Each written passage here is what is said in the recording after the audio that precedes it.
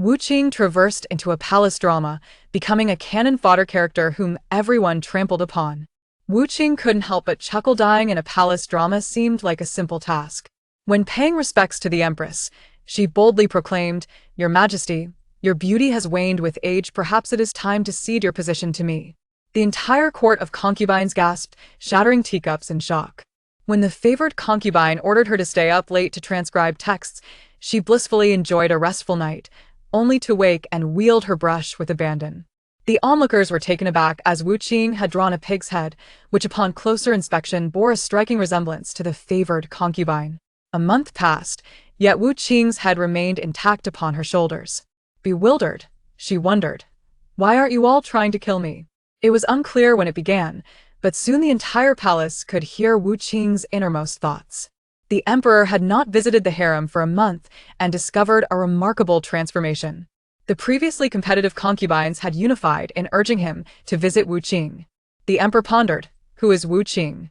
Approaching the palace, he was greeted by her thoughts echoing in his mind. Wu Qing mused, "If I can't die, perhaps I should just assassinate the emperor instead." A cold smirk crossed the emperor's face as he turned to enter the palace. Wu Qing continued, "A Shixia spy plans to assassinate the emperor tonight?" The emperor's expression shifted dramatically, and he hurriedly departed, realizing the gravity of her words. The next day, a decree was issued, promoting Wu Qing to the rank of noble consort, and the entire palace rejoiced. Wu Qing exclaimed, "Heavens above, how is this possible?" Chapter 1. Crossing into a book. Wu Qing sat before a bronze mirror, her brow furrowed in distress. The girl reflected in the mirror appeared no older than 16, with a delicate beauty and youthful visage, reminiscent of a modern-day high school student. Indeed, she had crossed into a book, becoming a character named Wu De-ing in the whitewashed palace drama Palace Heart. She recalled some details about this character, as they shared the same name. Wu De-ying's father held a position of moderate rank, serving as a 7th-grade official in the court. Her mother had passed away early, and her father had remarried, leaving her with a lukewarm relationship at home. After a painstaking engagement, her prospective match fell through as the man's family secretly conspired with her stepmother to annul the betrothal. Thus, she was left with no choice but to participate in the palace selection. By chance, she was chosen, in the narrative, as the lowest-ranking consort. She diligently endured for 2 years before becoming the scapegoat for the female lead, ultimately meeting a tragic end at the emperor's behest. Crossing System 2321 has been initiated. The plot has been configured. The user may peruse it at any time. The system noted, user's desire to exit has been detected. A request has been made to the advanced system. Wu Qing was momentarily stunned. Her casual exclamation had yielded results. The system continued, based on your intelligence and physical attributes, it is my honor to inform you that Advanced System 002 deems you insufficiently qualified and has approved your exit request. The exit procedure is as follows. To prevent chaos within the narrative world, you must perish in a manner congruent with the plot. For instance, dying at the hands of the protagonist or a significant supporting character. Death by suicide or due to uncontrollable circumstances will not count. The system presented a list of names, and Wu Qing recognized them all: the emperor, the empress, the favored concubine, the female lead, and even the son of the official she was once betrothed to. Her heart swelled with joy. She had feared the task would be arduous, yet so many options lay before her. Dying in a palace drama was far too easy. Wu Qing had arrived in this world at exactly 2 a.m. According to ancient customs, she would soon be required to pay her respects to the empress. The tale of Palace Heart unfolds in the 14th year of the Great Yuan, yet it was still the 13th year. Calculating the timeline, the female lead would enter the palace during the next grand selection, marking the beginning of the story's development.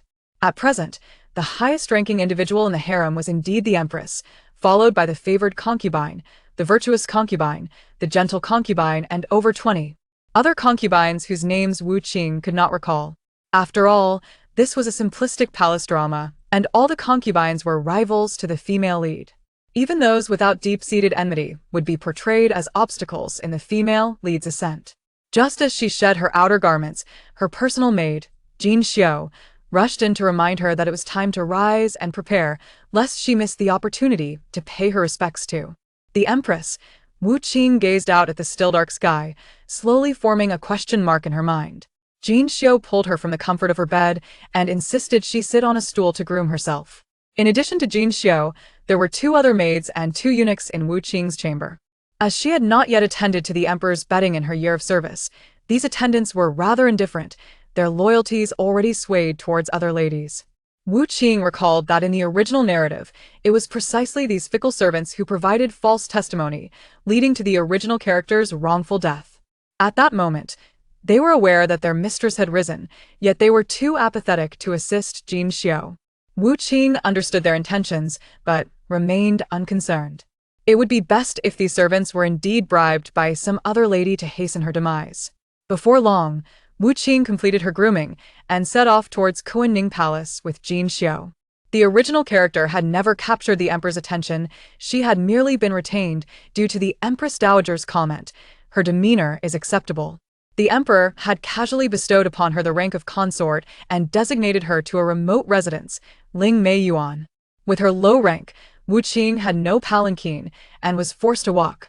After 5 minutes, fatigue began to set in, and in a fit of anger, she removed her shoes and smashed a porcelain flower pot into pieces, much to Jin Xiu's horror.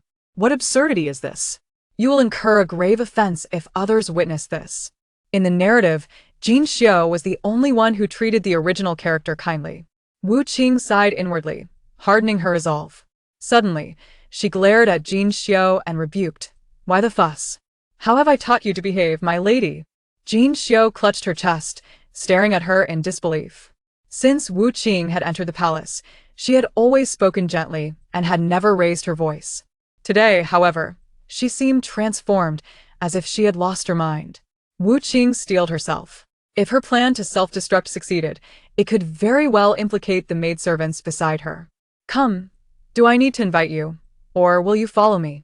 Wu Qing commanded. With a sigh of relief, she slipped on her modified flat shoes and strode confidently onward. Though unfamiliar with the path, she noticed many concubines making their way to pay respects to the empress. Spotting a palanquin accompanied by numerous maidservants, she decided to follow from a distance. After approximately half an hour of walking, Wu Qing finally reached the entrance of Confronting Palace. Rubbing her sore legs, she felt a surge of resentment. No wonder they had to rise so early. The commute for the concubines was incredibly long. In modern times, her own commute to work took no more than 15 minutes, with the rest of the journey covered by the subway. The sky had yet to brighten, and many concubines of similar rank to Wu Qing had already gathered to wait. They donned simple yet elegant attire and appropriate makeup, causing Wu Qing, weary from her journey, to feel a flicker of admiration. How rewarding it was to have walked so far. There are so many beauties. How delightful it must be to be emperor, surrounded by 3,000 beauties. "I want this too." The gentle concubine, who had risen early to pay her respects, suddenly overheard a loud proclamation. Her beautiful eyes widened in shock as she glanced around, searching for the source of the audacious words. Who was that? Chapter 2. Confronting Palace. "My lady?" The head maid noticed her unusual demeanor and inquired with concern. The gentle concubine, seated in her palanquin, rubbed her temples, fatigue evident in her voice. "It is nothing. I have simply been busy attending to Zhao Chongzai, and I am rather worn out." In her early 20s, the beautiful concubine bore a faint melancholy between her brows, resembling an insurmountable chasm that rendered her gaze deep and laden with weight.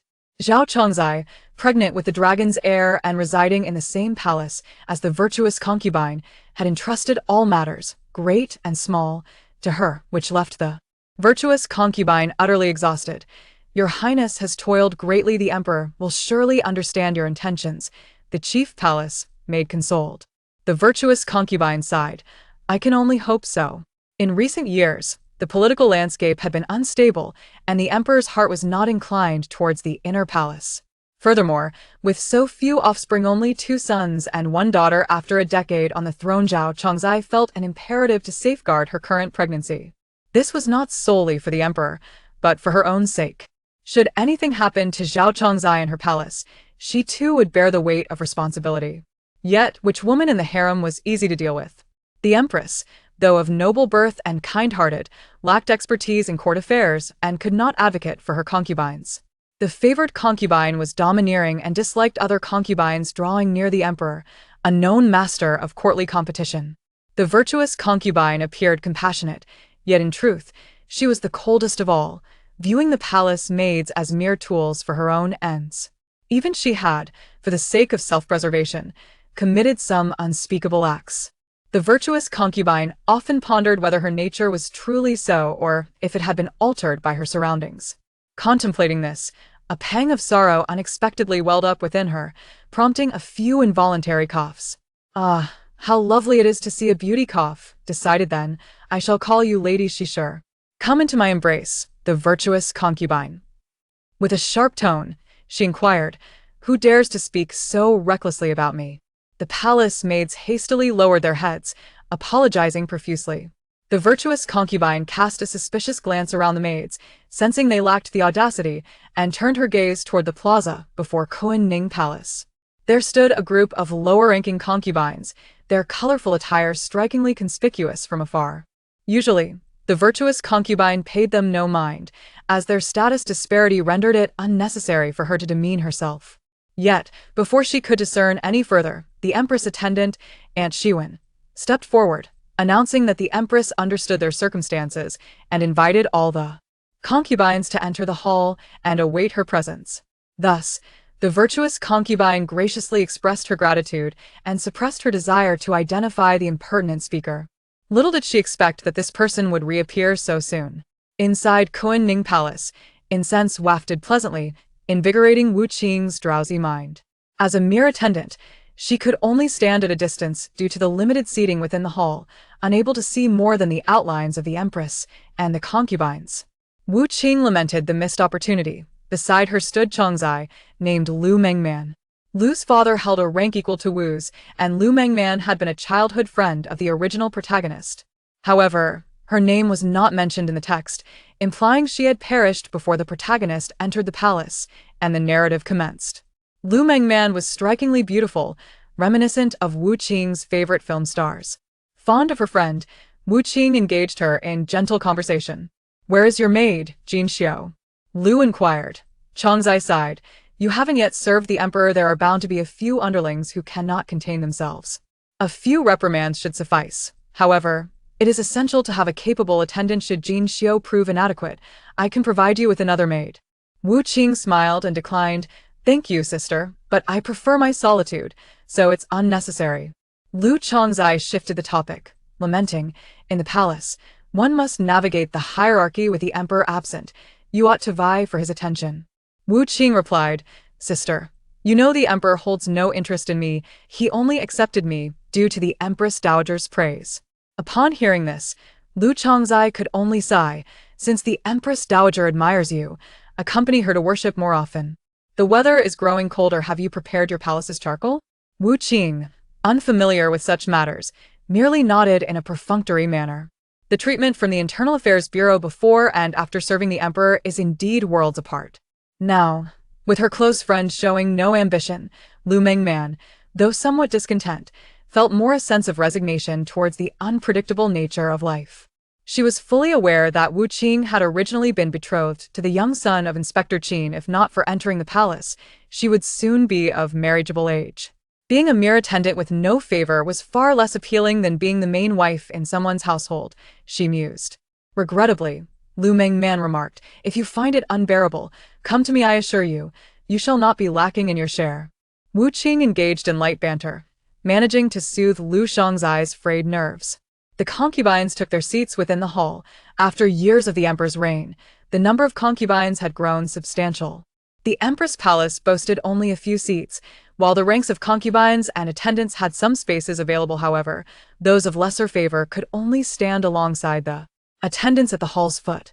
The favored concubine had served the emperor yesterday. Today, she was either late or absent. The virtuous concubine, who regularly accompanied the Empress Dowager in worship, was seldom seen. Among the esteemed ranks, only the virtuous concubine entered.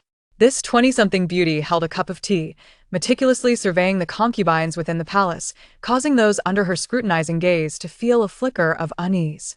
The virtuous concubine, known for her gentle disposition, today exuded an unexpected aura of pressure. After standing for nearly half an hour, the empress, supported by Aunt Xuan, approached gracefully.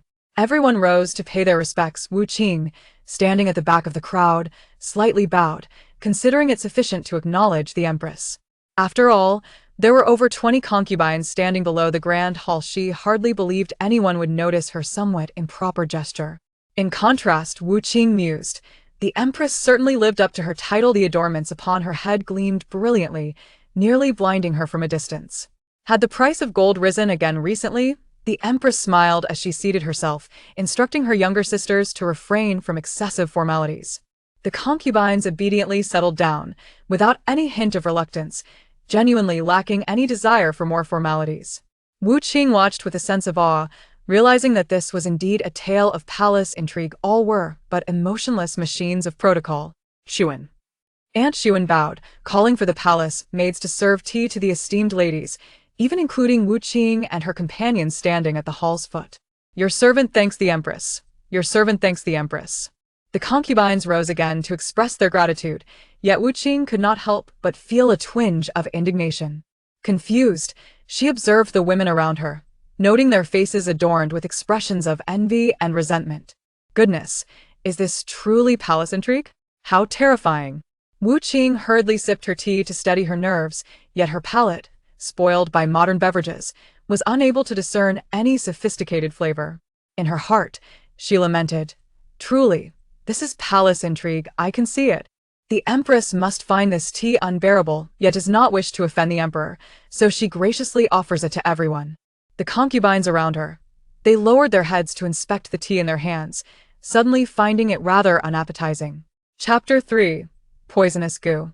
This strange, almost inhuman sound caught the attention of several high-ranking concubines. The content seemed to echo someone's innermost thoughts. The empress slowly lifted her eyelids, her usually serene countenance betraying no discernible emotion. The virtuous concubine snorted coldly, her gaze piercing through the crowd below. They dare to conjure mischief. Now that the empress is present, let us see how far they can run. Sun Concubine's brow furrowed slightly, revealing a trace of inner confusion and discontent, while Yu Concubine coughed discreetly, suppressing the excitement in her eyes. In the end, it was Sun Concubine who first spoke, inquiring who was speaking just now. Her gaze was sharp as a sword, cutting through the layers of ornate decorations and directly piercing the throng of concubines below. Under her scrutinizing eyes, the lower-ranking concubines felt an overwhelming pressure, as if a colossal invisible mountain bore down upon them, making it difficult to breathe. This voice, it seemed, was not one that all could hear. Sun Pin, relentless and unyielding, scolded Lady Zhang. I heard it with my own ears, how could I possibly wrong you? Upon receiving such rebuke, Lady Zhang's eyes instantly brimmed with tears, the glistening droplets dancing at the corners of her eyes. With her knees buckling, she collapsed to the ground and began to weep softly. Her frail demeanor was so delicate that it stirred compassion, rendering Wu Qing's heart utterly softened. Wu Qing recalled that the original text merely mentioned Lady Zhang in passing, noting that she had been secretly poisoned by a jealous concubine, succumbing in silence on a winter's day. Could it be that this person was Sun Pin? Wu Qing mused, Sun Pin. Still so verbose as ever, why can't she see that no one hold her in esteem? To evade the emperor's growing indifference, Sun Pin vents her frustrations on the servants, becoming increasingly bitter and caustic. Behind her back, everyone refers to her as the old witch. Hearing such unflattering remarks, Yu Pin could not contain her laughter, her delicate form shaking, clearly choking on her mirth. Xu Fei slightly turned her face, struggling to suppress the curve of her lips. She felt that Sun Pin had been lacking in grace in recent years, yet she could not be bothered to intervene. Now that this troublesome individual had pointed out this truth, it was rather delightful. The empress shook her head, sipping her tea, without offering any comment. Sun Pin's neck flushed with anger as she rose, intent on striding toward the hall. She was no fool seeing Xu Fei and Yu Pin's expressions. She knew they had overheard the exchange. Sun Pin bowed to the empress. Your servant indeed heard a strange sound, judging by Xu Fei and Yu Pin's demeanor. They must have heard it too. Sun Pin, already at odds with her, glared and retorted, I believe that peculiar sound originated from your antics. Her words only fueled Sun Pin's anger further. Haunted? Just the day before, the emperor had rested in her palace, yet in the dead of night, this enchantress wailed, claiming the palace was haunted, coaxing the emperor over. Now, to bring this matter up again, Yupin was clearly intent on inflicting torment. Hearing her nauseating tone, one would think she had been wronged. Seeing her erratic behavior, Xu Fei could not help but interject, Sun Pin, such talk of spirits is frowned upon in the palace, refrain from uttering, ghost, at every turn, as it vexes the ears. She gently admonished Yupin, it was merely the sound of a few cats causing a ruckus, disturbing the emperor's rest. In Xu Fei's eyes, Sun Pin was unlikable, as for Yupin, she could not fathom where she had learned such a tone despite being of the same gender. Xu Fei felt goosebumps listening to her. Thus, she wished not to assist either party. Yupin promptly stood to express her stance, speaking in a normal tone. Sister Xu Fei is right, it is all my fault. Seeing Xu Fei gloss over this incident, the empress refrained from intervening. Meanwhile, Wu Qing was thoroughly entertained. What an immersive palace drama. Everyone possesses a desire for beauty. The more Wu Qing beheld these enchanting figures, the more her spirit soared. The beauties displayed anger, wielded sharp tongues, sighed. Each gesture was imbued with an exquisite charm. Within the grand hall, the empress deftly shifted the topic, discussing the issue of the favored concubine's tardiness, then directing the conversation towards trivial palace matters, such as the coal consumption during winter. Despite the crowd separating them, Wu Qing could still perceive the weariness emanating from the empress's voice. It was a fatigue deeply concealed, akin to the waning sunlight of winter, not extinguished, but having lost its former fervor and vitality. The text provided ample description of the empress, and Wu Qing understood she was a good person, hailing from a prominent family, radiantly marrying into the royal household, and naturally ascending to the position of empress upon the emperor's ascension. Alas, Wu Qing reflected, the empress is truly busy. She toiled through the night just yesterday and must rise early today to receive the concubine's salutations. Her tone mirrors my own late-night endeavors. Alas, she is the leader. We mere mortals must strive harder. The empress sipped her tea, nodding silently. Indeed, the weather grew colder, the affairs piling up, and the selection of new concubines was on the horizon. She had been utterly swamped, with no time to address the jealous rivalries among the concubines. Occasionally catching a glimpse of herself in the mirror, the empress would be startled, unable to recall her appearance before marrying into the royal household. Wu Qing lamented, no wonder she has fallen gravely ill at such a young age. Let me peruse the plot. Heavens, the empress has but 1 month left to live. The porcelain cup in the empress's hand trembled slightly, shattering into delicate shards that scattered like fallen stars, creating a crisp and jarring sound upon the ground. Kunming Palace was plunged into an eerie silence. The empress's complexion turned ashen, her gaze darting, searching the crowd for the speaker of that dreadful proclamation. Absurd. While it was true her health was somewhat frail, the physicians were highly skilled. How could they fail to diagnose her ailment? If she were truly afflicted with a grave illness, how could this individual dare to inform her? This person audaciously claimed she had but 1 month to live. Wu Qing mused, this is a poison known as lotus heart goo. The heart of the afflicted gradually sheds layers, taking on the shape of a lotus. In the early stages, the poison experience occasional palpitations. In the intermediate stage, they suffer from cold limbs due to insufficient blood supply. Only in the later stages does the true horror emerge, as the internal organs begin to rot. Upon hearing this, the empress felt as though she had plunged into an icy abyss. She clenched her cold hands, suddenly finding it difficult to breathe. How could this be? The symptoms matched all too well. She had indeed experienced inexplicable palpitations a few years prior, and in recent years, her hands and feet had grown cold. The physicians only attributed it to anemia, recommending she consume blood-tonifying remedies. The empress recognized the absurdity of it all. However, what if this person spoke the truth? Having wielded power for many years, with the first prince at her side, if she could endure another 10 or 20 years, she would become the empress dowager. She did not wish for that. Wu Qing thought, goo poison can indeed be treated. Let me delve into the plot further. Wu Qing continued. Aha! Found it! Chapter 4. The first act of self-sabotage. Wu Qing had correctly identified the plot, stating, indeed. I recall that in the Western Xia there exists a miraculous herb that cures all ailments. This herb is pivotal in the latter part of the story, capable of reviving even those who have just breathed their last. Everyone knows that this medicine is universally effective, treating any poison with remarkable efficacy. Upon hearing these words, a faint glimmer of hope ignited within the Empress. Having occupied a lofty position for so long, she had not experienced such a sense of anticipation in many years. Surely, I can inform the Empress, for one cannot stand idly by in the face of death. Wu Qing then pondered, but if the Empress survives, will the heroine still enter the palace? She must, for her initial intention was merely to uncover the truth behind her sister's demise. Thus, the Empress's survival would not alter the main narrative, right? I can certainly share the location of this herb with her. System, can you hear me? Wu Qing remarked.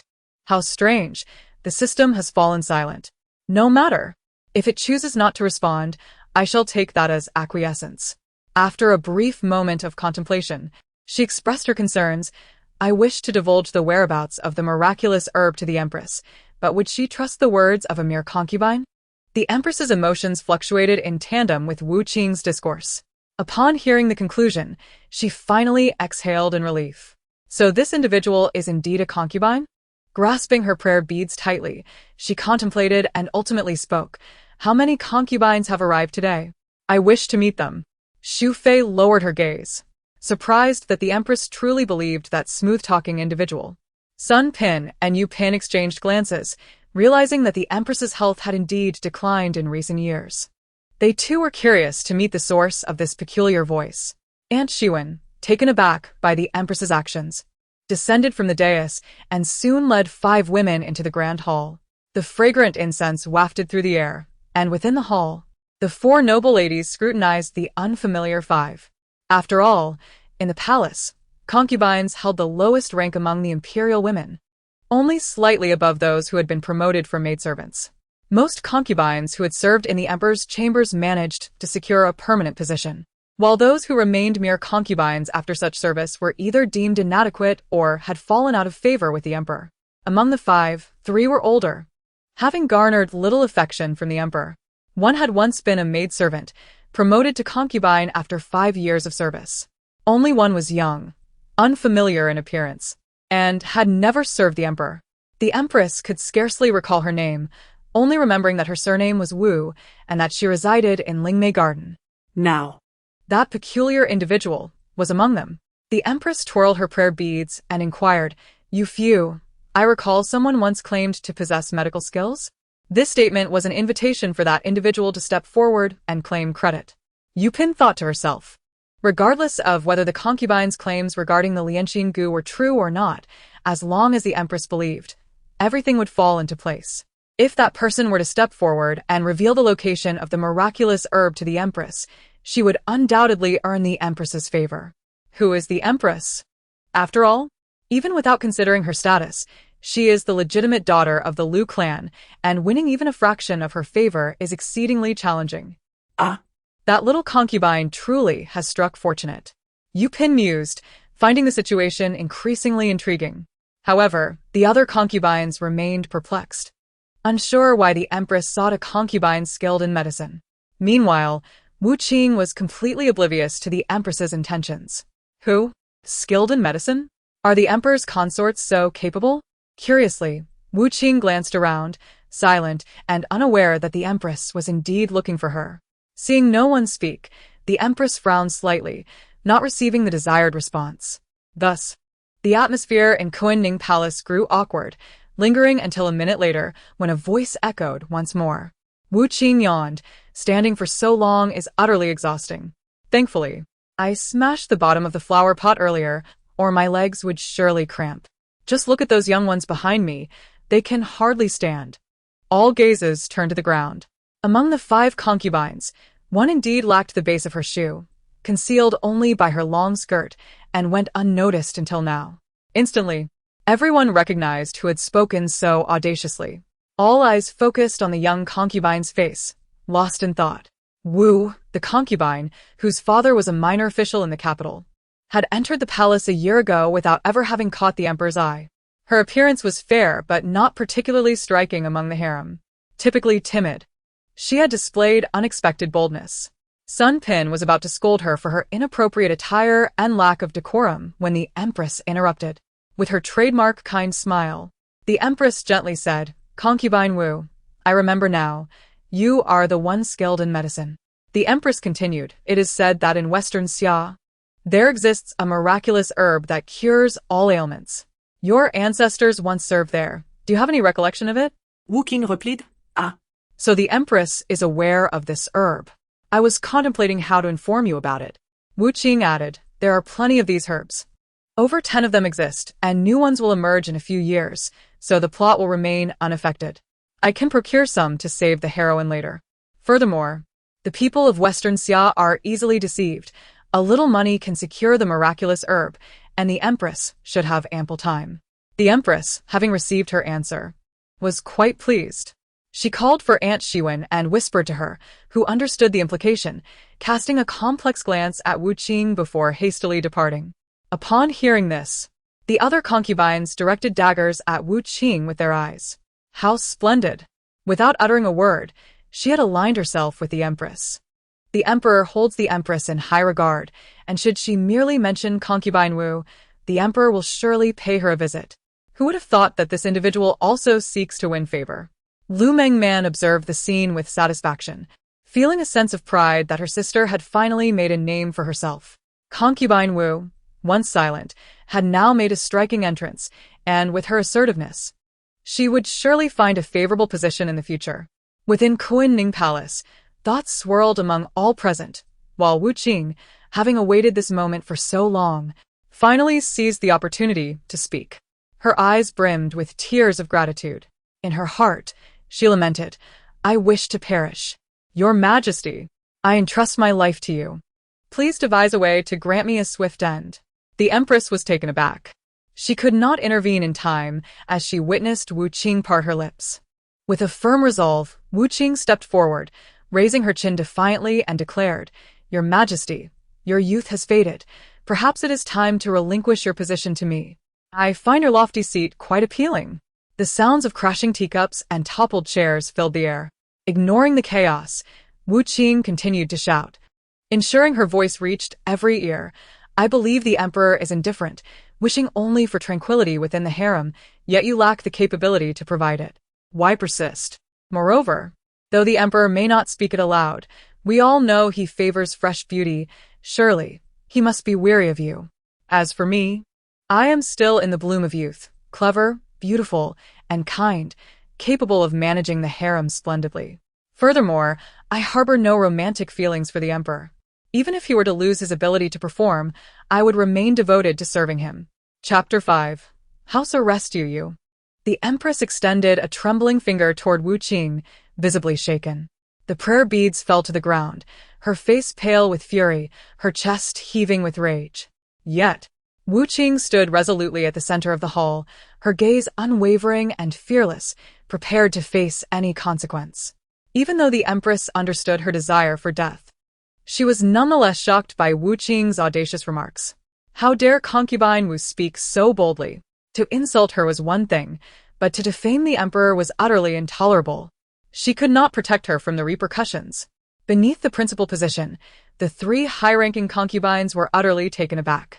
The gentle consort stared in disbelief, her expression one of shock.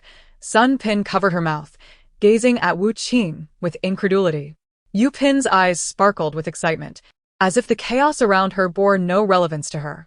The entire palace of concubines dared not breathe, watching Wu De-ing with a mix of astonishment and trepidation. Did she truly comprehend the gravity of her words? Who would dare plead for her at such a moment, risking not only their own lives but also their family as safety? If Wu De-ing had merely provoked the Empress, there might have been a glimmer of hope for survival. Yet, she had audaciously insulted the Emperor as well. This was a matter that could cost her head.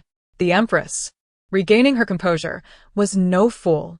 It seemed Wu De-ing possessed an uncanny ability to perceive the fates of others, unafraid of life and death. The Empress inhaled deeply. If that were the case, she could not allow Wu De-ing to perish. Today, she must ensure her safety. The Empress declared in a firm tone. "Wu De-ing is unwell. The ramblings of the ill hold no weight. Wu Qing was taken aback and anxiously exclaimed, "Your Majesty?" "No, I truly." The Empress interrupted loudly. "What are you waiting for? Does my word carry no weight?" The tempestuous wrath of the Empress was slow to arrive. She rubbed her temples, fatigue evident in her voice.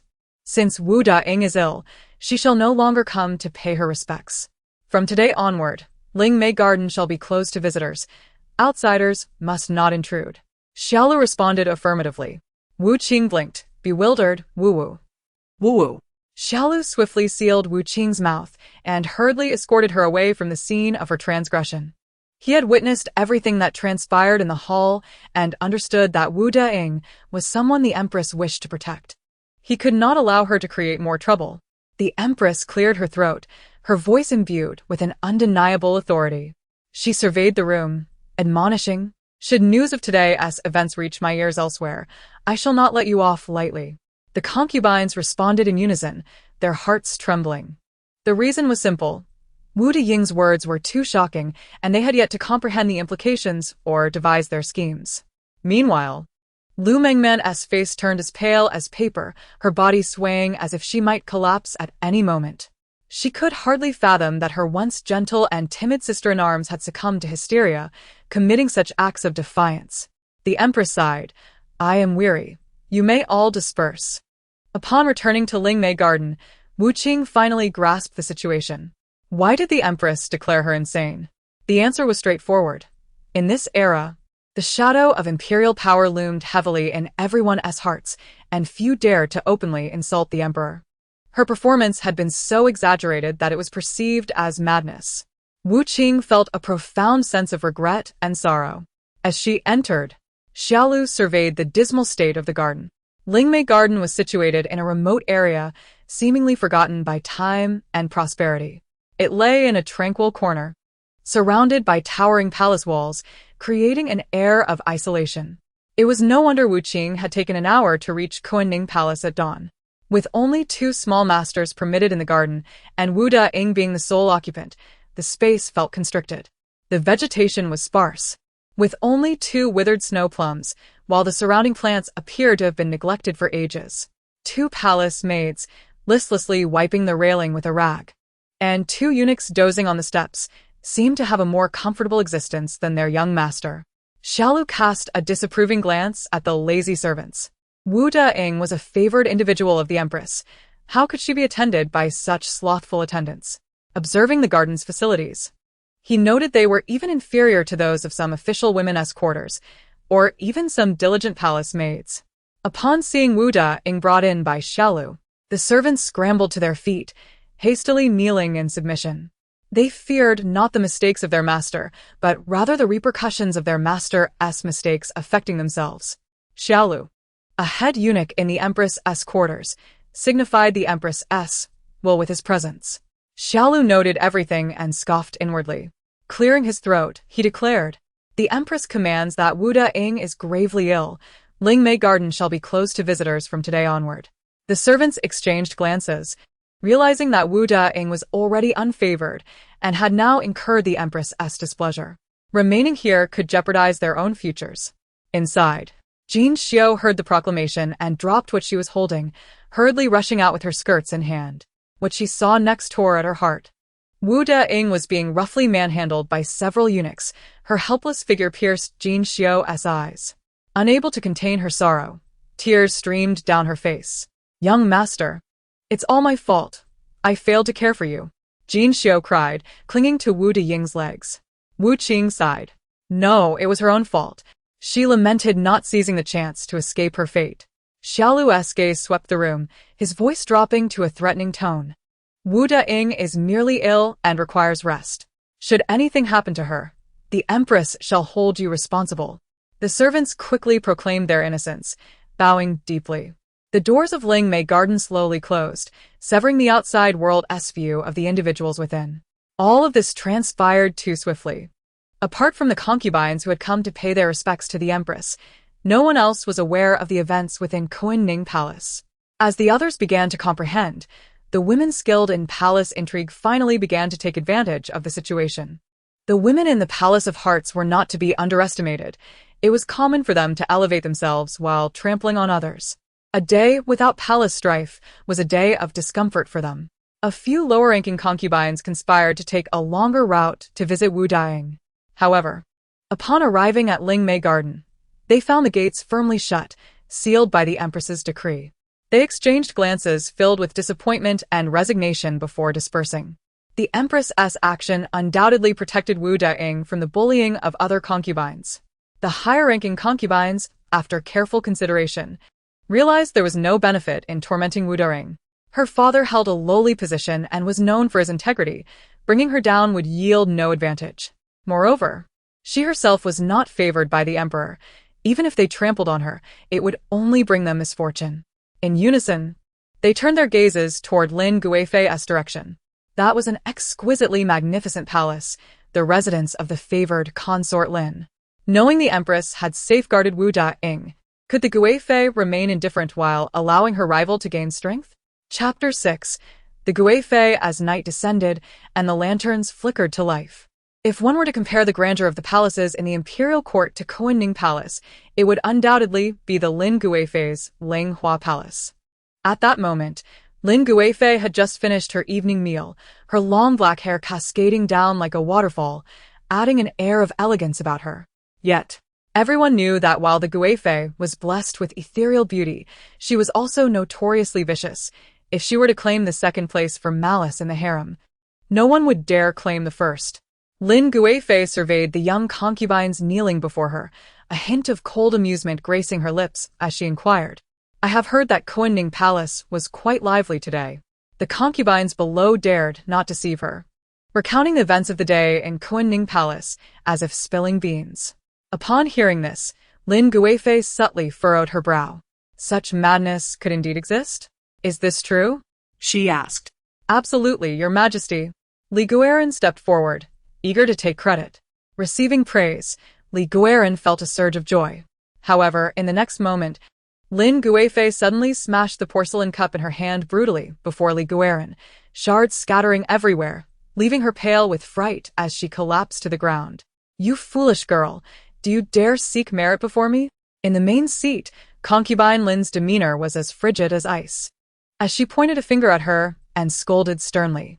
"Defying authority, it is no great loss if Wu Daying dies." Concubine Lin scoffed. "You failed to seize the opportunity to eliminate her, allowing her to leave Confronting Palace unscathed. Li Tanji, is your head merely for show? Your incompetence is astonishing." Her voice grew increasingly sharp, sending a chill down Li Guiron's spine. "Your Highness, I am foolish. Please, enlighten me on my transgressions." Li Guiron knelt on the smooth, mirror-like floor, repeatedly bowing her head. Blood trickled down her cheek, staining her pallid skin. Yet, the palace maids in Linghua Hall seemed unfazed, standing emotionless at the side, with no one daring to plead for her. Such a grave error. And yet Wu Daying emerged unscathed, merely afflicted with madness. What did this signify? Such a simple truth, and Li Guiron could not comprehend. Concubine Lin gritted her teeth. This indicates that the Western Xia divine medicine Wu Daying spoke of is precisely what the Empress needs. Her actions are intended to preserve her own life. Foolishness. Both of you are fools. You cannot even grasp the situation. Her voice resonated with profound disappointment and fury. The Empress sought to win over Wu Daying, yet she spurned the offer, leading to her own demise. This was an excellent opportunity to strike hard at the Empress's camp, yet these two underlings were as immovable as wooden stakes, failing to seize such a prime chance. Had even one person stepped forward to report this to the Emperor, the Empress would not have triumphed. A bunch of useless fools. Concubine Lin furrowed her brow, pressing her aching temples, her expression grim. Li Guiron remained prostrated on the ground, trembling and silent. An eerie silence enveloped Linghua Hall. At that moment, a young palace maid quietly approached Concubine Lin and whispered a few words. Concubine Lin lifted her gaze. This was her most unpredictable pawn, more obedient and useful than the other concubines. Concubine Lin nodded, a smile reappearing on her lips. "Ziwan, go to Lingmei courtyard. Inform them that I have heard Wu Daying has misbehaved in Confronting Palace, disturbing the Empress's tranquility.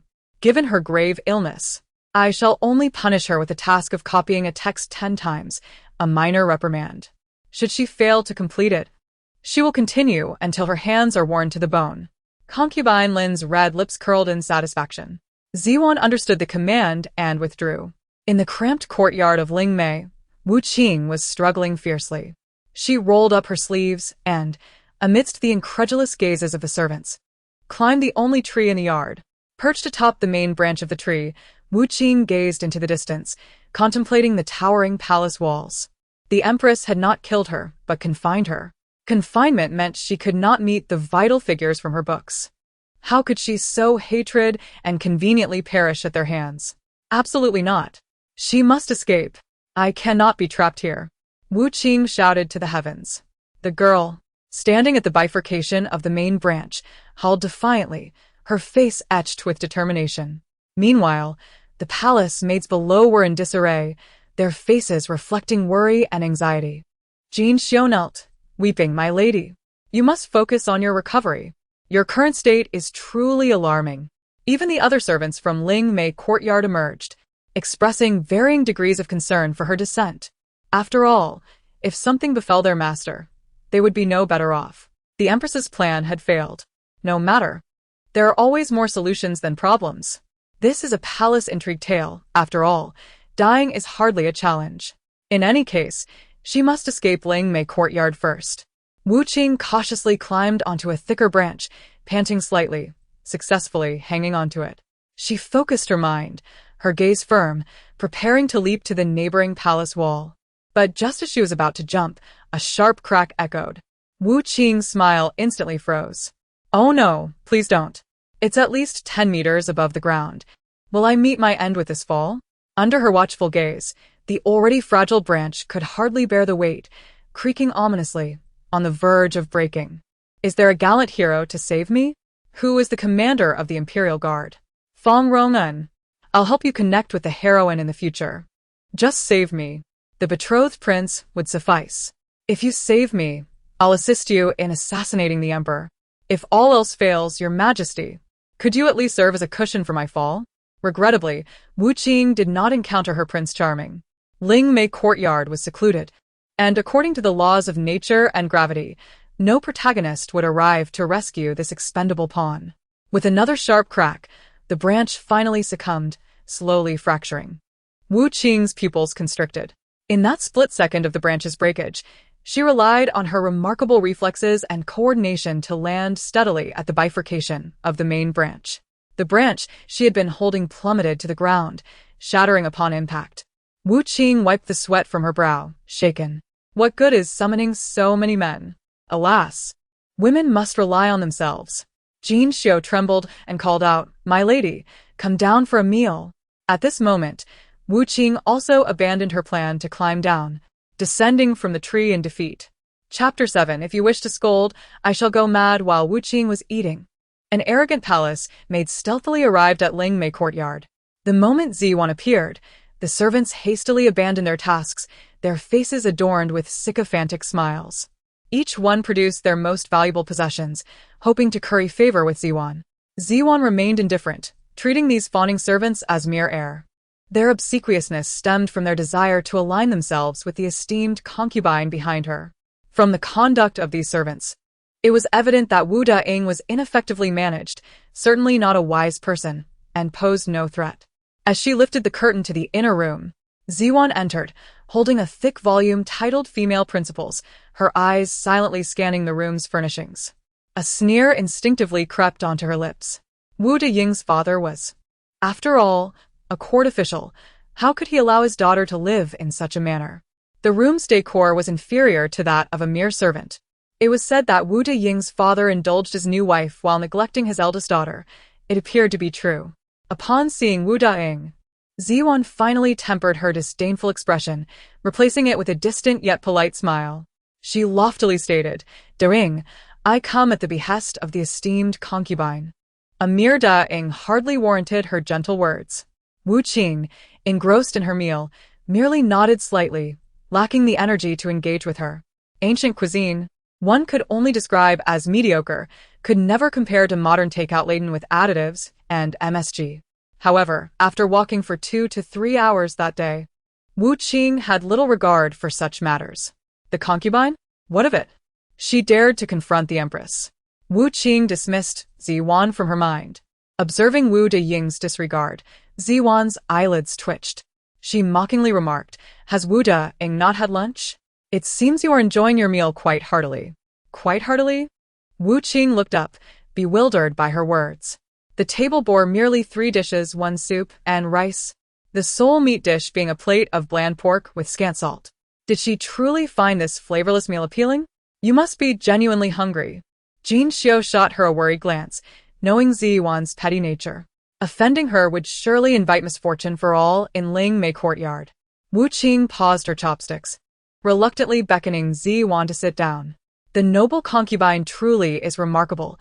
Despite her immense wealth, she treats her servants with disdain, denying them even a morsel of food. She remembers that the concubine hails from the Lin family, a prominent and affluent lineage, nearly rivaling that of the empress's maternal family. Come, let us share a meal. She beckoned. Zizhuang's expression darkened. Your kindness is acknowledged, but I must decline.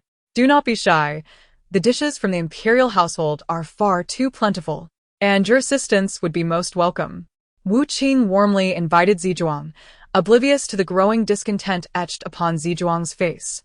Jin Xiu silently supported her forehead, pondering how she had never realized that her master was so oblivious to social cues. Zizhuang had no desire for meal. She was mocking you. The veins on Zizhuang's forehead throbbed. Prior to arriving at Lingmei courtyard, she had already dined at Linhua Hall. She raised her chin, speaking haughtily. To be frank, your master is benevolent. Even we lowly servants are afforded delightful feasts. She spat, the saliva landing precisely in Wu Qing's dish. The food here is likely unworthy even of the servants sweeping outside your courtyard. You!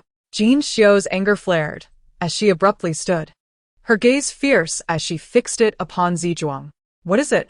Zizhuang smirked, casting a sidelong glance at Jin Xiu. I am merely reprimanding Wu Deying on behalf of the noble concubine. How dare you interject, you lowly maid? Wu Deying. I have never seen anyone enjoy swine feed so heartily. Zizhuang laughed. Take your time. I am in no rush. If there is not enough, my leftovers can be offered to you. Indeed, Zizhuang spoke the truth. Even a dog belonging to the concubine would dine better than Wu Deying. Wu Qing rose to her feet. Since Zizhuang had already insulted her so closely, Wu Qing, not being a saint, had no intention of enduring it. Moreover, she harbored no fear of any underhanded tactics from Zizhuang. This was not reality, where one must bow to authority. Wu Qing placed her hands on her hips and spat back. Pa, what are you? To barge into someone else's space and dictate terms. Every grain of food comes from arduous labor. Wastefulness is a shameful act. Do you not comprehend? Zizhuang was momentarily taken aback by the audacity of such a retort. Since when did a master stoop to such levels as to spit? Wu Deying, have you lost your mind? Zizhuang exclaimed in disbelief. She was a servant of the noble concubine, yet Wu Deying dared to speak to her in such a manner? Wu Qing chuckled. Indeed, so do not provoke me. You, a mere Deying, dare to address me thus? Indeed, or else what? Will you strike me? Zizhuang's eyes widened in fury as she raised her hand to strike, only to be firmly restrained by Jin Xiu. Jin Xiu shot Wu Qing a glance, signaling her to cease the confrontation with Zizhuang. Wu Qing tossed her hair back defiantly. Fear not, your master is not one to cower. Zizhuang retorted. No wonder after a year in the palace, you have yet to attract the emperor's favor. It seems you are nothing but a base and crude individual. Wu Qing clapped her hands. Yes. Zizhuang continued her tirade. Do you know Wu Deying? When I entered just now, your servants came to me like lapdogs, eager to curry favor. The emperor has forgotten you, and even the servants look down upon you. If I were in your shoes, I would be tempted to end it all. Wu Qing pointed to the wall. There is a wall. Feel free to proceed. Do not be shy. Zizhuang's face flushed crimson with rage. Wu Deying. Do not speak my name so deliberately. It is rather suggestive. Wu Qing motioned for her to relax. Calm down. Zizhuang feigned another strike. You're talking nonsense. Today, I shall teach you a lesson for your insolence. Her palm moved swiftly, clearly demonstrating her martial prowess. If that strike landed, Wu Qing would be in for a serious blow. Wu Qing quickly stepped back. Oh, how frightful. But alas, it seems you cannot reach me. Zizhuang was nearly driven to madness by Wu Danying's flippant demeanor. Yet, Wu Danying was as slippery as an eel. She was impossible to grasp. Zizhuang fumed. As a palace concubine, you exhibit such shamelessness. You bring disgrace upon the royal family. Wu Qing covered her ears. Not listening, a turtle reciting scriptures. Zizhuang persisted. As a woman, you show no respect for your superiors, disregarding your father and sovereign. It is utterly devoid of morality. You shameless wretch. You do not even adhere to the virtues expected of a lady. Suddenly, Wu Qing burst into song, her voice overpowering Zizhuang's insults. Oh, washing the kelp. Oh, washing the kelp. The strange and piercing melody pained Zizhuang's eardrums. Wu Danying had truly lost her mind. The two continued to circle around the dining table, exchanging blows. Zizhuang, taken by surprise, paused, her raised hand faltering. The third set, the National Primary and Secondary School Radio Calisthenics, Colorful Sunshine, now begins. Ready. Following this, Wu Qing performed 4 sets of 8 counts of calisthenics on the spot. Zizhuang stood gaping, momentarily forgetting her intention to strike. Madwoman. This truly is a madwoman. Jin Xiao was also dumbfounded, her mouth slightly agape, tremors in her voice. My lady, what are you? Was this truly her gentle, kind, and beloved master? Who is this? Zizhuang, infuriated, her emotions in turmoil, found herself momentarily speechless.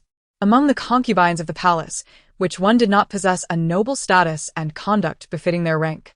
She had encountered those feigning madness before, but she had never seen one so utterly deranged. Zizhuang stood there, her hand trembling as she fought the urge to strike. She took a deep breath, attempting to regain her composure. Zizhuang understood that she must not lose her poise, otherwise, Wu Danying would only grow more arrogant. As the empress had remarked, Danying was indeed quite ill. Zizhuang spoke coldly. The empress may choose to overlook this, but the noble concubine cannot remain indifferent.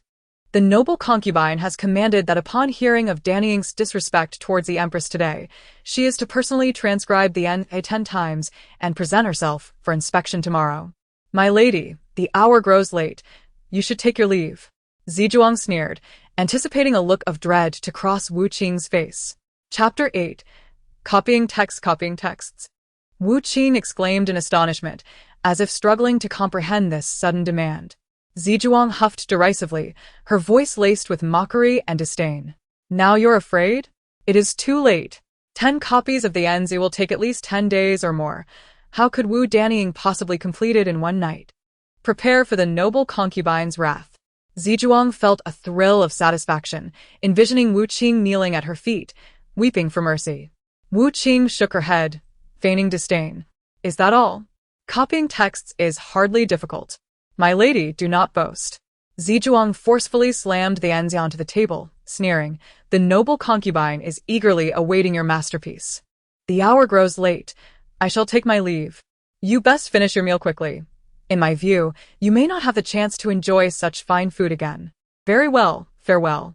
Once the others had departed, Wu Qing picked up her chopsticks once more and continued to eat. Ah, truly a vexatious individual. Jin Xiao flipped through the thick pages of the Enzi, her face paling. My lady, this is far too much. How could it possibly be completed in a day? Wu Qing was unconcerned. What did it matter to her, having experienced the rigors of compulsory education? Who has not copied a few classical texts? Who has not spent the final day of vacation burning the midnight oil to transcribe answers? All subjects, no less. Wu Qing had once completed 4 entire test papers on the last day. When it came to copying texts, she had never feared. However, although copying texts posed no challenge, Wu Qing had no intention of actually doing so. Wu Qing said to Jin Xiao, "Let's eat first. The food will grow cold." Jin Xiao replied obediently, sitting down to eat with her. Within Linhua Hall, as night deepened, the moonlight filtered through the sheer curtains, casting dappled shadows upon the exquisite jade-tiled floor. The noble concubine reclined upon a soft couch, her figure graceful, akin to a blooming peony, radiant and regal. Zizhuang knelt upon the ground, her expression grim. "My lady, Wu Danying is truly ungrateful, relying on the Empress's support. She disregards you entirely." Lin Guifei was indeed a remarkably astute individual. She immediately discerned that Zizhu had suffered a slight. Her brow furrowed slightly as she sensed that a considerable tumult must be brewing within the Lingmei courtyard. With a gentle smile, she inquired, "Surely you do not exaggerate the facts. A mere maid dares to give you a disapproving look? You are one of my favorite attendants. Even the head of the Internal Affairs Bureau would defer to you." Zizhu lowered her head and respectfully replied. This servant ventured to Lingmei courtyard and discovered that the place was exceedingly lax, utterly devoid of discipline. There was no beauty to be found there, resembling a cold palace instead. There are only 5 servants in total, apart from Jinxi beside Wu Danying. The other 2 maidens and 2 eunuchs implored me to speak on their behalf to the esteemed lady, hoping to leave Lingmei courtyard. This indicates Wu Danying's lax governance and her lack of capability. Lin Guifei nodded and urged, "Continue." Zizhu elaborated, "Upon entering the chamber, I found it to be exceedingly shabby, inferior even to my own quarters. It appears that Wu Danying is not held in high regard at home, as even her allowances are not sent to the palace." Curious, Lin Guifei asked, "In what manner is it shabby?" Almost choking on her words, she surveyed her surroundings. The Linghua Hall was adorned with jewels and grandeur, a tapestry of opulence and wealth that dazzled the eye. The dark-hued purple wood table resembled the night sky, its edges intricately carved with tales of celestial beings. A golden incense burner released wisps of fragrant smoke, casting a gentle sandalwood scent that transported one to a realm of ethereal beauty. The pearl and jade curtains swayed delicately in the breeze, producing a melodic sound, their luminescence under the lamp's glow sparkling like stars in the night sky. The Persian carpet was soft and luxurious, each step upon it evoking a sense of foreign charm and romance. Yet, this was merely a glimpse of the splendor within the Linghua Hall. Lin Guifei mused that Wu Danying's family was indeed heartless, neglecting their daughter once she entered the palace. Zizhu continued, "The Internal Affairs Bureau favors some while neglecting others. And without silver to offer bribes, it is likely that Wu Danying is in dire straits, unable to procure even basic necessities." Lin Guifei pondered for a moment, then smiled, saying, "It seems the Empress has failed to manage her attendants properly. What concern is that of mine?" She relished the thought of the Empress encountering oversight in her palace affairs. Zizhu eagerly concurred, "Your Highness speaks wisely. Upon my entrance, I made it clear that I came on the orders of the esteemed Guifei. Yet Wu Danying, in her ignorance, disregarded me. Unable to contain my indignation, I dared to speak a few words to her. In response, she unleashed a torrent of scorn upon me." Zizhu recounted her grievances. Lin Guifei savored a crystal-clear grape, her eyes half-closed, exuding a relaxed air as if watching a performance. She teased, "Pray, how did she chastise you? Share the details with me." Zizhu pursed her lips, her expression shifting. As a palace maid, her memory was sharp. She vividly recalled Wu Danying's biting remarks. Despite Wu Danying's harsh words, Zizhu felt compelled to recount them without reservation. Thus, Zizhu reluctantly repeated Wu Danying's words. Lin Guifei listened, her laughter resonating as she clapped her hands against the soft cushion beside her, her body shaking with mirth.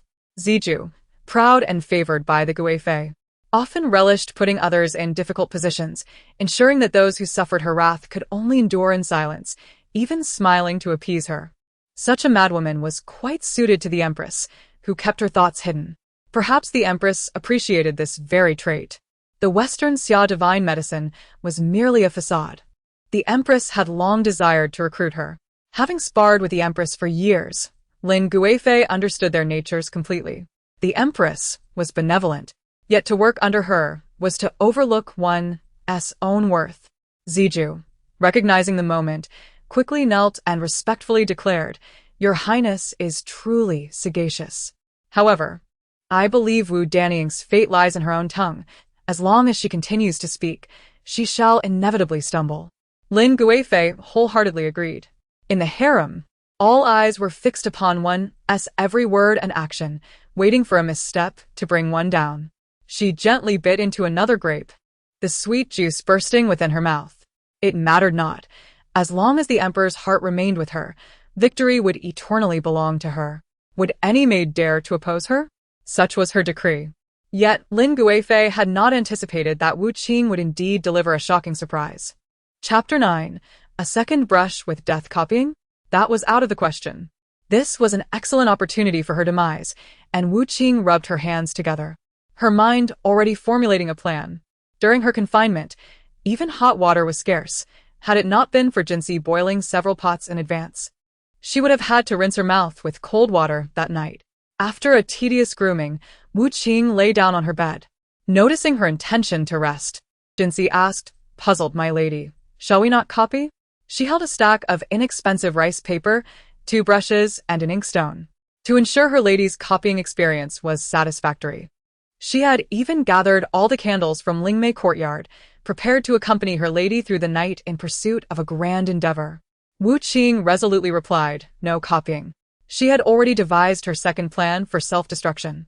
Based on her experience reading Palace Heart, the Guifei appeared gentle and gracious, yet she was vengeful. The most malevolent woman in the palace. Wu Qing intended to seize this opportunity to incite hatred, hoping for the Guifei to bestow upon her a death sentence. Jinsi, feeling troubled, attempted to analyze the Guifei's actions for her naive mistress. "My lady, you should copy. The Guifei's actions are not meant to humiliate you. Rather, they are a test of your alliances." Wu Qing, bewildered, asked, "Huh?" She turned over, propping her chin on her hand, her gaze fixed intently on Jinsi, her eyes shimmering with curiosity. The Guifei's command to copy was reminiscent of the treacherous schemes of vicious female antagonists in palace dramas. Authors often depicted the wickedness of high-ranking concubines through a series of foolish actions, revealing their inner cruelty and heartlessness. For instance, allowing a villainess to poison the protagonist or falsely accuse her of infidelity, or compelling the protagonist to copy, thereby stripping her of favor. Jinsi explained, "After this morning's incident, everyone in the harem now believes you to be aligned with the empress. The Guifei sent Ziju for 2 reasons. Firstly, to gauge your capabilities, and secondly, to ascertain your true allegiance to the empress." Wu Qing remained perplexed, pressing further. "What does copying have to do with it?" Jinsi sighed softly, her tone tinged with helplessness. "If you refuse to copy, it directly slaps the Guifei's face, demonstrating your loyalty to the empress. However, should you diligently copy, it signals to the Guifei that you do not genuinely follow the empress. Even if the Guifei doubts your loyalty, she cannot overtly punish you out of respect for your completed task. Thus, while appearing as punishment, it is, in fact, a test of your patience and loyalty." Wu Qing pondered, feeling rather dim-witted. Was palace intrigue truly like this in Palace Heart? Her recollection seemed different. She widened her eyes in astonishment, exclaiming, "Is it possible to interpret it this way?" Jinsi stared at her, exasperated. Wu Qing contemplated and ultimately decided against copying. "Well, that works in my favor. If I refuse to copy, the Guifei will believe I am in the empress's camp and will surely find a way to eliminate me." Jinsi's face drained of color in an instant, her voice trembling. "My lady, why would you wish for death? What madness is this? If you truly perished, I would not wish to live either." She knelt and wept, her face buried in the bed. Wu Qing tugged at her hair, staring at the ceiling with a melancholic expression. What to do? She could not bear to see a girl cry. Soon, she devised a clever explanation. Leaning in close to Jinsi, her voice low and mysterious, she asked, "Do you know why I wish to court death?" Jinsi gently shook her head. Wu Qing cleared her throat, unashamedly declaring, "To be candid, your young mistress is a celestial being from the heavens, sent to endure trials on earth. I must overcome 81 tribulations before returning to the celestial realm, and this life is my ultimate trial." She paused for a moment before continuing, "In this life, I have accumulated enough merit. When my life comes to an end, I shall return to the celestial realm and reclaim my divine status." Jin Xiao, with a hint of disdain, retorted, "My lady, why do you still deceive? I am already a 15-year-old girl, no longer of the age easily swayed by tales. If you truly were a fairy from the heavens, you would surely enjoy a life of wealth and splendor, not be relegated to a mere concubine. Wu Qing clicked her tongue, pulling Jin Xiao onto the bed to sit beside her, preparing for a lengthy conversation. What is wrong with being a concubine? It's quite delightful, free and unburdened. Are you familiar with Li Guiran? She is the favored companion of the imperial consort, secretly in love with the emperor, but too intimidated by the consort to voice her feelings. Guess what? Wu Qing leaned in closer, speaking in hushed tones. Every night in her palace, she crafts effigies of the consort. Lighting 2 candles, Wu Qing felt a surge of enthusiasm for their chat. The bed was too hard for sleep, so why not engage a friend in conversation? Jin Xiao's eyes widened in disbelief, her voice tinged with incredulity. Li Guiran? How could she possibly make effigies? Her father is an official in the Astronomical Bureau, who despises such witchcraft. Wu Qing clicked her tongue again, remarking, "That's called knowing a person's face, but not their heart. And what about Mu Changzai, who suffers even more?" Jin Xiao's curiosity was piqued. What do you mean? Wu Qing dropped a bombshell. Mu Changzai favors women. Jin Xiao nearly toppled off the bed in shock. Wu Qing steadied her, adding, "She actually has a fondness for women like Xu Fei, but the consort is too powerful for her to defy." Jin Xiao, dazed, asked, "My lady, how do you know all this?" Wu Qing replied lightly, "Haven't I already told you? Your humble servant is a celestial fairy descended to earth. Nothing in this world can escape my keen perception." Upon hearing this, Jin Xiao's doubts began to dissipate, replaced by genuine belief. Wu Qing, growing animated, continued to share the intricate backstories of the concubines. Throughout the night, she recounted the plot of Palace Heart in vivid detail. Whenever Jin Xiao inquired about a forgotten story, Wu Qing would consult the script provided by the system, patiently clarifying any confusion. As the night wore on, the sparkle in Jin Xiao's eyes grew ever brighter. Her gaze toward Wu Qing filled with admiration and reverence. "My lady is truly a fairy. She knows everything. So Mu Changzai truly favors women. And the consort's inability to bear children is due to poison. The little princess is not the emperor's. Oh my heavens." Wu Qing slightly covered her face, feeling a tinge of embarrassment. She had spoken too freely without realizing it. Now, noticing Jin Xiao's innocent gaze, she felt as though she had deceived an unsuspecting girl. She had shared so much. Once she departed, Jin Xiao would be just fine. As dawn broke, Jin Xiao realized it was quite late and hastily rose to fetch water. Wu Qing caught her arm, playfully winking, "No rush. Let us first copy the book for the consort." Jin Xiao froze. "Didn't you say we wouldn't copy?" Wu Qing chuckled, pulling out a pristine piece of rice paper, dipping her brush in ink, and began to create with ease. Soon, Jin Xiao beheld Wu Qing's creation, a simple yet vivid drawing of a pig's head in ink, filled with childlike whimsy. Wu Qing admired her work for a moment before instructing Jin Xiao to deliver it to Ziju. On the side of the paper, she scrawled in an unrefined hand, "This is the daughter of the Linhua Palace." Chapter 10. The consort's rival consort Lin awoke languidly. Today, she feigned illness to rise late, neglecting her morning salutations. A handful of palace maids busily helped her dress, carefully assisting with her grooming, as if performing a sacred ritual. Only when seated at the table did consort Lin recall the minor disturbance from the previous day. She turned to Ziju beside her and asked, "Did I not instruct Wu to copy the book? Did she comply?" The maid, dressed in purple palace garb, trembled at the mention of her name and approached slowly. Ziju clasped her hands behind her back, seemingly holding something, and, upon meeting the consort's gaze, took a deep breath, sensing impending doom. Upon hearing the question, consort Lin set down her chopsticks, her delicate brows knitting together. She scolded sharply, "I am asking you a question. Why the hesitation? Report to me whether Wu copied it, and how much she managed." Ziju steeled herself, kneeling on the ground, raising her hands tremblingly as she presented the drawing from Wu. Consort Lin impatiently snatched it, spreading the rice paper across the table. However, when her eyes fell upon the crude drawing, she paused, momentarily stunned. On the coarse, white paper, someone had used childish strokes to depict a pig's head adorned with a consort-like crown, flanked by 2 peonies, flowers that every concubine in the palace knew were Lin's favorite. At the edge of the drawing, the artist had scrawled in a dog-like script, "This is the daughter of the Linhua Palace." The target of the mockery was clear. Suddenly, a sharp sound of shattering broke the silence in the spacious hall. Someone had smashed a priceless jade bowl into pieces. How delightful! I truly underestimated her. The woman's face contorted, her once gentle and compliant eyes now ablaze with fury.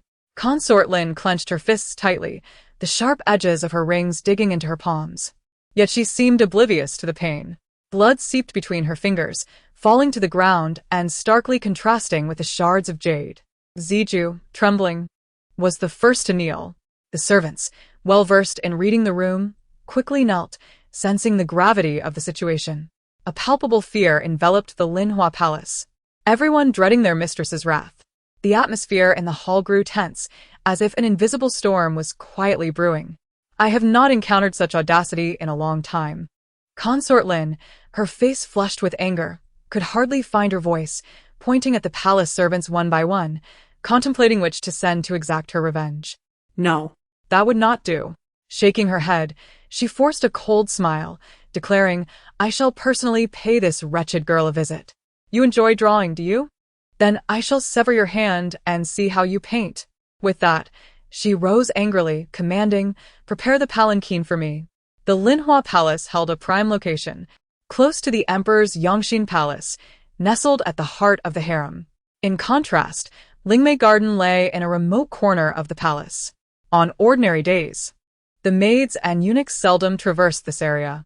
The Internal Affairs Department was sluggish, neglecting the maintenance of the road leading to Lingmei Garden, leaving it strewn with pebbles that could easily trip anyone. The servants, walking with trepidation, could only proceed cautiously, fearful of toppling the esteemed consort. This was a great burden for Consort Lin, a woman of noble birth. She had never ventured far from her doors and suffered from a long-standing ailment that made her dizzy in carriages. Already filled with resentment, the swaying palanquin nearly made her nauseous. To make matters worse, Ziju scolded nearby, "Have you no eyes? Are you rushing to your demise? Can't you see the road is filled with stones? Be careful not to injure the consort." Consort Lin, clutching her head in pain, felt as though she and Lingmei Garden were destined to clash. After what felt like an eternity, the palanquin finally halted before Lingmei Garden. Consort Lin stepped down, leaning on Ziju's arm, her expression dark as she approached the entrance. The servants at the door, upon seeing her, changed their countenance, hastily kneeling to pay their respects. Lin Guifei, with graceful steps, arrived at the entrance, slightly raising her chin, displaying an air of haughtiness, showing no intention of speaking.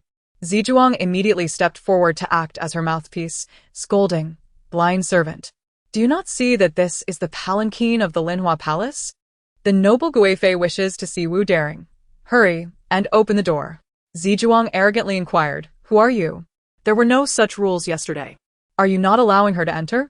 Lin Guifei was well aware that the empress was protecting Wu Daring. She scrutinized the servant closely and recognized him as one of the empress's attendants, Xiao Luzi. With a light chuckle and a cold glint in her eyes, Lin Guifei remarked, "I presume the empress is aware of my intention to admonish, and has specially stationed you here?" Her tone softened. "What reason is there to neglect the ailing? I must see her today." Zijuang understood the cue. Yes. Yes.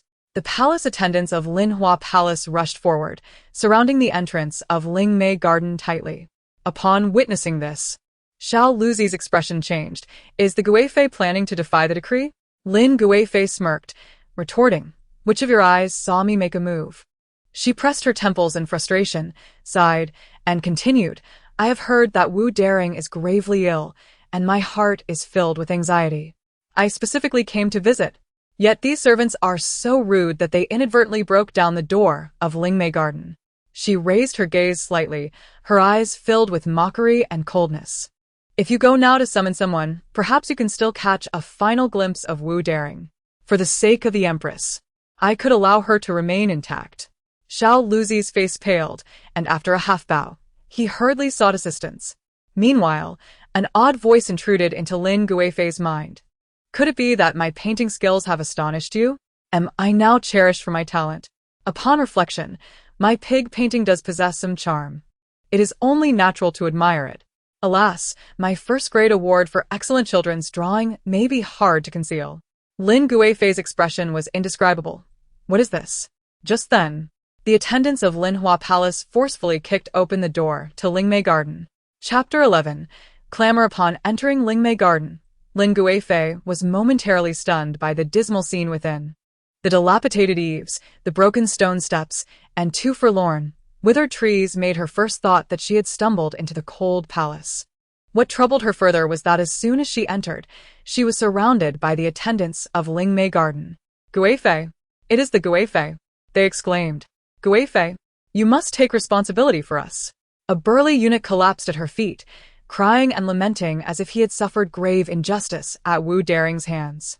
Lin Guifei's pupils constricted, and she hastily stepped back to avoid him, fearing he would soil her gown, a fine silk bestowed upon her by the emperor just last month.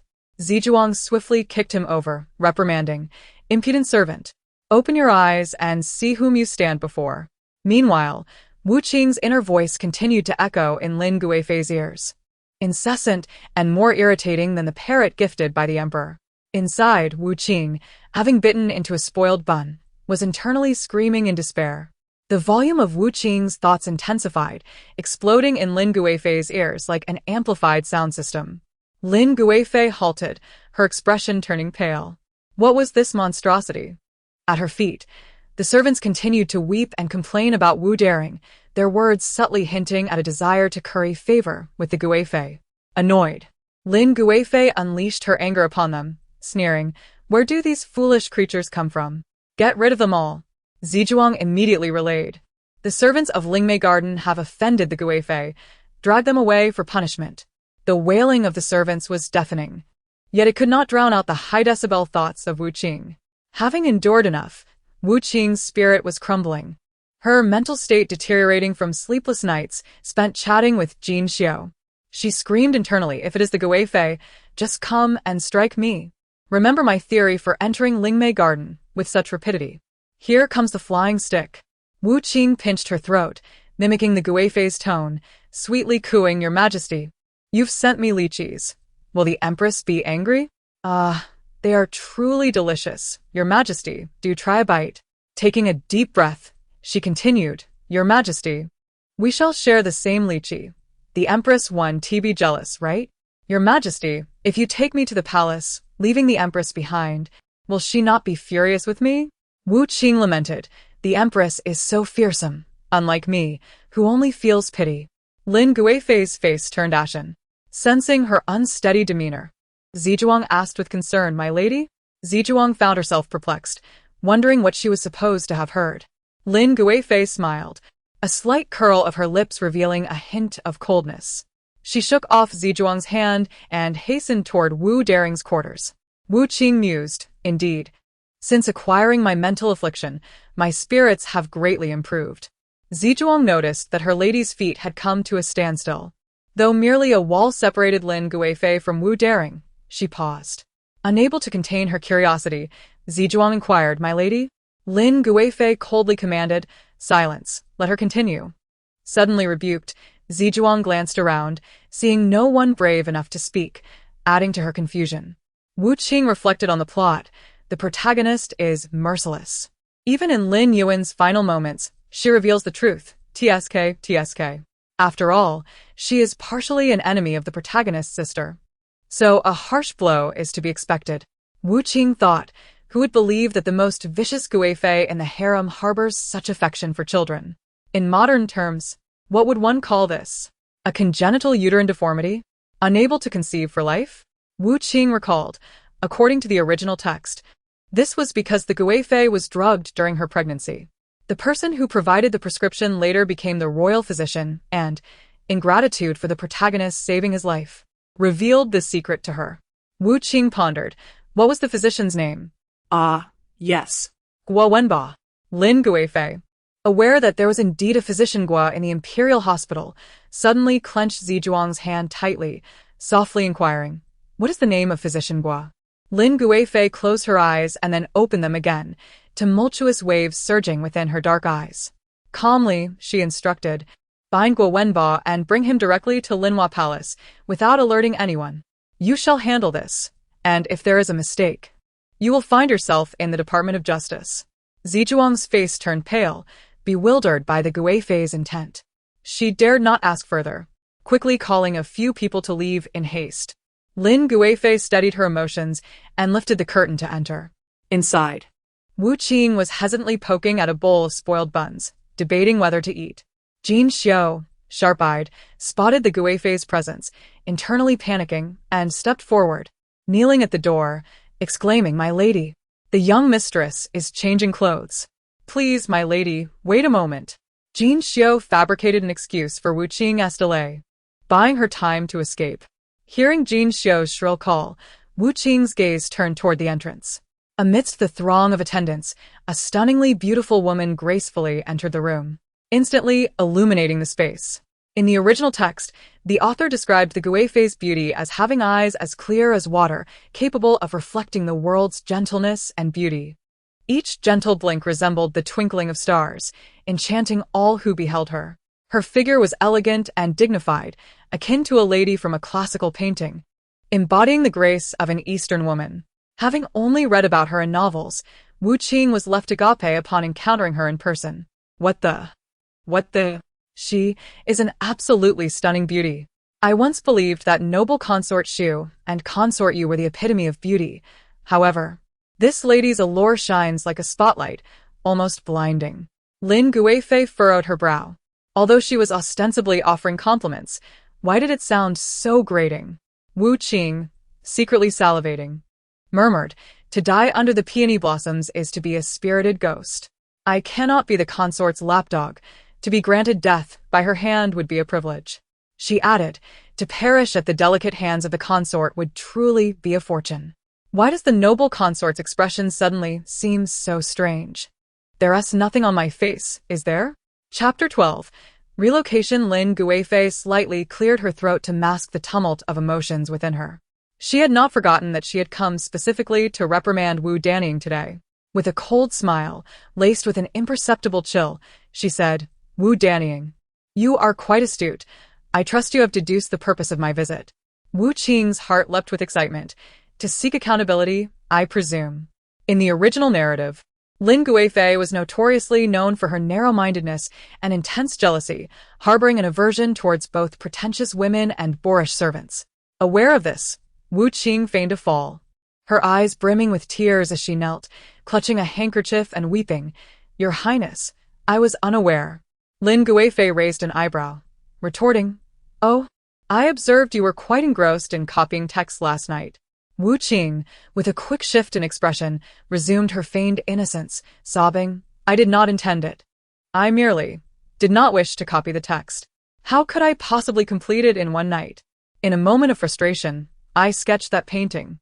Please, Your Highness, show mercy." Lin Guifei scoffed, "You possess quite the audacity. Are you not afraid of death? How dare you insult me in such a manner?" Wu Qing noted the consort's evident ire and thought, "Hee, I see the dawn of my demise." At this moment, Lin Guifei fully grasped Wu Qing's inner thoughts. It dawned on her that all prior actions were a quest for self-destruction. Lin Guifei's heart scoffed silently.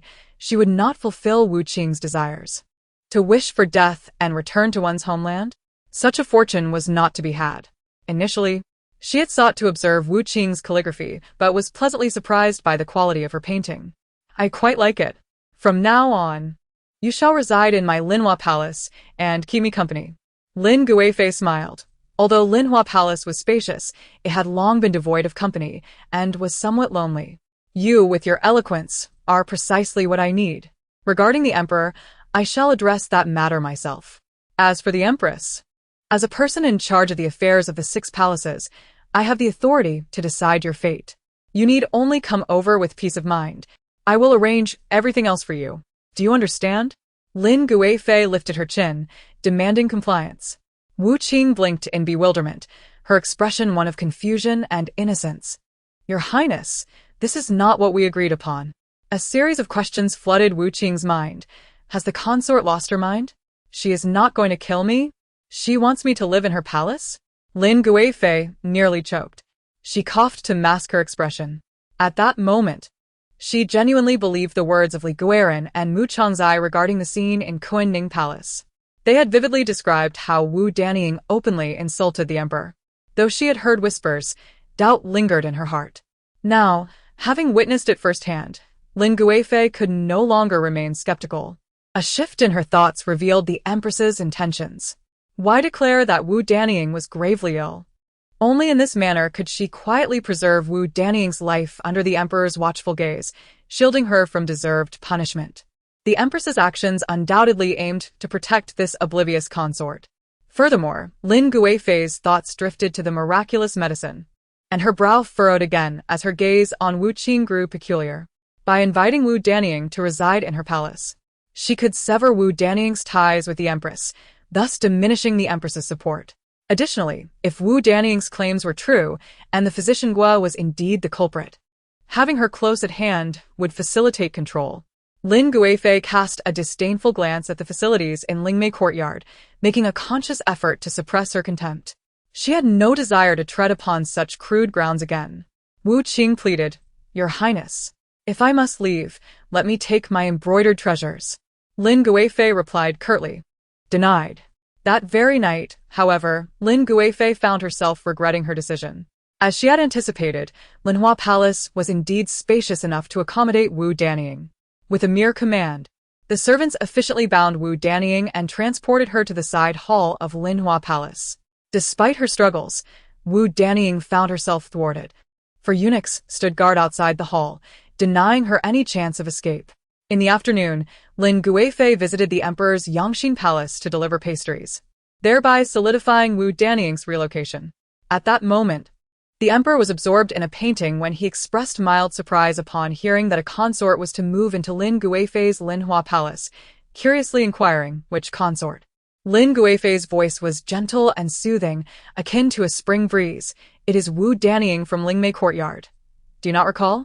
She is articulate and quite adept with words, and I take a liking to her." That night, Wu Qing lay alone on the soft bed in the side hall, feeling somewhat disoriented and restless.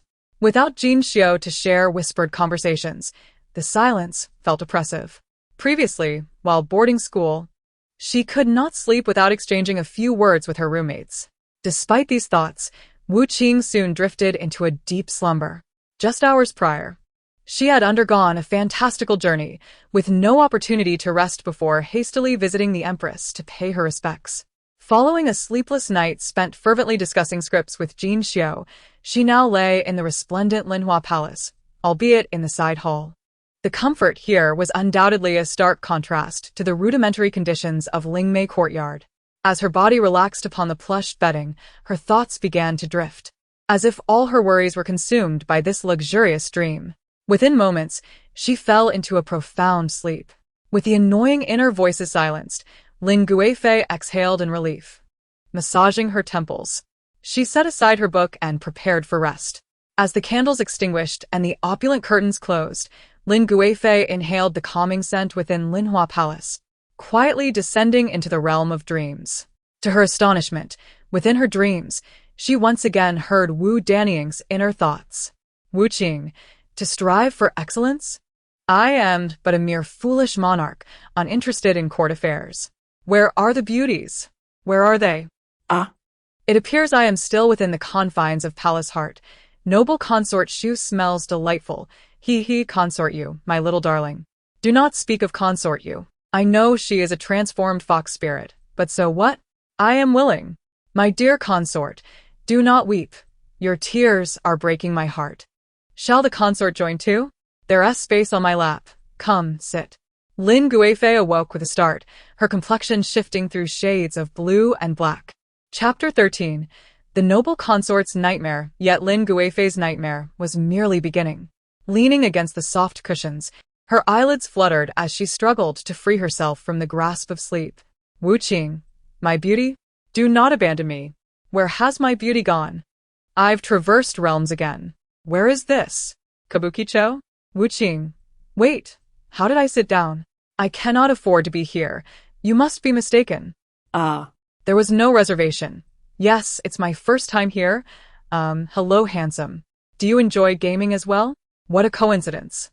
At the very moment Lin Guifei was stifling yawn, an image abruptly surged into her mind. In a world not belonging to this era, a steel forest illuminated by neon lights twinkled like a dazzling galaxy. Luxurious decorations exuded an extraordinary elegance, and the dark wallpaper was adorned with golden patterns.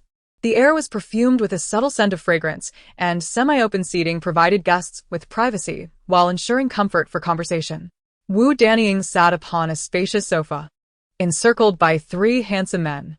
She covered her mouth, yet could not hide the mirth on her face, especially as the three distinct men beside her vied for her attention, each consumed with jealousy. "Surely, Your Highness the Princess prefers the songs I sing," proclaimed the golden-haired, handsome man, wide-eyed with fervor.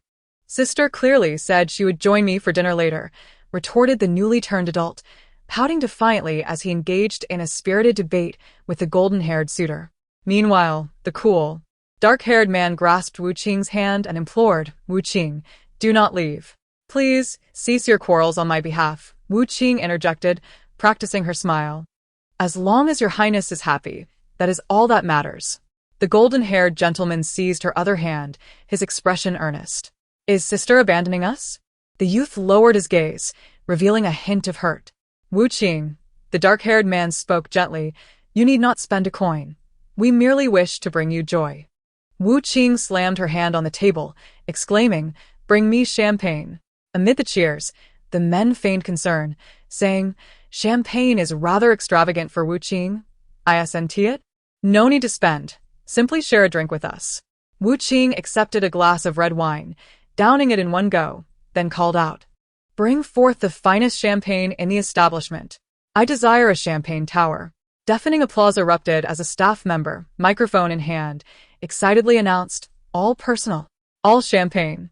Table 2, assemble." The tall gentleman in suit strode over, toasting in celebration of the charming Wu Qing.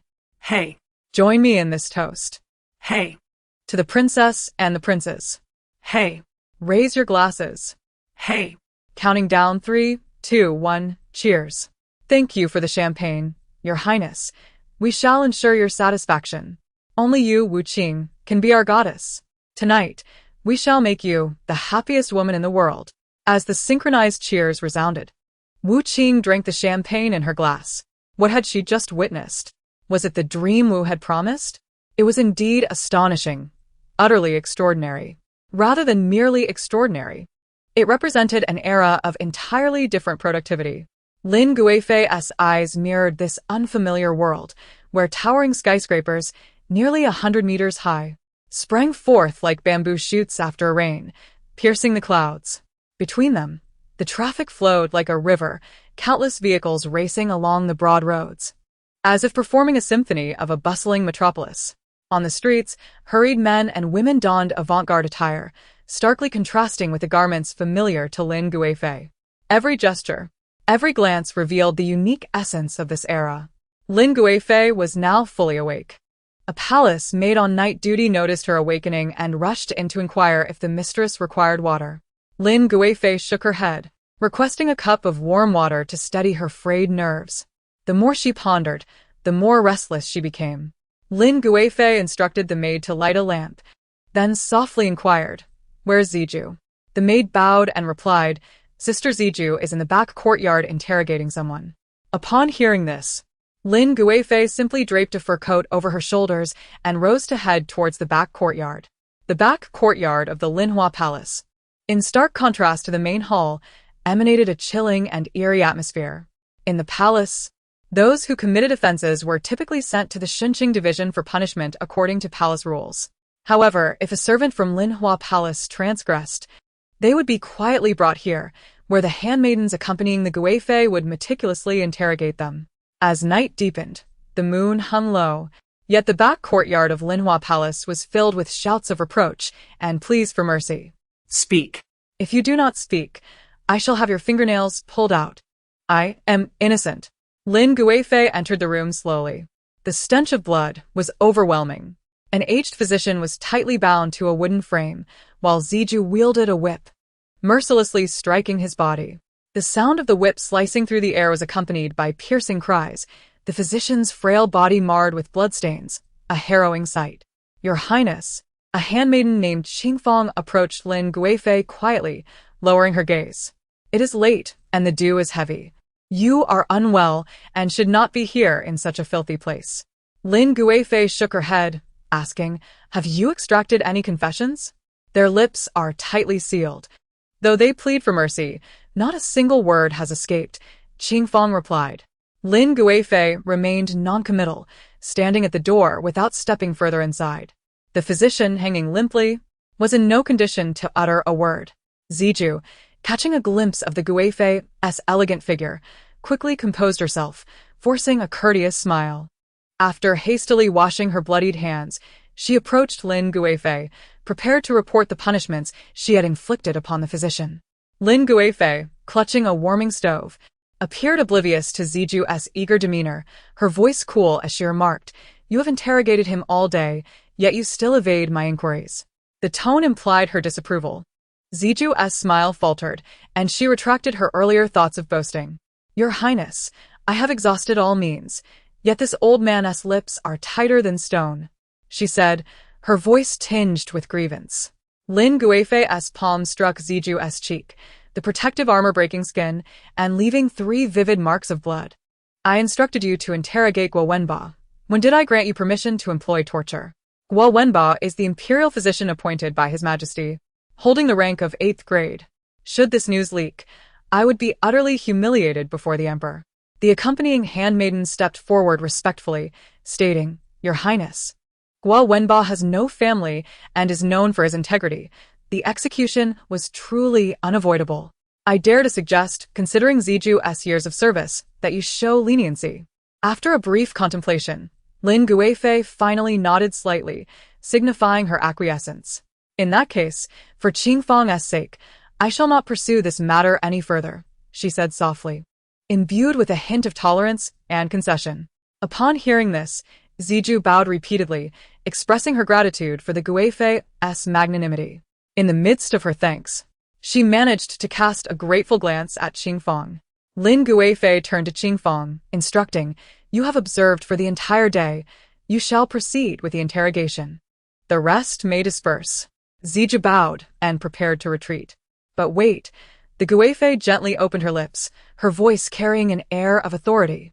Zijou's heart tightened, fearing that the Guifei had forgotten to impose a punishment. However, Lin Guifei's next words brought her relief. There remains a bottle of scar ointment in the corner of my dressing table. Go fetch it. I would not want her injuries to be seen by others, leading them to believe I mistreat my servants. Zijou exhaled deeply, flooded with an indescribable sense of gratitude. She knew the ointment was quite valuable and exited with a heart full of joy. Lin Guifei waved her hand slightly, and Zijou, feeling as if she had received a pardon, swiftly rose and left with a light step. Qingfang, witnessing this scene, smiled slightly and remarked, Your Highness's skill in managing your subordinates is ever more exquisite, balancing both grace and authority. It is truly admirable. Upon hearing this, Lin Guifei's lips curled into an enigmatic smile, seemingly mocking Zijou's clumsiness, while also reflecting on her own harshness. She then redirected the conversation. You have investigated Guo the physician's background, correct? The moment those words left Lin Guifei's lips, her expression stiffened. She silently repeated Lu Yuanpan's name in her mind, her fury igniting like a wildfire. Once again, it is the Lu family. A cold smile crept across her face. Indeed, this Lu family was insidious and relentless. According to Wu's account, she had already suffered under their deadly grasp before even being born. The Lu family was utterly shameless. Qingfang's gaze flickered as she finally mustered the courage to ask softly, Your Highness, I have a question that troubles me. I do not know if it is appropriate to voice it.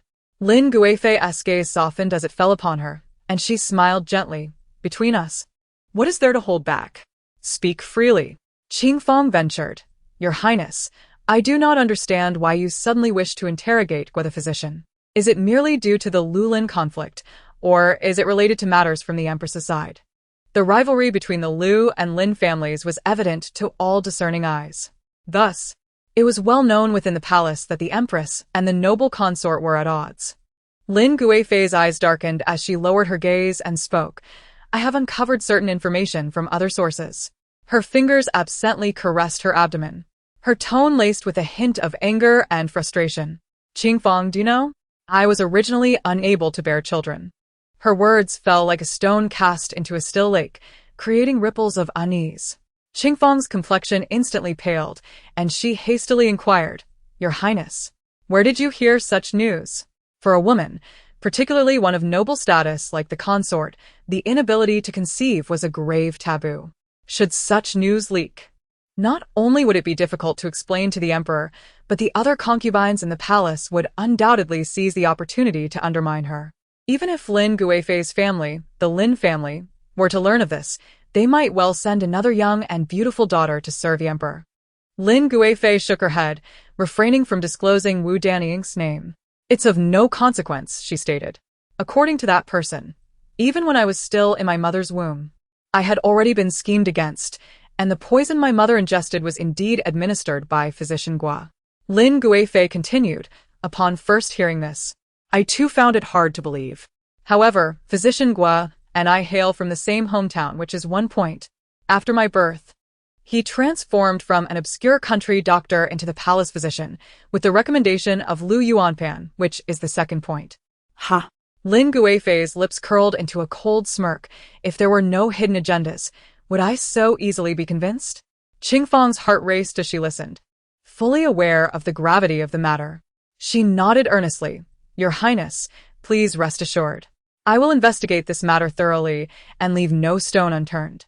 A glint of determination flashed in Lin Guifei's eyes as she replied coolly, Since Ziju has already dealt him a severe blow, you need not show any mercy. If he meets his demise as a result, it shall only be his own retribution. Should anything arise, I shall bear the consequences. A sudden chill jolted physician Gua from his muddled nightmares. He coughed violently, his eyes gradually focusing on the interrogator before him. The brash young maid had vanished, replaced by a middle-aged woman clad in archaic attire. Her countenance was as serene as still water, yet her eyes shimmered with a piercing light, as if capable of discerning the deepest of souls.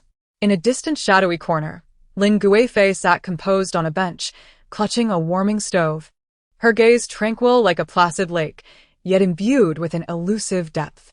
Physician Gua's pupils constricted sharply, an inexplicable panic surging within him. He could hardly believe his eyes as he stared at Lin Guifei, a flood of questions swirling in his mind. How could the consort be here? What could her purpose be? Did she somehow uncover that secret? Impossible, he immediately dismissed the notion. That incident occurred 26 years ago, and all who knew the truth had been silenced. How could anyone else possibly be aware? Lin Guifei could not know that secret. However, Lin Guifei had keenly perceived the fleeting evasion in physician Gua's gaze. This subtle shift confirmed her suspicions, aligning with Wu Danying's assertions.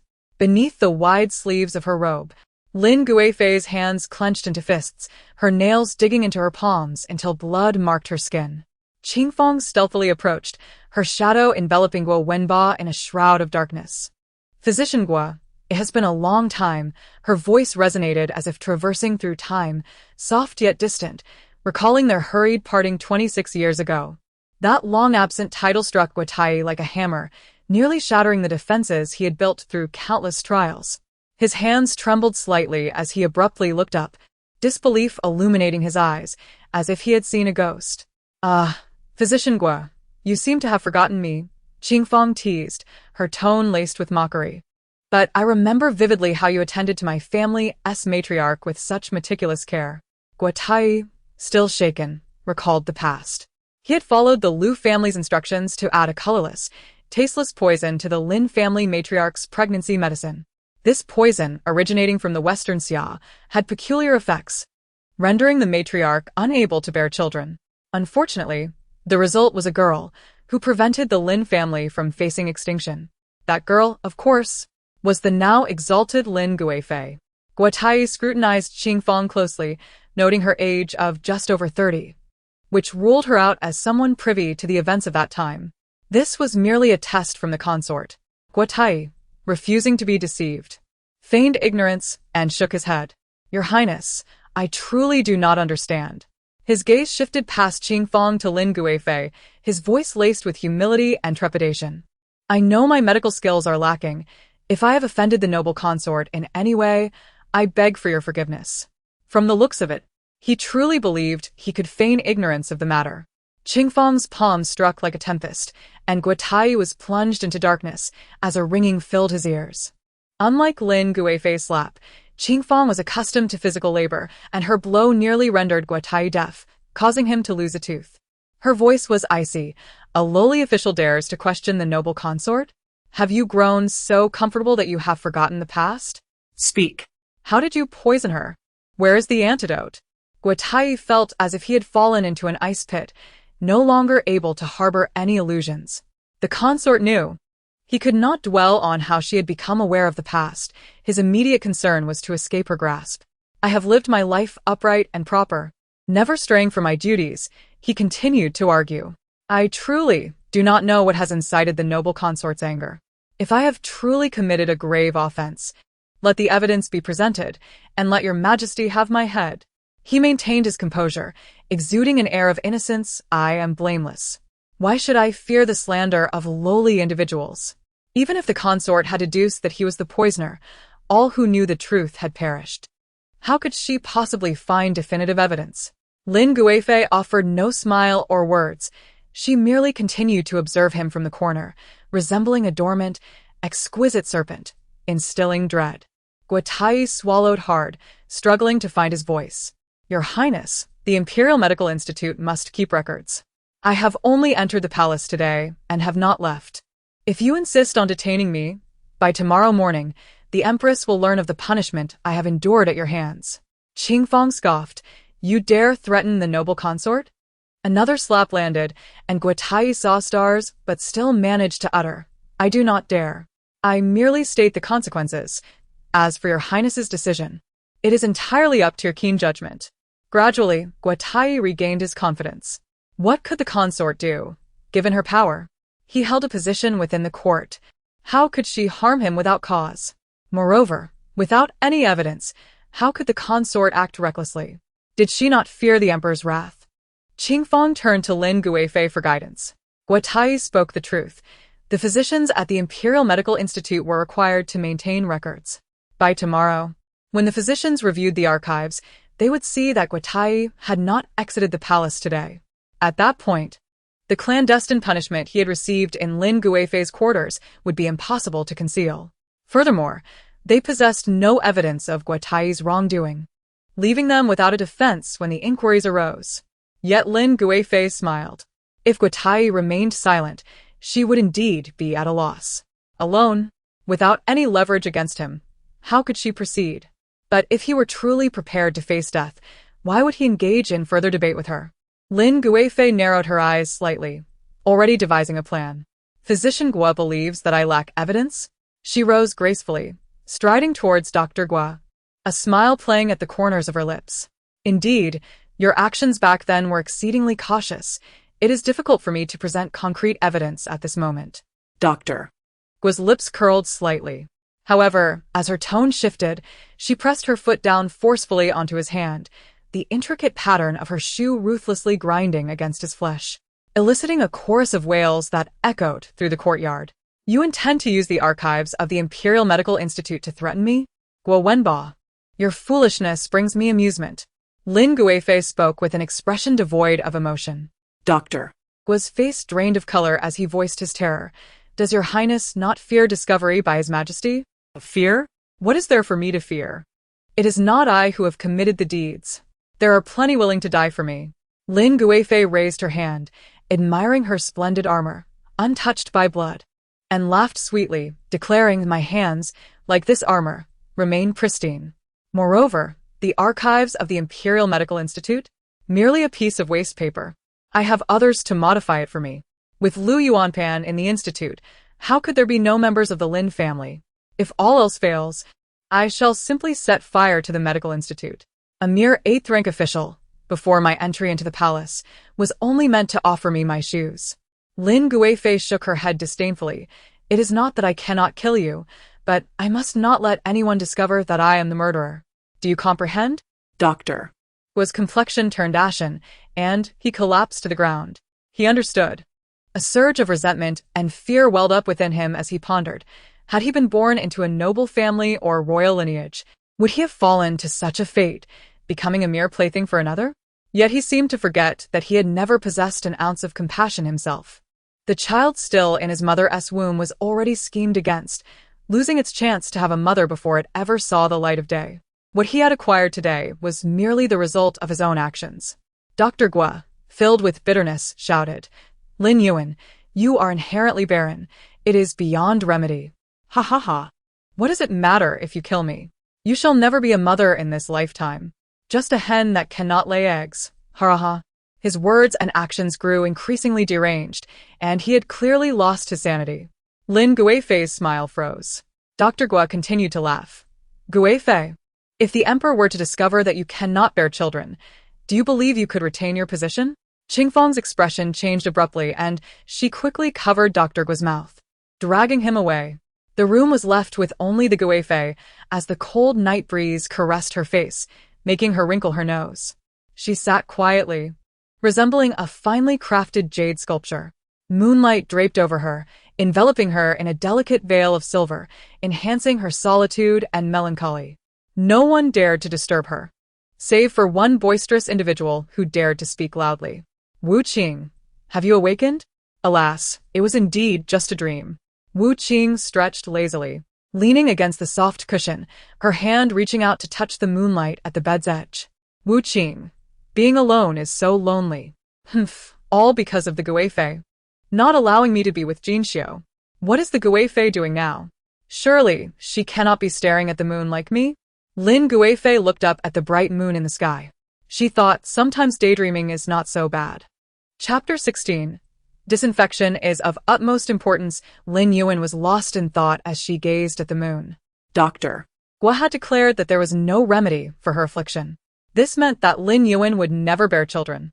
Yet fate seemed to be a preordained chess game, causing her to lose everything from the moment of her birth. A consort without offspring, what worth is there in her favor? When her beauty fades, will the emperor still cast a glance her way? Once the emperor departs this world, she would merely be a common taifei with no children, languishing in this desolate palace, accompanied only by endless solitude and sorrow, withering away slowly. The first prince is born of the empress, while the second prince is of a Defy. The difficulty of seizing a child is formidable. To abduct a low-ranking consort's child? Perhaps the one in Zhao Cheng's womb could be considered. The following morning, Lin Guifei appeared before everyone with pronounced dark circles under her eyes. The palace maids dared not breathe, especially Ziju, who, while styling the Guifei's hair, was particularly cautious and highly concentrated. She applied a thick layer of powder to the Guifei's face, barely concealing her haggard features. Lin Guifei stared at her reflection in the mirror, a wave of indescribable annoyance surging within her. How much longer must she endure this existence? Living as a beauty for others? Lin Guifei casually inquired, "Where is Wu Daing?" Qingfang replied, "Wu Daing is still asleep." Lin Guifei's lips twitched slightly. Still asleep? Has she been sleeping for 4 hours? Lin Guifei commanded, "Wake her up. Let her join me for a meal." Finally, she added, "Inform her that I have plum cakes and chestnut cakes." The memory of Wu Daying's frenzied lament upon tasting spoiled steamed buns yesterday caused her some distress. Rather than endure Wu Daing's incessant chatter, it would be better to take this opportunity to allow her to savor some delicious pastries and enjoy a moment of tranquility. Qingfang obeyed and went to summon Wu Daing from the side hall. When Wu Qing rushed in hastily, Lin Guifei had already begun eating. Faced with Wu Qing's reckless behavior, the Guifei refrained from reprimanding her. Instead, she spoke with a rare calmness. "You have arrived? I have been waiting here for quite some time." Wu Qing paused momentarily, then murmured to herself, "Why does the Guifei seem a bit?" Lin Guifei delicately lifted her silver chopsticks, gently grasping a piece of food from the exquisite porcelain dish. Yet she paused just before placing it in her mouth, seemingly waiting for Wu Qing's next words. "Wu Qing, tired? Just my imagination, I suppose. You still look quite lovely." "Really?" Lin Guifei maintained her composure. She had long since grown accustomed to Wu Qing's tendency to admire beauty, Could anything be more absurd than the dream from last night? Just the thought of Wu Dering, grinning while embracing 3 handsome men in her dream, made Lin Guifei's forehead twitch involuntarily. Lin Guifei urged, "Still not seated? If you do not eat, I shall have someone take your chopsticks away." Wu Qing hurriedly sat down, her chopsticks deftly flying as she accurately picked up a piece of plum cake and sent it to her mouth. Wu Qing's eyes brimmed with tears. My goodness. This is truly food fit for a human. Wu Qing devoured hungrily, and in the blink of an eye, 3 or 4 pieces of plum cake had disappeared. Leaving the palace, maids nearby wide-eyed in astonishment. Lin Guifei frowned. Eat more slowly. Do not make it seem as though I have been harsh with you. What about milk tea? Pour a cup for Wu Dering as well. Wu Qing, who had been focused on the chestnut cake, suddenly perked up at the mention of milk tea. Wu Qing, what? Milk tea? How can there be milk tea in ancient times? After a brief wait, a beautifully crafted white jade bowl filled with a milky liquid was gently placed before Wu Qing. Before she could approach, she was already deeply captivated by the rich aroma of milk. She bent down and drank half a bowl in one go. I treat you well, do I not? This milk tea is a rare portion for me as well. Lin Guifei elegantly sipped her creamy milk tea, a hint of satisfaction glimmering in her eyes. The corners of her mouth curled upwards, revealing a trace of pride. Indeed, compared to the empress, it is I who reign supreme. Wu Qing, it tastes so raw. Is this just fresh milk boiled directly? I haven't tea had this in ages. Lin Guifei's smile faltered. Wu Qing, the flavor is acceptable. At least sugar has been added. But do people in ancient times even know about pasteurization? Freshly squeezed milk that hasn't been properly disinfected can easily lead to illness. And some viruses may not die even after boiling for an hour. Alas, what misfortune. Lin Guifei set down her milk tea bowl, her brows furrowing deeply.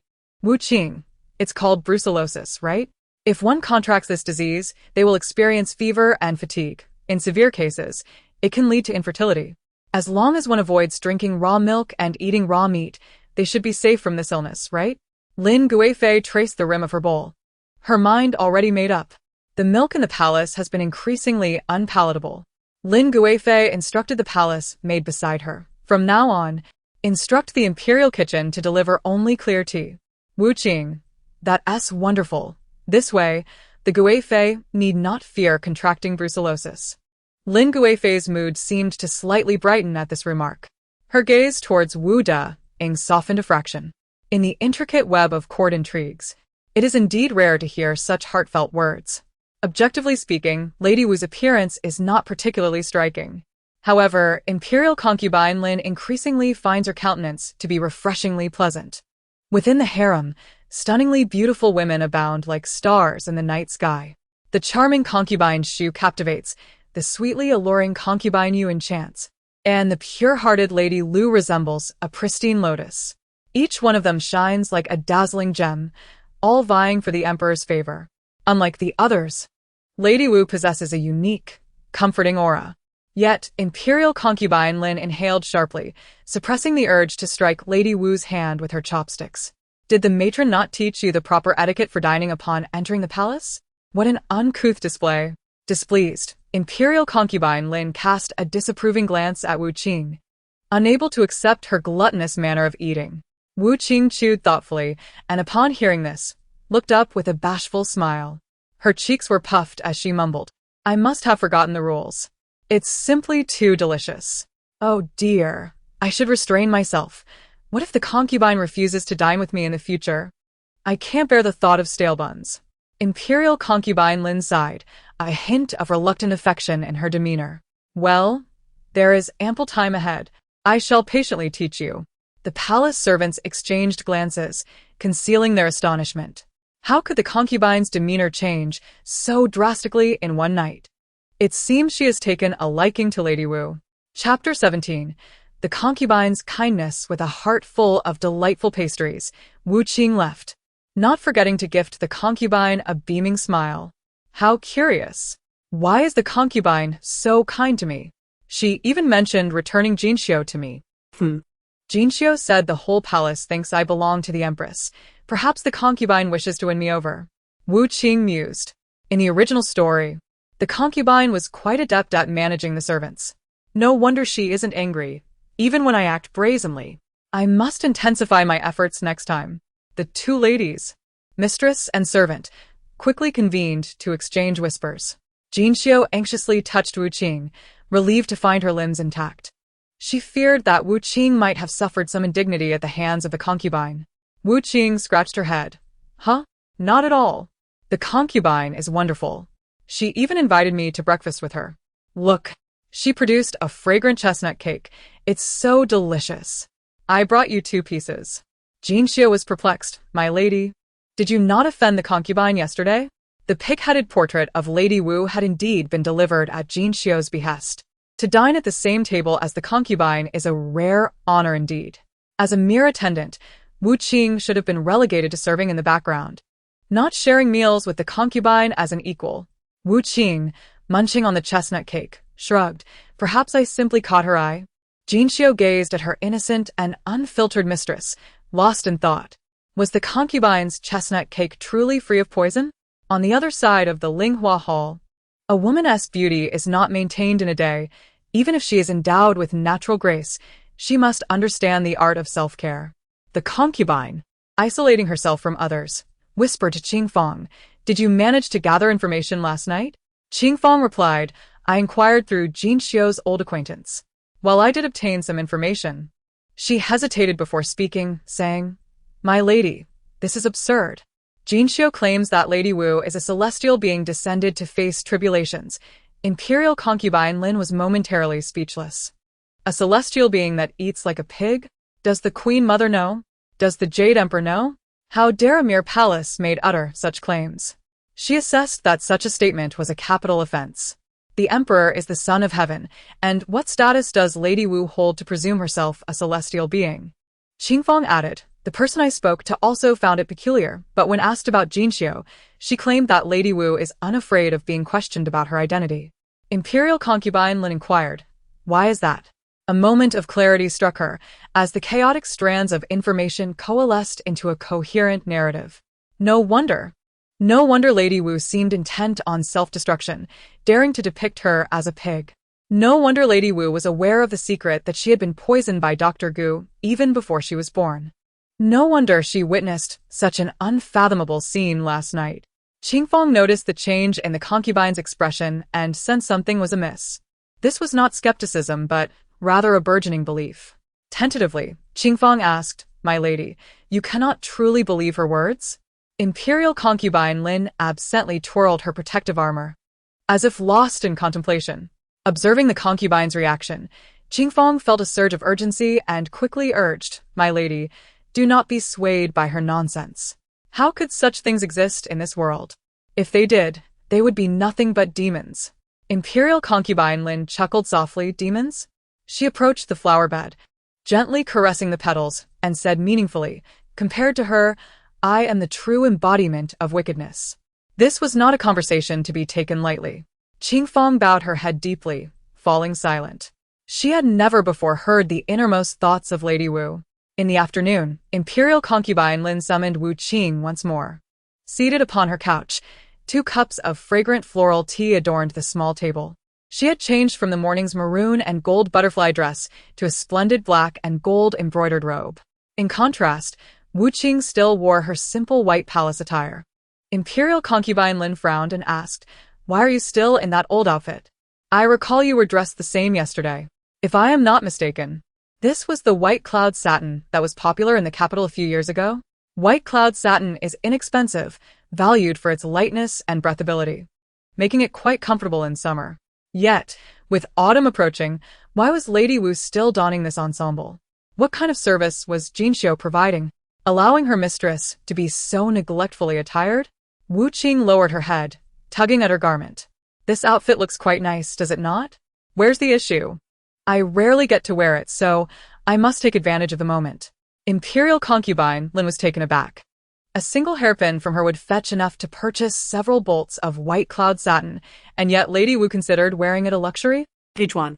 Take Lady Wu to change into something more suitable. I do not wish to see this shabby attire. She is young, so select something vibrant. The attendant pinned a coral hairpin into her hair and donned a brand new crimson pleated skirt, making her appear both playful and charming, perfectly complementing her 16 or 17 years of age. Wu Qing exclaimed, "This is adorably exquisite. I never wore anything like this when I was young. I always wore a uniform." Although unaware of what a uniform entailed, hearing that Lady Wu had never worn such clothing stirred imperial concubine Lin's sympathy. She beckoned Wu Qing over to sample her new tea. Wu Qing sat across from her, lifted the teapot lid, blew gently, and took a sip. Wow. "This is so fragrant. What kind of tea is this?" Imperial concubine Lin smiled and replied, "If you like it, I have plenty of floral tea. I shall gift you a packet." Wu Qing nodded vigorously. "This is far tastier than the milk tea from this morning. There is no such item in the Empress's palace. This tea was specifically brought to me by my family.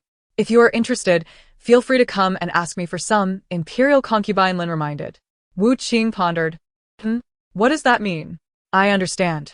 The concubine is implying that the Lin family is far more capable than the Liu family, boasting about it. Originally, Imperial concubine Lin merely aimed to convey that choosing her is far wiser than aligning with the Empress. For the first time, she realized how challenging it is to win over a concubine. Chapter 18. The third act of defiance in the quiet hall. Lady Wu's innermost thoughts suddenly erupted. "Oh my, what is that on the concubine's hand? Could it be the legendary emerald bracelet?" Imperial concubine Lin raised her fair hand and inquired, "Have you been admiring my hand? Do you like it?" Wu Qing cleared her throat. "Yes. Your hands are so fair, concubine." Lin Guifei was not angry. Rather, she removed the jade bracelet from her wrist and smiled gently at Wu Qing, extending her hand. Wu Qing, momentarily entranced by the Guifei smile, extended her left hand. Zizhuang, observing from the side, felt her heart race, fearing that the fragile jade bracelet would shatter in Wu Qing's grasp, nearly crying out in protest. Had the noblewoman lost her senses? That bracelet was a priceless treasure, one that even the Empress Dowager would praise. How could she give it to someone as lowly as Wu Qing? Having spent a year in the palace without favor, Wu Qing's daily meals were meager, leaving her as slender as a willow branch, so delicate that a gust of wind might topple her. Compared to the Guifei, her wrist was even smaller, and the bracelet slipped easily onto her wrist. Lin Guifei examined it for a moment and remarked, "It looks quite nice, though a tad wide." She thought to herself that being slender was not a concern. With time, Wu Qing could surely be nurtured into a more robust form. Wu Qing nodded, unable to resist turning her wrist to observe the jade's intricate structure in the sunlight. Wow. "How much is this worth?" "Several hundred million, perhaps." "It's stunning." Lin Guifei gazed at her uninhibited smile, remaining silent. She felt a fleeting sense of nostalgia, as if she were witnessing her own innocent self before entering the palace. Zizhuang, watching Wu Qing's hand flail about, could not help but admonish her. "Wu Qing, do you have any idea how precious this bracelet is? Instead of thanking the noblewoman for her grace, you are flailing it about. If the bracelet breaks, your entire family would not be able to compensate for it." Reluctantly, Wu Qing removed the jade bracelet, thinking, "Zizhuang is right. If it gets damaged, I cannot afford to repay it. I should return it quickly." Lin Guifei, disturbed by the interruption, frowned and shot a glare at Zizhuang, reproaching her. "Why must you speak so much? Isn't it lovely for Wu Qing to wear the bracelet?" Zizhuang was taken aback. "Your Highness, what do you mean?" Lin Guifei impatiently interrupted. "I am not lacking in wealth. What harm is there in gifting her a mere bracelet?" Zizhuang, in a fluster, replied, "Your Highness, last time, the Empress Dowager could not stop praising this bracelet. You were reluctant to give it away. Why are you so generous today? If this news reaches the Empress Dowager's ears, what will we do?" Wu Qing interjected. "The Empress Dowager likes this? Then I cannot accept it. If she finds out, she will surely blame the Guifei." Lin Guifei shot a cold glance at Zizhuang. "Your audacity seems to grow by the day. Leave at once." With reddened eyes and a hint of grievance, Zizhuang departed. Lin Guifei turned to find Wu Qing in a daze. "What a pitiful worker. I can empathize," Wu Qing murmured. Lin Guifei raised an eyebrow and asked, "You pity her?" Wu Qing replied, "Not at all, though I do understand. Zizhuang's words may be harsh, but she means well. Alas, the evils of the feudal system. Lin Guifei scoffed, thinking, does she believe me to be heartless? In this predatory harem, one must be ruthless to survive.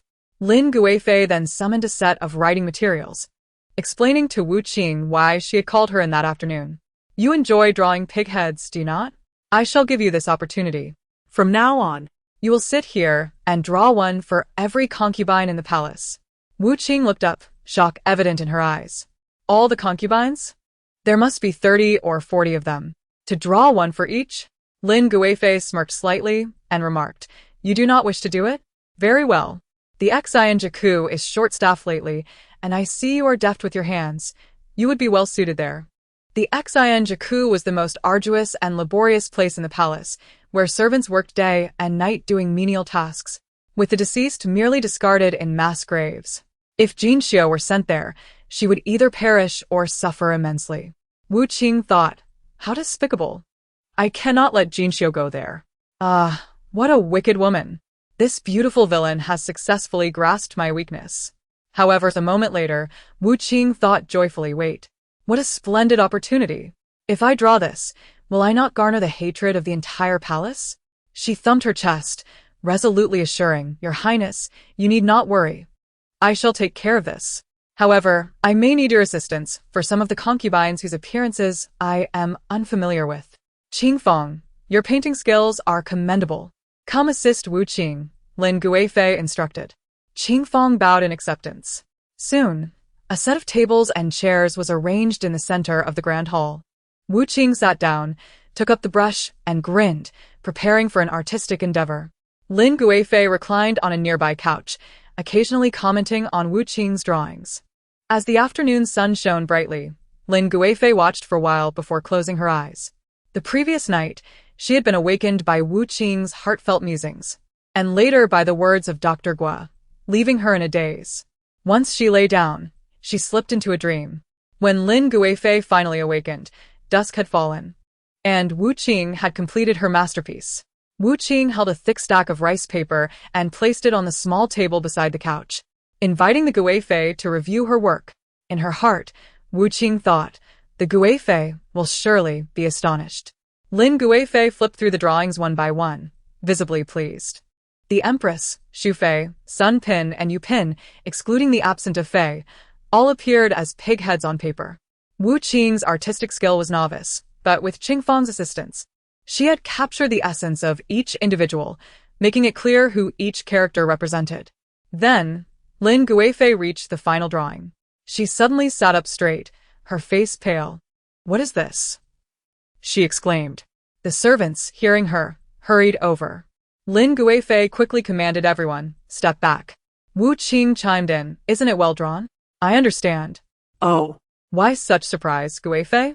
You're making a fuss over nothing. Lin Guifei's emotions were tumultuous as she pressed her hand to her heart and demanded, I ask you, what is this? Wu Qing replied candidly, it's simply a modern artistic technique known as a stick figure spring palace drawing. Lin Guifei scoffed, my eyes are not deceived. I ask you, who is this person? Wu Qing answered honestly, it is I. Lin Guifei smirked again, pointing to another figure, and this one? Wu Qing looked up, timidly gazing at Lin Guifei, her ears suddenly flushed with embarrassment. I do not quite grasp your meaning, Your Highness.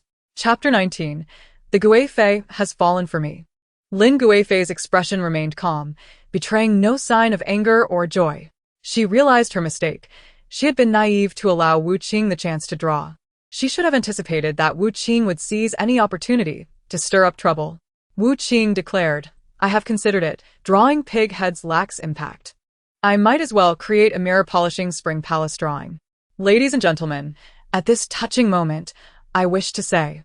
Wu Qing's voice suddenly brightened. I bring you the golden tablet's intent, drawing the jade dragon to die for you. I laugh with my sword against the heavens, my gallant heart remains steadfast. Since ancient times, who has not faced death? Let my loyal heart illuminate history. As Wu Qing concluded, she lowered her voice and added, I can only remember these 3 lines. Any more would reveal my hand. A curtain call. Curtain call. Lin Guifei cast a cold glance at her, squeezing out 2 words through clenched teeth. Wu Qing. These 2 words were short yet forceful, akin to an icicle piercing through winter's chill. Had anyone else been present, they would have surely quaked in fear, unable to utter a sound. Wu Qing promptly knelt on the ground, palms together, pleading loudly, "Your Highness, I was wrong. I truly realize my mistake. I should not." Unexpectedly, Lin Guifei's tone shifted, praising her instead. "Well done, but you are not permitted to draw again." Wu Qing was taken aback. "Huh? Just like that?"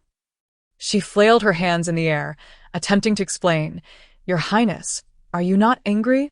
I must have gone too far. Who would see themselves depicted in a spring palace drawing and not be infuriated? This is ancient times. Even in modernity, one cannot insult another like this." Wu Qing was utterly perplexed. Lin Guifei picked up the drawing, methodically tearing it into long, narrow shreds. With a delicate wave of her hand, the fragments descended like autumn leaves, falling into the scorching charcoal pit beside her. In no time, the spring palace painting by Wu Qing was reduced to ashes. "I have already admired this painting. There is no need for others to strain their eyes over it," Lin Guifei remarked coolly. Wu Qing's eyes widened in disbelief. What does she mean? Beautiful? Finished. My prowess in palace intrigue is faltering. What should I do? Suddenly alert, Wu Qing thought, something feels amiss. She mused, it is known that I painted a spring palace scene featuring myself and the Guifei. She also realized, furthermore, the Guifei is not angry and even helped me burn the painting. This indicates. Lin Guifei's poised smile began to falter. Her lips moved slightly, forming 3 faint words, "Do not speak." Wu Qing, filled with dread, thought, she wishes to pursue a romantic relationship with me. The Guifei has fallen for me. Wu Qing then understood. She is protecting me. She does not want others to know about this, which is why she burned my painting. I can comprehend. I am in the bloom of youth, while the emperor is what? 37? He is aging. It seems he is no longer capable in that regard. The empress requires someone young and passionate like me. Taking a deep breath, Lin Guifei calmed the fury in her heart. A celestial being? I see you are merely foolish as a pig. Wu Qing exclaimed, Your Highness, our relationship is impossible. I only admire beautiful women, but my sexual orientation remains conventional. The veins on Lin Guifei's forehead throbbed, clearly reaching her limit. She shouted fiercely, Where is my calming soup? Bring it here. Ziju hurriedly scurried away, stammering, Your Highness, please calm down. I shall fetch it immediately. The calming soup has been kept warm in the kitchen. I will bring it to you right away. A smirk curled at the corners of Lin Guifei's mouth as she coldly commanded, Force Wu to drink it all. Ziju's heart leapt with joy. Thinking the Guifei was finally going to take severe action against this wretch, she immediately donned a fierce expression, as if channeling all her malice towards Wu Qing. Held down by Ziju, Wu Qing protested. Wu Qing thought, the Guifei is furious and embarrassed? I hit the nail on the head. Lin Guifei, exasperated, urged. Hurry up. I do not wish to hear her speak any longer. As night fell, Ziju carried a tray of paintings from the Linhua Palace, making her way to the other palaces. The Su Xiugong of Concubine was adjacent to the Linhua Palace, and she was the first to receive her painting. The Guifei seldom granted her personal items, usually only bestowing a few trinkets of gold and silver. This was the first time Concubine received something artistic from the Guifei. She excitedly unfurled the scroll, and upon glancing at it, burst into a tinkling laugh. Holding her belly, she laughed until it hurt. Ha ha ha. The Guifei is truly childlike. Take it away and keep it safe. When the emperor arrives, let him appreciate it too. Meanwhile, in the Shufu Palace, Concubine Shu sat side by side with Zhao Chongzai, both enjoying a peaceful dinner. Upon learning of the Guifei's bestowal, Concubine Shu's heart tightened. She instructed a servant in a hushed tone, Go summon the imperial physician. Zhao Chongzai, having just taken a bite, hastily set down her chopsticks, panic evident in her voice. Concubine Shu? What is it? Is there something wrong with the food? Concubine Shu gently shook her head, using a soothing tone to calm her. Do not panic. It is nothing serious. The Guifei has sent something over, and I am feeling uneasy, wanting someone to examine it first. Hearing this, Zhao Chongzai's tension eased slightly, and genuine gratitude shone on her face. She whispered, Your kindness, I shall never forget. Without you, my pregnancy might have been fraught with peril. She caressed her increasingly prominent belly, her face clouded with concern. The emperor had not sired a child in many years, and she was the only woman in the harem carrying a dragon seed, with everyone watching her closely. Even with concubine Shu's protection, Zhao Chongzai felt anxious every day, fearing for her and her child's safety. However, when the physician hurriedly arrived and opened the two paintings, his expression became indescribable. Concubine Shu. Concubine Shu gasped, pressing for answers. Is there something wrong with the paintings?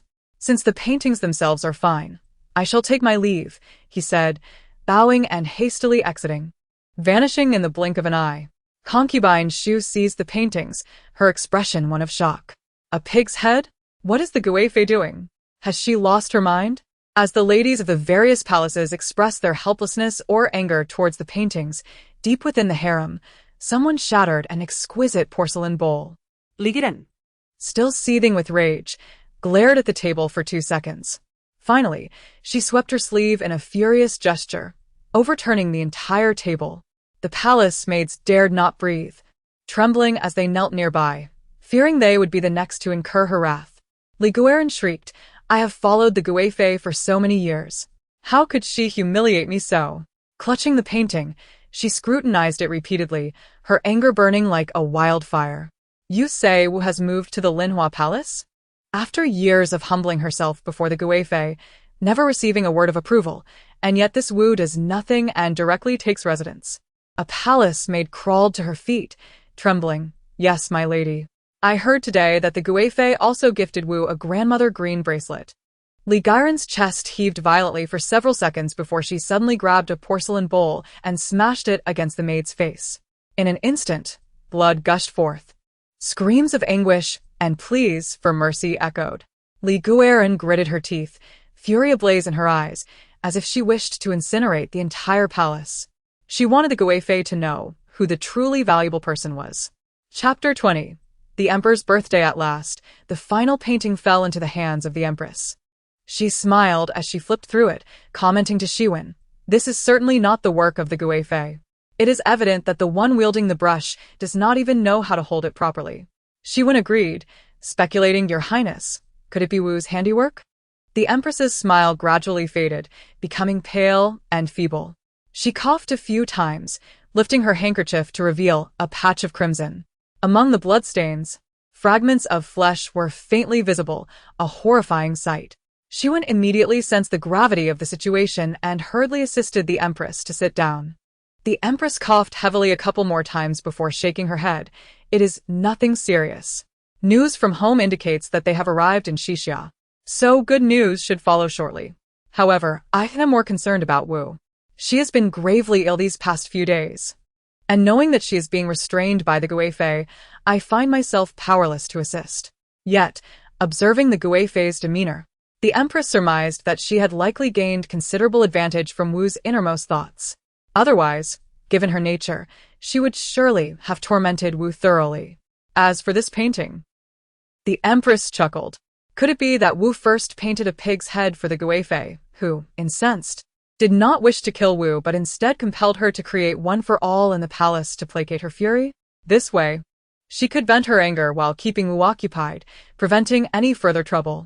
Clearly, as the Guifei's longtime rival, the Empress had surmised the sequence of events with remarkable accuracy. The next day, in the Linhua Palace, sunlight streamed into the chamber, illuminating the bed. Wu Qing forcibly administered the sleeping potion, awoke groggily, her mind still somewhat hazy. As she regained consciousness, Jinxiu stood beside the bed, looking at her with a mixture of exasperation and concern. Wu Qing sheepishly scratched her head, offering an awkward smile. She then recounted the incident regarding the Spring Palace painting in full detail. Jinxiu, stroking her chin, pondered, It is indeed strange. Why is the Guifei not angered with you? Wu Qing coughed softly, whispering, Do you not feel that the Guifei has an interest in me? Jinxiu's face paled as she suddenly realized, My lady, it is my fault. Earlier, I chanced upon a fellow townsman who, out of curiosity, inquired about you. Unwilling to divulge too much, I simply told her that you were a celestial being descended to the mortal realm. In hindsight, she may well have been a spy sent by Her Highness the Consort. Wu Qing, astonished, remarked, and the consort believed this? How is that even conceivable? Jin Xiu retorted, otherwise, how could the consort possibly spare you? Rest assured. It is certainly not because the consort harbors any affection for you. Wu Qing sighed. Indeed, with the consort's beauty, how could she possibly take an interest in someone like her? It must be because of her value. They are reluctant to let her perish. After a moment of contemplation, Wu Qing revealed a confident smile. What a foolish mistake I have made. In the palace, the most effective way to court disaster is through assassination. If I were to strike the emperor, my entire clan would be doomed. As the ancients say, those who stab the ruler are rewarded. My ancestors do not deceive me. At that moment, Lin Guifei, eavesdropping on their conversation, could not contain herself and spat out her tea. Is that how one uses the phrase those who stab the ruler are rewarded? Lin Guifei placed a hand on her forehead. Over the past few days, she had been so troubled by Wu Qing's antics that she had even forgotten the emperor's birthday. I must prepare thoroughly for the birthday banquet and give the emperor a grand surprise, Wu Qing declared. Lin Guifei wiped her mouth with a silk handkerchief, shook her head, and smiled silently. Such a grand affair calls for national celebration, with each palace and department meticulously preparing for months in advance. How could it possibly allow for any casual intrusion? On the day of the celebration, Wu Qing carefully concealed her makeshift weapon, a jeweled hairpin, and completed her delicate makeup. Just as she was about to leave, a maid from the consort informed her that she lacked the status required to attend the banquet. Stunned, Wu Qing stood frozen in place, overwhelmed by disbelief. What on earth? Why didn't you say so earlier? She exclaimed in frustration. The weapon had cost her 4 taels of silver, which constituted all her savings. Without the consort providing her with meals, she would have to spend her precious silver on food from the imperial kitchen. Now, with her pockets empty, Wu Qing was destined to subsist on stale buns once more. As dawn broke, the emperor had already arrived at the Taiha Hall, awaiting the greetings of princes, civil and military officials, and foreign envoys from afar. Gifts of calligraphy, paintings, jewels, and gold and silver artifacts flowed into the hall, arranged in splendid array. Once the tribute was concluded, the first banquet commenced. The palace orchestra lined up, performing solemn melodies. The birthday feast featured 20 hot dishes, 20 cold dishes for soups, 4 side dishes for fresh fruits, 28 varieties of candied fruits, and 29 types of pastries and noodles, totaling 109 delicacies. The officials shouted "Long live the emperor," celebrating the grand feast together. The birthday banquet was set for noon, began at the hour of the monkey, and concluded at the hour of the dog, lasting 4 hours. After the officials departed, the emperor moved to the Qianqing Palace to enjoy the company of his consorts and princes and partake in the next banquet. Since ascending the throne, the emperor had declared the state as de Yuan, and this year marked the 13th year of de Yuan. At 37 years of age, he was in the prime of life. His robust physique resembled that of a mountain, exuding a sense of stability. As the years passed, he had grown a beard, his presence becoming increasingly formidable and authoritative. However, in recent years, perhaps due to his excessive severity, certain factions had found opportunities to maneuver. The repressed forces, akin to wild beasts trapped in a cage, were gradually seeking the chance to break free and transform. Seated at the head of the table, the emperor squinted slightly, calculating in his mind while maintaining a semblance of a smile on his face. Many guests had gathered today. Aside from the ailing empress, all consorts of noble rank were present in the hall. The Guifei, Defying, and Shufei had all arrived, raising their cups to offer congratulations to the emperor. To the emperor's left was a designated seat for the royal family. Few of his surviving brothers were able to attend, and only his youngest brother, the Dingqian Wang, was present to celebrate the occasion. The Dingqian Wang was not born of the same mother as the emperor. His mother was a favored concubine of the late emperor, possessing exquisite beauty, and the Dingqian Wang inherited her striking looks, making him unforgettable at first glance. When the emperor cast a glance in his direction, the Dingqian Wang immediately smiled and rose to toast the emperor. Behind him, the first prince, second prince, and the little princess gathered in harmony. Aside from the consorts and princes, The emperor had also invited several meritorious officials to join in the celebration, one of whom was Wu Qing's former fiancé, Qin Lixue. Chapter 21. The ex-boyfriend. This summer, the Jingji region faced severe drought. Initially, the land was strewn with the hungry and the dead, and countless people fled their homes. Qin Lixue, a graduate of the imperial examination, had served as a county magistrate for a year, playing a significant role in addressing the drought. Without hesitation, he ordered the opening of granaries to relieve the urgent needs of the populace. He later collaborated with local gentry, implementing labor in exchange for aid, sustaining the relief efforts for 2 full months before the imperial grain supplies arrived, with enough resources left to assist neighboring counties. Additionally, 2 officials from the Ministry of Revenue and 1 from the Ministry of Works achieved remarkable feats this year.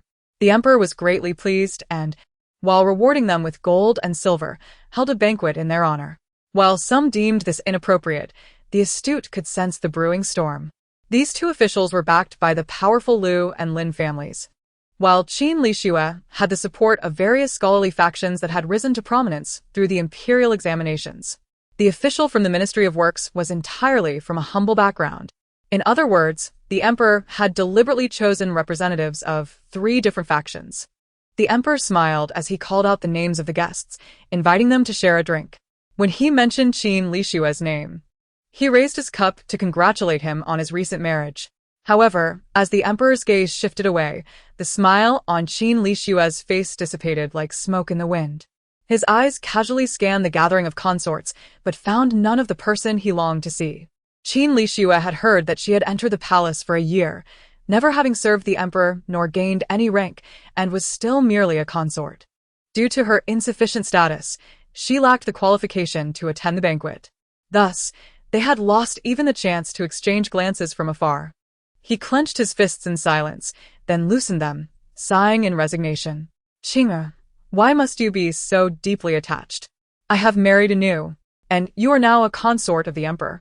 Our fates have concluded, and it is difficult to rekindle the past." He downed a cup of wine, hiding the last remnants of his sorrow deep within. Unfortunately, Wu Qing was oblivious to this scene. Had she witnessed it, she would have merely patted his shoulder and said, "Buddy, don't be overly confident as a man. Wu Qing simply does not have the emperor's favor. It doesn't mean she intends to remain chaste for you. You should heed your mother's advice. The moment you chose to abandon her, she lost all hope." Why would you think Wu Qing would have feelings for a faithless man? Wu Qing had no fondness for this character. In the original story, it was precisely because he remained infatuated with Wu Qing that he ultimately caused her to be condemned by the emperor. This older brother harbored delusions, firmly believing that Wu Qing still held feelings for him, and secretly sent a love letter deep into the palace. At that time, the female protagonist was entangled in rumors of infidelity. Upon discovering this, she cleverly utilized the situation to rid herself of the slanders, redirecting the emperor's attention towards Wu Qing. The innocent Wu Qing thus became a pawn in this power struggle. Every time Wu Qing contemplated this, her anger towards Qin Lixue flared. Men's excessive confidence is a malady that must be cured. The empress was absent, and among the 3 consorts, Lin Guifei undoubtedly held the highest status. According to her usual temperament, with the empress absent, she should have taken the opportunity to flaunt her power and showcase the emperor's affection for her. Yet today, she rested her chin on her hand, fully engrossed in admiring the palace maid's dance. Ignoring the gazes of others, Guifei conversed softly with Qing Fong, smiling radiantly, completely devoid of any air of arrogance. This is entirely contrary to her usual demeanor, attracting the attention of certain individuals. The dowager consort chuckled, remarking that the music and dance troupe had put forth great effort. This performance of the flying flower dance was truly magnificent, captivating even the typically disinterested noble consort. Upon hearing the term noble consort, the emperor's attention was indeed piqued. The dowager consort continued, particularly highlighting the palace maid in the center, who was spinning gracefully, her charm reminiscent of the noble consort's allure from her younger days. At this remark, all eyes turned towards the maid. With brows delicately arched like willow leaves, her almond-shaped eyes brimmed with emotion, and her complexion was as fair as jade, radiating a translucent beauty. Upon closer inspection, her figure was light and ethereal, akin to a willow branch swaying in the breeze, exuding grace. It was not merely a resemblance of 3 parts, it was undoubtedly 7 parts alike. The noble consort cast a fleeting glance, a faint smile gracing her lips, acknowledging the similarities. After speaking, she lowered her head to savor a piece of pastry, leaving the dowager consort's words to fall unnoticed. The dowager consort was momentarily taken aback, not expecting the noble consort to respond so nonchalantly, causing her meticulously devised plan to unravel. In the past, when someone was mentioned to bear resemblance to her, the noble consort would have erupted in anger, creating a scene. Especially regarding the sensitive matter of performing before the emperor, the last maid who had won the emperor's favor through dance had quietly disappeared within the noble consort's palace. This had become an unspoken secret among the court. The dowager consort furrowed her brow slightly, her gaze towards the noble consort growing more scrutinizing. The emperor, concerned, inquired, "Noble consort, why are you so reticent today? Are you unwell?" The noble consort gently parted her lips, revealing a warm smile. "Thank you for your concern, your majesty. I am merely captivated by the exquisite artistry of the music and dance troupe. Had it not been for your birthday celebrations, I fear I would have missed witnessing such delightful performances." The emperor, slightly tipsy, spoke more casually. "If you enjoy it, I shall order them to perform at Linghua Palace. Solely for your pleasure." The dowager consort pressed her lips together, a flicker of discontent passing through her eyes, quickly masked. What a breach of decorum. The emperor's affection for the noble consort was excessive. The noble consort shook her head, gently declining, "Your Majesty, how could that be? Such enchanting performances should not be enjoyed by me alone. That would be unfair." Her gaze shifted, settling on the palace maid who bore a slight resemblance to her. Her voice alluring as she continued, "If your Majesty truly cherishes me, please send the most beautiful one to my palace. I feel a certain affinity with her and would like to seek her advice on dance." The emperor chuckled, "You are of noble status. Why would you need to learn such skills? Since you admire her, she shall be yours. In just a few exchanges." The beautiful dancer found herself granted as a maid to Linghua Palace. Although the emperor harbored some interest in the dancer, it was merely a fleeting curiosity. Upon hearing this, the dancer closed her eyes, exhaling softly in relief, as if a weight had been lifted. Meanwhile, the noble consort took a sip from her teacup, a smile gracing her lips. A dancer so reminiscent of her? What a delightful coincidence. This must be a scheme directed at her. In that case, why not gracefully go along with it and seize the opportunity to claim the dancer for herself? If Wu Qing were present, she would undoubtedly recognize the true identity of that maid as the heroine's sister. In the original text, the heroine's sister attracts the emperor's attention due to her striking resemblance to the noble consort. Naturally, the noble consort obstructs this, while the dowager consort secretly fosters the situation, allowing the heroine's sister to successfully serve the emperor and become his new favorite. Now, however, the heroine's sister has become a maid in the noble consort's palace. Once, the noble consort would have caused a scene at banquets when displeased, prompting the emperor's ire. Today's noble consort, however, appeared transformed. She first feigned silence and weakness, skillfully diverting the emperor's gaze from the dancer. Subsequently, under the guise of learning dance, she endeared herself to the emperor and managed to secure the dancer for her own palace. The dowager consort, having spent years accompanying the empress dowager in religious devotion, had underestimated her. The dowager consort's mind raced, yet she maintained a smile, serving wine to the emperor while softly suggesting, "Your Majesty, Princess Xiao wishes to personally convey her birthday wishes as well." Princess Xiao, though only 7 years old, bore some resemblance to the dowager consort, her elongated eyes giving her a youthful appearance, but as the emperor's only daughter, she was greatly favored. The little princess joyfully approached, her cheeks flushed with excitement as she congratulated the emperor. Her soft, tender voice, although slightly stammering in her verses, only accentuated her innocence. The emperor's heart swelled with joy as he lifted her up, indulging in conversation and inquiring about her well-being. The dowager consort smiled quietly beside them, seemingly lost in this familial bliss. The second prince, witnessing the scene, narrowed his eyes. As the son of the noble consort, he was unwilling to let the dowager consort monopolize the emperor's affection. Thus, he summoned the first prince, and together they approached the emperor, raising their cups in salute. Observing the two princes, soon to come of age, radiating vigor, the emperor's expression grew increasingly amiable, revealing a long-lost warmth. In that moment, the entire banquet was enveloped in laughter and merriment. Amidst this warm and harmonious atmosphere, a perceptive guest discreetly chose to take their leave. The Prince of Engagement stood, humbly stating, "Your Majesty, my capacity for alcohol is limited. I humbly request your permission to retire." The emperor nodded, gesturing for the prince to depart. In a moment of carelessness, Qing found an opportunity to slip away. She donned splendid attire, sneaking about, nearly caught by patrolling guards. "Halt! Which palace do you serve?" The heavily armored guards bellowed in unison, their voices ringing like thunder. Qing summoned her system to check the list of candidates, gasping in shock. Not a single guard was present. No, she could not perish here. She must not be captured. Gritting her teeth, Qing sprinted away with the speed of a 100-meter dash. Damn it! Immediately investigate where that maid escaped from. The guards pursued, breathless and furious. They exchanged glances, unable to comprehend how a maid could run so swiftly. The figure and speed were simply beyond what one would expect from a woman. Qing attempted several times, but could not breach the seemingly impenetrable guard line outside Qianqing Palace. She cast a resentful glance at the resplendent palace, silently taking a detour. This detour led her into a secluded flower garden. Hiding behind a bush, Qing overheard two maids conversing. Maid 2 spoke mysteriously, "These pots of sacred chrysanthemums are extraordinary." The emperor personally praised them, saying they are imbued with celestial energy, and even met him in a dream. Maid 1 gasped, "Oh, I must pay my respects to absorb some of that celestial energy." Maid 2 replied, "Enough of that. Hurry and finish watering the flowers. We need to go see the sky lanterns. Tonight will be lively, as I hear 1,000 sky lanterns will be released to celebrate the emperor's birthday.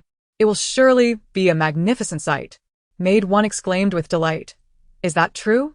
We must go." The two hastened their tasks, eagerly anticipating the spectacle to come. Within just 10 minutes, they completed their duties and hurried away. Qing suddenly emerged from behind the bushes, crouching low, her eyes gleaming. Gazing at the pristine, vibrant chrysanthemums, a wicked smile crept across her face. "A dream offering, you say? Celestial energy, indeed?" Today, she would ruthlessly pluck the flowers. In a corner of the garden, the Prince of Engagement stood quietly at a distance, his brow slightly furrowed. Clad in black, he melded with the shadows, concealing his strikingly handsome visage, while his expressive eyes, once warm with intoxication, now radiated a chilling coldness. He was sent away by his servant, and now he stood alone in the shadows, quietly observing everything that transpired in the flower garden. In truth, his inebriation was not profound, it was merely a subtle intoxication. He had excused himself to sober up, but in reality, he could not bear the harmonious scene of the emperor's family. This flower garden was not far from the Qianqing Palace. He had visited here in previous years and knew that the servants were few, making it a rare, tranquil spot within the palace. However, today, he seemed to have encountered a peculiar palace maid. Dressed in modest maid attire, she sported a resplendent red agate hairpin amidst her cloud-like dark locks, giving her a playful appearance. The prince observed her hands closely. They were clearly not those of a maid accustomed to daily toil. From this, he deduced that she was likely a low-ranking concubine who had secretly donned maid's garb. Was she here to rendezvous with the emperor? The prince stood with his hands clasped behind his back in a corner, silently watching her every move, filled with curiosity. To satisfy his intrigue, he refrained from interrupting her. He watched as the young concubine stealthily approached a cluster of blooming white chrysanthemums, glancing around as if to ensure no one was watching. Confirming that the coast was clear, she quickly bent down and grasped a pot of white chrysanthemums. With all her might, she lifted the pot high. In the prince's eyes, her expression turned fierce, and her eyes glinted with a frenzied spark. Just then, at that moment, she abruptly released her grip, and the flower pot traced a tragic arc through the air before crashing violently to the ground with a crisp, shattering sound. She dusted off her hands nonchalantly, flicking her hair back as if posing for a shampoo commercial. The prince stood there, dumbfounded. Chapter 23. The first encounter. The prince could not help but widen his eyes slightly. The scene before him was utterly unexpected. What was she doing? The young concubine muttered to herself, her words unclear even from a distance, yet the prince's keen hearing managed to catch her murmurs. She sighed, lamenting, "The chrysanthemums have wilted, leaving sorrow scattered across the ground." Then she grumbled, "Damn it, I messed up. There's not a soul in this godforsaken place. If no one can prove it was me, wouldn't I be at a great loss? My arms are nearly breaking." She squatted down, mercilessly tearing off petal after petal of the white chrysanthemums, each one feeling like a knife to the prince's heart. Being a lover of flowers himself, he found her actions grotesque. Before long, the ground around her was strewn with the remnants of the white chrysanthemums. Just as she was about to shred the final, expensive pot of chrysanthemums, the prince could no longer contain himself. Though conversing with a concubine was inappropriate, he simply could not endure it any longer. His brow furrowed, and with a hint of reproach in his tone, he commanded, "Stop it. Cease this foolishness." Upon seeing him, her eyes widened in surprise. "Who are you, handsome?" she exclaimed. Good heavens, she had finally encountered a strikingly handsome man deep within the palace. Tears welled in her eyes. Although there were a few young eunuchs in the palace who were not bad-looking, she was no beast. She relished seeing beautiful women daily, but she also desired to behold a handsome man. The prince, catching the infatuated glimmer in her gaze, felt a twinge of displeasure. Assuming she was yet another woman enamored by his looks, he scowled fiercely and discreetly took a step back. She smirked. "Are you serious with that retreating posture? I won't bite you." Redirecting her attention from his face, she meticulously scanned his physique. The intrusive gaze made the prince's eyelids twitch, compelling him to nearly voice a reprimand. She internally critiqued him, noting his all-black attire, which accentuated his slim figure, and thought, how cunning. He did not appear to be a guard, for his demeanor was too proud. He did not resemble a noble, lacking a prominent belly. Nor could he be the emperor, as he was too young. Thus, he was not among the individuals on the system's list. Bored, she shifted her gaze away and resumed plucking petals. The prince, incredulous, found it hard to believe that despite his verbal intervention, she dared to act with such blatant audacity. "Do you even realize what you are doing?" he inquired. She nonchalantly replied, "Of course I do." She plucked a petal with vigor, chewed it, and then offered him another, saying, "Want one? It actually tastes decent." The prince's eyes widened in shock, momentarily rendering him speechless. "This is the emperor's designated sacred chrysanthemum," he murmured. How could she treat it so casually? She rolled her eyes dismissively, declaring that she wouldn't even deign to look at ordinary chrysanthemums. With a wave of her hand, as if shooing away an annoying fly, she said, Shoo, don't interfere with my work." What a handsome man, yet he speaks so unappealingly. Feeling insulted by her dismissive gesture, the prince, with a hint of confusion and discontent, replied, "Do you not know who I am? Even if you are a concubine, you should show respect to a prince like me." She retorted, "Are you a superstar? Must I know you?" With an air of indifference, she continued, "Not interested. You're not the emperor. Only the emperor can sentence me to death. Can you?" Hearing this, a smirk crept onto the prince's lips. The emperor's brother? Yet another brother. People all over the world were the same. Women, in particular, were either enamored with beauty or power. Even this woman before him was no exception.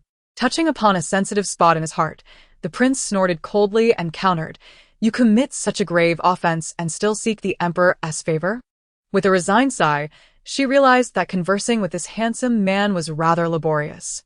Given that he was to her liking, she endeavored to explain patiently, "Can you not think for a moment? Look at my attire." She gestured to her plain dress. "And consider what I just did." She discarded the remnants of the white chrysanthemums. "Do I seem like someone here to vie for favor?" She could not resist rolling her eyes again. "Handsome man, you seem quite talented. Why are you so dense?" She cast a pitying glance at the prince. The prince, momentarily dazed by her outburst, began to regain his composure. He repeated her words, realizing she had a point. If she were truly here to compete for favor, why would she deliberately destroy the flowers? It was he who had jumped to conclusions and misjudged her. In conclusion, she proclaimed, "I don't care who you are. Just remember that I personally plucked these chrysanthemums. If anyone asks, just say it was the work of Wu Dang. Wu Dang? The prince pondered deeply, unable to recall anyone by that name in the palace. Indeed. She had not appeared at the emperor's banquet today and was clearly of little importance within the palace. With a serious tone, the prince warned, "Do you realize this is a capital offense? If discovered, you will not only die but could also be relegated to the cold palace." Wu Dang continued her floral carnage. "What does it matter to you?" she retorted. "By the way, who are you, anyway?" Clearing his throat, the prince hesitated to reveal his identity, masking it with, "Just a passing outsider." "Fine," she replied, seemingly uninterested. She plucked another petal, languidly stating, "Just so you know, I'm absolutely eager to die." The prince was momentarily taken aback. He cautiously asked, "Is the emperor unkind to you?" She shot back, "If the emperor treats you well." "Why did you sneak out in the middle of a banquet?" The prince opened his mouth to explain, but she interrupted, "Stop, I know you have much to say. But perhaps it's better left unsaid. Whether you respect the emperor or not, only you know your true feelings." With a light laugh, she added, "I can speak of losing my head because I fear not death. You, on the other hand, ought to cherish your life a little longer and enjoy the beauty this world has to offer." The Prince of Engagement stood silently, his gaze fixed intently upon Wu Qing until she plucked the last leaf from the tree. "I see it," Wu Qing exclaimed. "Don't forget to testify for me." "I shall remain true to my name and identity. I am Wu Qing." With a playful pat on the prince's shoulder, it seemed to signify a tacit understanding between them. In an instant, she darted 10 meters away, disappearing in the blink of an eye. Her strides were agile, devoid of the typical modesty and shyness expected of a woman, exuding instead a spirit of freedom and nonchalance. Yet, the prince's eyes appeared glued to her form. "Wu Qing." The Prince of Engagement quietly crouched down, caressing the scattered petals she had discarded. A sudden scream pierced the air, and he turned to see a young palace maid, her eyes wide with terror. She gazed at his hands, believing him to be the cause of the flower's ruin. The maid's legs weakened, fearing impending doom. The prince chuckled softly, his tone unperturbed. "Do not fear, it was I who did this. It concerns you not. Come with me to report to the emperor." Chapter 24.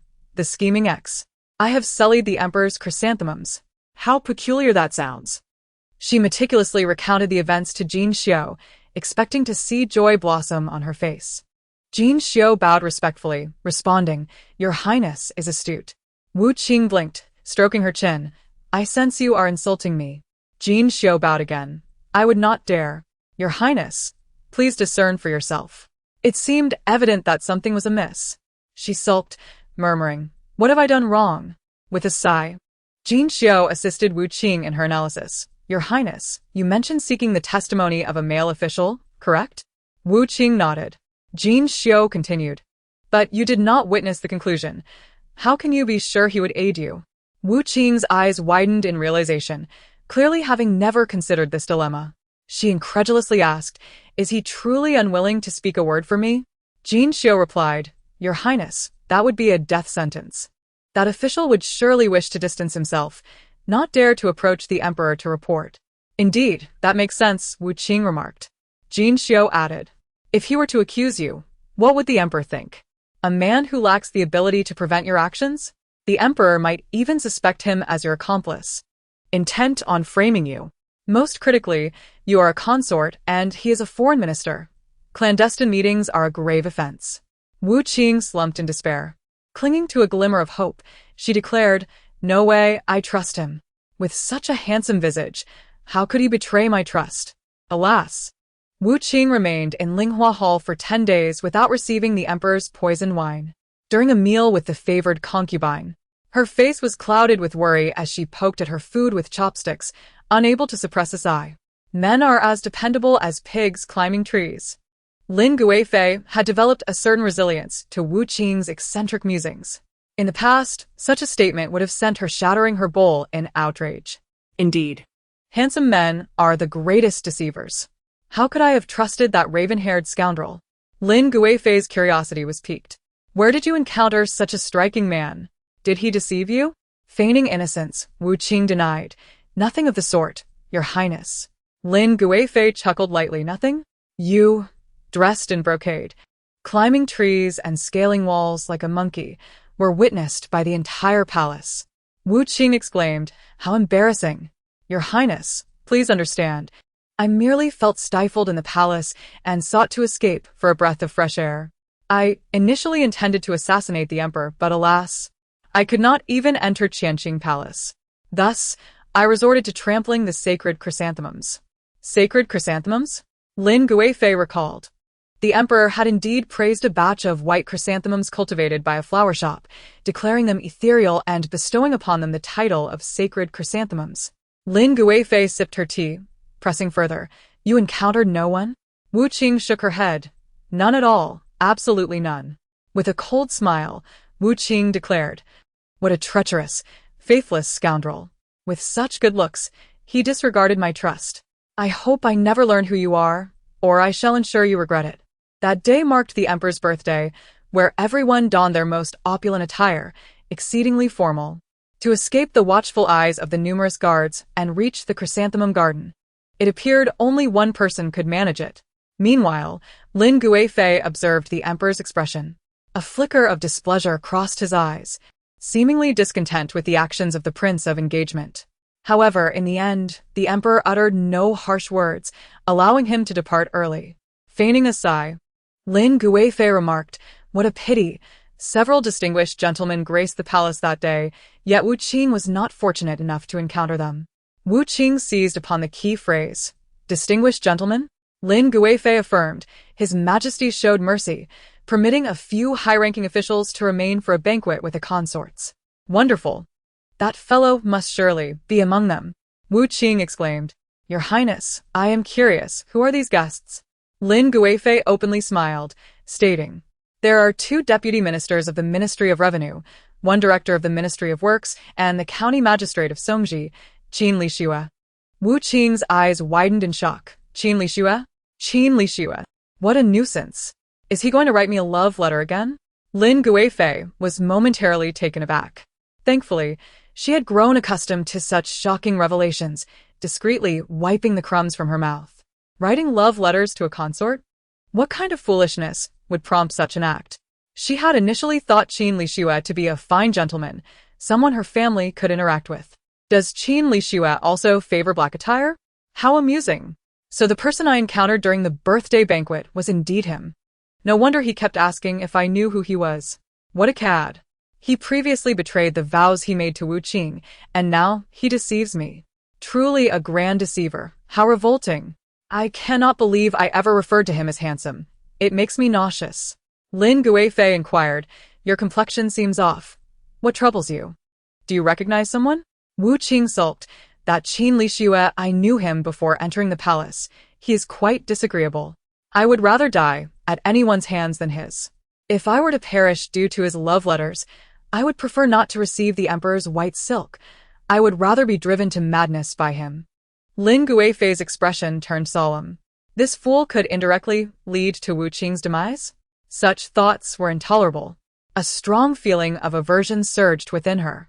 After all, she had finally found someone in the palace to confide in. How could she allow Qin Lixue to bring her harm? Lin Guifei scrapped her initial plan to relay news to her family, intending instead to ensure they taught him a lesson. Wu Qing calculated, given the time, the heroine must be entering the palace shortly. But what of her sister?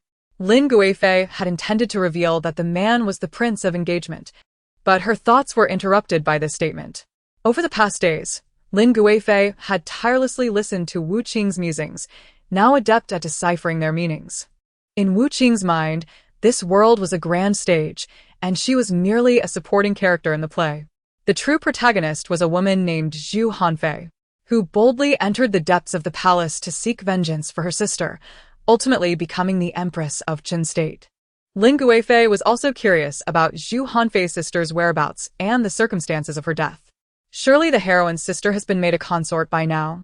Given her resemblance to the favored concubine, she must have suffered disfigurement at the hands of the favored one. Lin Guifei pondered, her expression shifting to one of shock. Chapter 25. Lady Li's Renovation.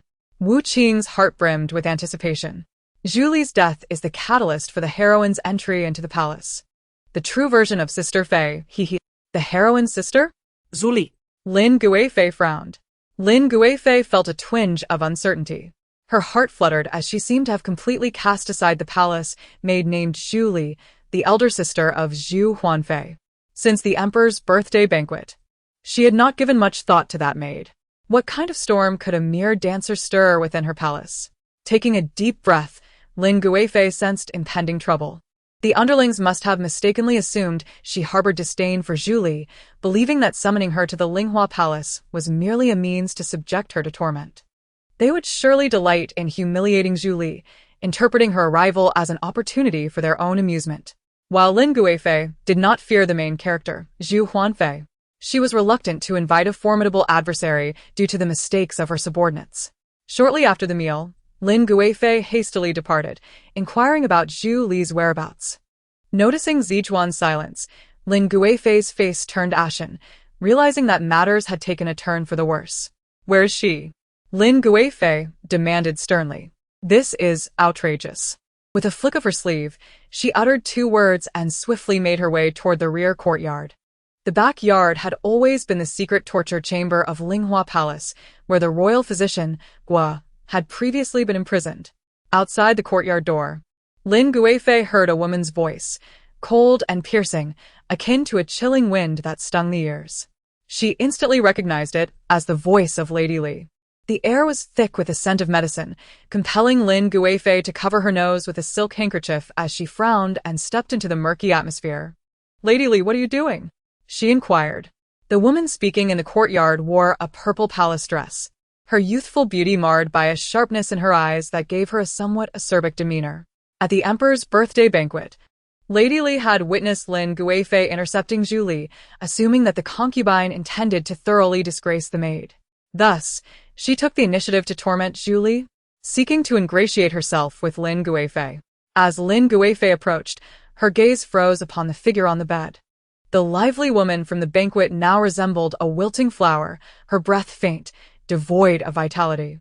Her complexion was a ghastly gray, her exposed skin marred by countless wounds resembling claw marks, tearing apart her once delicate and fair skin. The most horrifying aspect was her face. The visage, once reminiscent of Lin Guifei's own, was now disfigured by terrifying sores and pustules, rendering her irreparably scarred, even if she were to recover. There was no hope for salvation. Lin Guifei's chest heaved violently. Lady Li continued to solicit praise, saying, "Your Highness, she is beyond saving. This detestable face will no longer appear before you." The corners of Lady Li's mouth could hardly contain her glee. Within Linghua Palace, she alone understood the concubine's sentiments and knew that Lin Guifei despised such sycophants. So she took it upon herself to discipline the dancer. Thus, Lin Guifei would surely recognize that only she was the most trustworthy. Muchan. And that lowly Wu Daring, how could they be worthy of standing by your side? Lin Guifei replied indifferently, "I have indeed underestimated you." Lady Li sweetly responded, "To serve your highness is my greatest fortune." Lin Guifei shook her head and replied flatly, "From this day forth, if you dare to set foot in Linghua Palace again, I shall break your legs."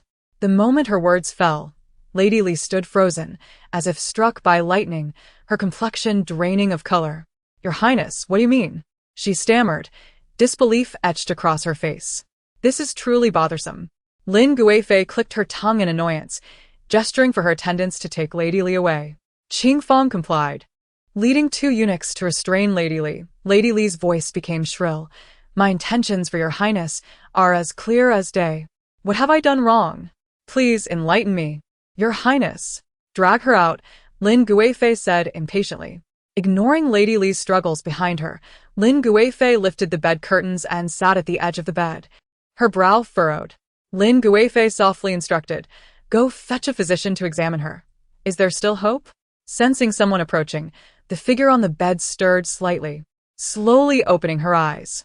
Upon hearing the question, she weakly replied, "Your Highness need not." Lin Guifei looked down at her, stating bluntly, "I do not intend to save you out of kindness."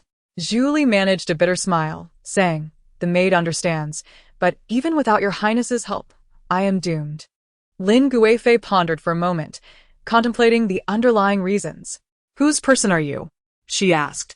Has someone instructed you to die by my hands?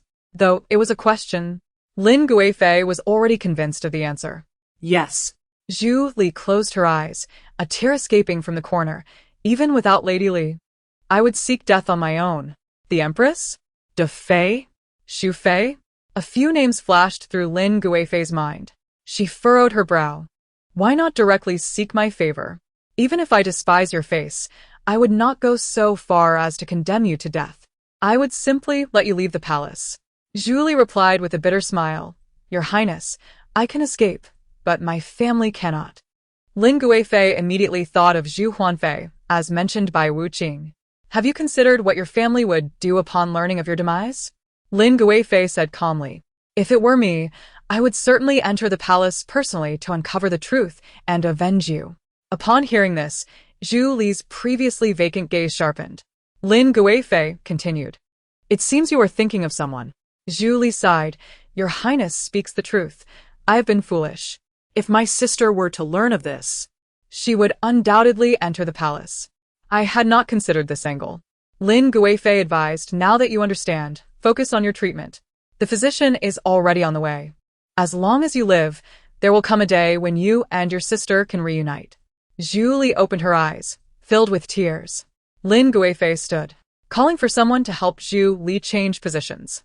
The rear courtyard of Linghua Palace was cold and damp, unsuitable for Zhu Li's recovery. And Lin Guifei intended to move her to a side chamber for treatment. Yet, as soon as she stepped out of the room, Qing Fong rushed in, whispering urgently, Your Highness, Zhu Li has died. Lin Guifei felt a jolt of realization and lifted her head. Chapter 26. The Emperor's Suspicions. Zhu Li has died after all. For the sake of her sister, Zhu Huanfei would surely enter the palace.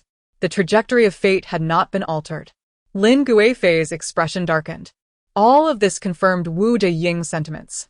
She began to doubt whether that seemingly casual play had truly dictated the fates of all involved. Lin Guifei's mood plunged to despair, deepening her unease. In the days that followed, Lin Guifei could not afford to seek Zhu Huanfei's whereabouts. Nor could she pry more information from physician Gua. She found herself increasingly occupied, as the Empress had utterly succumbed to illness. The Lianxin Gu had ultimately erupted. The physicians could not diagnose the cause, trembling with trepidation each day, fearing any misstep might lead to the Empress's demise. The Emperor's countenance grew ever darker. Any minor error by the servants resulted in their banishment to the Xinqing division for punishment. The entire palace was rife with anxiety, each individual seemingly walking on thin ice, terrified that one misstep could plunge them into an irretrievable abyss. At this moment, within Kunning Palace, the air was thick with medicinal fumes. The woman upon the opulent bed had aged nearly 10 years within a month, her hair streaked with gray, her skin sagging, sustained only by a regimen of medicine. Each day, after attending to state affairs in the Yangxin Hall, the emperor would hasten to the empress's quarters to keep her company. Empress Liu was the emperor's first wife. They had supported one another since their youth, and upon ascending the throne, they had fulfilled their respective roles, elevating the Qin kingdom to the preeminent power on the continent. Despite the throngs of beauties in the harem, the empress would forever hold the most significant place in his heart. Now, witnessing the empress's frail and haggard state, the emperor could only grasp her hand, hoping to alleviate her suffering. Closing his eyes, he concealed his sorrow, assuring her, "Rest easy, my empress. I have instructed the Imperial Medical Bureau to remain vigilant day and night. Your ailment shall soon be resolved. I shall be fine, your majesty. Please do not worry." Seeing the empress's weak condition, the emperor sighed and patted her hand in a gesture of comfort. The empress further advised, "If you are troubled, it would do good to visit other concubines." The emperor furrowed his brows and remarked, "You are still unwell. How could I abandon you?" The empress, however, merely curled her lips into a faint smile and replied, "Your majesty, you are not a physician. What use would your presence serve? Compared to you, I am in greater need of the royal physician." What the empress did not voice was her deep understanding of the emperor's true feelings after years of companionship. Caring for a patient is indeed a taxing endeavor, one the emperor is neither suited for nor capable of undertaking. His gaze reflected a palpable weariness. The empress gently pushed away the emperor's hand. The bluntness of her words rendered the emperor momentarily discomfited. Yet, given her feeble condition, he would not press her further at this time. He was well aware that this was her way of provoking him. Nonetheless, with her words lingering in the air, the emperor sighed and acquiesced. Then I shall come to see you tomorrow. The empress smiled softly, bidding him to take care. As he was about to leave, she added, if you happen to see Wu Dang, do remember to exchange a few words with her. The emperor nodded slightly, acknowledging her request. Yet in truth, he could not recall who Wu Dang was. Next to Kunning Palace lay Shuefengxian, where Lady Lu resided. Lady Lu possessed a gentle disposition and exquisite beauty, regarded by the emperor as a rare and charming gem. As the imperial sedan came to a halt, the emperor stepped down, his bright yellow brocade boots firmly touching the ground, and he entered Shuefengxian, eliciting a delicate smile from the beauty. The emperor's earlier irritation melted away in the warmth of Lady Lu's gentle demeanor. Once inside, Lady Lu cheerfully inquired, Your Majesty, what brings you here today? You did not notify anyone. I have not even prepared dinner. The emperor settled himself and replied, I was passing by after visiting the empress and thought to see you. He lazily lifted his eyelids, seemingly posing a casual question. Why do you not attend to the empress's illness, given your proximity? Lady Lu chuckled, unperturbed by his inquiry. Aware of the emperor's current displeasure, she offered him a cup of warm tea to soothe his spirit. The emperor regarded her for a moment before accepting the tea. Lady Lu then shared, half a month ago, upon hearing of the empress's grave illness, Lady Mu and I expressed our willingness to attend to her. But the empress declined our offer. The emperor furrowed his brows and sipped his tea in silence. Lady Lu continued, The empress mentioned that she has sought a miraculous remedy from the Western Xia, and once it arrives in the capital, her ailment will be eradicated. She also stated that our efforts, even if we were to faint by her bedside, would be of no use. This did indeed sound like something the empress would say. The emperor's expression softened slightly, yet he retorted, Nonsense. I have never heard of such a miraculous remedy. This was the second time he had encountered this name today. The first was in the empress's palace, when she had urged him to converse with Wu Dang. The second was now, in Lady Lu's quarters. Yet, after pondering for a time, he could not recall who this person might be. Lady Lu, noticing the emperor's perplexed expression, gently reminded him, Wu Dang is frail and has not served the emperor since entering the palace a year ago. She currently resides in Linghua Palace with the Guifei. Lady Lu subtly offered the emperor an avenue of understanding. Wu Dang's absence from the emperor's bedchamber was not due to her poor health, but rather a reflection of the emperor's disinterest. However, she could not state this outright. She must preserve the emperor's dignity. Upon mentioning the Guifei, the emperor finally recalled Wu Dang. Indeed. He had consented to the Guifei's request to have a certain attendant moved into her palace. Was it this individual, Wu Dang?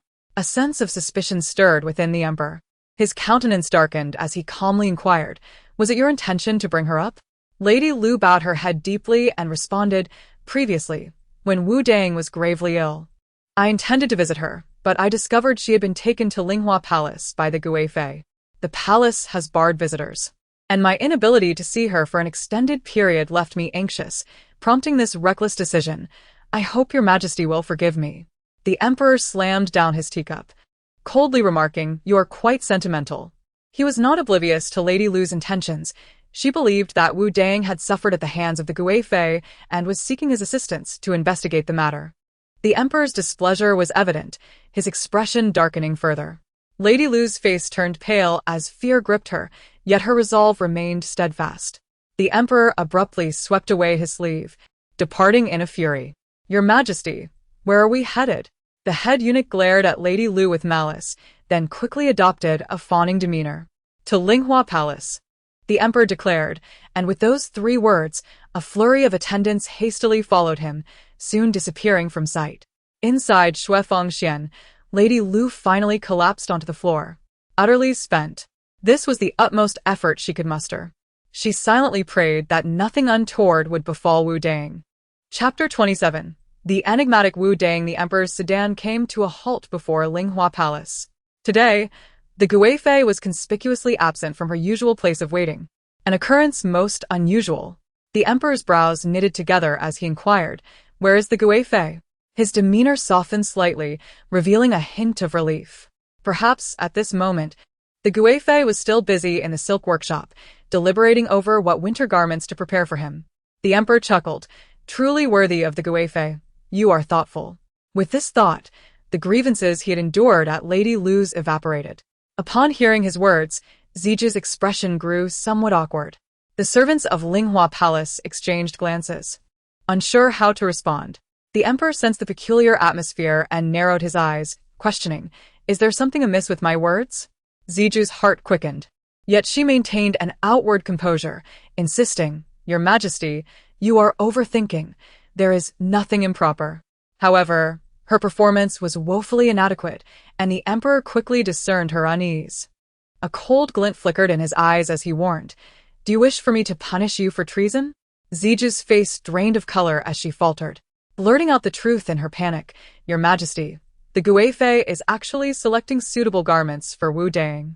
Having said this, she knelt on the ground, unable to bear the weight of the emperor's gaze. "The Guifei is personally choosing her garments?" The emperor questioned in confusion. Who exactly was this beguiling Wu Dang? The empress placed her trust in her. The Guifei held her in high regard. And even Lady Lu was willing to risk offending the emperor to save her from Linghua Palace. This was not merely a captivating beauty. She seemed to be a source of national calamity. Where is Wu Dang?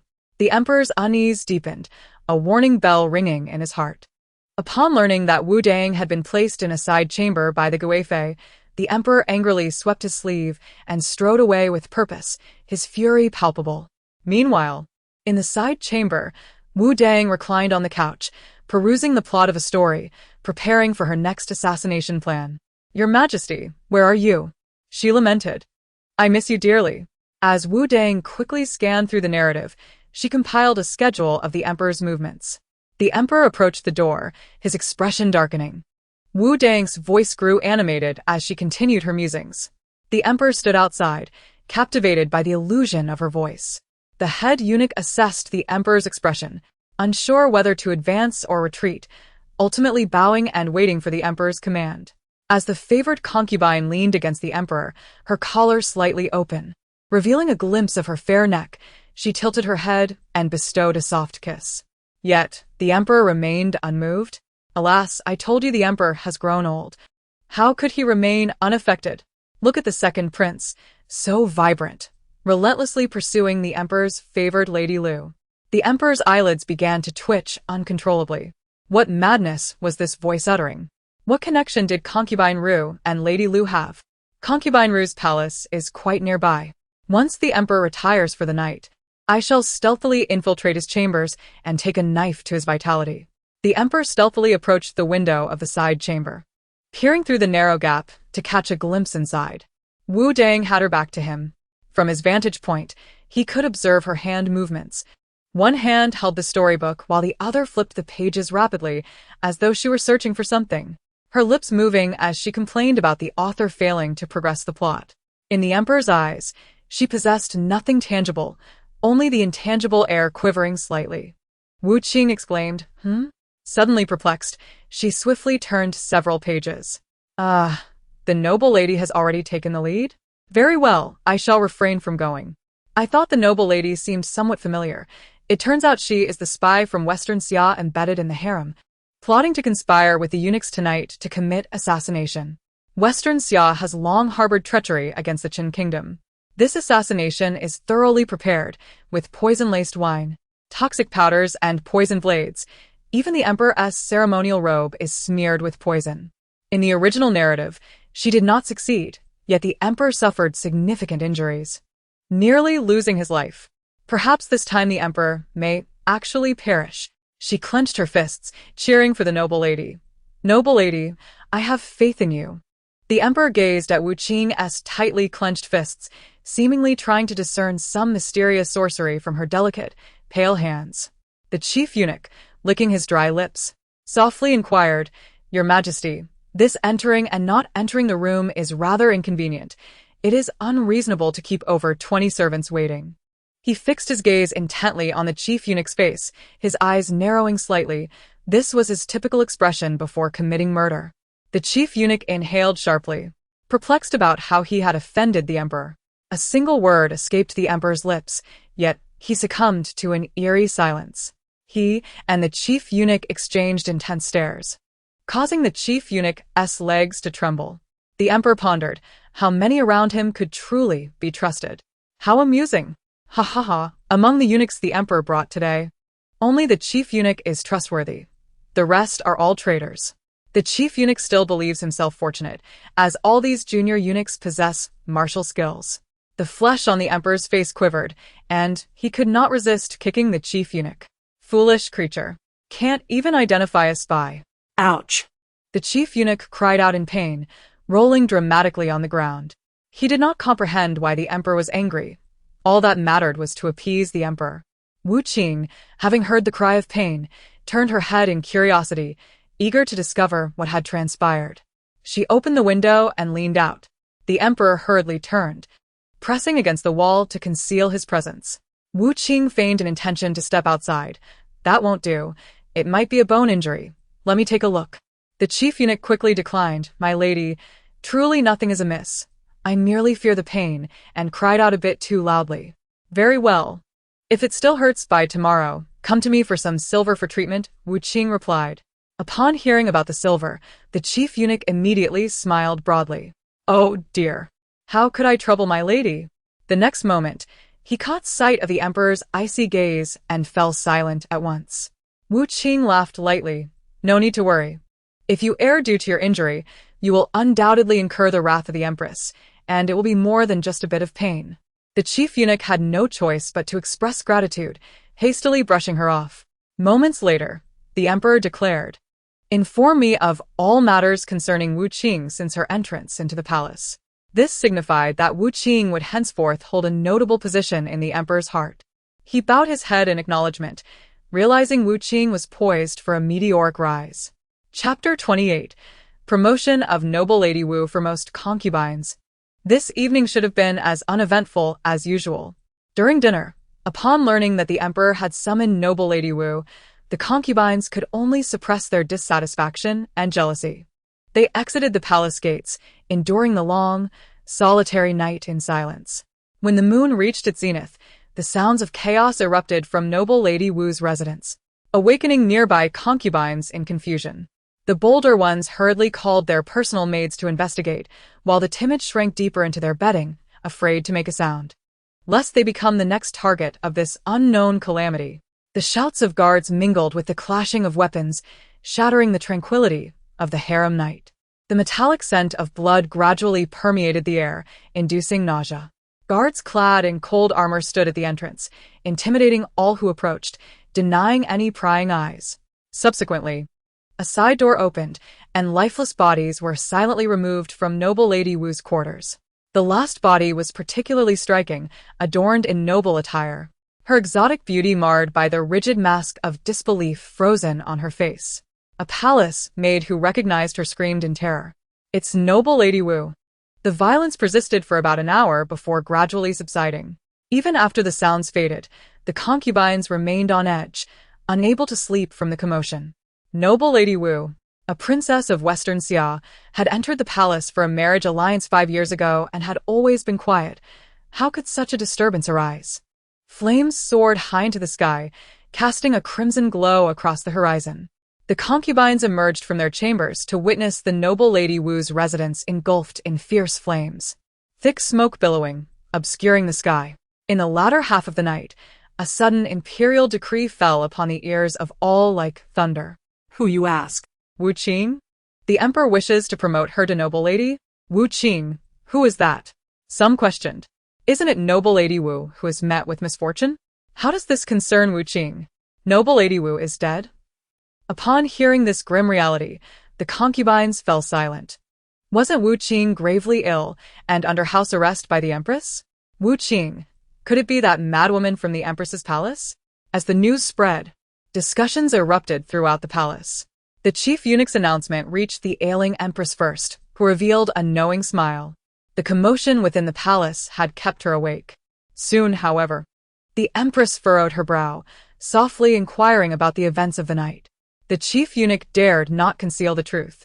revealing the entire saga of noble Lady Wu being a spy from Western Xia, including the fact that several of his junior eunuchs were also traitors.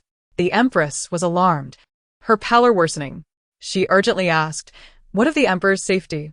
The chief eunuch reassured her, "Your Highness, do not panic.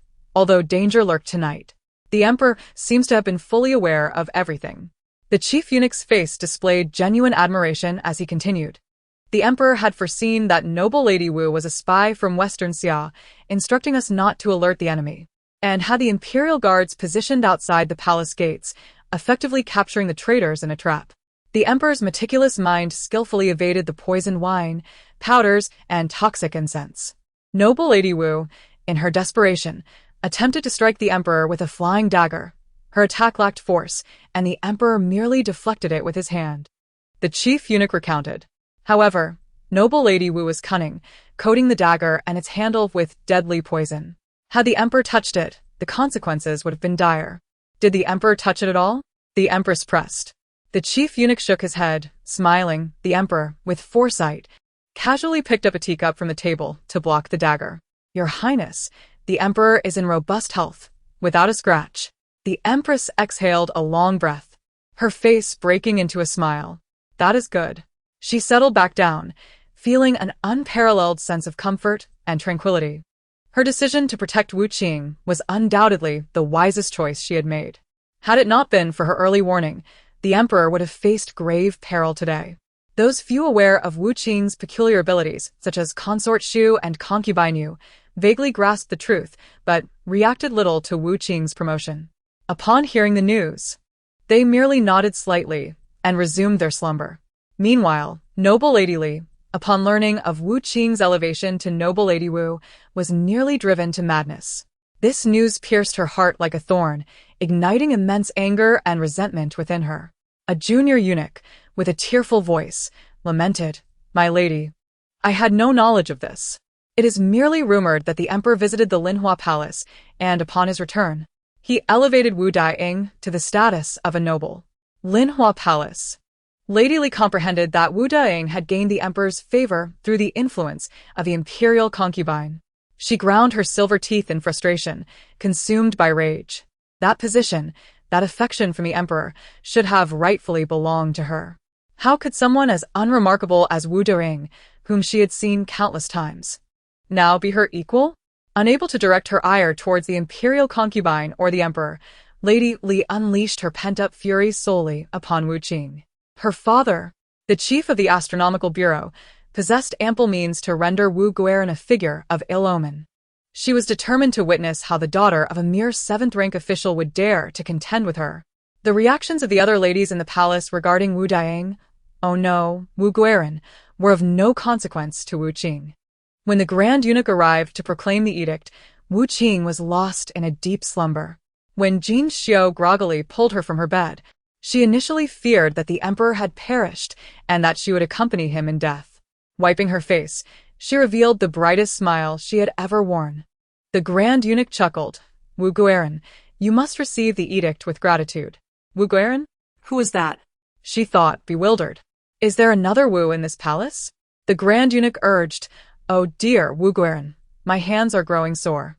Jin Xiao hastily tugged at her mistress's sleeve. Wu Qing, in disbelief, felt her smile vanish instantly. She numbly accepted the decree and read it repeatedly, confirming that it indeed announced her elevation. "But why?" she shrieked in despair. Chapter 29. Father Wu Qing was utterly perplexed. The Grand Eunuch, with a sycophantic grin, replied, "Of course. It is because of the extraordinary bond between you and the Emperor. You are the first to be elevated to Guerin without having served in the Emperor's chambers. But I have never even laid eyes on the Emperor." Wu Qing scratched her head. The servants of Linhua Palace were tight-lipped and would never divulge the Emperor's visit to her quarters. Wu Qing remained oblivious to how her words earlier that afternoon had benefited the Emperor. The Grand Eunuch laughed. "My lady, others merely express gratitude upon their elevation. Yet you seem to be entangled in confusion. What do you know?" Wu Qing's eyes brimmed with tears, revealing her grievances. The death of Emir Daiying would hardly stir anyone's concern. But a Guerin was different. This meant that the difficulty of her own demise had escalated. Jin Xiao interjected. My lady is still in a daze. If there is any offense, please forgive us, Your Excellency. The Grand Eunuch quickly smiled. How could I dare to blame the noble lady? The Emperor has stated that Linhua Palace is spacious, and the Guerin may reside here for the time being. Should there be any thoughts of relocating, do not hesitate to approach the Emperor. Is he mad? Wu Qing thought furiously. What is with this clumsy oaf? He has never even seen my face, so why is he treating me so well? Her mental tirade roused the nearby Lin Guifei. With a sigh, Lin Guifei rose, yawning. She had grown accustomed to being abruptly awakened. After listening to Wu Qing's outburst for a while, she grasped the full context of the situation. Surely, during the Emperor's visit to Linhua Palace, he had learned of something significant from Wu Qing and discovered her remarkable qualities. Wishing to reward her without revealing his intentions, he granted her an elevation in rank. After contemplating this for a moment, Lin Guifei could not help but laugh as she pounded her bed. Ah. Will the Emperor soon be subjected to unflattering remarks as well? The thought of Wu Qing having another target for her insults amused Lin Guifei. After a few moments of laughter, however, she deemed it inappropriate, stifling her mirth and lying back down to listen. The news of Wu Guiren's elevation also reached Lu Chongzai. Inside Shui Huaxian, Lu Chongzai wept tears of joy. Her former sister had finally emerged, becoming the first in the entire palace to be promoted beyond her rank, a cause for celebration. Yet, upon hearing that the Emperor had no plans to relocate Wu Qing, Lu Chongzai grew perplexed. She had assumed the Emperor elevated Wu Qing to comfort her after witnessing her being oppressed by the imperial concubine. But now the imperial concubine remained unharmed, and Wu Qing still resided at Linhua Palace. Lu Chongzai, bewildered, resolved to seek an opportunity to inquire further. Outside the palace, others were also bustling about regarding this matter. In a small courtyard beyond the capital, before dawn's first light had graced the earth, Wu Father embarked on his journey to the palace. Wu Mother, his second wife, 13 years his junior, rose early each day to bid him farewell, her expression tender. Wu Father offered a faint smile as he accepted the food box she had prepared, turning to step out the door and merge into the morning mist of the capital. Coming from a humble background, he had worked at the censorate after passing the imperial examinations. Time had passed, and he remained a nameless clerk, far from the prospects of promotion to the 6th rank. For many years, his inability to navigate the court had left him with few friends, resulting in a dismal career. Fortunately, his home life was harmonious. Though his first wife had passed away early, his second wife was virtuous and capable, managing household affairs efficiently and never causing him worry. As Wu Mother watched her husband depart, the smile on her face gradually faded. Madam, the second young lady has awakened, a maidservant reminded her. Wu Mother immediately donned a loving demeanor, gently instructing, let her wait a moment. My white fungus porridge will be ready shortly. As Wu Father walked through the streets, he sensed an unusual atmosphere that differed from the norm. Several officials he encountered, typically indifferent, greeted him with congratulations. Though puzzled, he engaged in small talk with them. His demeanor remained neutral as he inquired about the cause for their joyful expressions. This question took the others by surprise. One tentatively asked, does the master clerk truly not know? Wu Father shook his head, candidly admitting, I serve at the censorate, maintaining my integrity, and thus I am not well informed. The faces of those around him fell. No wonder, despite years in the court, he was still just a trivial 7th rank official. To claim ignorance of the news was akin to mocking their intelligence.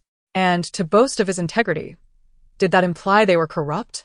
Truly, he lacked social tact. Someone reminded him, your daughter has been elevated. My daughter? Wu Father's first thought was of his 10-year-old second daughter. She resembled her mother, speaking in a melodious voice and endearing herself to many. 5 seconds later, he recalled his eldest daughter, Wu Qing, who had entered the palace a year prior. Wu Darren, the Emperor has decreed the promotion of your eldest daughter to Guerin. You must not be unaware.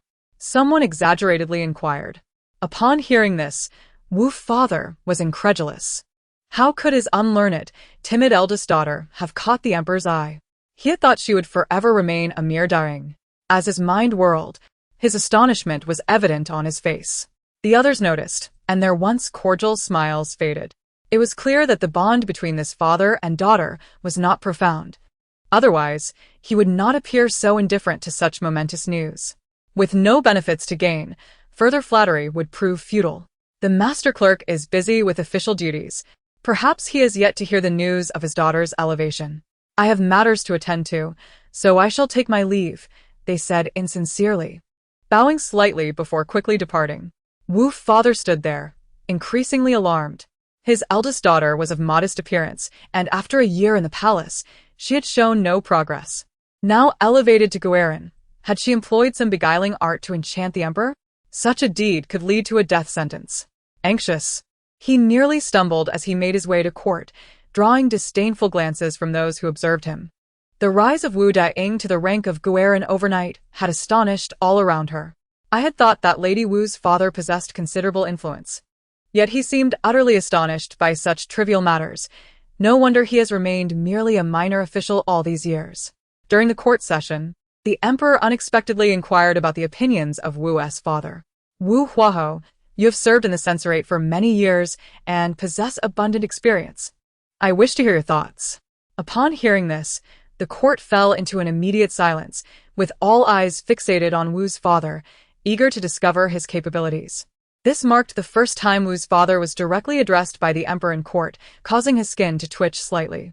Today, his mind was troubled, preoccupied with concerns regarding Wu Qing. In his distraction, he failed to respond to the emperor's question. Noticing his silence, his superior cast a cold glance in his direction. The superior quietly reminded him, the emperor inquires about the deficiencies in the capital's oversight system. In essence, he was to convey that the capital's oversight system was generally sound, with officials diligent in their duties and the populace living in peace under the emperor's wise rule. The realm of Qin would surely prosper further. Though his words were sincere, they rang hollow, drawing a frown from the emperor. The officials present also displayed expressions of disdain. Last night, the emperor had eliminated a faction of hidden Western Xia forces in the capital, purging not only several concubines and eunuchs, but also apprehending those officials who conspired with them. The emperor had hoped that Wu Qing's father would be a man of substance. Even without his daughter's extraordinary abilities, he ought to possess some political acumen. It now seemed that only Lady Wu held any remarkable attributes. With a hint of impatience, the emperor dismissed him and turned his attention to Qin Lixue. Qin Lixue, who had contributed significantly to drought relief, gained the emperor's favor and was promoted to the Ministry of Revenue, now holding the same rank as Wu's father. The emperor expressed satisfaction with him, offering a few words of praise before allowing him to withdraw. Amidst the envious gazes of others, the handsome Qin, whose career seemed bright, harbored a tumult of emotions beneath his calm exterior. Before the court meeting, he had learned of Wu Qing's elevation to Lady Wu. Upon hearing the news, his initial reaction was not joy but shock. Following that shock, an inexplicable anger surged within him. He had believed that Wu Qing harbored deep feelings for him, which made him feel guilty toward her. Now, however, she appeared to be merely capricious. Disappointment washed over Qin Lixue. He had even sent someone to deliver messages to the palace on her behalf. Recalling their romantic moments before her entry into the palace, his expression darkened further. Though he had a beloved wife, he could not forgive Wu Qing's betrayal. In the midst of all this turmoil, only Wu Qing remained listless. She stood in the courtyard, gazing at the sky for an extended time. As silence enveloped her, she finally rolled up her sleeves. What of her newfound status? Lady Lin still forbade her from venturing outside. Lady Lin remarked, "Your actions are impulsive and reckless, with the empress unwell. It is my duty to ensure you do not cause any further trouble." Wu Qing thought, "I see. The noble lady does not wish for me to interact with the empress. Now that I am a lady, my status has elevated, and Lady Lin surely aims to draw me into her faction." She squatted down, joining the servants in the courtyard, pulling weeds among their puzzled gazes. "How dull this is. I am utterly bored. I cannot go out, nor can I die. With the empress ill and the selection postponed, the main female lead cannot enter the palace until next month. How is this any different from a prison?" After dealing with the chaotic affairs of the palace, Lady Lin stepped outside for some fresh air, only to spot Wu Qing laboriously weeding among the maids and eunuchs. She couldn't help but chuckle, marveling at Wu's seemingly boundless energy. Do celestial beings possess such vigor? Upon seeing Lady Lin, Wu Qing's eyes sparkled. Her cheeks flushed as she exclaimed, "Your Highness, would you like to join me in weeding? It is quite relieving." After exercising for a while, her complexion brightened with vitality. Lady Lin's gaze fell upon Wu Qing's disheveled hair and dirt-stained garments. After a brief pause, she gently declined, "No, you enjoy yourself." Hearing this, Wu Qing wiped her hands on her clothing, leaving green stains behind, and resumed her weeding. The servants, noticing Wu Qing's enthusiasm, willingly joined her without any discontent. Qing Fong approached her, whispering, "Your Highness, it seems the servants have taken quite a liking to Lady Wu." Lady Lin perked up. "Oh, naturally, her servants should prioritize her. How could they harbor affection for a mere lady? If, in the future, there were a rift between Lady Lin and Wu Qing, these servants could become a potential threat." Lady Lin nodded, her tone calm as water. "I am aware. Let them be."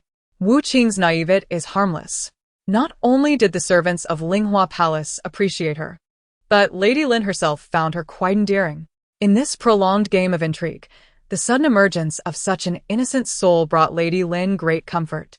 She called Wu Qing over. Wu Qing obeyed, tidying her appearance before approaching Lady Lin. "I have something to tell you," Lady Lin began. "Recently, the Empress has fallen gravely ill. In order to pray for her recovery, the Emperor has decreed that all palace concubines chant scriptures collectively for her. Furthermore, the Emperor has requested that I select 10 fortunate individuals to visit the Guoguang Temple to offer incense in hopes of the Empress's swift recuperation." Lady Lin smiled and inquired, "I would like you to accompany me. Are you willing?" Wu Qing eagerly replied, "Of course I shall go. Finally, I can step outside. I adore you, noble lady. This is Guoguang Temple, the stronghold of the Golden Lotus Society. I want to see what Master Tongguang looks like, hee. Golden Lotus Society. What is that?" Lady Lin raised an eyebrow, puzzled by Wu Qing's excitement. "I wonder who else will be accompanying us to Guoguang Temple. If Sun Concubine and Ning Concubine are present, it will be even more lively. Sun Concubine has secretly sold palace jewelry to donate 10 gilded Buddhas to the temple in hopes of conceiving. And Ning Concubine's ex-boyfriend. Well, I can only say, bearing humiliation is no easy feat. Sun Concubine's theft? Ning Concubine's ex-boyfriend?" Lady Lin pondered these revelations, adding both names to her original list. She would never admit that she was curious about the gossip. After learning of her own infertility, Lady Lin's perspective had shifted dramatically. Once, she felt jealousy towards the young and beautiful concubines, but now she could regard them with a calm heart. In fact, she hoped they would bear the Emperor's heirs soon, so she could embrace the children herself. Such a significant event. The Emperor will surely attend, won't he? My dagger is already eager for action. Wu Qing was still contemplating the assassination of the Emperor. Lady Lin shook her head, feigning regret. "Unfortunately, the Emperor is too occupied with state affairs to join us." Upon hearing this, Wu Qing's expression fell. "What the heck? It has been a month since I arrived here, and I have yet to see the Emperor. Must one only be summoned by the Emperor to meet him?" Lady Lin replied, "Time is of the essence. Go gather your belongings. I shall not assist you." "Very well. I shall pack my things," Wu Qing sighed dejectedly. "Next time, I will find another opportunity to assassinate the Emperor, and then we shall see." Lady Lin, exasperated, remarked, "You should go change your clothes and take a look at yourself. You are covered in dirt. You are already a lady of the palace, yet you still mingle with the servants weeding. What kind of decorum is that?" "Jinxiu, take your young mistress away," Lady Lin urged. Jinxiu, unable to bear it any longer, immediately complied. She stepped forward and grasped Wu Qing's sleeve, pulling her out from the thicket. Lin Guifei watched Wu Qing's retreating figure until it faded from sight, sighing, "Ah, she is truly a naive and carefree spirit. I cannot fathom how she has grown up this way." Qing Fong smiled and replied, "Your Highness, everyone has their own fortune. No matter how well Wu Qing may fare, she is still by your side, is she not? In my opinion, your fortune is far greater." Lin Guifei nodded, lowering her gaze. "Indeed, perhaps I possess some fortune, yet I always feel as though something is missing within my heart." She raised her eyes to the window, a glimmer of longing flashing in her gaze. "What I lack, it is simply a child." Zhao Chongzai mentioned the fetus still nestled in Qing Fang's belly. Unsurprisingly, Zhao Chongzai would soon be in labor, and if one wished to claim the child, the Guifei should begin preparations now. Lin Guifei let out a soft sigh, a flicker of hesitation passing through her eyes, suggesting she had yet to reach a decision. "Let us wait a little longer," she said. Qing Fang was momentarily taken aback. The Guifei seemed somewhat changed. The usual Guifei would not have hesitated. That evening, the list for the pilgrimage to Hugua Temple to pray for the empress's well-being was sent to the various palaces, causing a minor stir. It was no easy task for the palace consorts to leave the palace, and each outing often sparked fervent discussions among the ladies. Moreover, this pilgrimage was for the ailing empress, and the consorts on the list had all been acknowledged by the emperor as fortunate individuals. There were 10 names on the list. Among the high-ranking consorts were Guifei, Shufei, Sun Pin, Yu Pin, and Ning Pin, while the lower-ranking consorts included Zhang Guiran, Wu Guiran, Lu Chongzai, Qi Chongzai, and Mu Chongzai. Li Guiran had the eunuch repeat the list 3 times before finally confirming a fact. Guifei had not permitted her to accompany the pilgrimage to Hugua Temple. She anxiously tugged at the embroidered handkerchief in her hand, her once gentle and serene visage now twisted into a near-savage expression. If the Guifei was unkind, then she could not be blamed for her own lack of righteousness. This pilgrimage to Hugua Temple, she vowed, would be the moment Wu Guiran stumbled spectacularly. She would ensure that Wu Guiran lost face before everyone. On the day of departure, the palace gates swung wide open. In the midst of guards and palace maids, a lengthy procession slowly made its way out. Upon seeing this entourage, the common folk along the route knelt on the ground, respectfully bowing their heads. Hugua Temple, located atop Yushan in the outskirts of the capital, was an hour-and-a-half journey from the palace. Lin Guifei remarked, Hugua Temple has stood for 300 years, serving as a place for the royal family to offer incense and worship. The Empress Dowager and of Fei also practiced their devotion on the mountain behind Hugua Temple. Following suit, Hugua Temple's status in the capital gradually ascended, becoming a revered sanctuary in the hearts of the people. Wu Qing humbly inquired, "Your Highness, how exactly should we pray?" Having labored for many years, Wu Qing hoped the Empress could escape this calamity and not simply follow the narrative's course. Lin Guifei nodded. "We shall stay at the temple for 1 night, and you need only follow my lead for all the rituals." This journey proved far more complicated than Wu Qing had anticipated. Outings for palace consorts were always grand affairs, marked by opulence. Hugua Temple perched atop Yushan required all attendants except the consorts to ascend on foot.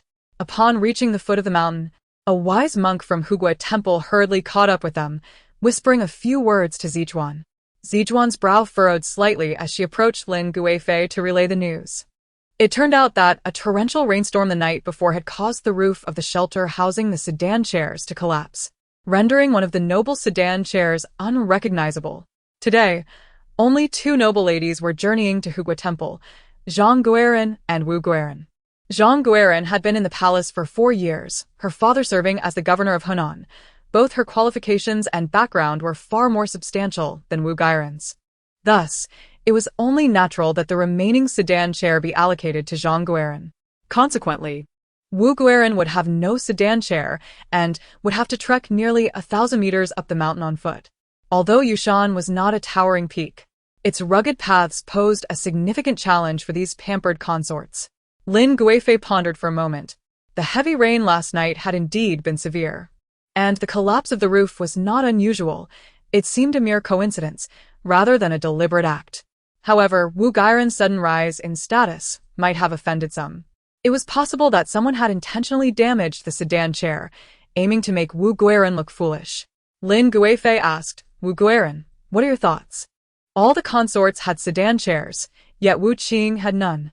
In the eyes of others, was this not a form of humiliation? As a noble consort, she should maintain a distance from the lowly bearers and servants, yet Wu Qing was forced to walk alongside them. Not to mention whether she could complete the ascent. Even if she reached the summit, her breathless and sweaty appearance would surely invite ridicule. Had Lin Guifei herself suffered such treatment, she would have undoubtedly felt immense shame and humiliation. Wu Qing stroked her chin and asked, "Must I climb the mountain alone?" Lin Guifei scoffed. I would never allow you to go alone. I shall send someone to fetch another sedan chair. Wu Guiran was someone she intended to protect, and Lin Guifei was eager to see who would dare obstruct her. Wu Qing hurriedly interjected, but how much manpower and resources would that consume? She declared, Your Highness, I can manage on my own. Climbing the mountain would be delightful.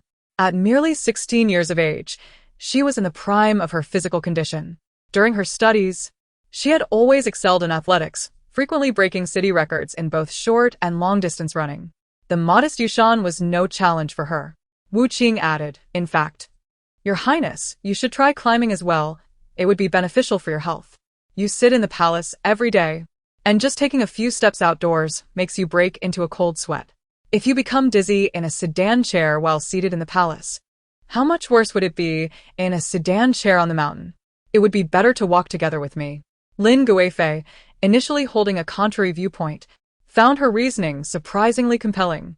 She often envied Wu Qing's energy as she dashed about the Linghua Palace. Lin Guifei nodded, instructing Zichuan, Convey the order, to demonstrate our sincerity. All consorts shall walk up the mountain today to pray for the empress. The consorts who received the news were left dumbfounded. They looked up at Yushan, their faces paling. Had the Guifei just left the palace only to begin tormenting them? The mountain was so high, would they even reach Hugua Temple by tomorrow? Indeed. Leaving the palace was not as simple as it seemed. Chapter 32. Hugua Temple. The carriages came to a halt at the foot of the mountain. The consorts emerged from the vehicles in succession. Lin Guifei was the first to step out, her beauty breathtaking, akin to a pearl glimmering in the sunlight. Following closely behind her was a young girl with a lovely countenance, her smile revealing two charming dimples that evoked delight in those who beheld her. The girl approached Lin Guifei and exchanged a few words, prompting Lin Guifei to furrow her brow, yet she ultimately nodded in agreement. The girl instantly broke into a radiant smile. She quickly removed all the hair ornaments adorning her head, accepted the water flask handed to her by a nearby maid, secured it at her waist, and then dashed up the mountain in a flash. She bounded up the steps with 3 to each stride, disappearing in the blink of an eye. From her silhouette, she seemed far from the image of a well-bred young lady. Lin Guifei chuckled and shook her head, recognizing that the girl was likely feeling stifled in the palace. The wise monk caught sight of the scene, curiosity piqued, and inquired of Zichuan, Is that young lady also a maid of the Guifei? The abbot of Hugua Temple was a dignified figure. The wise monk, clad in monk robes and holding prayer beads, exuded an air of charm that drew attention. Zichuan was pleased to engage him in conversation. Master, you are mistaken. This young lady is Wu Guiran. It is her first visit to Hugua Temple, so do pay close attention and do not misname her. The wise monk was taken aback, swiftly masking his surprise. So, she was Wu Guiran. Moments later, the palace consorts gathered together. Under the gaze of Zijuan, they reluctantly removed their valuable and cumbersome jewelry, relinquished their comfortable sedan chairs, and lifted their skirts to ascend the steps of the mountain. This was indeed a remarkable sight. The wise monk could not help but exclaim, What is happening? Zijuan replied, The empress has commanded that, as a gesture of devotion, all court ladies must walk up the mountain to pray for the empress. The wise monk was taken aback, as this was entirely different from his previous expectations. Shouldn't it have been only Lady Wu walking? Why was everyone now required to climb the mountain? Zijuan urged, Master Zhihui, please lead the way. The wise monk casually nodded in acknowledgement, touched his nose, and turned to walk away as if nothing were amiss. Perhaps due to yesterday's torrential rain, the weather today was excessively pleasant. It was autumn, yet the sun blazed fiercely, causing discomfort to the faces of the concubines. Even with eunuchs holding umbrellas, after merely a quarter of an hour, most of the ladies were exhausted. Those like concubine Yu and concubine Ning could hardly resist taking a rest in a nearby pavilion. After another quarter of an hour, concubine Sun finally arrived, noticeably delayed. Being the eldest in the harem, she appeared breathless, her makeup drenched in perspiration, revealing a few unavoidable wrinkles. Gasping for breath, concubine Sun could not help but mock concubine Yu upon seeing her. You walk quite swiftly, indeed youthful enough to not mind your makeup melting in this heat. Concubine Yu smiled slightly. Sister Sun has arrived. Why not take a seat? Concubine's son shook her head. Today, I have come to pray for the empress. How could I afford to rest? Unlike you, who can sit here with a clear conscience. Upon hearing this, Concubine Yu put down her fan and remarked, I was born beautiful, so I naturally do not fear losing my makeup. It is you, dear sister, who might need powder to cover up. Concubine's son's expression changed. What do you mean? Concubine Yu replied, Sister need not be upset. I did not imply you are aging. The tension between them escalated. Concubine Ning sighed and intervened. Why must you both be so contentious? Perhaps it would be best to rest a while. Today, who knows what has possessed the favored concubine to require everyone to walk up the mountain? Indeed, it was she who insisted on this, yet now she lags behind. Kachongzai suddenly interjected, Ladies, you may not be aware, but I have heard that we were originally to ascend the mountain in sedan chairs, but due to Lady Wu, this decision was hastily altered. All eyes turned to her. Lady Wu?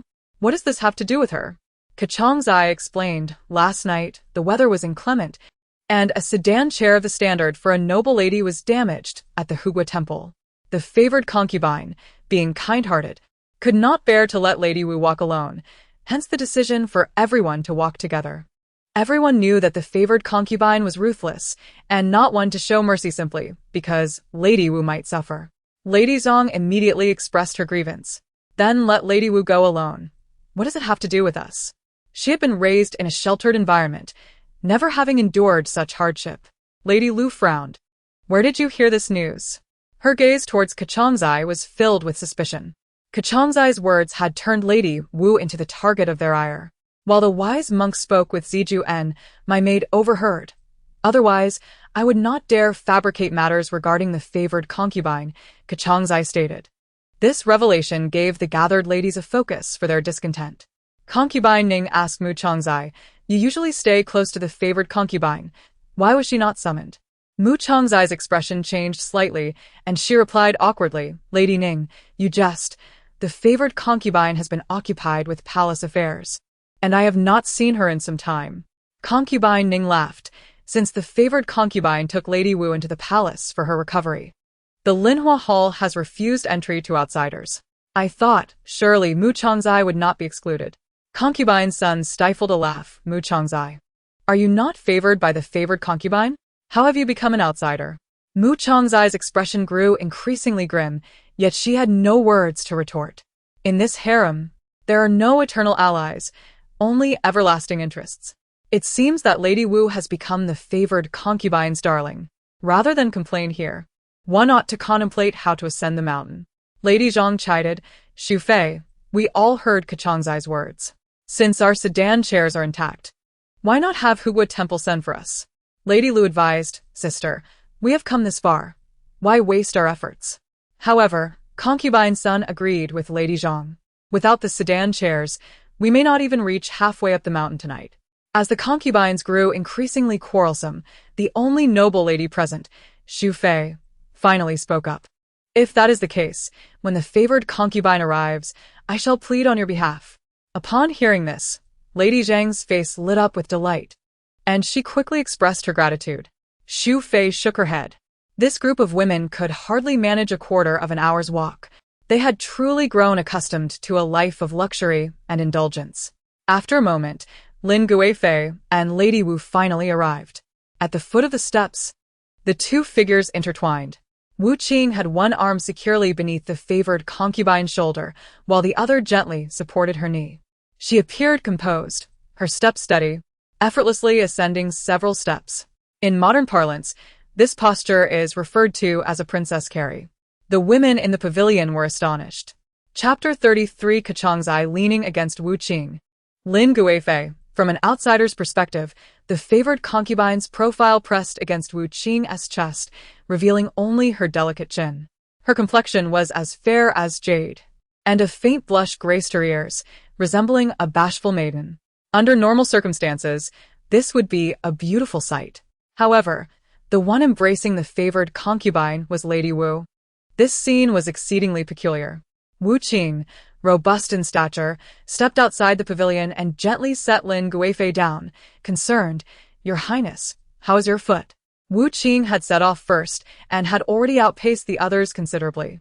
However, upon learning that Lin Guifei had inadvertently twisted her ankle, she unhesitatingly turned back. Lin Guifei refused. "I am fine. You should continue without regard for me." Assuming Lin Guifei was disdainful of her slight frame, Wu Qing immediately replied, "Your Highness, rest assured. My strength is exceptional. I could even carry the emperor without difficulty." Before the favored concubine could decline, without waiting for her response, Lady Wu had effortlessly lifted Lin Guifei in her arms as if she were a feather. Lin Guifei, taken aback, quickly called for her attendants to rescue her. But little did she know, Wu Qing was remarkably swift. The favored concubine servants could not keep up, helplessly watching as she was whisked away up the mountain. At that moment, outside the pavilion, Lin Guifei remarked helplessly, "I can walk perfectly well. Why must you make such a fuss and carry me?" The concubines inside the pavilion regained their composure and entered into the palace intrigue. Concubine's son took a deep sip of water and sarcastically remarked, "Indeed, we all have walked up the mountain. Does the favored concubine truly consider herself so delicate?" Kachongzai directly responded, "Sister Sun's words are misplaced." Lady Wu acts out of concern for the favored concubine, willingly serving as her sedan chair. While seemingly defending Lady Wu, she was subtly mocking her excessive sycophancy. Kachongzai had entered the palace alongside Lady Wu, and they had developed a rapport from the outset. She was not unfamiliar with Wu Qing. Lingmei Courtyard was adjacent to her own quarters, and whenever she strolled through the palace, she would see the blooming plum blossoms. However, the original Wu Qing, like the flowers in Lingmei Courtyard, had quickly withered. In Kachongzai's eyes, Wu Qing was merely an ordinary member among the many concubines, obedient and timid. She had never truly regarded her as a rival. Now, however, with Lady Wu embracing the favored concubine, a formidable figure, Kachongzai could not deny the jealousy brewing within her heart. In a moment of benevolence, Lady Wu carried the favored concubine up the mountain, an act that was indeed commendable, yet appeared rather frivolous in the eyes of onlookers. Such levity is best avoided in the sacred precincts of the temple. Qi, with her lips slightly parted in a smile, remarked playfully.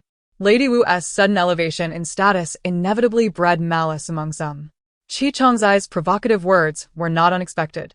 However, before Lady Wu could mount a defense, Concubine Lin interjected with a scathing retort directed at Qi. "If you find it intolerable, then blind yourself. For it is not I who compels you to behold it," she said with a hint of disdain. "Your Highness?" Qi was taken aback, caught off guard by Concubine Lin's unexpected rebuttal. She had assumed Concubine Lin would remain uninvolved, never anticipating that she would rise to Lady Wu's defense. Lady Li and Lady Mu, who were also aligned with the concubine, had never garnered her favor nor received assistance from her in the past. Qi rose from her seat, a cold sweat beading on her forehead. She hastily clarified, "Your Highness, you misinterpret my intent. I meant no offense. Do not address me as Your Highness. It brings me ill fortune," Concubine Lin replied, her brow furrowed in displeasure. "What gives a mere attendant like you the right to speak to me? My foot is injured, and Lady Wu can carry me with ease. What use are you, then? Merely to offer opinions?" Qi bit her lip, forcing a strained smile as she retreated 2 steps, murmuring, "It is my fault." Lady Ning sighed and stepped in to mediate. "Your Highness speaks wisely. Why should we stoop to bicker with an attendant?" The graceful consort Shu and Lady Yu nodded in agreement. The disparity in status between Concubine Lin and Qi rendered it trivial to squabble over such minor matters. Wu Qing suddenly smacked her thigh, her thoughts ringing clearly. I recall who this is, Qi, the most irritating antagonist at the story's outset. Concubine Lin could have been even harsher. Qi should not be let off so easily. Qi is indeed the most detestable minor villain in the early chapters. She followed Lady Li's orders to mercilessly bully the protagonist. She secretly slashed tiny holes in the protagonist's dance attire to ruin her reputation at a court banquet. The worst of it was when she summoned the protagonist to the palace to dance before the eunuchs. How can someone who appears so charming possess such a venomous heart? The concubines exchanged glances upon hearing Wu Qing's thoughts. Was she speaking of Qi? Qi, typically bold and unrestrained in her speech, had always presented herself as straightforward and endearing before the emperor. Little did they know that behind this fade lay a heart as treacherous as a serpentess. Was Qi Chongzai's recent verbal assault on Lady Wu intentional or merely a slip of her true nature? Consort Shu and Lady Yu sensed an unsettling shift. They began to reassess Qi Chongzai, whose previously carefree demeanor now instilled a sense of unease. Meanwhile, Qi Chongzai continued to plot against Lady Wu, oblivious to the scrutiny. Just as the air thickened with tension, Lady Zhang spoke up, still preoccupied with the matter of the sedan chair. Your Highness, since you are unable to walk comfortably, why not ride the sedan chair up the mountain? Lady Zhang suggested. I have heard that one sedan chair of the appropriate rank is missing, yet you can see that Lady Wu is in good health. Let her walk. Qi Chongzai immediately concurred. Lady Zhang had expected Consort Shu to support her, but was surprised when Consort Shu gently shook her head and stood up first. I have rested enough. I shall proceed ahead, she stated. Sensing potential complications behind the issue of the sedan chair, she wished to withdraw from the matter. Upon hearing her words, Lady Zhang swallowed the retort that had been poised on her lips. Why had Consort Shu reneged on her earlier promise to advocate for her? Lady Zhang was perplexed. Lady Yu chimed in. Indeed, I too feel much better. If we delay further, we may miss the evening meal at the temple. The concubines naturally regarded the concubine and Consort Shu with respect, leaving only Lady Zhang and Qi Chongzai in the pavilion. Lady Zhang sighed deeply, realizing her words held little weight, and resigned herself to rise. Qi Chongzai maintained a blank expression, yet a flicker of barely perceptible resentment glimmered in her eyes. Before the sun dipped below the horizon, the group finally arrived at the grand entrance of the Protecting Nation Temple. Its imposing and enigmatic exterior bore the marks of time upon its ancient stone steps. At that moment, an exceptionally handsome abbot emerged from the depths of the temple. His youthful visage and bright, piercing eyes were striking. With hands clasped in greeting and a gentle smile, he addressed the gathering. Greetings, ladies. This monk, appearing no older than 30, was the esteemed abbot Tongguang of the Protecting Nation Temple. Since the reign of the former emperor, Master Tongguang had presided over the temple. Time seemed to have left no mark upon his countenance, for he retained the striking appearance of a man in his 30s, further lending credence to the miraculous nature of his Buddhist teachings. The concubines, upon sighting him, offered their respects to the profound master. Master Tongguang summoned Monk Zhihui, a hint of reproach in his brow. Why have you mismanaged the timing? Zhihui chuckled nervously. The ladies insisted on walking up the mountain. Thus we lost some time. Master Tongguang's handsome features revealed no discernible emotion as he nodded. The sincerity of the ladies will surely touch the Buddha. After a long journey, Please take a moment to rest. Monk Zhihui quickly added. Indeed, indeed. Ladies, you have traveled far. Please rest for a while. The deference shown by Monk Zhihui towards Master Tongguang made it clear that the abbot held an exalted position within the temple. However, concubine Lin observed with a discerning eye. Sensing that Zhihui seemed somewhat intimidated by Tongguang, she reflected that perhaps Master Tongguang was stern in private. To be fair, Master Tongguang is indeed quite handsome. Yet, compared to Qin Lixue, he falls somewhat short, Wu Qing mused internally. Having been intrigued by the Protecting Nation Temple while reading the original text, she had heard that its monks were the most handsome characters in the story. She couldn't help but compare Master Tongguang to the man she had seen in the Chrysanthemum Garden. Nevertheless, Master Tongguang is nearly 45. Maintaining such a visage at his age is commendable. Coupled with his esteemed position, it is no wonder he can deceive so many. Deceive? Master Tongguang, with his clear demeanor and esteemed reputation among both the former and current emperors, is the abbot of the temple and possesses an unparalleled status. Could there be any underlying issues? Having been attentive to Wu Qing's thoughts, concubine Lin raised an eyebrow, eager to glean more from her musings. However, Wu Qing's train of thought veered in another direction. How can such a foolish person attain the rank of a 7th-grade official? By intellect? Does he possess any? Never mind. Even my father is a 7th-grade official. It is no surprise that Qin Lixue could eventually become a minister. Alas, if such a simpleton can ascend to such heights, it is no wonder that the protagonist ultimately controls the court. This country is bound to meet its downfall. Concubine Lin was taken aback, sensing she had stumbled upon something significant.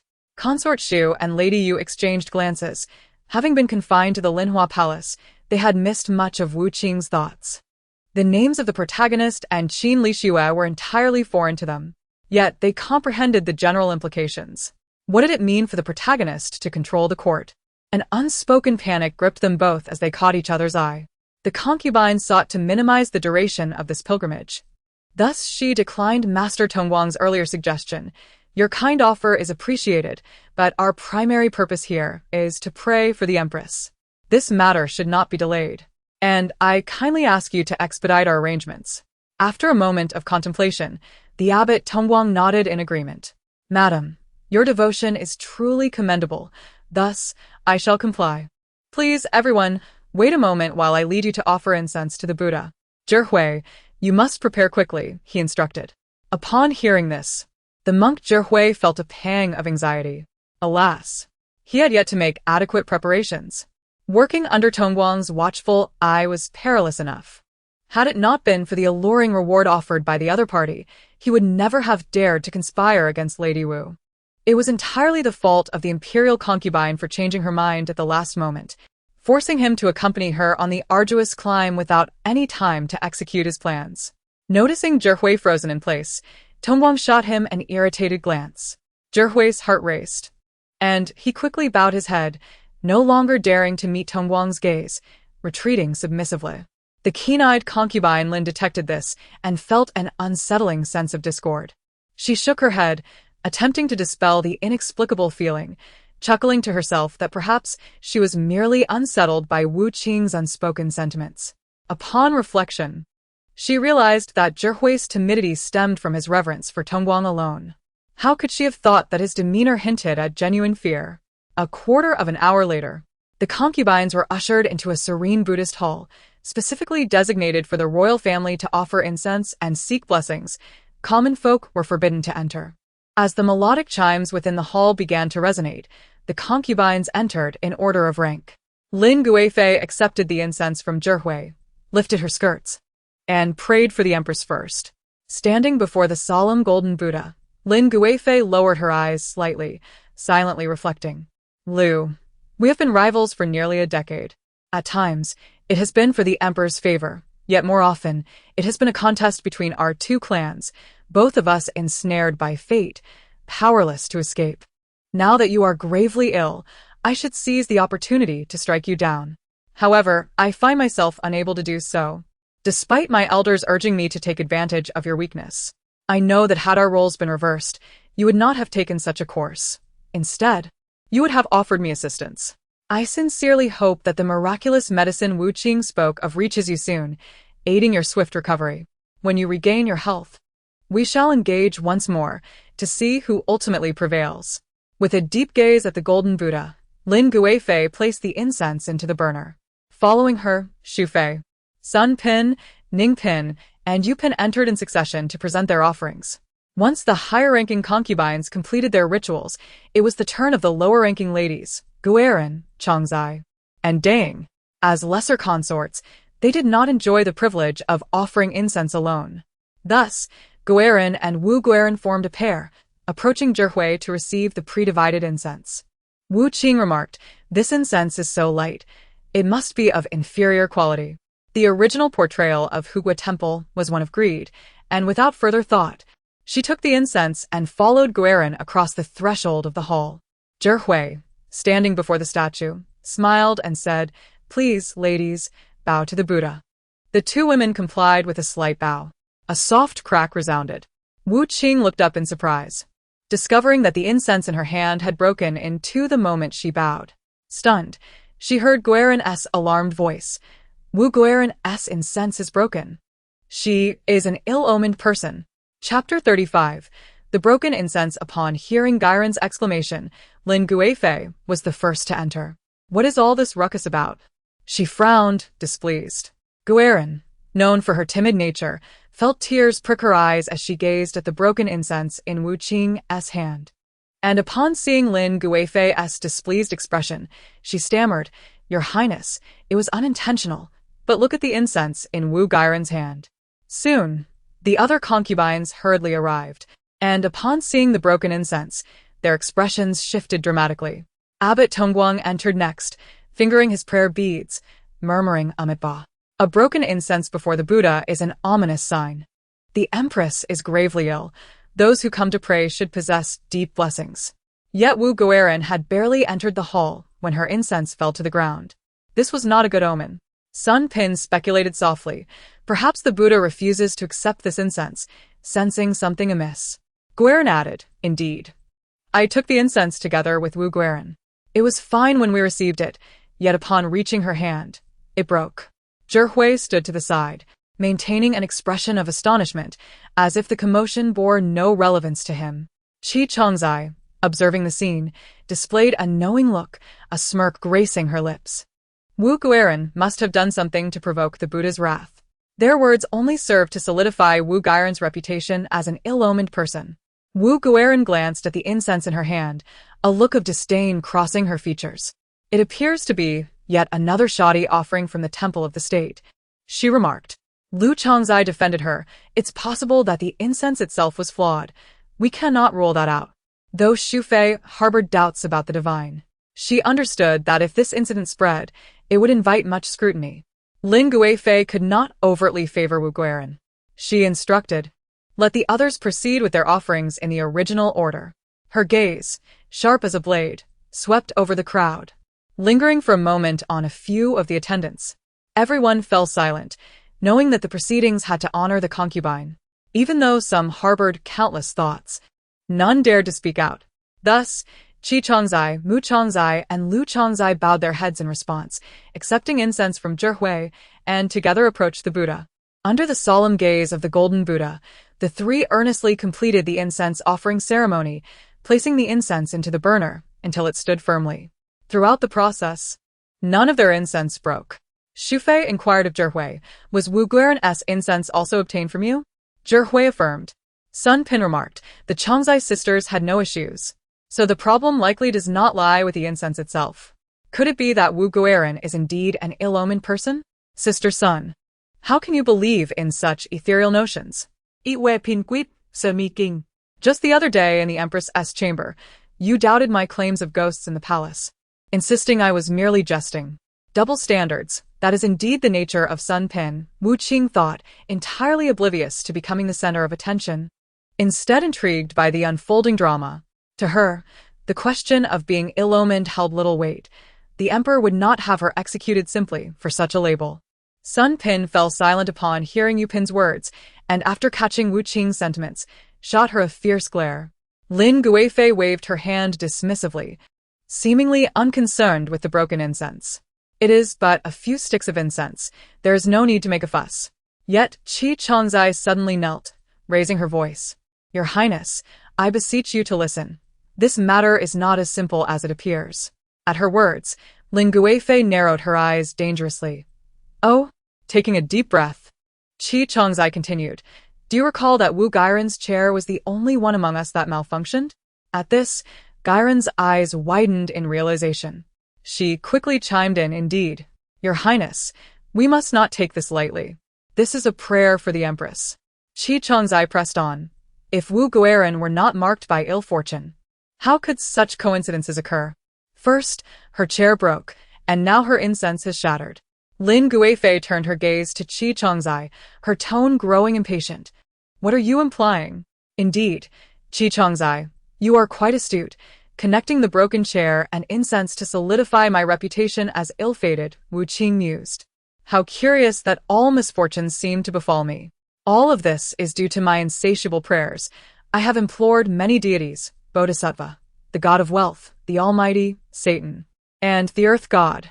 It is understandable that the Buddha would be displeased, Lin Guifei sneered. A coincidence? There are no coincidences in this imperial harem.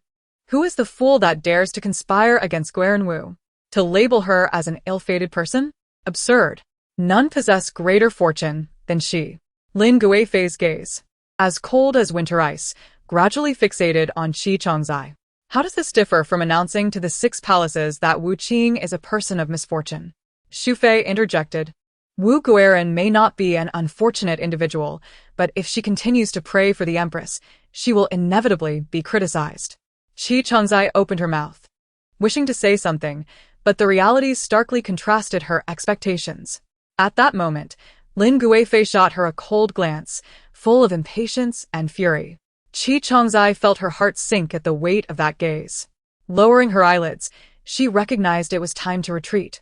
Otherwise, the Guifei would certainly suspect her. Tongguang observed this clash of wills among the concubines with keen interest. To him, it was a sign of good fortune. He stepped forward and declared amid ba. Esteemed ladies, dinner is served. Please follow this humble monk. Chapter 36. The night raid. After the incense offering, the night deepened. Perhaps by coincidence, Wu Qing had been assigned to a remote chamber, separated from the monks' quarters by just a thin wall. To maintain distance from the monks, the concubines need not dine in the refectory. Their evening meals would be delivered to their doorsteps by the monks. At Wu Qing's door, a monk bowed his head, Respectfully presenting a delicately carved wooden basket. His face was obscured by shadows, preventing Jin Xiao from seeing him clearly. She accepted the basket and opened it before Wu Qing. What a strange occurrence. Why would Xianghua Temple send meat dishes? Jin Xiao questioned in confusion. Wu Qing leaned in for a closer inspection. Wow. Steamed pork. The meat, marbled with fat and lean, exuded an enticing aroma, accompanied by thoughtful soy sauce seasoning. As a temple, Xianghua Temple should provide vegetarian meals for the concubines. It remained a mystery why Wu Qing's food was meaty. This meal cannot be consumed. Jin Xiao's suspicion grew, and she rushed out to confront the monk responsible for the delivery. However, the monk vanished as swiftly as a rabbit, leaving no trace behind. My lady, this matter is grave. Someone is scheming against you, Jin Xiao said, her young face taut with concern. Last night, the palanquin from Xianghua Temple was destroyed. Today, Wu Gairen's incense broke. Now, the monk inexplicably delivers meat. This series of strange events has the scent of conspiracy. Jin Xiao continued earnestly, my lady. All signs indicate that someone wishes to harm you. I suspect my sudden rise to prominence may have incited jealousy among certain concubines, Wu Qing analyzed. Jin Xiao nodded in agreement. Wu Qing added, if I sincerely pray to the Buddha, I must not partake in meat. Consuming this dish would be disrespectful to the empress and the Buddha. Jin Xiao nodded gravely. However, Wu Qing's gaze suddenly grew fervent as she eyed the food box. An opportunity for self-destruction has presented itself. Jin Xiao gasped in alarm, attempting to stop her. My lady, you must not. If it becomes known that you consumed meat during your prayers, it would be a grave sin of disrespect. Wu Qing chuckled mischievously, swiftly snatching a piece of meat and stuffing it into her mouth. Ugh, how pungent. She fell silent, no longer daring to chew, and hastily swallowed the morsel. After all, wasting food is a shameful act. Jin Xiao watched her anxiously. Never mind, I won't eat it. Opportunities for self-destruction abound. Wu Qing grumbled discontentedly, glaring at the food box. How can such poorly prepared food possibly harm anyone? Even villains should possess some culinary skill. Jin Xiao pressed a hand to her chest, still shaken, and managed a wry smile. My lady, you truly frighten me. Wu Qing collapsed onto the table, saying weakly, all right then. With her status as a Guiren, Wu Qing was confined to a room the size of a rented dwelling, let alone the other Shangzais. Therefore, Qi Chongzai, Mu Chongzai, and Lu Chongzai found themselves squeezed into a cramped chamber that night. Lu Chongzai expressed her discontent towards Qi Chongzai, questioning why she had targeted Wu Guiren so aggressively during the day. She had intended to speak with her after dinner, but discovered Qi Chongzai had vanished. How peculiar. Lu Chongzai furrowed her brow. In this unfamiliar Xianghua Temple, where could Qi Chongzai have gone? Meanwhile, just beyond the wall, Qi Chongzai was speaking in hushed tones with another monk. Wu Guiren did not eat? Are you certain? Qi Chongzai ground her teeth in frustration. After such exertion today, she could resist? The light was dim, but the monk's face revealed a certain elegance, high nose bridge and defined lips. He was the wise monk who had come to escort the concubines. Qi Chongzai, impatient, interrupted, isn't that akin to eating? It is a grave disrespect to the Buddha. The wise monk paused before responding.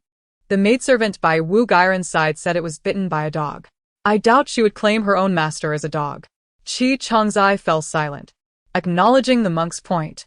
After a brief silence, the wise monk asked, "What should we do now?" Qi Chongzai shot him a reproachful glare, her tone laced with indignation. "How dare you ask? We agreed to make the Buddha's head fall, yet you have only managed to break a few incense sticks." I have not scolded you yet. She ground her teeth, fuming. If the Buddha's head falls, Wu Guo'erin will surely face dire consequences. She would not enjoy her dinner, as she does now. If you do not take this seriously, do not expect us to fulfill our previous promise. The falling of the Buddha's head and the breaking of incense are disasters of entirely different magnitudes. The wise monk, aware of his shortcomings, dared not speak further and lowered his head, silently lamenting. Clearing her throat, Qi Chongzai whispered, "Although we have not succeeded in expelling Wu Guo'erin, we have at least imposed restrictions upon her, which is a small victory." But what? The wise monk asked cautiously. Qi Chongzai smirked. "Do we not have one more trick up our sleeves? Let us employ that tonight." She cast him a sidelong glance. "You will handle this matter, understood?" The task was not challenging, with minimal risk, the only complication being the need for someone else's personal garments. The wise monk steeled himself, resolutely stating, "Rest assured, my lady. I will see it through." Qi Chongzai replied, "Excellent. Upon success, I shall present you with 100 taels of silver. You may then leave this temple and roam freely wherever you desire." The wise monk nodded vigorously, a hint of malevolence flickering across his refined features. That night, Jin Xiu gently extinguished the candle in her hand, and Wu Qing drew the bed curtains, isolating themselves from the outside world. In the stillness of the night, a figure donned in black stealthily approached Wu Qing's chamber. He punctured a tiny hole in the paper window and discreetly inserted a slender tube. Soon, the room was suffused with a rich aroma of sleep-inducing incense. The cloaked figure gauged the time and cautiously opened the door after a stick of incense had burned down. Jin Xiu leaned quietly against the wall, breathing steadily, already deep in slumber. Seeing this, the cloaked figure produced a man's undergarment from his bosom and stealthily concealed it beneath Wu Qing's bed. After completing his task, he meticulously erased his footprints, closed the door, and shrouded everything in darkness. Meanwhile, Wu Qing slowly propped herself up and peered under the bed.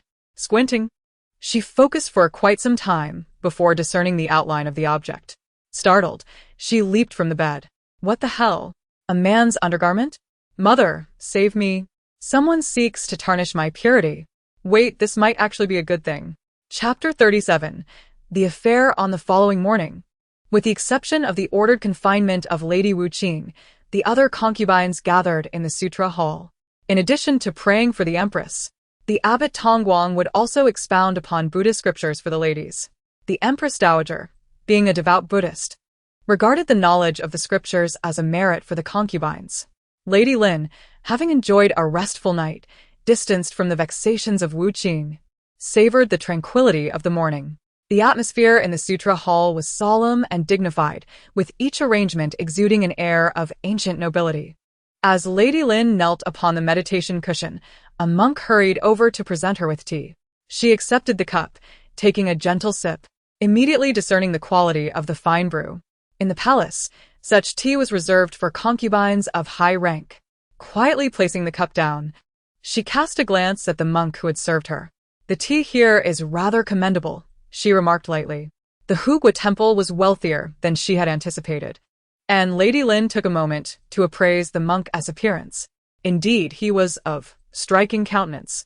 The monk, perhaps in his 30s, bore a resemblance to the wise monk, with delicate features, though the dark circles under his eyes hinted at weariness. "I remember you, Monk Liao Kong," Lady Lin said, holding the teacup with a leisurely grace. "You have been here every year when I come to pay my respects. I was just pondering whether I might encounter you again." Lady Lin smiled. "If memory serves me right, you were here when Lady Ning entered the palace." Monk Liao Kong nodded, praising, "Your memory is truly remarkable, Your Highness." After a brief exchange, he excused himself under the pretext of tidying up the corridor, his retreating figure suggesting a sense of urgency. While others yearned for conversation with a favored concubine, Monk Liao Kong did not. Lady Lin's fingers traced the scriptures in her hands, lost in contemplation. "Your Highness, whom were you speaking with just now?" Your expression seems rather grave, Lady Xu Fei inquired as she entered and settled beside Lady Lin on the cushion, her smile radiating warmth. Lady Lin broached the subject of monk Liao Kong, prompting Lady Xu Fei's recollection of him. Ah. He was indeed by Lady Ning's side during the teachings, Lady Lin added, recalling that he had been present since Lady Ning's arrival at the Hugua Temple. Lady Xu Fei smiled. What a coincidence. Lady Lin, however, had little faith in coincidences, merely twitching the corners of her mouth. After a brief interlude, all were assembled. Abbot Tongguang, donned in a resplendent golden robe, exuded an aura akin to that of a sage from a classic tale, his features complementing his attire. A group of youthful monks trailed behind him, visibly apprehensive in his presence. With steady footsteps, Abbot Tongguang approached the assembly, palms together, offering a respectful bow to the Buddha. He then gestured for everyone to open the scriptures laid upon the table. The concubines dutifully complied. Abbot Tongguang opened a scripture and began to recite in his melodious and resonant voice, the verses flowing with a rhythmic cadence that rendered the discourse anything but dull. Yet, beneath that benevolent visage, what secrets lay concealed? Lady Lin gazed at the grand wooden Buddha carving adorning the ceiling of the hall, then down at the exquisite tea presented to the ladies of the court. The carpet beneath her feet was soft and warm, crafted from Japanese fur. Such opulence would not be out of place in her own Linhua palace. However, all of this emanated from a temple. With another sip of tea, her gaze towards Abbot Tongguang grew somewhat indifferent. While she did not oppose the accumulation of wealth by the temple, any damage to the royal reputation would necessitate her intervention. An hour later, as the teachings concluded, Abbot Tongguang smiled faintly, preparing to depart when he was hastily called back by monk Shi Hui, who appeared flustered. Abbot, something is amiss, he said breathlessly, while cleaning Lady Wu's quarters. We unexpectedly discovered monk Liao Kong's undergarment. His abrupt entrance had drawn the attention of many, and his words left the assembly in shock. The concubines turned, startled by his revelation. After a long pause, Abbot Tongguang slowly uttered, Liao Kong? Monk Shi Hui lowered his gaze, unable to meet the abbot's expression, which surely masked an intense anger that he struggled to conceal. The reactions of the concubines were even more exaggerated. Lady Zhang exclaimed in disbelief. Are you suggesting that Lady Wu?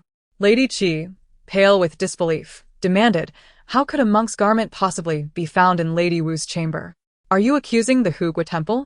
At this moment, even those who had not initially heard the commotion were now alerted. Monk Shi Hui seemed to realize the gravity of his words, hastily covering his mouth in regret for having divulged such a scandalous matter. Lady Zhang scoffed. The presence of a man's garment in a woman's chamber can hardly be explained away. They must have met in secret last night. Truly shameless. Lady Xu Fei frowned, casting a disapproving glance at the uproarious crowd. Were they so eager for others to be aware of this scandal? Seizing the opportunity to fan the flames, Concubine's son interjected. In my view, Lady Wu is indeed a harbinger of misfortune. Nothing good comes from her. The atmosphere grew increasingly tense. Lady Wu, who had merely been deemed unlucky the previous day, now found herself branded with the scandal of an illicit affair with a monk. Lady Lu, bowing respectfully, turned to Lady Lin for assistance. Your Highness, I have known Lady Wu since childhood, and am well aware of her character. I would stake my life on her integrity. She could never consort with a monk. Lady Qi scoffed dismissively. Just because you say so doesn't make it true. The evidence is right before our eyes. How can it be fabricated? If there were not a rendezvous last night, how could Liao Kong's garment have ended up in a room? Lady Lu bit her lip. It's not impossible. Perhaps someone intentionally placed it there. Lady Lin's lips parted, her voice icy. Silence. She inhaled deeply, exhaling slowly to quell her rising fury. Do you all presume that I am inconsequential? Do you think I am as accommodating as the Empress, allowing you to run amok? Lady Qi defended herself. Your Highness. This concerns the reputation of the royal family. Lady Lin shot her a glare. From my perspective, the one most eager to tarnish the royal reputation is you. Turning to her maid, Zhu, she commanded, if Lady Qi dares to raise her voice again, silence her. Ziyuan nodded obediently. Lady Lin then turned to Abbot Tongguang, apologizing. I regret that my household lacks discipline, causing you to witness this. Abbot Tongguang shook his head with a faint smile, still preoccupied with the matter of monk Liao Kong, struggling to suppress his indignation. Lady Lin continued, I do not wish to trouble you, master, but I kindly ask you to accompany me. I also wish to ascertain what transpired last night. She was certain that Wu Qing could never engage in an affair with monk Liao Kong. If she could dismiss the handsome Prince Ding, how could she possibly entertain a mere monk? Lady Lin's lips curled downwards. Chapter 38. The incident beneath an ancient yet somewhat austere eave. A young girl sat languidly upon the stone steps, her hair cascading freely, unbound in a feminine coiffure. Wu Qing lounged, with one leg crossed over the other, clutching a piece of white male undergarment. She brandished the fabric high, waving it like a handkerchief, and bellowed, Whose undergarment is this? Who left their clothing in my room? Her voice resonated with power, causing the monks stationed nearby to flush crimson, akin to cats whose tails had been stepped on, their hearts silently lamenting. Do you not possess a shred of modesty? Is this something to shout about? The monks assigned to guard her were in utter disarray, questioning whether she truly belonged to the palace. At the moment of discovering monk Liao Kong's garment in Wu Qing's quarters, their exhilaration was indescribable. Abbot Tongguang's favored monk was Liao Kong. Should anything befall him, it would surely be their turn to ascend. Thus, the monks stood vigil outside Wu Qing's door to prevent her from escaping. To their astonishment, she remained utterly indifferent to the situation. With an air of calm, she picked up an empty undergarment, allowing it to flutter freely in the air.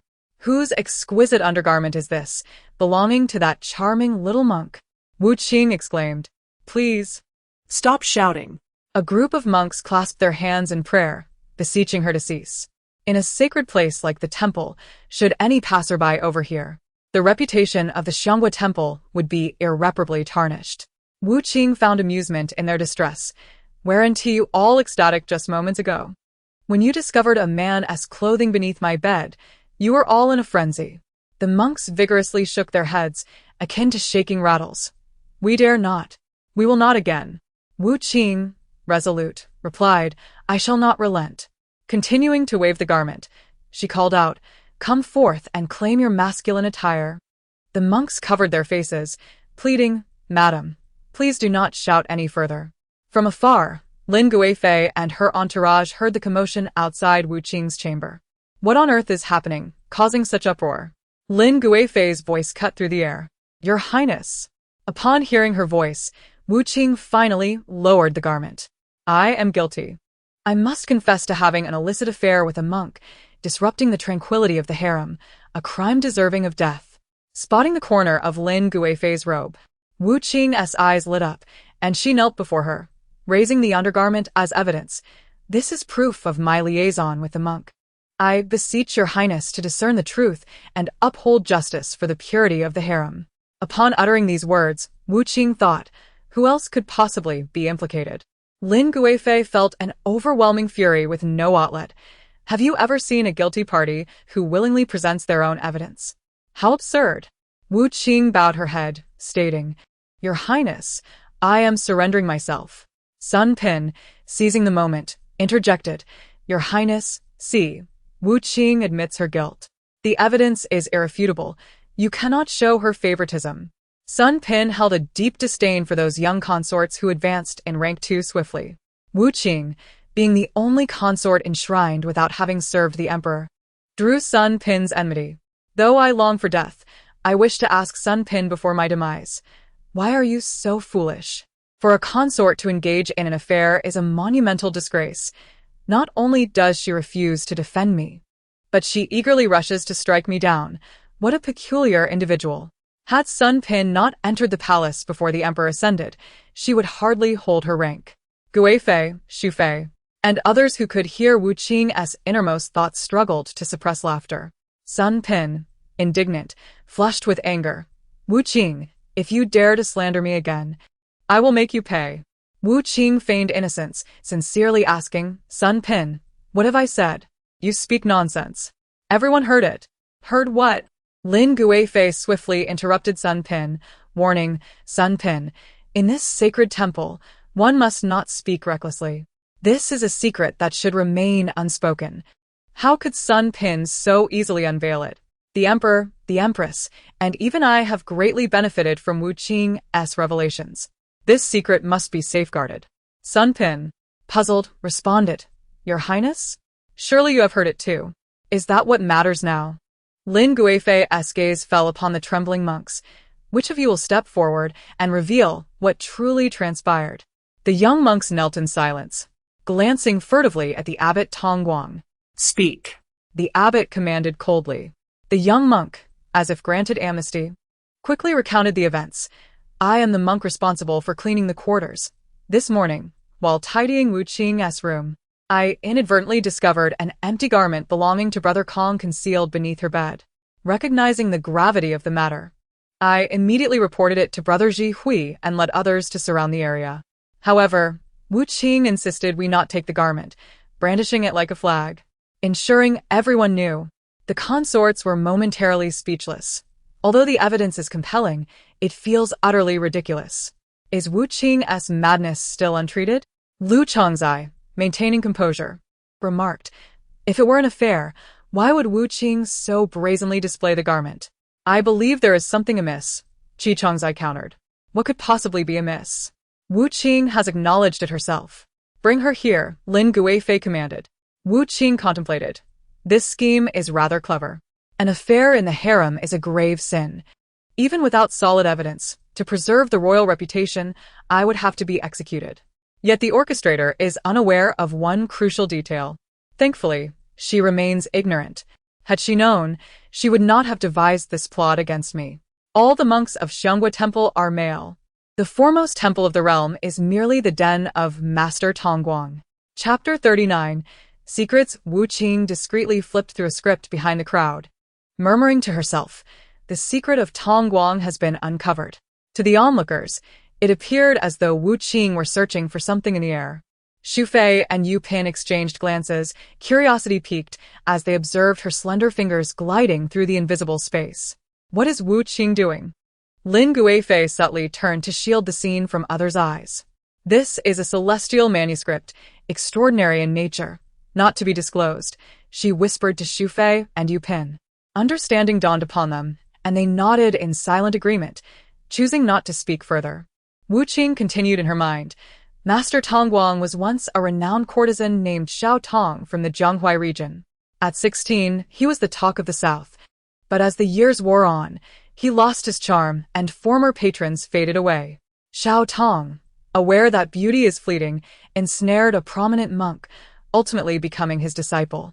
Forsaking his worldly name to take the vows and adopting the name Tongguang, the consorts exchanged astonished glances, reading disbelief in each other's eyes. Wu Qing pressed on. Later, Tongguang's master inadvertently procured a miraculous elixir from the Xixia kingdom. Tongguang poisoned his master and framed his rightful heir, consuming the elixir himself. In the end, Tongguang, with his cunning deceit and attractive visage, ascended to the position of abbot at Xianghua Temple. He favors young and handsome disciples, thus the multitude of attractive monks at the Protecting Nation Temple is no coincidence. In every male ensemble, there are usually a few unattractive members, yet Protecting Nation Temple lacks any laggards. Does that not speak volumes? Among the monks of Xianghua Temple, it is said that out of 10, 8 have shared a bed with Tongguang. The late emperor, bewitched by Tongguang's elixir, praised him for his profound knowledge of the Dharma, hailing him as a national master. Yet the late emperor had no inkling of Tongguang's desires. Indeed. At that time, the emperor was already 50.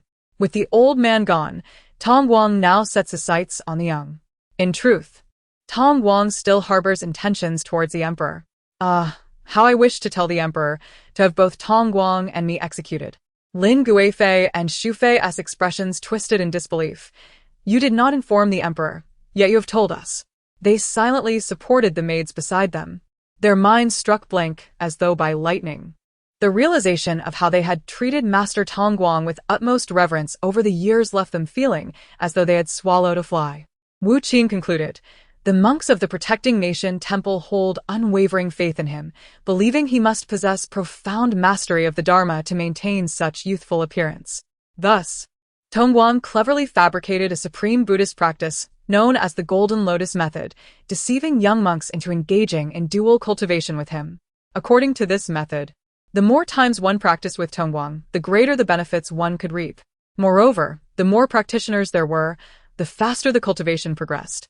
Tongguang, being flamboyant and advanced in age, often delegated tasks to others, which made the young monks both fond and fearful of him. Yu Pin clutched her stomach, feeling utterly uncomfortable. Even someone like her, who relished the spectacle, found herself at a loss for words. The renowned Guardian Temple was, in reality, such a filthy place. Just as the group was in shock, the monk Liao Kong was finally brought before them. He appeared haggard, his once handsome face now pale and weary. "Master, Liao Kong has been brought," a disciple reported respectfully. "We have interrogated him, but he refuses to speak." Tongguang did not reveal any emotion. He merely approached Liao Kong and questioned, "Liao Kong, where were you last night when you were absent from the temple?" Liao Kong lowered his head, remaining silent. Tongguang pressed, "Why was your inner garment found in Madame Wu's chambers?" Speak. At the mention of Wu Qing's name, Liao Kong's brow twitched, yet he remained mute.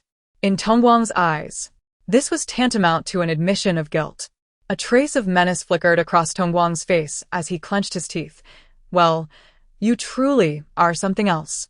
As a person of the Buddhist faith, to engage in such shameless acts is a disgrace to the purity of the Guardian Temple."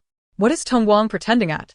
"The most repugnant person here is undoubtedly you," Wu Qing retorted. The concubines could not help but agree with her.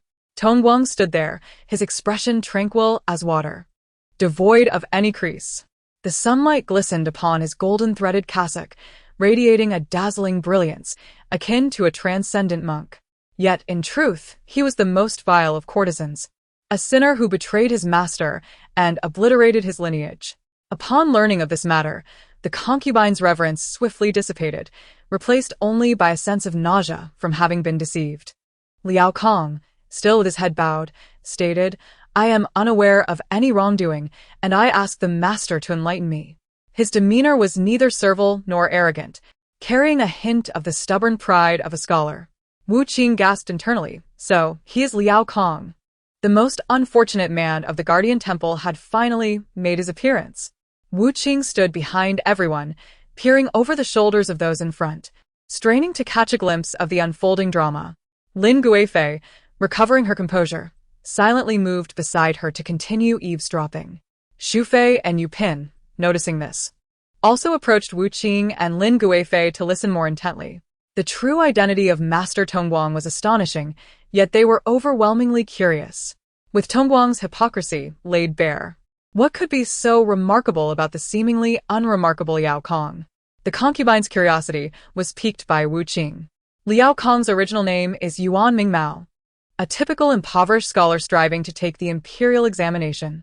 He accidentally saved the 16-year-old Ning Pin during a great fire. The young couple was forcibly separated, and Ning Pin was selected to enter the palace, leaving Yuan Mingmao with no hope of reunion. Yet, his unwavering affection persisted as he sought every opportunity to see her again. Through diligent inquiries, he learned that the palace concubines visited the Guardian Temple annually to offer incense, prompting him to become a monk. However, it was well known what kind of place the Guardian Temple was. Amitabha, Master Liao Kong, as a pure and straightforward man, has truly sacrificed so much for Ning Pin. As time passed, Tongguang began to notice discrepancies. His favored Liao Kong had developed feelings for Ning Pin, igniting Tongguang's fury. Thus, whenever Ning Pin departed, Tongguang would confine Liao Kong in a dark cell, subjecting him to various humiliations. Meanwhile, the monks of the Guardian Temple believed Tongguang was secretly bestowing Buddhist teachings upon Liao Kong, growing increasingly envious and antagonistic towards him. Living in such an environment, had Liao Kong not been deeply in love with Ning Pin, he would have long since taken his own life, enduring humiliation and bearing burdens without complaint. Ning Pin remained blissfully unaware of these events. She observed Liao Kong's rising status within the Guardian Temple and mistakenly believed he had moved on from her. Feeling a sense of comfort, Wu Qing shook her head in disbelief, exclaiming, "How astonishing!" Lin Guifei and Xu Fei nodded along. While many men are infatuated, few possess the unwavering dedication of Liao Kong. Returning to the present, since Liao Kong cherished Ning Pin so deeply, it was impossible for him to engage in any impropriety with the noble Wu. The crux of the matter lay in the absence of evidence to substantiate such claims. Sun Pin's voice rang out. Liao Kong's silence is tantamount to an admission, is it not? She covered her mouth, stifling a laugh. The consequences of a liaison between a concubine and an outsider were death. At the utterance of those two words, Ning Pin's countenance could no longer maintain its composure. She gazed at Liao Kong, who knelt before her, her eyes growing red as tears began to pool. Such an aloof person as Yuan Lang had endured such torment for her sake. It was all her fault. Last night, Liao Kong had been with her the entire time. How could he possibly have been in Wu's chambers? Yet, Liao Kong could not reveal this, for doing so would expose her. Liao Kong replied firmly, I know nothing. Sun Pin threatened with a smile. Liao Kong, you would do well to speak candidly. If this matter can be resolved within the Guardian Temple, at least you two can accompany each other in the afterlife. If the Emperor learns of this, he will surely reduce you and Wu to ashes. Sun Pin relished her position of authority, delighting in her perceived power over the fate of the two. Sun Pin intended to intimidate Liao Kong, but instead, Ning Pin was startled. As her words echoed, Ning Pin's panicked voice broke through. Impossible. Liao Kong could never have an affair with Wu. Ning Pin clutched the handkerchief in her grasp tightly, her voice trembling with emotion. For last night, Liao Kong was with me the entire time. Liao Kong suddenly raised his head, his eyes wide with astonishment, and his expression shifted. He slowly shook his head at Ning Pin, signaling her to cease speaking. However, Ning Pin disregarded his warning, stepping forward and kneeling before Lin Guifei, declaring, Last night, I could not sleep and recalled Master Liao Kong's words. He once mentioned a Buddhist scripture that brings peace of mind, so I sought his guidance. Please, Your Highness, observe keenly. Liao Kong was with me last night. How could he have had time to consort with Wu? Oh my, what a revelation! Wu Qing exclaimed in surprise. So, Ning Pin was with Liao Kong all night. No wonder he was hesitant to refute anything. He was protecting her. Sun Pin stood frozen. Are you saying that you and Liao Kong spent the entire night together? This was indeed sensational. Ning Pin bowed deeply, stating, I merely discussed the Buddhist scriptures with Master Liao Kong. There were no other improprieties. My maid can testify to this. The atmosphere shifted dramatically with Ning Pin's revelations. It was not Wu who had issues with Liao Kong, but rather Ning Pin who had spent the night with him. How then could one explain the inner garment found in Wu's chambers? Lin Guifei proclaimed, there must be some intrigue at play. Ning Pin softly retorted, of course not. Liao Kong and Wu are only acquainted. Where would any illicit affair arise? Liao Kong added, I was with Ning Pin last night discussing scriptures, without any other actions. As for Madame Wu, I only met her yesterday for the first time, and naturally do not know her. Chi-Chi furrowed her brow. Realizing the situation had spiraled beyond her control, she cast a fierce glare at the wise monk, silently cursing him. I truly cannot fathom how this inept individual manages affairs. Such a trivial matter has spiraled into a myriad of complications. Could he not simply select any garment? Instead, he had to implicate the monk Liao Kong. Qi Chongzai chuckled, saying, Ning Pin speaks so lightly, yet last night, beyond your palace maid, who else witnessed you with Liao Kong? Perhaps you and Lady Wu have long conspired in secret, intending to exonerate her of her misdeeds. She turned to the monk. Liao Kong indeed ventured out last night, did he not?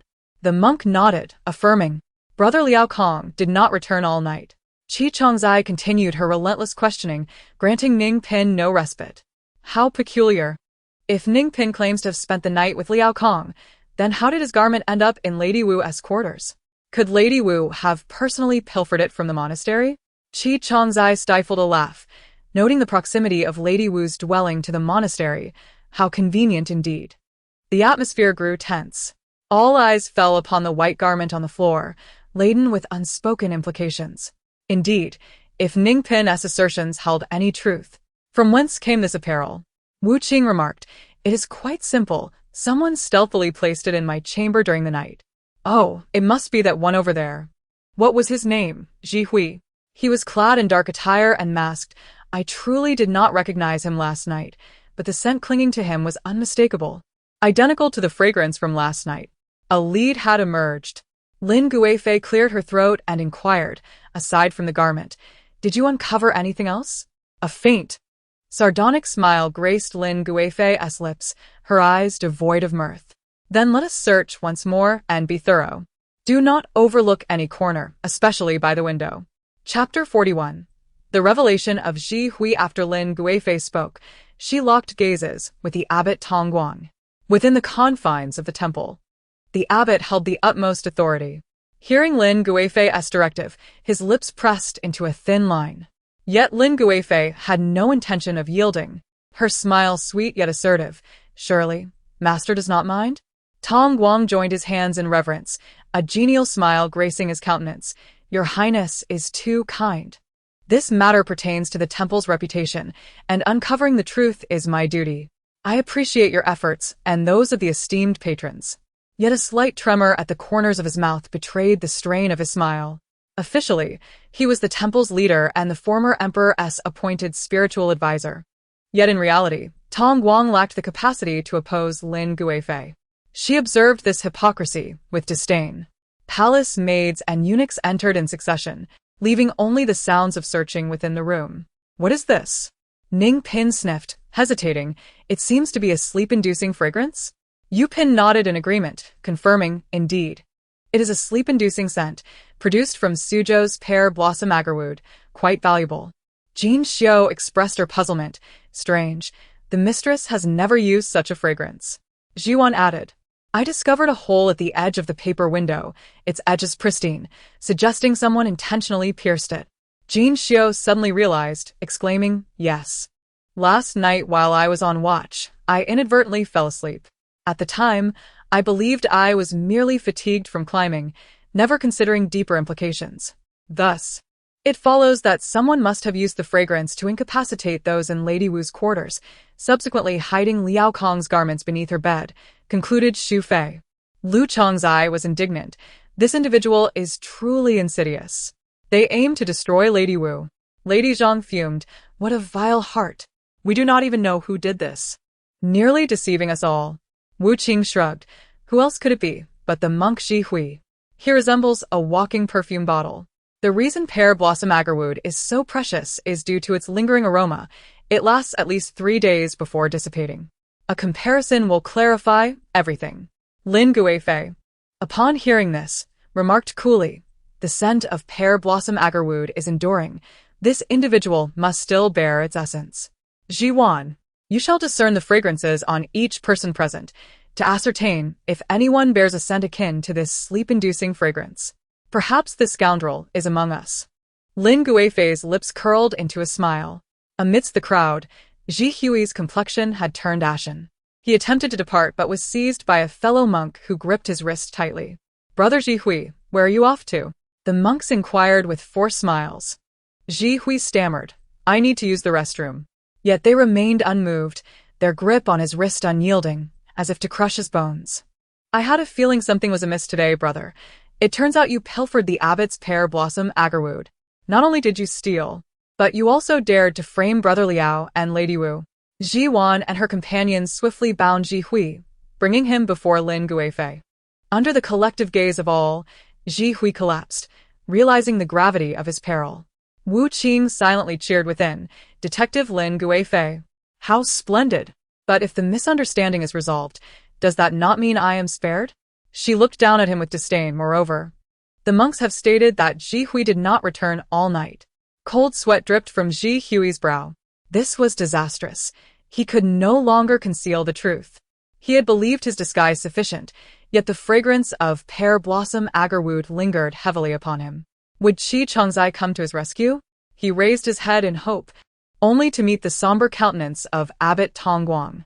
"Ji Hui, are you aware of your transgressions?"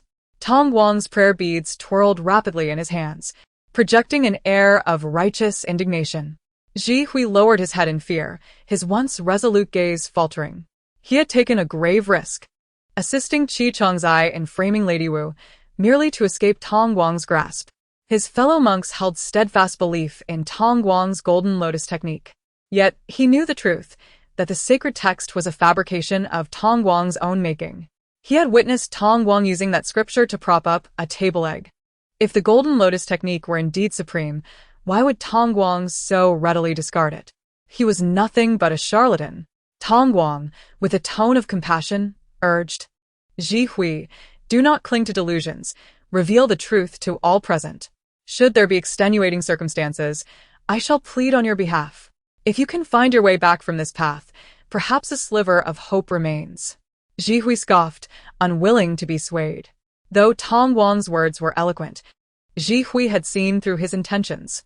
He merely sought to resolve the matter swiftly to prevent further damage to the temple's reputation. Chou fait gently advised, Ziwi. Falsely accusing a noble consort is a grave offense. Our dynasty's laws dictate that the accuser shall face repercussions. Any illicit liaison with a consort is punishable by death. You cannot escape such a fate. If you confess now, you may retain your body. Qi Chongzai watched him intently, fearful he would expose her. Lu Chongzai, anxious, interjected, "Your Highness, Ji Hui is a monk. How could he possibly have a conflict with Lady Wu? There must be a mastermind behind this." Lin Guifei nodded. Stepping closer to Ji Hui, you may choose to end your life, yet in doing so, the mastermind will remain unpunished. Is this the conclusion you desire? Ziwi's résolve verde. Lin Guifei smiled slyly, pressing further, "Fear not. I hold the authority to oversee the 6 palaces and will surely ensure justice for you." Ji Hui gritted his teeth. At this juncture, he realized there was no escape from the temple, so he might as well find someone to take down with him. Suddenly, he dropped to his knees, wailing, "Your Highness, all of this was orchestrated by Qi Chongzai. Please, see through his deceit." He pointed a trembling finger toward Qi Chongzai's location. Chapter 42. The ledger. Qi Chongzai hastily knelt in protest. "Your Highness, you must not take his word at face value. This man is treacherous and cunning. Knowing he cannot absolve himself, he resorts to slandering me." She feigned tears, lightly touching the corners of her eyes. Qi Chongzai lamented, "I have no acquaintance with him, and I bear no grudge against Lady Wu. How could I possibly incite him to harm her?" The wise monk, unable to contain his fury, retorted loudly, "I do not even know Lady Wu. If it were not for your instigation, why would I unjustly accuse her? Do not slander me." He knelt on the ground and proclaimed, "Your Highness, it is all at the behest of Qi Chongzai. She commanded me to sabotage Lady Wu's sedan chair and instructed me to break her incense, attempting to portray her as an ill-omened person. When that plot failed, Qi Chongzai conceived yet another malicious scheme, urging me to secretly infiltrate Lady Wu's chamber at night and sneak in a man's undergarment, aiming to fabricate a false impression of her illicit affair." Upon hearing this, the concubines gasped in disbelief. Such a barrage of wicked schemes. Lady Wu truly finds herself in dire straits. Coldly, Qi Chongzai challenged, "Where is your evidence? You claim I directed you to commit these heinous acts. Surely you must possess some tangible proof." The wise monk gritted his teeth. Indeed, it was his hand that had shattered Lady Wu's sedan chair, and he had secretly severed her incense. Even placing an empty monk's undergarment in Lady Wu's room had been executed by his own hand. Throughout, Qi Chongzai had never laid a finger on the matter. After a moment of contemplation, the wise monk had an epiphany. "You once bestowed upon me 10 taels of silver under the guise of incense money." Qi Chongzai laughed. "Incense money? That was merely my offering to the temple. You embezzled that silver and dare to use it as a defense?"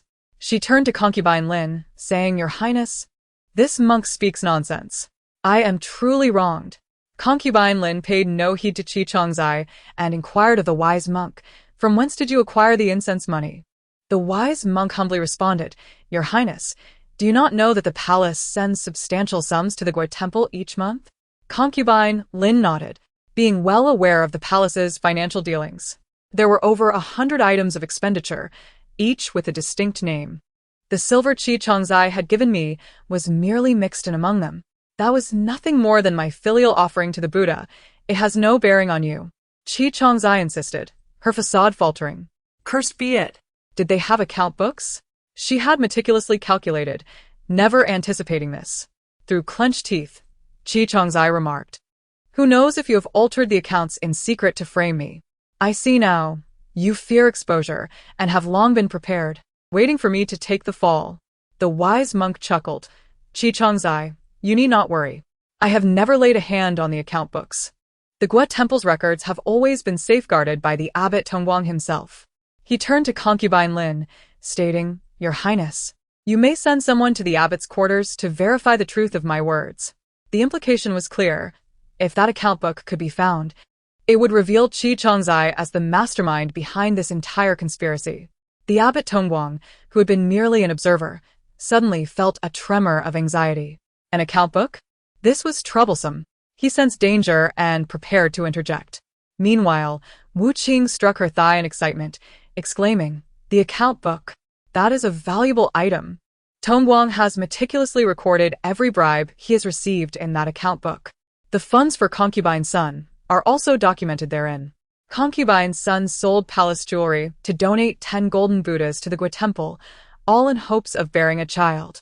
Little does she know that the monks at the Gua Temple are all of the kind, the most unlikely to produce offspring. Haha, why did she not seek someone else? Concubine's Sun fell silent, her veins bulging in anger, a rush of fury surging to her throat. Having always been thin-skinned and petty, she found it hard to contain her rage and wished to slap Wu Qing. Yet, Yue, quick-witted, seized her hand and smiled. Sister? Why are you so enraged? Lady Wu has done nothing. Under the fierce scrutiny of concubine Lin, concubine Sun's previous arrogance dissipated, and she awkwardly replied, Your Highness, please disregard those absurd notions. How could I possibly sell palace jewelry? The palace has strict regulations. Any maid or eunuch caught stealing and selling jewelry is executed on the spot. As a principal in the palace, if concubine Sun were found guilty of selling jewelry, she would face imprisonment, deprived of her salary, or worse, stripped of her title and reduced in rank. After years of effort to ascend to her position, the thought of demotion was more unbearable than death itself. Concubine Sun trembled with anxiety. Concubine Lin smirked. I naturally believe you, but if it is recorded in the account book, then I am powerless. She turned and commanded. Since the wise monk has made it clear that the silver given by Qi Changzai is recorded in the account book, Ziju, go fetch the account book from the abbot's quarters. Abbot Tongguang's face twitched as he stepped forward to block Ziju's path. Ziju frowned. What is the meaning of this? Abbot? Abbot Tongguang forced a smile, trying to diffuse the tension. Your Highness need not trouble yourself. Such a trivial matter can be left to the little novices. He refused to yield. Your Highness, this is the Gua Temple, not your Linhua Hall. How can the account book be presented for your review? I demand your account book today. Concubine Lin snorted coldly. Are you challenging me? Realizing the situation was turning against him, Abbot Tongguang understood that he could not escape unscathed.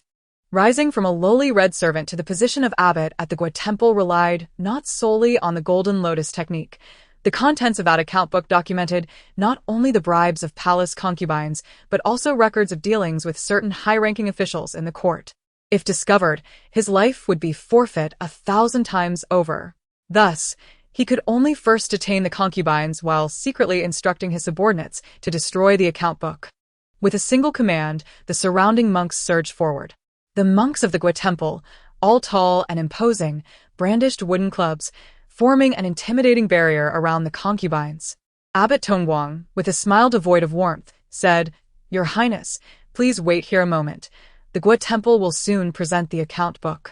Refusing to allow Her Highness to fetch it personally indicated that there was indeed something scandalous concealed within. Concubine Lin narrowed her eyes. The tension mounted as both parties stood at an impasse, an invisible storm brewing, ready to unleash its fury. Chapter 43. Murder to Silence. Surrounded by a group of towering men, the concubines felt a surge of trepidation. The monks bore fierce expressions, wielding weapons. Besides wooden clubs, the last few monks even brandished curved blades, their gleaming edges striking fear into the hearts of the concubines, who trembled uncontrollably. Having lived in luxury, the concubines were delicate flowers, unaccustomed to such scenes. Should Abbot Tongguang truly harbor murderous intent, what could these defenseless women do? Indeed, the concubines were all slight of build, and the number of palace maids and eunuchs accompanying them was far outnumbered. If a fight broke out, the concubines stood no chance. Wu Qing gasped. Could Abbot Tongguang truly intend to kill us to silence us? He was ruthless enough to murder his master for treasure in his youth. Now, to conceal the account book. It is entirely possible he would kill us.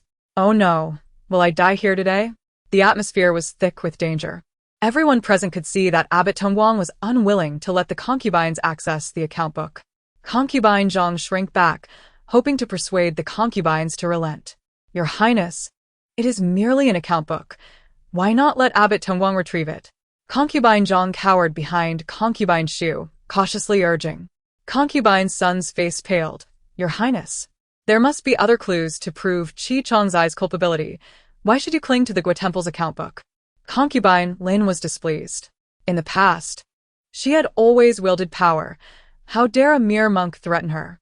However, under the eaves of others, one must bow their head. The favored consort Lin, self-proclaimed as powerless to break free from the encirclement of the Gui Temple, found a measure of relief in the heart of Tongguang. What could the favored consort do? This was the Gui Temple, surrounded by his loyal followers. Could he allow her to abscond with the account book right from under his nose? Tongguang would not permit the consort to seize the account book, for its contents were too formidable and could potentially upheave the current state of the Qin kingdom. The situation was dire. This was their territory, and a direct confrontation would prove futile. The palace's contingent was no match for the disciples of Gui Temple, who practiced diligently each morning. Yet, there was a feasible plan. They could feign surrender and allow Mu Chongzai to discreetly retrieve it. Wu Qing quickly analyzed the situation in her mind, simultaneously revealing the identity and background of Mu Chongzai. Mu Chongzai was the esteemed disciple of the previous leader of the martial arts world. No one could match her speed. Scaling walls and leaping rooftops was second nature to her. Had she not become a consort to the emperor, she might very well have been a formidable hero in the martial realm. Lin Guifei raised an eyebrow slightly, her gaze piercing through the crowd to rest upon Mu Chongzai, who stood quietly and unobtrusively in the corner, seemingly lacking presence. Neither particularly slender nor robust, Mu Chongzai was tall, yet not notably conspicuous. Perhaps due to her habit of keeping her head bowed, which lent her an air of introversion. The prayer list required 10 individuals, and originally, Lin Guifei had reserved the final spot for Li Guiran. However, after Li Guiran's unauthorized punishment of Zhu Li, which had angered Lin Guifei, that position was now allocated to Mu Chongzai. Lin Guifei nearly forgot about her. She was aware that Mu Chongzai was in good health, but had not realized that she had once been a martial heroine before entering the palace. Lin Guifei summoned Zizhuang and whispered a few instructions. Then, turning back, she altered her previous demeanor and said amiably, I have changed my mind. The master is indeed correct. It is merely an account book, no need for such grand efforts. I would trouble Master Tongguang to send someone to retrieve it. The previously harsh expression of Master Tongguang transformed into one of astonishment. He hesitated and inquired, Your Highness truly means this? Lin Guifei nodded. My Wort ist absolut das Holt. Disregarding Tongguang's puzzled expression, Lin Guifei commanded the attendants to bring forth stools for all the consorts to sit and wait. Tongguang could not comprehend why the consort's attitude had shifted so drastically. His gaze unconsciously drifted towards Zizhuang. Just moments ago, Lin Guifei had exchanged only a few words with her before changing her mind. Could it be that the crux of the matter lay with this unassuming maid? Hadn't there been a tall consort besides Zizhuang? Surely, he must be mistaken, as there had been no one there all along. With his eyes darting, Tongguang weighed the pros and cons and ultimately decided to secure the account book first. He signaled discreetly, and several of the strongest monks hurried towards his meditation room. The consorts, sensing a shift in the situation, took their seats alongside Lin Guifei, holding their breaths in anticipation of the outcome. Qi Chongzai rubbed her numb knees, intending to rise, but was pinned in place by Lin Guifei's words. Lin Guifei raised an eyebrow. Qi Chongzai, do not forget, I have not permitted you to rise. Until the account book is in my possession, you shall remain kneeling here. Qi Chongzai felt a surge of indignation and frustration, yet had no choice but to comply, resuming her kneeling as she awaited the developments. Time stretched interminably, each moment fraught with anxiety and unease. The lead monk, breathless and panting, exclaimed, Master, the meditation room is on fire. Tongguang's heart sank, and he urgently asked, "What of the account book? Is it unharmed?" The monk shook his head in despair, lamenting, "It too is lost." The fire spread rapidly, and when we arrived, only flames and ruins remained. Qi Chongzai felt a flicker of joy. The account book was gone. Lin Guifei's expression darkened. How could such a calamity have occurred? Tongguang was equally baffled, having given no orders for any such actions. Yet, for him, it was a fortuitous turn of events. As long as the account book was missing, that was all that mattered. The monk, anxious, implored, "Master, the situation is critical. We must not linger over the account book. We must prioritize extinguishing the fire." Tongguang, with an apologetic expression, replied, "Your Highness, please allow me to take my leave. The flames are fierce, and time is of the essence." Lin Guifei scrutinized him for a few seconds, suspicion etched on her face. Is it truly ablaze? The lead monk rolled up his sleeves to reveal charred scars, his tone filled with indignation. "Your Highness, a monk does not speak falsehoods. The fire has erupted. We must act without delay." The other monks nodded in agreement, their emotions running high, eager to rush to the scene. Tongguang seized the opportunity. With the fire in the meditation room, chaos will surely ensue in the temple these days. If there are any shortcomings, I hope your highnesses will be lenient. With hands clasped together, Tongguang bowed his head, a victorious smile curling at the corners of his mouth. Amit Ba. Thank you for your understanding, your highness. In this round, he had emerged victorious. Unbeknownst to him, in a perspective hidden from view, Lin Guifei too bore a smile at the corners of her mouth. Behind the crowd, Mu Chongzai returned quietly, unnoticed by anyone. She held a faded, yellowed tome aloft and nodded subtly towards the consort. Their eyes met, a silent exchange speaking volumes. Chapter 44. Returned to the palace, reflecting on the moment when Master Tongguang commanded the monks to surround them.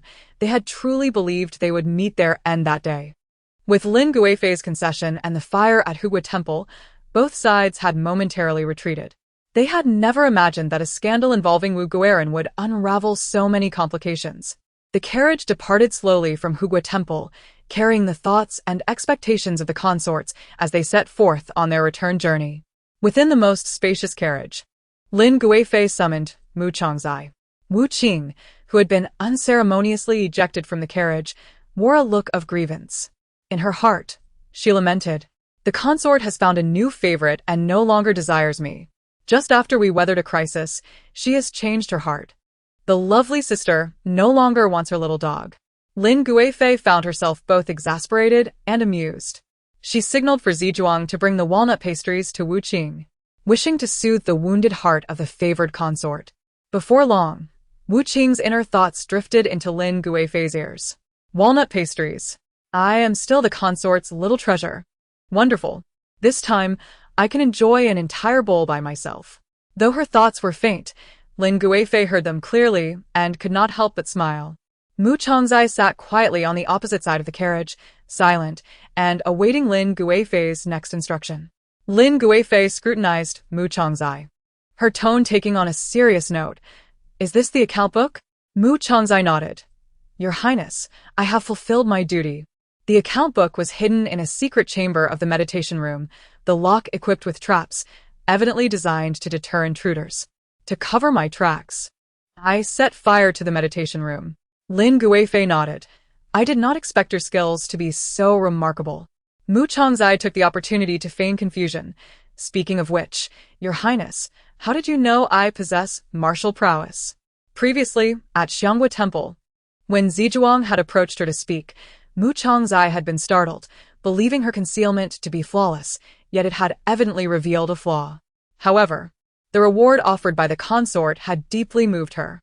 After a brief consideration, she accepted the task.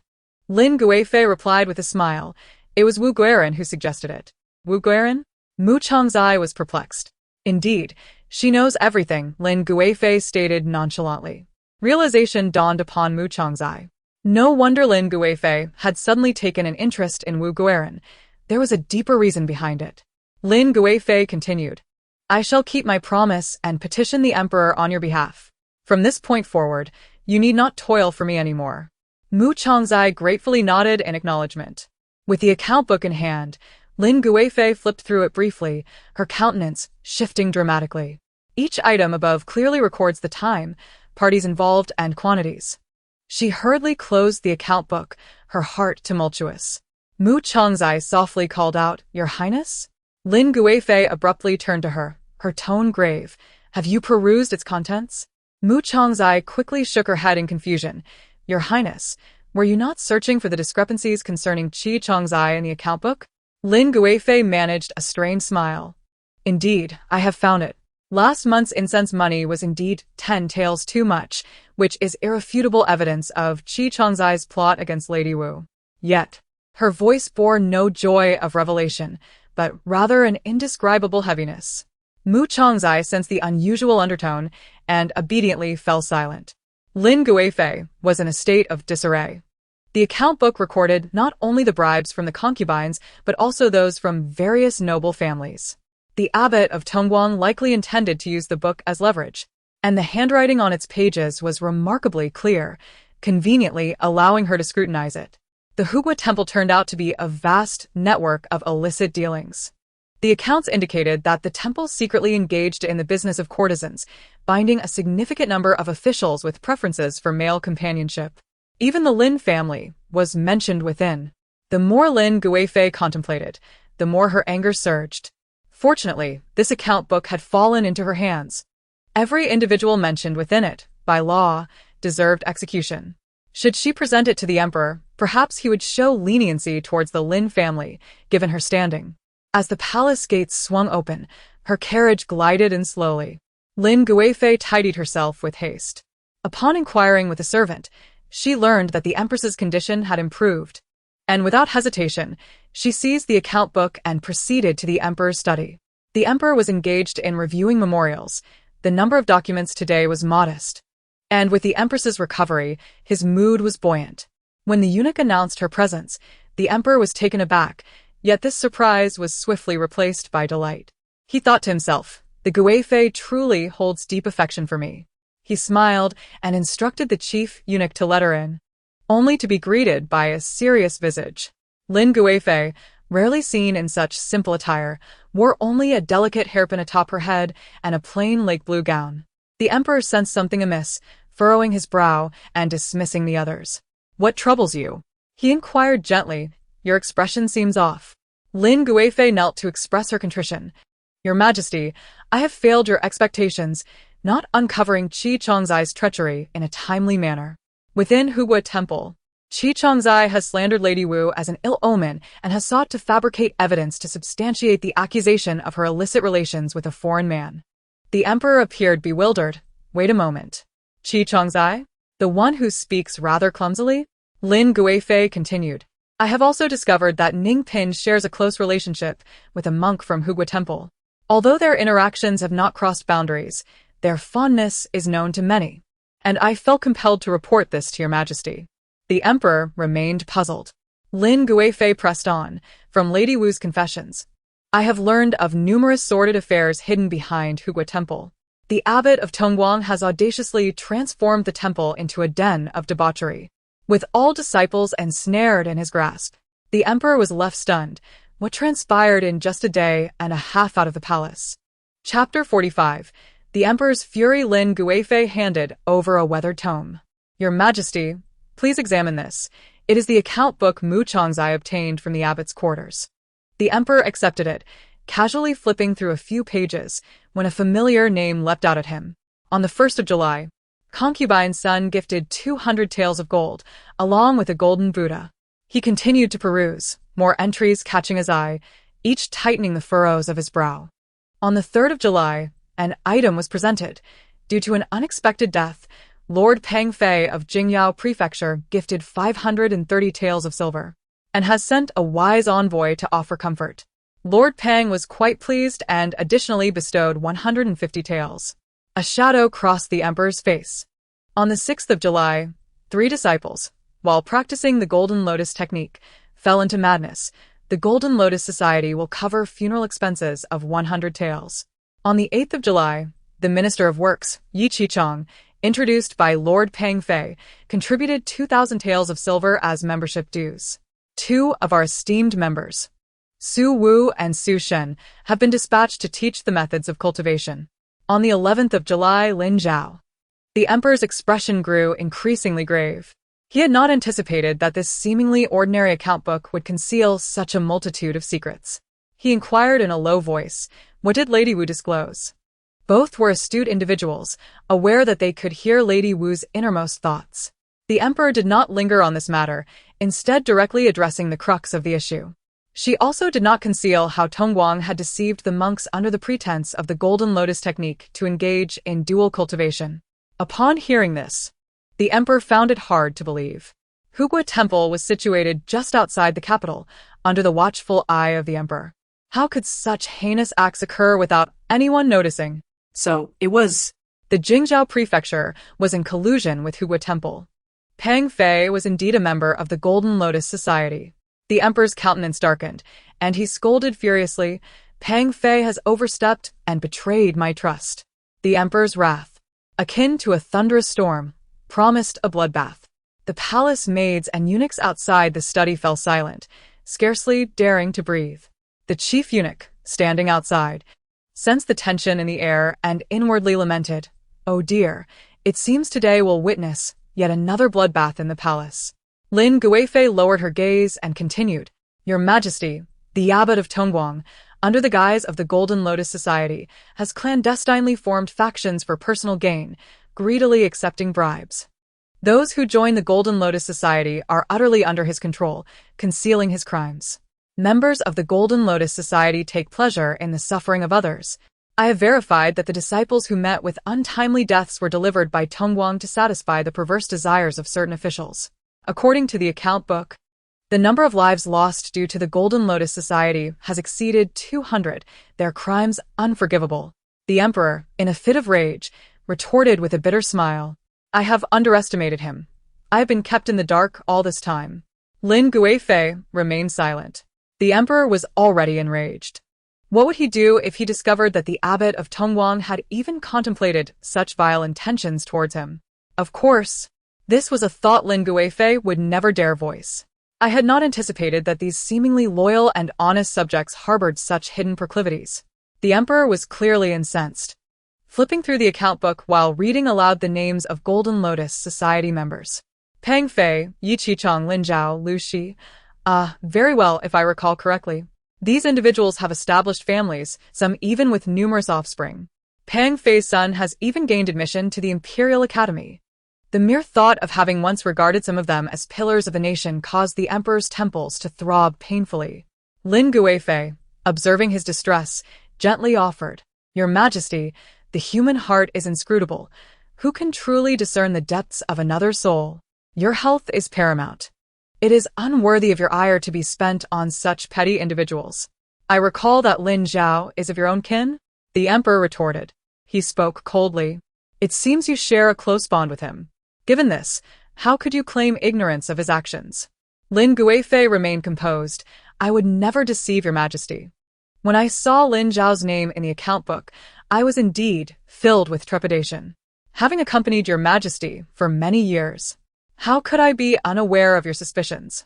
I do not seek your Majesty's mercy for Lin Zhao, but I implore you to administer the punishment that the abbot of Tongguang rightly deserves, so that the innocent monks who have perished may find peace," Lin Guifei said sorrowfully. In order to conceal the account book, Tongguang even ordered the monks to besiege the concubines, intent on silencing them. The thought of it still sends shivers down my spine. Had it not been for Mu Chang's cleverness and bravery, who ignited the Zen room at a critical moment to divert their attention, we likely would have met our demise. Her eyes were slightly reddened, and the terror on her face had not yet fully dissipated, evoking a deep sense of pity. The emperor's gaze fell once more upon the overly simple attire and hairstyle of the favored concubine. He was well aware of the influential family's power and held a profound wariness towards them. The favored concubine, hailing from the formidable Lin family, only fueled his suspicions regarding her involvement in this intricate web of interests. However, upon seeing the favored concubine's haggard visage, his heart softened. Indeed, the Jinlian society was ruthlessly unscrupulous. It was already quite a feat for her to have brought forth such critical evidence. The emperor sighed, assisting the Lin-favored concubine to her feet, and reassured her, "I hold no blame against you. Lin Zhao is merely a distant relative, and you must have been unaware." He continued, "Rest assured, I shall deal harshly with Tong Guang." He commanded, "Summon the commander of the Imperial Guard, Fang Rongan, and the betrothed prince to the palace at once." The chief eunuch, upon hearing their names, immediately sensed that significant events were about to unfold. It was now time for the emperor to deliberate on state affairs. The Lin-favored concubine gracefully bowed and withdrew. "This servant takes her leave." The emperor gently patted her hand and said softly, "My dear, you have been startled. Once I have concluded these matters, I will certainly come to see you." Upon stepping across the threshold of the Yangxing Palace, the Lin-favored concubine realized her palms were drenched in cold sweat. Zizhuang looked at her with concern. The Lin-favored concubine shook her head, declaring, "I am fine. Please instruct that for the next few days, no one is to convey messages to their families. Should anyone defy this order, there is no need for further words. Simply drag them out and execute them." Though Zizhuang was taken aback, she quickly nodded in agreement upon sensing the Lin-favored concubine's solemnity. She raised her head. Despite the splendid weather, her heart sank to the depths. She understood the emperor's suspicion. Yet, in that moment of questioning, she couldn't help but feel a twinge of hurt. The Lin-favored concubine exhaled deeply. In this entire harem, only Wu Guiran could offer her solace. Chapter 46. A net to catch all. Wu Qing was at the Xuefeng Pavilion with Lu Chang. After Wu Qing had traversed into the story, she was confined to the Linghua Palace, where meeting was a luxury, let alone exchanging a few words. Following their visit to the Hugua Temple, the two were finally intertwined once more. Lu Chang invited her to sit, and the maidens promptly presented 2 cups of fragrant tea. After sipping some tea to calm her nerves, Lu Chang remarked, "This pilgrimage was terrifying. I truly wonder what secrets lie within that ledger." To provoke such an uncharacteristic display from Tong Guang. "I saw Master Tong Guang appearing youthful. I thought him a sage, yet today's revelation was indeed disappointing." Wu Qing nodded and shared the background of Master Tong Guang with her. Lu Chang was taken aback, her mouth agape. "Is this true? How could such a despicable person be worthy of the title of National Master? Did you learn this from the favored concubine?" Wu Qing nodded. Within the Jinlian society, the high-ranking officials protected one another, and Tong Guang's status had risen dramatically. Under the glimmering fade of Hugua Temple, he had harmed countless virtuous families. In the original narrative, the protagonist Zhu Hanfei accidentally uncovered Tong Guang's secret, and with the help of the martial artist Mu Chang and the commander of the Imperial Guard, Fang Rongan, she barely escaped from his clutches. Now that the favored concubine had found the ledger, she might cleverly evade this crisis. Wait a moment. Does this impact the plot? Wu Qing suddenly felt a flutter of anxiety. System. Where is my elder brother? I am utterly speechless. How is it that the system only appeared once on the day of my arrival and has since remained silent? System, say something. You've gone mute. Lu Chang pondered. With the Zen room flooded and the ledger vanished, this matter may very well be left unresolved. The ledger vanished? Perhaps not. Lu Chang gently nudged her arm, exclaiming, "What are you laughing about? What does that smile signify? If the ledger is destroyed, the evidence of Qi Chang's malice towards you will vanish into thin air. You've been harmed by her. Don't you feel a sense of indignation?" Wu Qing entwined her arm around Lu Chang's, her voice soft. "Fear not. With Qi Chang's intellect, she cannot harm me. Moreover, the favored concubine will protect her." Lu Chang couldn't help but press her fingers against Wu Qing's forehead, sighing, "You, of all people, are now a favored concubine. Be more vigilant." Perhaps remnants of the original host's feelings for Lu Chang lingered, for Wu Qing felt an indescribable comfort and tranquility in her presence. She blinked playfully and said, "Sister Lu, do not be angry. Have some sweets to soothe your temper." Lu Chang shook her head but still accepted a piece of lotus seed cake that Wu Qing offered to her lips. As night fell, the monks of Hugua Temple succumbed to deep slumber, their snores echoing through the halls. The day's exertions had drained their spirits, and normally, this would be the time for them to practice the golden lotus technique, yet now they were lost in sweet dreams. Meanwhile, A contingent of imperial guards stealthily ascended the mountain peak. Clad in gleaming armor and brimming with vigor, they were evidently well prepared. The leading man, tall and handsome, exuded an air of confidence, none other than Fong Rongan, commander of the Imperial Guards. Beside him stood another strikingly handsome man, resembling the one Wu Qing had encountered during the emperor's birthday banquet. They surveyed the entire Hugua temple from their vantage point atop the mountain. A soldier clad in knight attire approached Fong Rongan and reported, "Commander, there are 20 night watch monks at Hugua temple. The rest are asleep, making it easy to breach." He continued, "We have also discovered a courtyard on the back mountain, guarded by 8 individuals from the martial world, each exuding a steady aura. We dared not act recklessly, and have come to inform you." "Individuals from the martial world?" Fong Rongan furrowed his brow. "What the emperor said is true. There are indeed sinister forces at Hugua temple." The betrothed prince chuckled, "Commander, you are the foremost expert of our dynasty.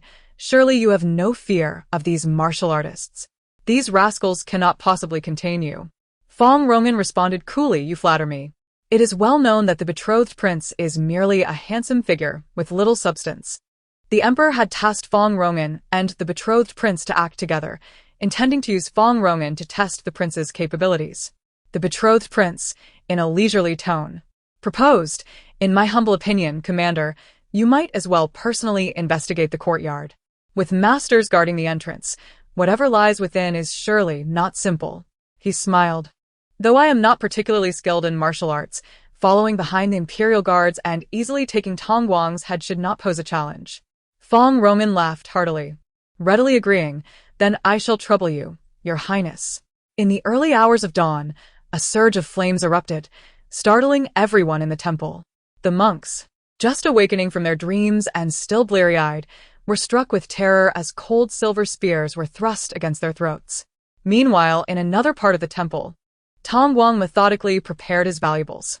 He was acutely aware that he had offended the powerful Lin-favored concubine. Over the years, the Jinlian society had committed numerous atrocities, and should he be caught with his misdeeds, his fate would be nothing short of tragic. Tong Guang lit a single oil lamp, using its dim glow to enter the hidden chamber where he stored gold and jewels. In the cramped underground room lay 10 wooden chests, all containing his treasures. He walked directly to the smallest chest, opened the lid, revealing a thick stack of silver notes. A satisfied smile crept across his face, his greed evident. Alas, he lamented, those precious stones and gold could not be taken with him. "What are you looking at, master?" At that moment, a deep male voice resonated. The flickering candlelight illuminated a figure. The betrothed prince appeared beside Tong Guang like a specter. He seemed oblivious to Tong Guang's displeasure, curiously gazing at the box in his hands. "How considerate of you, master, to prepare such a generous gift in anticipation of my arrival. I shall graciously accept it first," the betrothed prince said with a smile. Chapter 47. Seizure. Tong Guang's pupils constricted. The sudden appearance of the betrothed prince imposed immense psychological pressure upon him. Although those in the court perceived him as merely a frivolous nobleman, Tong Guang had been at the helm of the Golden Lotus Society for many years and sensed that this prince was far more complex than he appeared. Instinctively, Tong Guang felt compelled to summon his disciples stationed outside for assistance. The prince inquired with a smile, "Master, are you looking for someone? Your disciples outside, perhaps?" A wave of dread washed over Tong Guang as he realized the situation might have spiraled beyond his control. Unfortunately, the Imperial Guards had already detained all the monks from the Guoguang Temple. No one would come to rescue the master now, the prince lamented. "This is impossible," Tong Guang roared, his voice laced with despair and defiance. He took 2 steps back, fixating on the prince's position. The prince shook his head, saying, "Do not struggle, master. You have lost entirely. The account books are now in the emperor's hands, and none from the Golden Lotus Society shall escape." "The account books? Were they not burned?"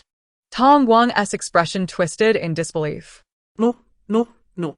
There must still be a chance. If only he could reach the back mountain. The mercenaries he had hired with great sums would undoubtedly protect him. Tong Guang continued to retreat. "Are you seeking refuge in the courtyard, hoping for assistance from those vagabonds?" The prince's lips curled into a mocking smile. "Rest assured, with Commander Fong Rongan present, None shall escape. The foremost expert of the Qin nation, Commander Fong Rongan, had arrived as well. Tong Guang's heart sank, his face pale as ash.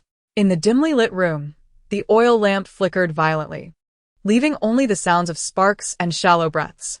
At this moment, the prince uttered a peculiar proposition. "Shall we discuss a deal?" With a slight smile, the prince leisurely took the box filled with silver notes from Tong Guang's hands, stating, "Consider that you have never possessed this box, and I shall spare your life." Tong Guang furrowed his brow and questioned, "What does the betrothed prince need this box for?" The prince replied, "Money is never too much. Even the emperor would be tempted by a sudden influx of tens of thousands of taels, let alone myself." In the flickering shadows, his visage oscillated between clarity and obscurity. The prince himself was similarly enigmatic, appearing both luminous as jade and shrouded in mystery. This money need not be conducted through formal channels. In other words, the prince had substantial financial needs beyond the emperor's scrutiny. What could it be? A group of shadowy aides? Or an unnamed army? A nameless dread surged within Tong Guang, akin to an icy current racing through his veins. The prince tilted his head, inquiring, "What are your thoughts, master?" Tong Guang clenched his teeth and nodded. He had no other choice but to cooperate with the prince. The prince had anticipated this response. He nodded, saying, "In that case, I must trouble you to accompany me." According to the imperial guards, they had discovered an abundance of illicit items within the monk's residence. During the report, the guards wore expressions of deep embarrassment and confusion. "Commander, this Guoguang temple," he hesitated, unsure how to proceed. "Do not inquire about what should remain unasked," Fong Rongan coldly interjected. Yes. Tong Guang found himself bound and unceremoniously thrown onto the open ground before the monks. Bereft of light and the embellishment of his golden robe, he appeared simply as an ordinary middle-aged man. The miraculous effects of his beauty-enhancing elixir could not truly halt the ravages of time. As moisture evaporated, Tong Guang's skin sagged, and the wrinkles hung like ancient bark, revealing his true age. The young monks, who typically dared not meet his gaze, now cast curious looks in his direction. They murmured amongst themselves, questioning why the abbot now appeared so different from his daytime self. Indeed, he has aged considerably. Why is the abbot bound? The guard scoffed, mocking. "He is merely a charlatan, can you not see that?" He pointed at the feeble Tong Guang on the ground and continued, "If this so-called eminent monk were truly powerful, how could he be subdued so easily, without the ability to fight back?" The monks exchanged glances, momentarily at a loss. Having grown up in the temple, they were accustomed to blind reverence for Tong Guang. Yes, if the abbot were truly an enlightened monk, how could he be lying there so helplessly? Doubt crept onto their faces for the first time. Meanwhile, Fong Rongan returned, his sword in hand, exuding a strong scent of blood. The prince seemed unaccustomed to this odor, and took a step back. "Commander Fong, you have worked hard," the prince said with a frown. Before everyone, he reverted to being the ineffective nobleman. Fong Rongan shook his head. "The courtyard in the back mountain is a filthy place. It is fortunate the prince did not go." The courtyard was divided into upper and lower levels. The upper level appeared to be an ordinary farmhouse, but in truth, it served as a secret site for training disciples. The lower level was designated for imprisoning disobedient disciples, filled with various torture devices. Tong Guang abducted children from all around, brainwashing them in this place. Once these disciples matured, he would use the pretext of teaching scriptures to send them to the homes of Golden Lotus Society members for their pleasure. Upon hearing this, the prince nodded. Such crimes are indeed unforgivable. He smoothly shifted the topic to the Empress Dowager and the Defying. The Guoguang Temple was once a place of tranquility, yet has now become a den of filth, unworthy of its name as a national temple. However, the Empress Dowager has been cultivating here. If she were to leave suddenly, it would certainly provoke much speculation and discussion from the outside. Fong Rongan immediately clasped his fists in respect, saying, "I implore you, Prince, to clarify." The prince replied nonchalantly, "The temple has suffered significant losses due to the water damage. The immediate priority is repairs. Furthermore, Abbot Tong Guang's condition is severe. He requires rest and should not receive any visitors. Therefore, the Guoguang Temple shall be closed to the public." Fong Rongan lowered his head in acknowledgement. The prince smiled. There is no need for you to be so formal, Commander. We often meet in the palace, although we are not deeply acquainted. Have I ever treated you with any distance? Clearing his throat, the prince sighed. I mean no offense. You have misunderstood. To be frank, I wish to inquire about someone. He paused before continuing. May I ask if you have heard of Lady Wu in the palace? Chapter 48. Bestowing a title Lady Wu? Fong Rongan expressed his surprise. The prince feigned calmness, saying, I have heard that she is favored by the emperor. She is also among those who pray for the empress. Fong Rongan found himself in a difficult position. Forgive me, prince, but I know little of the inner workings of the harem. I fear I might disappoint your expectations. May I ask why you are inquiring about Lady Wu? Fong Rongan probed again. The prince cleared his throat, concealing his intentions. I had a brief encounter with her during the emperor's birthday banquet. However, there was some misunderstanding in our conversation, and it seems I may have offended her. I wish to personally apologize. He lowered his gaze, expressing a hint of regret. Fong Rongan believed this explanation. After a moment of contemplation, he replied, As for the specifics, I know little. Lady Wu resides in the Linhua Palace with the noble consort, and I have yet to see her. The prince frowned. Is it possible that Commander Fong has never seen Lady Wu, given how close Linhua Palace is to Yangqing Palace? Fong Rongan lowered his voice. Lady Wu appears to be in poor health. The noble consort has ordered that she is not to leave her quarters. Beyond that, I know nothing. Poor health? The prince's lips twitched. How could Lady Wu's speed that day have anything to do with being in poor health? Fong Rongan deeply cupped his fist in salute, and the prince realized he would say no more. Should the conversation continue, Fong Rongan would undoubtedly inform the emperor. The prince smiled as he draped an arm around Fong Rongan's shoulders, seamlessly shifting the topic. The guards nearby nodded fervently at his words. They initially believed this would be a simple outing. Little did they know they would encounter such eye-watering sights. As the cold wind began to rise, the weather gradually turned chilly. It has been nearly 2 months since Wu Qing found herself in this novel. What began as discomfort has slowly transformed into a state of languid acceptance. No more early mornings to squeeze onto the subway, nor the anxiety of potential layoffs. How blissful. Upon waking, Wu Qing sniffed and nearly unleashed a thunderous sneeze. Jin Xiu entered the room, carefully draping a pristine white outer garment over her. Wu Qing eyed her suspiciously. Why do you wear such a peculiar smile? Lowering her gaze, she gently caressed the delicate fur of the outer garment, feeling warmth radiate from her fingertips. The fabric was smooth and immaculate, indicating its exquisite value. The warmth was a pleasant contrast to the slight chill she felt when rising from her bed. Wu Qing exclaimed, Could this material be a gift from the empress? Jin Xiu replied mysteriously, My lady, why not take a guess? Perhaps inspired by her playful demeanor, Jin Xiu became more spirited. Wu Qing retorted, Do you think I can guess? Unable to contain her excitement, Jin Xiu revealed, My lady, this outer garment was actually bestowed upon you by the emperor. Wu Qing fell silent for a moment before responding, Jin Xiu, please refrain from telling ghost stories so early in the morning. It's quite unsettling. Jin Xiu, expressionless, appeared somewhat speechless. With the sluggishness of a snail, Wu Qing climbed out of bed to prepare for the day. She slowly picked up a willow twig and a porcelain cup, drowsily brushing her teeth at the wash basin. A yawn escaped her lips as she lethargically stepped outside, only to be startled by the obsequious face of the chief eunuch, his features jiggling with flab.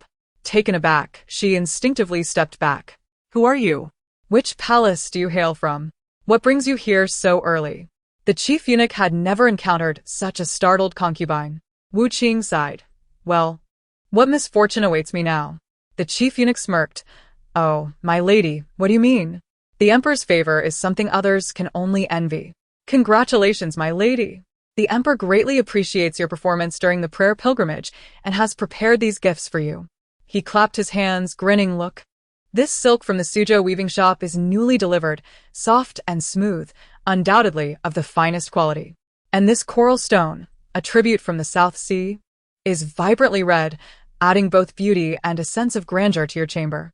A group of young eunuchs approached Wu Qing, and at the chief eunuch's command, they unveiled the treasures hidden beneath a crimson cloth. The display was dazzling, an array of exquisite items. Most notably, Two eunuchs presented a red coral sculpture, nearly as tall as a person, adorned with numerous gleaming red gemstones, captivating in its brilliance. Wu Qing scratched her head, pondering the emperor's intentions. Is he simply lavish with his wealth? Finally, the chief eunuch dropped a bombshell. My lady, the emperor has even bestowed upon you a title. It's customary for noble consorts to receive a title, and you are the first in history to do so before entering the emperor's chamber. Previously, Wu Qing was already the first consort to be titled before sharing the emperor's bed. Now, She would be the only noble consort to have received a title before the consummation of their relationship. The chief eunuch's smile widened as he carefully produced a sheet of rice paper, on which a character was inscribed with bold, flowing strokes, unmistakably the emperor's handwriting. Fortune. Wu Qing was momentarily at a loss for words. Is it the fortune of a chihuahua or that of King Jiji? The chief eunuch replied, My lady, this character was personally selected by the emperor after much deliberation. Is it because I was rumored to be an ominous figure that the emperor granted me this title? Wu Qing inquired. The chief eunuch beamed. Indeed, my lady, you and the emperor share an unspoken bond. The emperor's bestowal of the character fortune serves as the finest rebuttal to any gossip in the harem. If the emperor himself declares you a figure of fortune, who would dare to accuse you of being inauspicious? Wu Qing sighed. Very well, I shall henceforth be known as Lady Fortune. I hope this name truly brings me some good luck. Curiously, she asked, am I the only one to receive a reward? Wu Qing pondered for a moment. Mu Chong had been promoted, indicating that the account book must have been secretly delivered to the noble consort by Mu Chong. The noble consort was indeed formidable. She even knew about Mu Chang's martial prowess. Noticing Wu Qing lost in thought, the chief eunuch cleared his throat and continued, My lady, I have more congratulations to extend. Wu Qing's ears drooped at this, her voice weary as she asked, What else is there? My lady, the emperor has called for you tonight. The chief eunuch said with a sycophantic grin. Chapter 49. The night of the emperor's summons. Upon hearing this, Wu Qing's eyes sparkled with excitement. A summons to the emperor's chamber. This surely meant she would finally have the opportunity to behold the emperor's true visage. Transforming into a character from a palace intrigue novel, she had waited 2 months to meet the emperor. Surely, this made her unique. Without hesitation, Wu Qing accepted. The bracelet, jade green and shimmering, was a rare treasure indeed. The chief eunuch accepted the bracelet, exclaiming in surprise at the weight of such a generous gift. His smile broadened, though he made an effort to suppress it to avoid appearing overly exuberant. Who wouldn't he appreciate a gracious and favored lady? Nevertheless, the chief eunuch pretended to decline the gift initially. Believing he found the reward insufficient, Wu Qing offered him a pair of gold earrings. With an armful of treasures, the chief eunuch departed, repeatedly assuring her that he would attend to the emperor with utmost care that evening, allowing Lady Fortune to rest easy. My lady, why bestow him with so much? Jin Xiu asked, puzzled.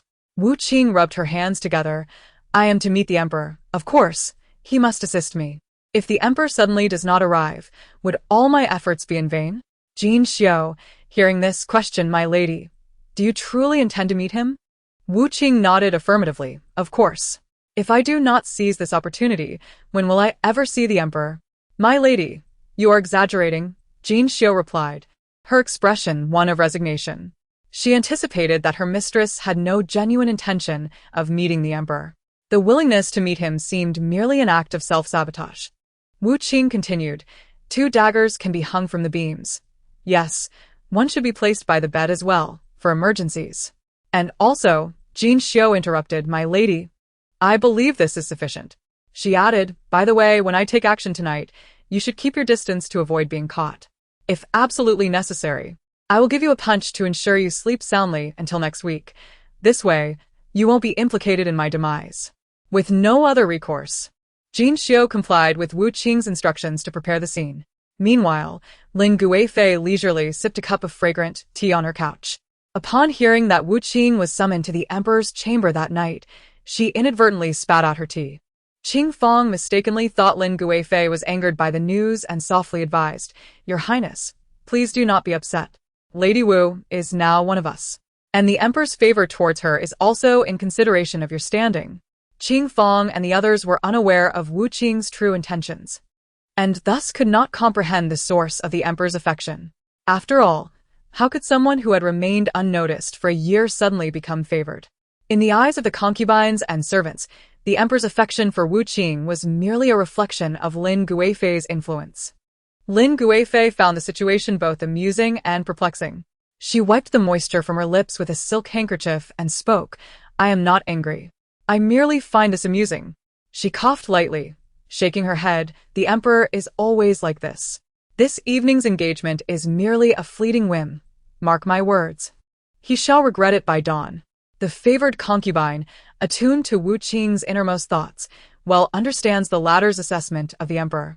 Wu Qing's remarks regarding His Majesty can be distilled into two categories, the first being outright vitriol, branding the emperor as a fickle and unworthy man, dismissing him for his age and declining health.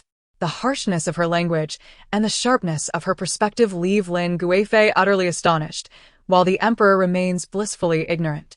As the one most attuned to the emperor's sentiments, Lin Guifei finds amusement in this irony. Were the emperor privy to Wu Qing's true feelings, he would undoubtedly be incensed. Yet, would he resort to violence against her? The answer is a resounding no. The emperor dares not touch her, given the secrets she possesses. Sipping her tea, the sweet aroma swirls around her, filling her with an inexplicable anticipation for the night ahead. Although lower-ranking concubines are expected to attend the emperor in the Yangxin Palace, His Majesty has decreed that Wu Qing need not exert herself. He shall attend to her personally. This decision has left many envious concubines gnashing their teeth.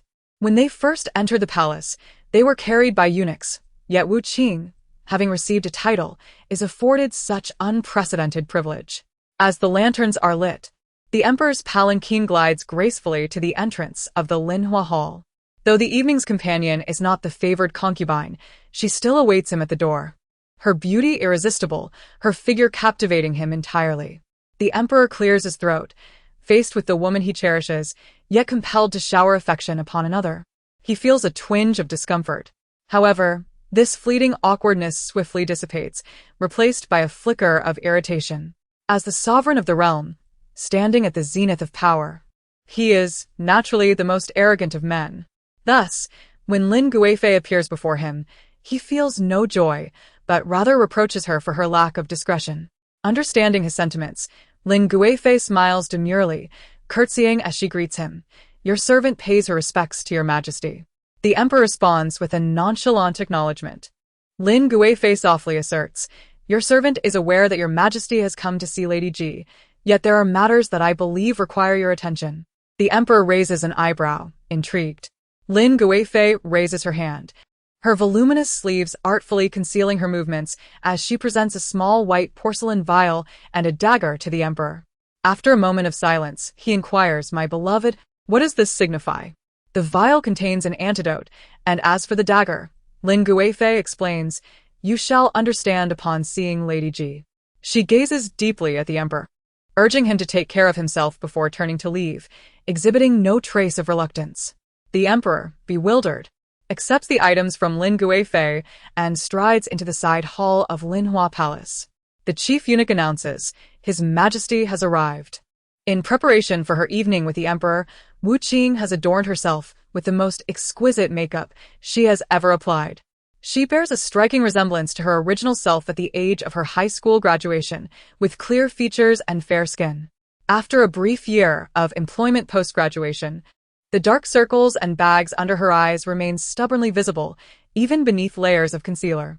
The matrons tasked with her preparation apply precious powders to her cheeks and delicately anoint her body with rose water. However, when it comes to her eyebrows, Wu Qing rejects the popular arch style of the day. In this era, women often conform to male aesthetics, favoring high eyebrows with drooping tails. Thus, most concubines in the palace sport such elevated brows. Discreetly, Wu Qing erases the arch and, while the matrons are distracted, draws her brows straight. Upon noticing, the matrons rush to dissuade her. "My lady, what are you doing?" Wu Qing snatches the brow pencil and powder, laughing. "There is still time. Allow me to adorn myself first." The rapid ascent of Lady Ji has caused quite a stir in the palace. Although the matrons hold high positions, They dare not offend her and can only watch as she skillfully enhances her beauty. The longer they observe, the more they are captivated, realizing that Lady Ji is indeed worthy of her renown. Wu Qing glances at herself in the bronze mirror, precisely locating the peak of her brows. Her technique is both swift and deft. With a few strokes, she delineates the contours of her brow tails. With a delicate twist of her wrist, she embellishes the inner corners, crafting brows that appear both natural and vibrant. In mere seconds, she has perfected her brow shape, creating a harmonious look that accentuates the delicacy of her features. The matrons, witnessing this transformation, are filled with admiration. "Your ladyship's brows are splendid," they exclaim, noting how the depth of color does not appear excessive, akin to her own innate beauty. Yet Wu Qing, stroking her chin, feels something is amiss. Without eye makeup, it seems peculiar. She muses. Inspired, she requests some lip color from a nearby attendant, testing it on her hand. Satisfied with the hue, she decides to proceed. Without hesitation, she dabs a light shade of lip color onto her eyelids. "My lady, no." The matrons gasp, eyes wide with disbelief. "Fear not, I know my limits." Wu Qing reassures them. Calmly, she applies the base color to her eyelids, then divides her eyes into light and dark sections, focusing on the corners and tails with multiple layers of color for depth and richness. Before long, she has skillfully crafted her eye makeup. Not content with merely eyeshadow, she uses the brow pencil to create eyeliner. When all is complete, Wu Qing gazes into the mirror, filled with satisfaction and pride. The reflection reveals bright eyes and a radiant smile, enhanced by her artistry, elevating her beauty from a mere 6 out of 10 to an impressive 8. During her university years, constrained by a meager budget, she had managed to achieve full makeup with only a brow pencil and lipstick. The matrons applaud, genuinely congratulating her. "This look will surely please His Majesty. If you do not mind, I would like to learn as well." Wu Qing readily agrees. "Of course. I shall teach you all." There is ample time. In just one afternoon, the matrons are utterly convinced by Wu Qing's expertise. Having traversed from the modern world, she possesses knowledge of various beauty styles, astonishing the matrons who have only ever resided in the palace. As they depart from Linhua Palace, they cannot cease their praises for Lady Ji. Some eavesdropping servants learn of this and eagerly relay the news to their masters. However, the transmission of such information often suffers from delays and embellishments. By the time it reaches outside the palace, the world is aware only that the renowned Lady Ji possesses a beauty surpassing even that of celestial beings. On hearing this during court, Wu Qing's father falls into a profound silence, questioning, "Are the Lady Ji you speak of and my daughter Wu Qing truly one and the same?" That night, when the emperor finally meets Wu Qing, he is momentarily taken aback. The last time he laid eyes on her, it was from a distance, merely catching a glimpse of her silhouette. Having learned of her connection to the Western Xia spies, his mind had been preoccupied, leading him to hastily depart Linhua Palace. Today, however, upon seeing her, he wonders why he has not favored her in a year. He bends down to assist her from the ground, smiling as he says, "Lady Ji, there is no need for such formalities." Upon closer inspection of Wu Qing's appearance, one might discern that she lacks the innate beauty of the favored concubines, such as the Guifei and Shufei, yet she embodies a certain ethereal charm. Her makeup, in stark contrast to that of the other palace ladies, radiates a lively and clear essence. The concubines typically favor a more subdued aesthetic, while the empress exudes a dignified grace. And the Guifei possesses an enchanting beauty that aligns with a refined elegance, devoid of any overt sensuality. Consequently, the courtiers assume that the emperor has a preference for such understated allure, leading them to emulate this style. When Wu Qing was finally aided by the emperor to behold his visage, her initial thoughts were, "Is this truly the emperor?" She mused internally, "No, dear family. Although he is a handsome gentleman, he could very well be my father's age." This revelation perplexed her, especially given that the original female protagonist of the tale was merely 17 years old. It was no wonder she had struggled to envision a romance between the emperor and the protagonist. It bore striking resemblance to a May-December romance. Wu Qing instinctively began to critique the emperor's age. The emperor, enveloped in silence, felt as though the nascent emotions within him had been doused with cold water.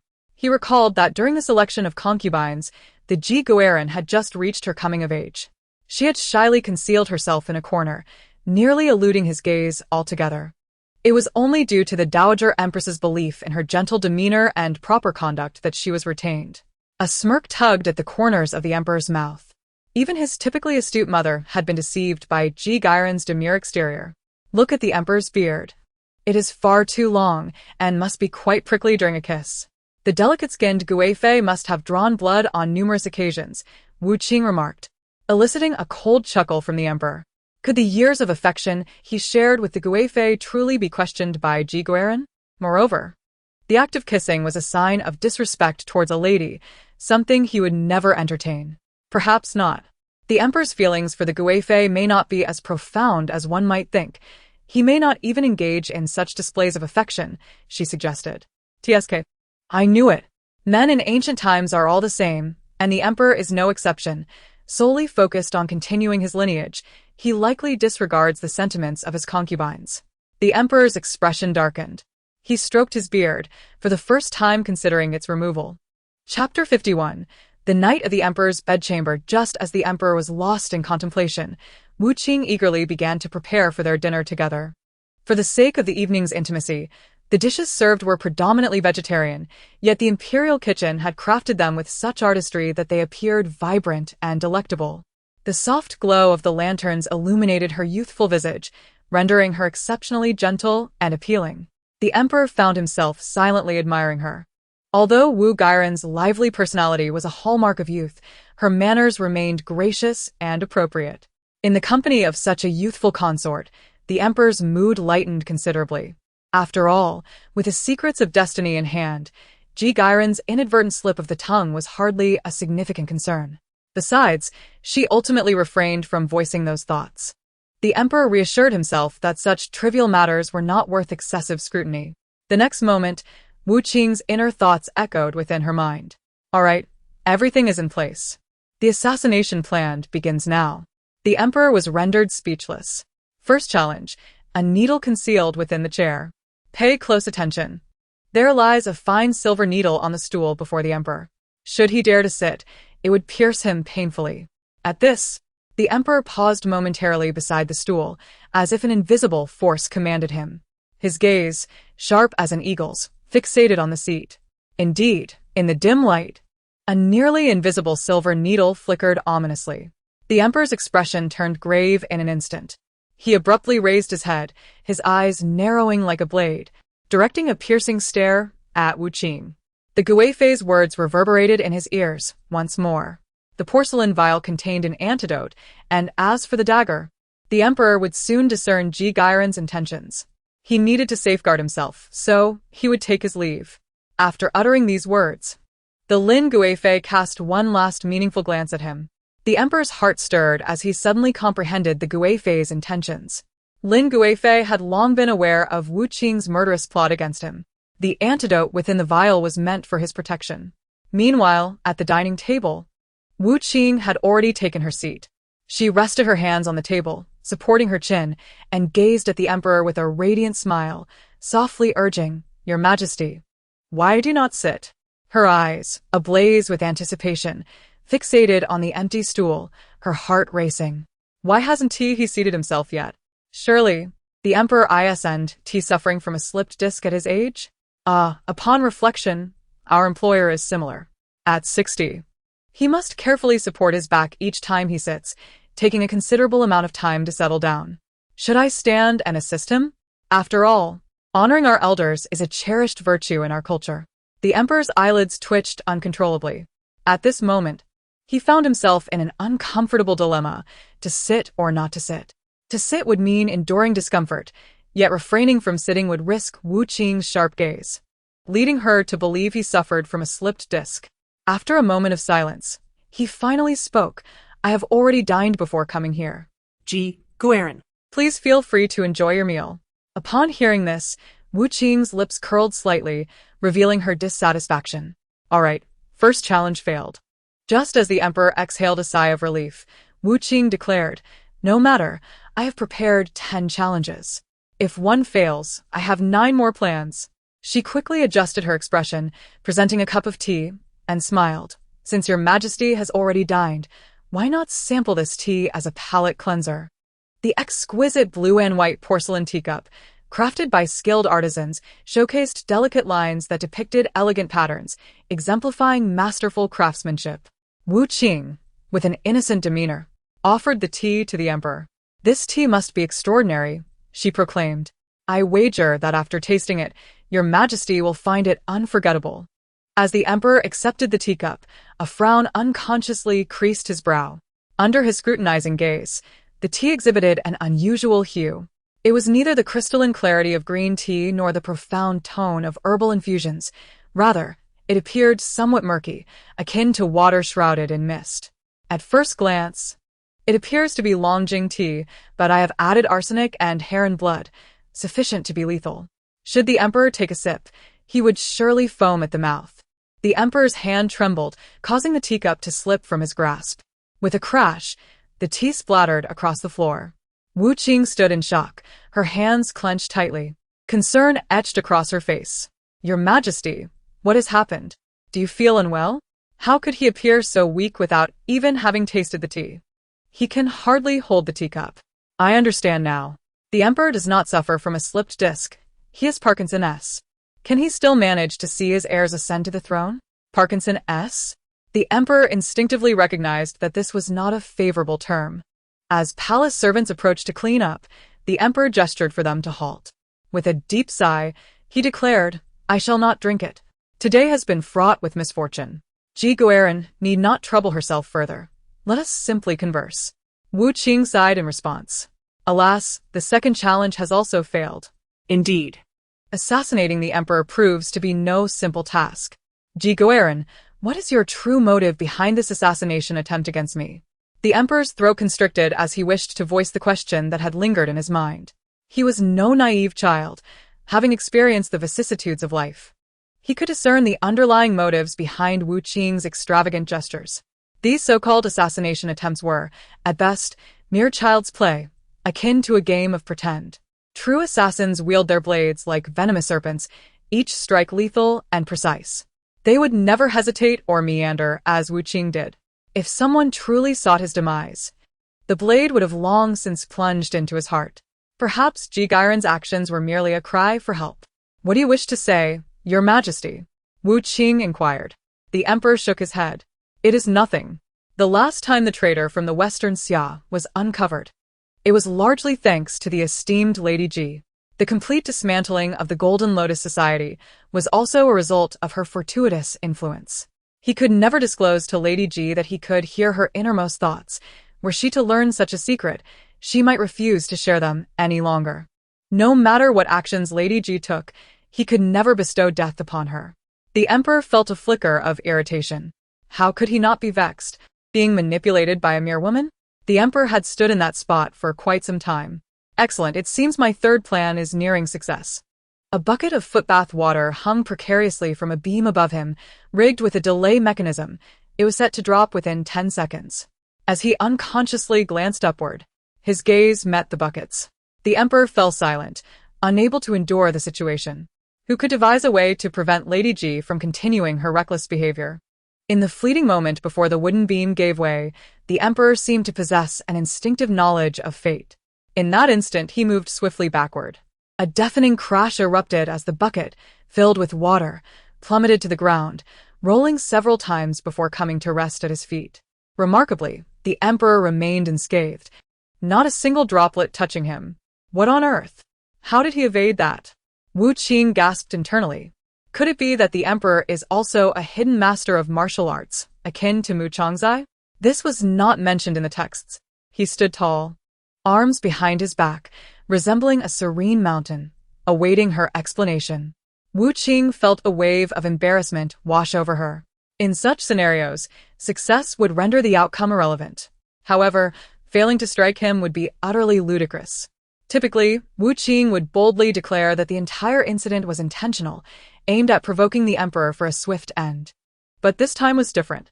A tremor ran through her as she noticed a hint of curiosity and inquiry in the emperor's eyes.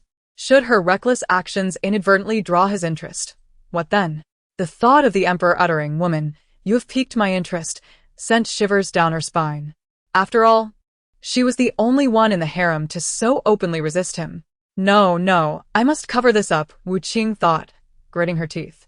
The emperor cannot discover my true intentions. Otherwise, my subsequent plans will be thwarted.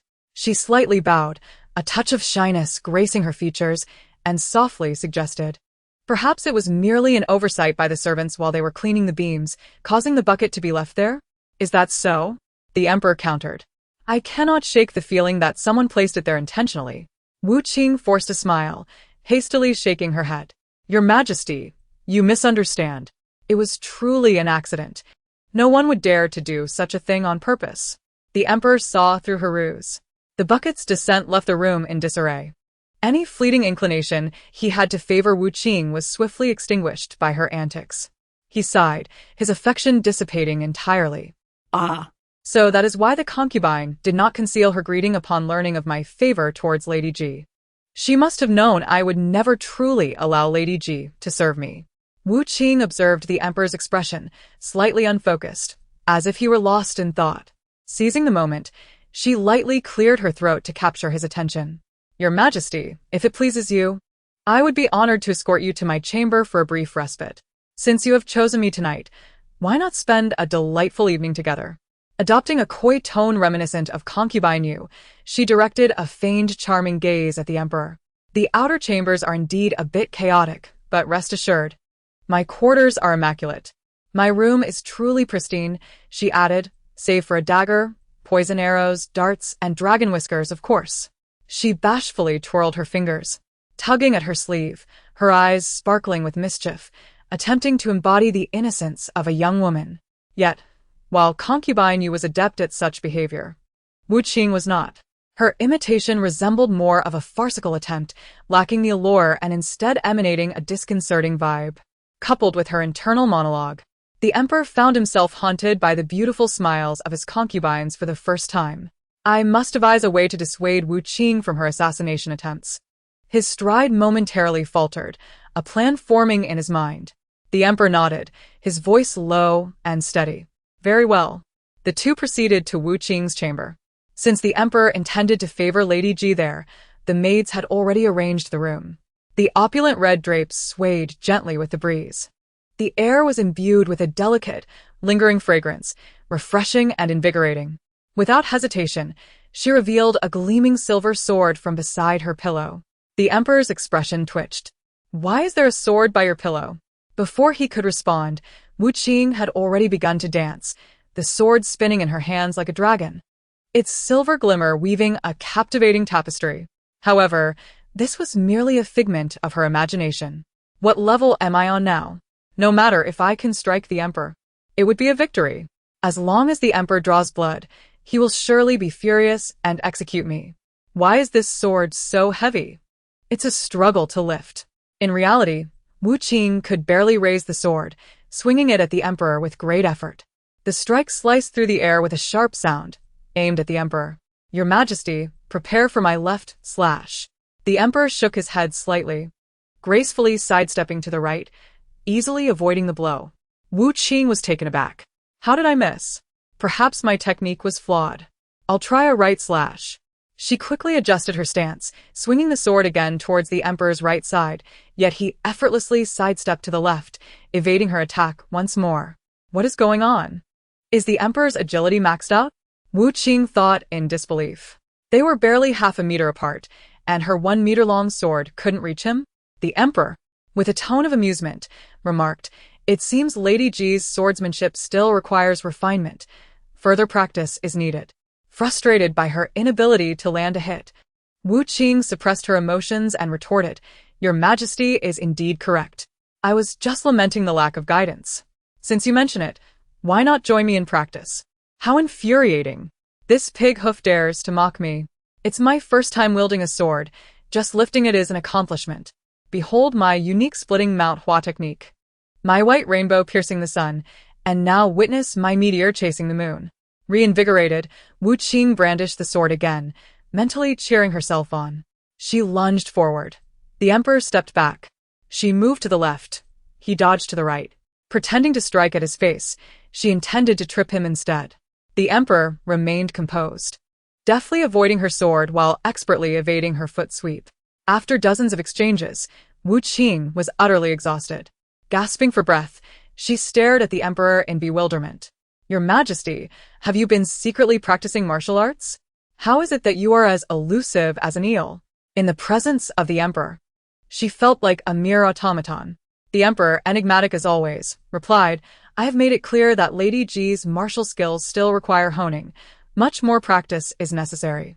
With the emperor's uncanny ability to cheat by reading her thoughts, he appeared utterly unfazed, as if everything lay firmly within his grasp. As Wu Qing gasped for breath, he stood nonchalantly by the bedside, unfazed. After all, every move Wu Qing made was well within the emperor's knowledge. The emperor declared, "As the son of heaven, I possess the ability to perceive all. Lady Ji, even if you were to place your sword against my throat today, I would remain unscathed."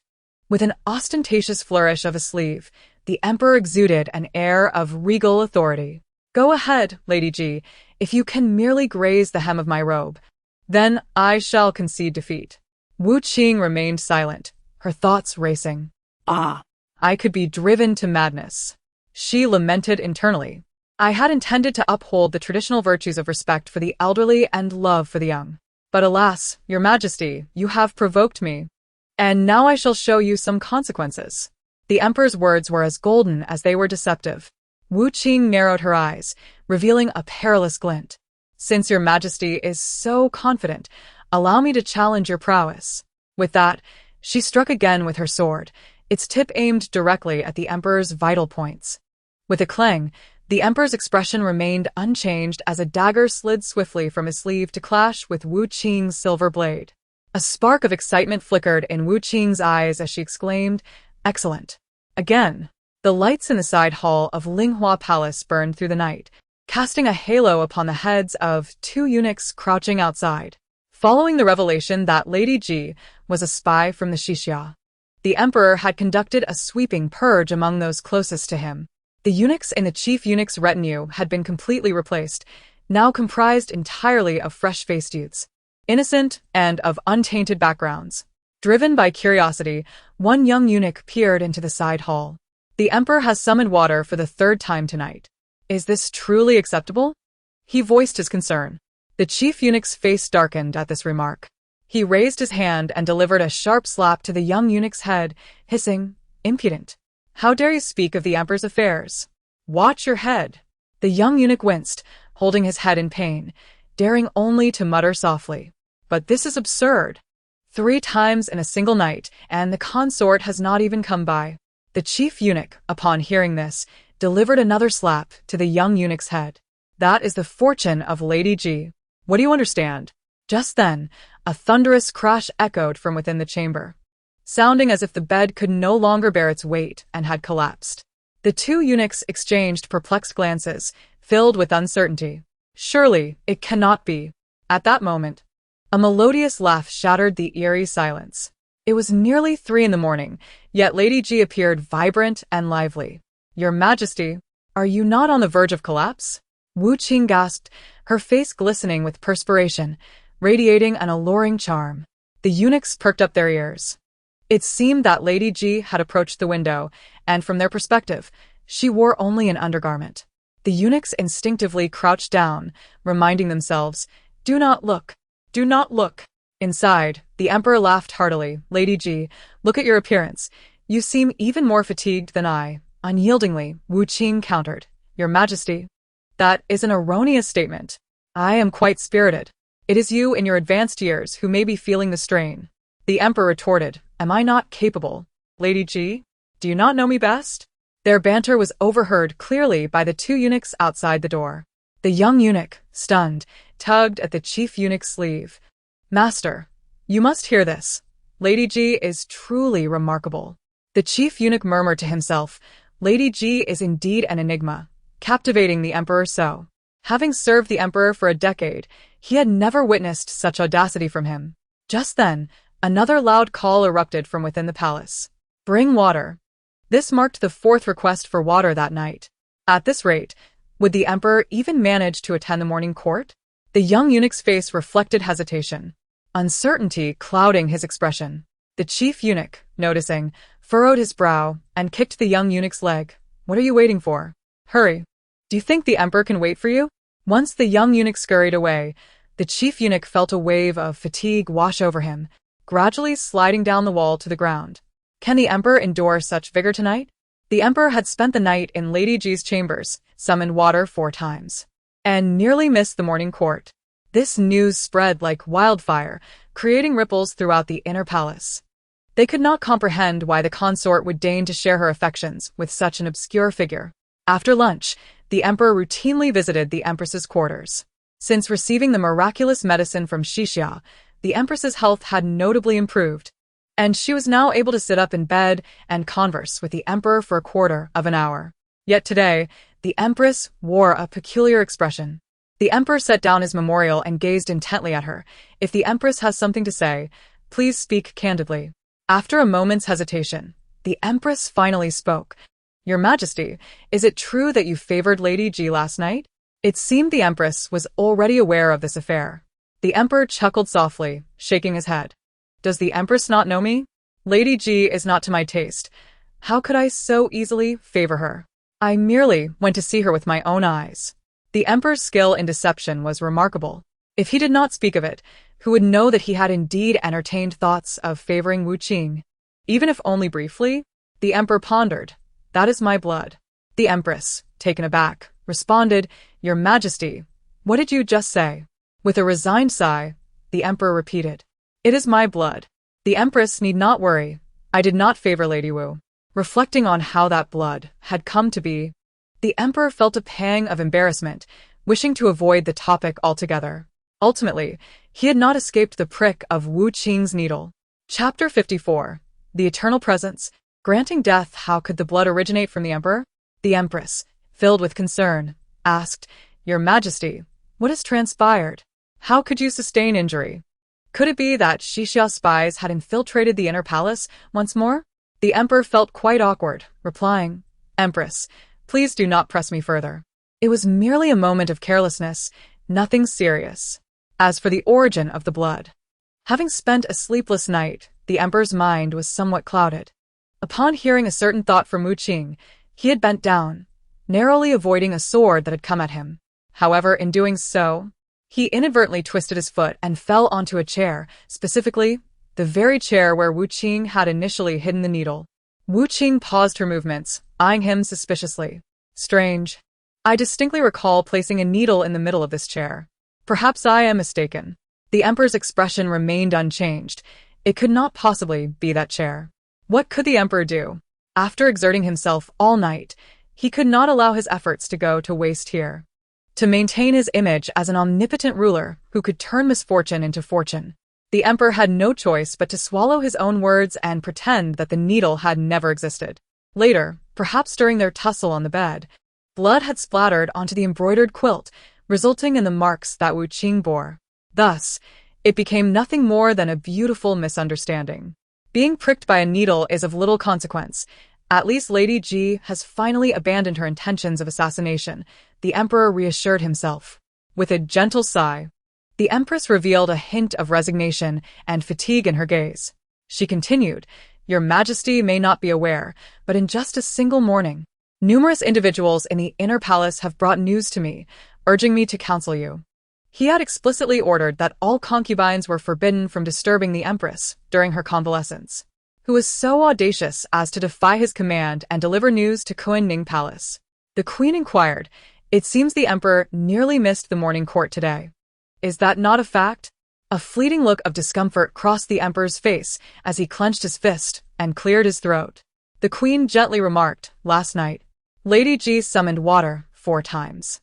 Moreover, I have heard that several young eunuchs caught wind of the commotion emanating from Lady G's chamber, claiming the sounds were quite loud. This may incite unnecessary speculation and discussion.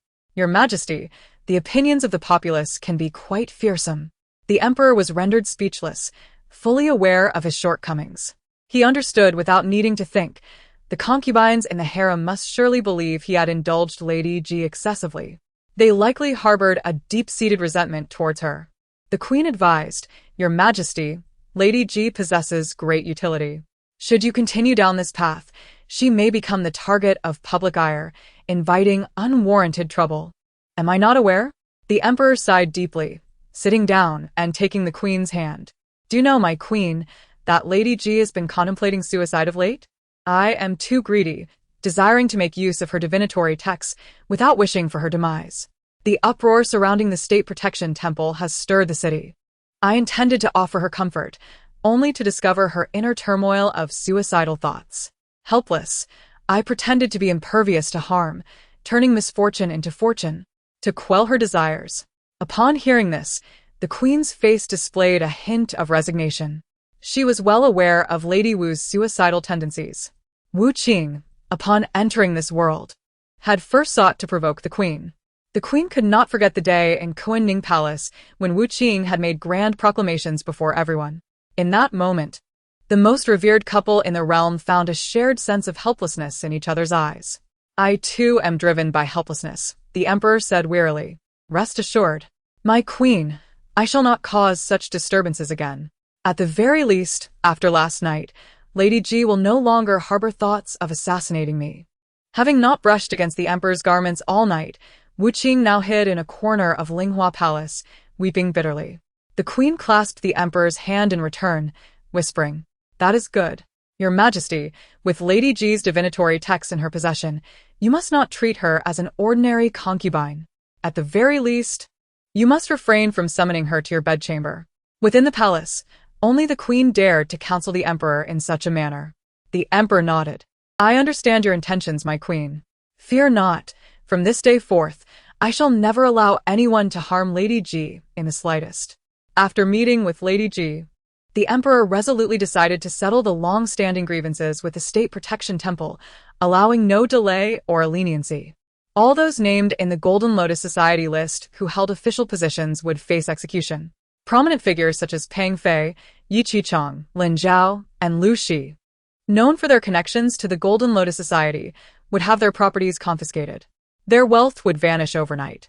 As for those involved in the official realm, yet entangled in the crimes of the Golden Lotus Society, they would be exiled 3,000 miles away.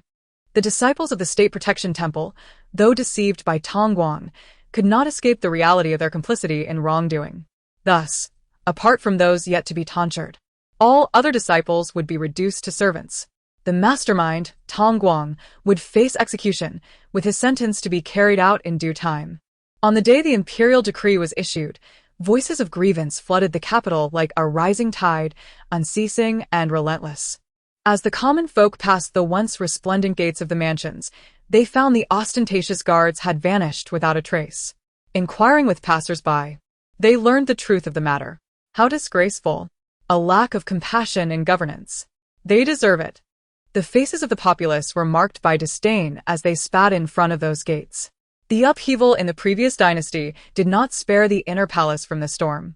Consort Sun, occupying a principal position, had sold palace jewelry to bribe Tongguang, and within a few short years, had gifted the State Protection Temple 10 golden Buddhas.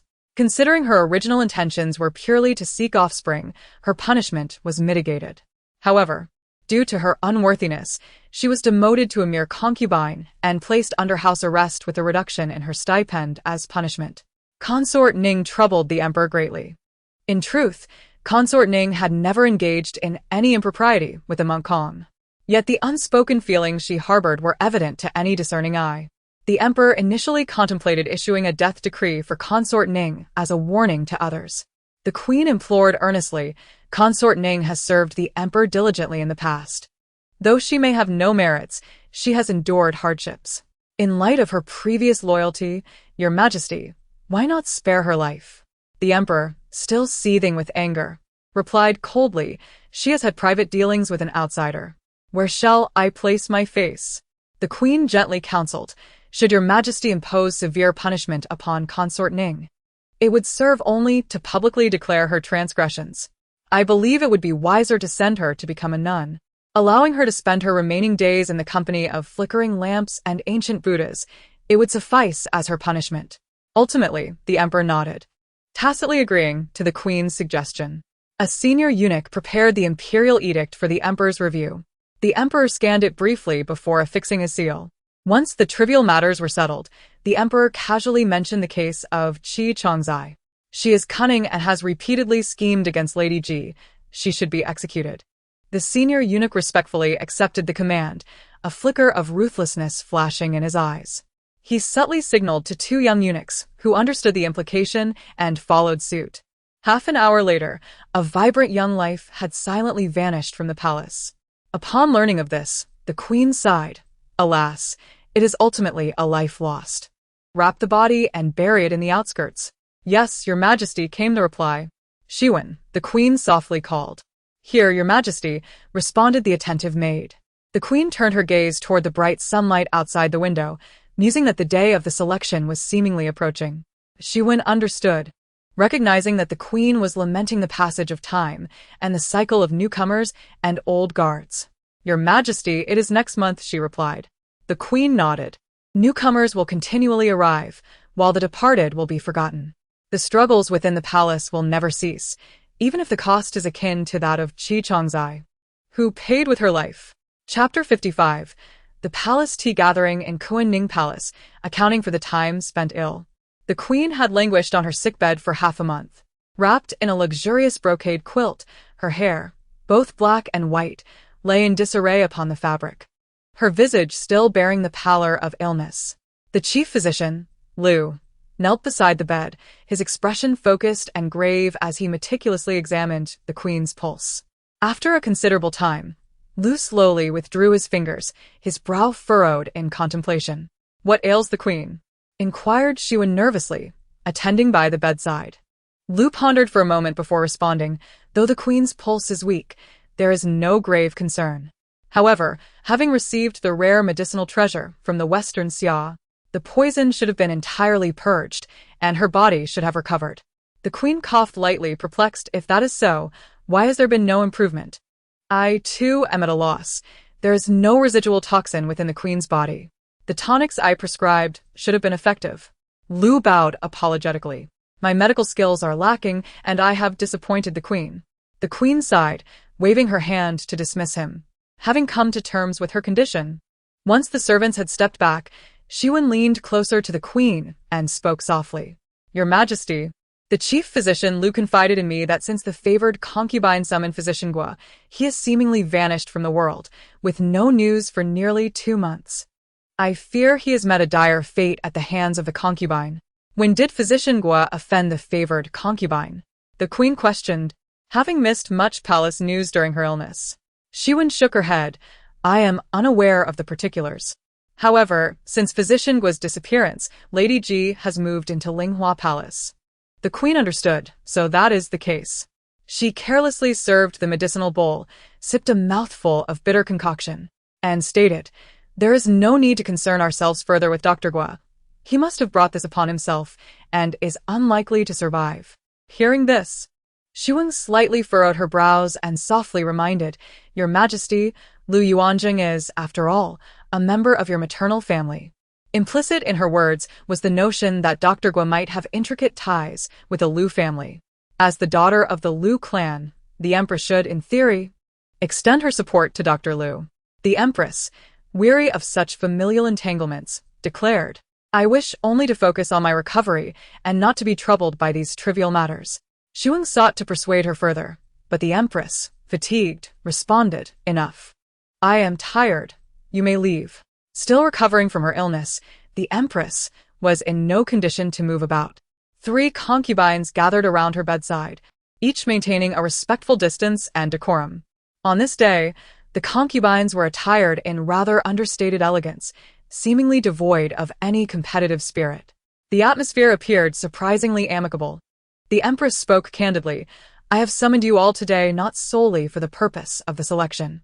Lin Guifei raised an eyebrow slightly, unwilling to be the first to speak, for that would be rather beneath her.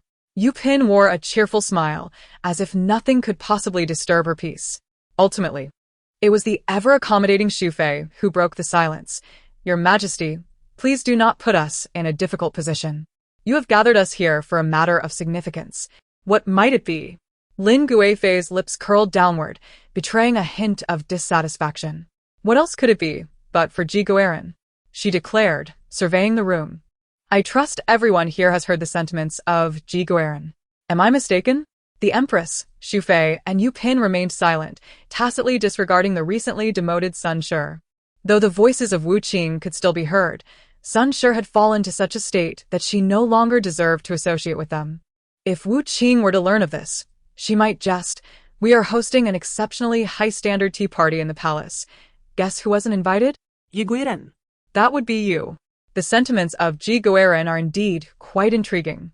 Lin Guifei remarked, I have heard that your Majesty was able to acquire the Western Xia divine medicine solely due to Ji Guoran's sentiments. This has truly surprised me, as I had believed the Liu family would be able to cure your ailment. She covered her mouth with a laugh, adding, Do not take offense, your Majesty. I meant no malice. It merely struck me as amusing that one would struggle to obtain even a single herb. The long-standing animosity between Lin Guifei and the Empress was not forgotten, and subtle barbs were exchanged. The Empress maintained a composed smile, as if Lin Guifei's mockery had no effect on her. She gently mused, I too wonder why Dr. Guo from the Imperial Physician's office has suddenly gone missing. His night watch records have vanished, and a perfectly healthy individual seems to have evaporated within the palace. There are rumors that he visited the Guifei's palace before his disappearance. Might the Guifei have any knowledge of his current whereabouts? The Empress's words insinuated that the Guifei might be connected to Dr. Guo's disappearance. Coupled with the earlier conversation, it could be inferred that Ji Guoran's sentiments had revealed a problem concerning Dr. Guo. Lin Guifei replied with a smile, I share your Majesty's concerns for Dr. Guo. This matter pertains to the safety of the palace, and I shall certainly cooperate fully with your Majesty to uncover the truth. The two women engaged in a verbal sparring match, both unwilling to yield, the tension palpable. Xu Fei, exasperated, attempted to mediate. Sisters, what is the point of this? Since we have all benefited from Ji Guoran, why must we expose each other's shortcomings and put one another in a difficult position? What we should be focusing on now is how to treat Ji Guoran. She sought to steer the conversation back on track. Guifei, having kept Ji Guoran close for so long, have you discerned her true identity? Xu Fei inquired. Lin Guifei shrugged. Is it not obvious? She is a celestial being descended to Earth, holding the Book of Destiny, possessing the strength to lift the 9 tripods. Who but a heavenly maiden could have such abilities? Lin Guifei declared firmly. From her expression, none could detect even a hint of deceit. Xu Fei and Yu Pin fell silent. Guifei's ability to spin such tales has truly improved. They could see no trace of pretense. The Empress, however, experienced a moment of enlightenment. So that is how it is, she thought. Her reasoning seemed flawless. If not for a celestial being descending from the heavens, how could Wu Qing possess the Book of Destiny? More crucially, despite wielding such a miraculous artifact, Wu Qing had never exhibited a desire for power or gain. The concubines reflected internally. Had any of them obtained such extraordinary power, they would have succumbed to their own ambitions long ago. Even the Empress, as the sovereign of the 6 palaces, would likely have sought to fulfill her various desires if she possessed the Book of Destiny. Yet Wu Qing was entirely different. Her heart remained pure and untainted, unaffected by the allure of power. Rather than using the Book of Destiny to alter fate, she had made self-destruction her primary goal, often embroiling herself in ludicrous situations. If not a heavenly maiden, who else could possess such an expansive heart, viewing fame and fortune as mere fleeting clouds? Seeing the Empress swayed by such absurdity, Xu Fei could no longer contain herself and asked, From where did the Guifei acquire this knowledge? Lin Guifei raised her chin slightly. This information comes directly from Ji Guoran's maid, Jin Xiao. Surely, there can be no doubt in that? Moreover, after all that has transpired, I am inclined to trust Ji Guoran. After all, there are matters in this world that transcend our mortal understanding. With both the Empress and Guifei in agreement, Xu Fei saw no point in continuing her objections. The Empress, with a serious demeanor, stated, The reason I have gathered you all here is to request a favor. It was rare for the Empress to adopt such a grave tone, prompting the others to rise and bow in respect. Your Majesty, please proceed. The Empress earnestly continued, Ji Guerin is intent on self-destruction. Yet you all understand the significance of her existence. On a smaller scale, she can provide us protection. On a larger scale, she can serve as a warning for His Majesty and the realm. The Empress's gaze swept over the faces of those present. I am aware that, on occasion, you may harbor grievances due to trivial matters. However, I implore you all, regardless of past disagreements, to set aside those distractions and unite in solidarity when Ji Guerin faces peril. She paused to catch her breath, taking a sip of water to regain her composure. Lin Guifei revealed a complex smile. Even without your prompting, Your Majesty, I would not allow Ji Guerin to come to harm. The others reached a consensus on this point. Wu Qing wishes to self-destruct? Let her do as she pleases. Yet would they inflict harm upon her? Certainly not. If anyone sought to harm her, they would first have to contend with them. In the ensuing time, the concubines engaged in lively discussions regarding the upcoming selection. The emperor had few heirs, and the selection of candidates occurred annually, inevitably bringing forth a few calamities, such as Qi. The empress proposed, why not allow Ji Guerin to oversee the selection? To discern true ladies of noble birth from among the many candidates? Lin Guifei quickly grasped the empress's intentions. She aimed to elevate Wu Qing. A concubine of modest origins, with a pure disposition, could be nurtured to assist the empress in managing numerous affairs. Lin Guifei immediately felt discomfort, questioning the rationale behind the empress's decision. As someone who assisted in managing the 6 palaces, Lin Guifei was acutely aware of the burdens of palace affairs. In her view, Wu Qing was better suited to a carefree existence. Lin Guifei countered, Your Majesty, Ji Guerin's disposition is rather carefree. I fear she may prove unfit for such a significant role and disappoint Your Majesty's good intentions. The Empress replied with a calm smile, Guifei, your words are misguided. Although Wu Qing possesses a carefree disposition, she is endowed with a unique insight and an extraordinary ability to discern the hearts of others. I hold great expectations for her. Why must the noble consort seek to clip her wings? Lin Guifei scoffed. Is it truly a matter of high hopes, or rather a sense of helplessness? A desire to evade responsibility? The debate between the two parties stirred a fresh wave of contention. Just as they had reached a consensus, they became embroiled in yet another quarrel over Wu Qing. After observing the spectacle for some time, Yu Pin finally spoke a candid truth. I believe both the Empress and the noble consort have valid points. Therefore, why not listen to Ji Guerin's own thoughts? What did Yu Pin mean by this? With a gentle smile, she continued, I dare to propose a compromise. Let's allocate a month's time. For the first half, Ji Guerin shall accompany the Empress in Confronting Palace, and for the latter half, she shall move to Linghua Palace to be with the noble consort. After a month, we can gather Ji Guerin's reflections and see her thoughts. This suggestion not only honored both ladies but also granted Ji Guerin the opportunity for autonomous choice. After a month, perhaps circumstances would evolve anew. Xu Fei nodded in agreement. Neither the Empress nor the noble consort could persuade the other, and in their parched silence, they recognized the wisdom of Yu Pin's proposal. Thus, on the following day, Wu Qing received notification of her relocation. Starting today, she would be moving to Confronting Palace to spend a fortnight in the company of the Empress. Officially, it was stated that the Empress's health was fragile and required the presence of a consort skilled in medicine. Ji Guerin, with her scholarly background and knowledge of the miraculous remedies of Xixia, was chosen by the Empress. Wu Qing was taken aback and instinctively poked the noble consort's arm, asking, Your Highness, why have I been assigned to the Empress's side? In her understanding, she had already aligned herself with the noble consort's faction and had little interaction with the Empress. This sudden turn of events left her feeling somewhat bewildered. Suddenly relocating? How urgent!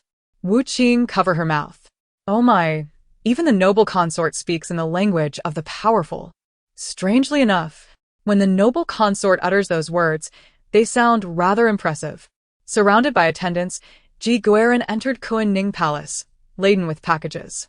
This was a stark contrast to Wu Qing's arrival when she had moved to Linghua Palace alone, with merely 2 taels of silver to her name. The noble consort had generously bestowed gifts upon her, insisting she take them upon her departure. Aunt Xuan stood at the entrance, observing the bustling scene within the side palace. Watching the comings and goings of the palace maids, she couldn't help but feel a twinge of discontent. Since the empress fell ill, she had transformed entirely. Strangely enough, the most peculiar aspect was the empress's newfound benevolence towards Ji Guerin. Now she even seemed to emulate the noble consort by bringing Ji Guerin into her own palace. Although Aunt Xiwen was indeed the empress's trusted maid, she was also a servant of the Liu family, with her father and siblings all serving the Liu household. The loyalty that Xiwen bore towards the Liu family was something the empress could scarcely fathom. At that moment, a bright voice rang out behind Xiwen. Who could it be? Such a grand entrance. A girl clad in a pink palace dress stood at the door, curiously observing Wu Qing and her entourage. With Defy absent, Princess Xiyao was being raised within the empress's palace. Aunt Xiwen smiled and patted her head. She is not a virtuous person. The princess must not be deceived by her. Princess Xiyao nodded. Oh, another wicked woman. Chapter 57. The empress's invitation. The clattering noise finally ceased. Gazing at her pristine new abode, Wu Qing wiped the sweat from her brow. Relocating is truly arduous. Once settled, Wu Qing's first task was to pay her respects to the empress. In the vast living quarters, she adored herself, and under Aunt Xiwen's watchful gaze, she approached the empress's bed with measured steps. I pay my respects to your Majesty, wishing you boundless health and prosperity. Wu Qing, filled with trepidation, performed a bow, her voice somewhat muffled. She had never been this close to the empress before. Unlike the spotlight-seeking Lin Guifei, the empress bore a resemblance to a teacher from her school days, instilling a sense of respect and fear within her. Upon seeing Wu Qing, the empress's face illuminated with a warm and gentle smile. She gestured for Wu Qing to rise and inquired with genuine concern, Ji Guerin has arrived. Have you settled in well? If there is anything you find uncomfortable, do not hesitate to inform me. The empress added with a smile, that is good to hear. Should you find yourself with free time and wish to take a stroll outside, I shall not impede you. Just be cautious not to offend anyone. Wu Qing's eyes brightened, and she nodded vigorously. During her time in Linghua Palace, Lin Guifei had always imposed restrictions upon her, but she never anticipated the empress would grant her such freedom. The empress explained, this invitation for you to reside in the palace was indeed rather abrupt. It is natural for you to harbor concerns. You see, my health has not been robust of late, and in solitude, I often feel a sense of melancholy. Thus, I sought a sisterly companion to alleviate my solitude. Your medical skills are quite remarkable. I wish for you to accompany me and help restore my health. Oh no, the empress still remembers my supposed medical prowess. I truly lack any medical expertise. How embarrassing it would be if I were to reveal this. Wu Qing awkwardly responded, Your Majesty, are you not worried that my madness may resurface and disturb your tranquility? I am not concerned, the empress chuckled, her words laden with meaning. Since it is an ailment, it will surely find a remedy in due time. For the next fortnight, I shall require your assistance. Wu Qing had anticipated that the empress would be less than gracious towards her, especially considering her previous antics in Kunning Palace, where she feigned madness and spoke ill of the empress, declaring her old and unworthy. To her surprise, the empress demonstrated such magnanimity, not only refraining from rebuking her, but also harboring high hopes for her. The empress is truly kind, treating me with such warmth. I feel somewhat guilty. Wu Qing, slightly embarrassed, cleared her throat and assured, Your Majesty, rest assured, this is my duty, and I shall exert my utmost effort. The empress accepted a steaming bowl of medicine and continued, In addition to seeking your aid in restoring my health, I have another request. I find myself overwhelmed, and it would be prudent for you to assist me with some palace affairs and learn how to manage them alongside me. Wu Qing's eyes widened in astonishment. Palace affairs? Does the empress intend for me to work for her? Is this a good or bad development? I shall listen further. With the selection of talents on the horizon, Ji Guerin might as well partake in the proceedings. This year's list of candidates has already been submitted, and I would like you to review it with me to identify any exceptional individuals who might stand out, the empress smiled. While the empress's words were simple, the reality was that the talent selection in the kingdom was an annual grand event, traditionally held in the crisp autumn months this year. Due to the empress's health concerns, It had been postponed until nearly winter. The selection comprised both the recruitment of talented young women and the selection of palace maids, thus entailing substantial work. Any young woman of suitable age and with a father of rank was eligible to participate. Once the empress reviewed and confirmed the list of candidates, they could enter the palace for formal selection. As for the recruitment of palace maids, the criteria were far more lenient. As long as the age was appropriate and character was upright, there was a chance to serve in the palace. This segment of work was primarily managed by the Ministry of Internal Affairs, while the empress was chiefly responsible for the selection of talented women. This year, there were 3,000 eligible candidates, and the empress typically required at least half a month to review the list before making her final decisions. Wu Qing's heart soared with excitement. Hooray! The selection is upon us. The plot is finally unfolding. First and foremost, I must ensure the heroine remains in the running. She absolutely cannot be eliminated. Wu Qing immediately bowed deeply, expressing her gratitude.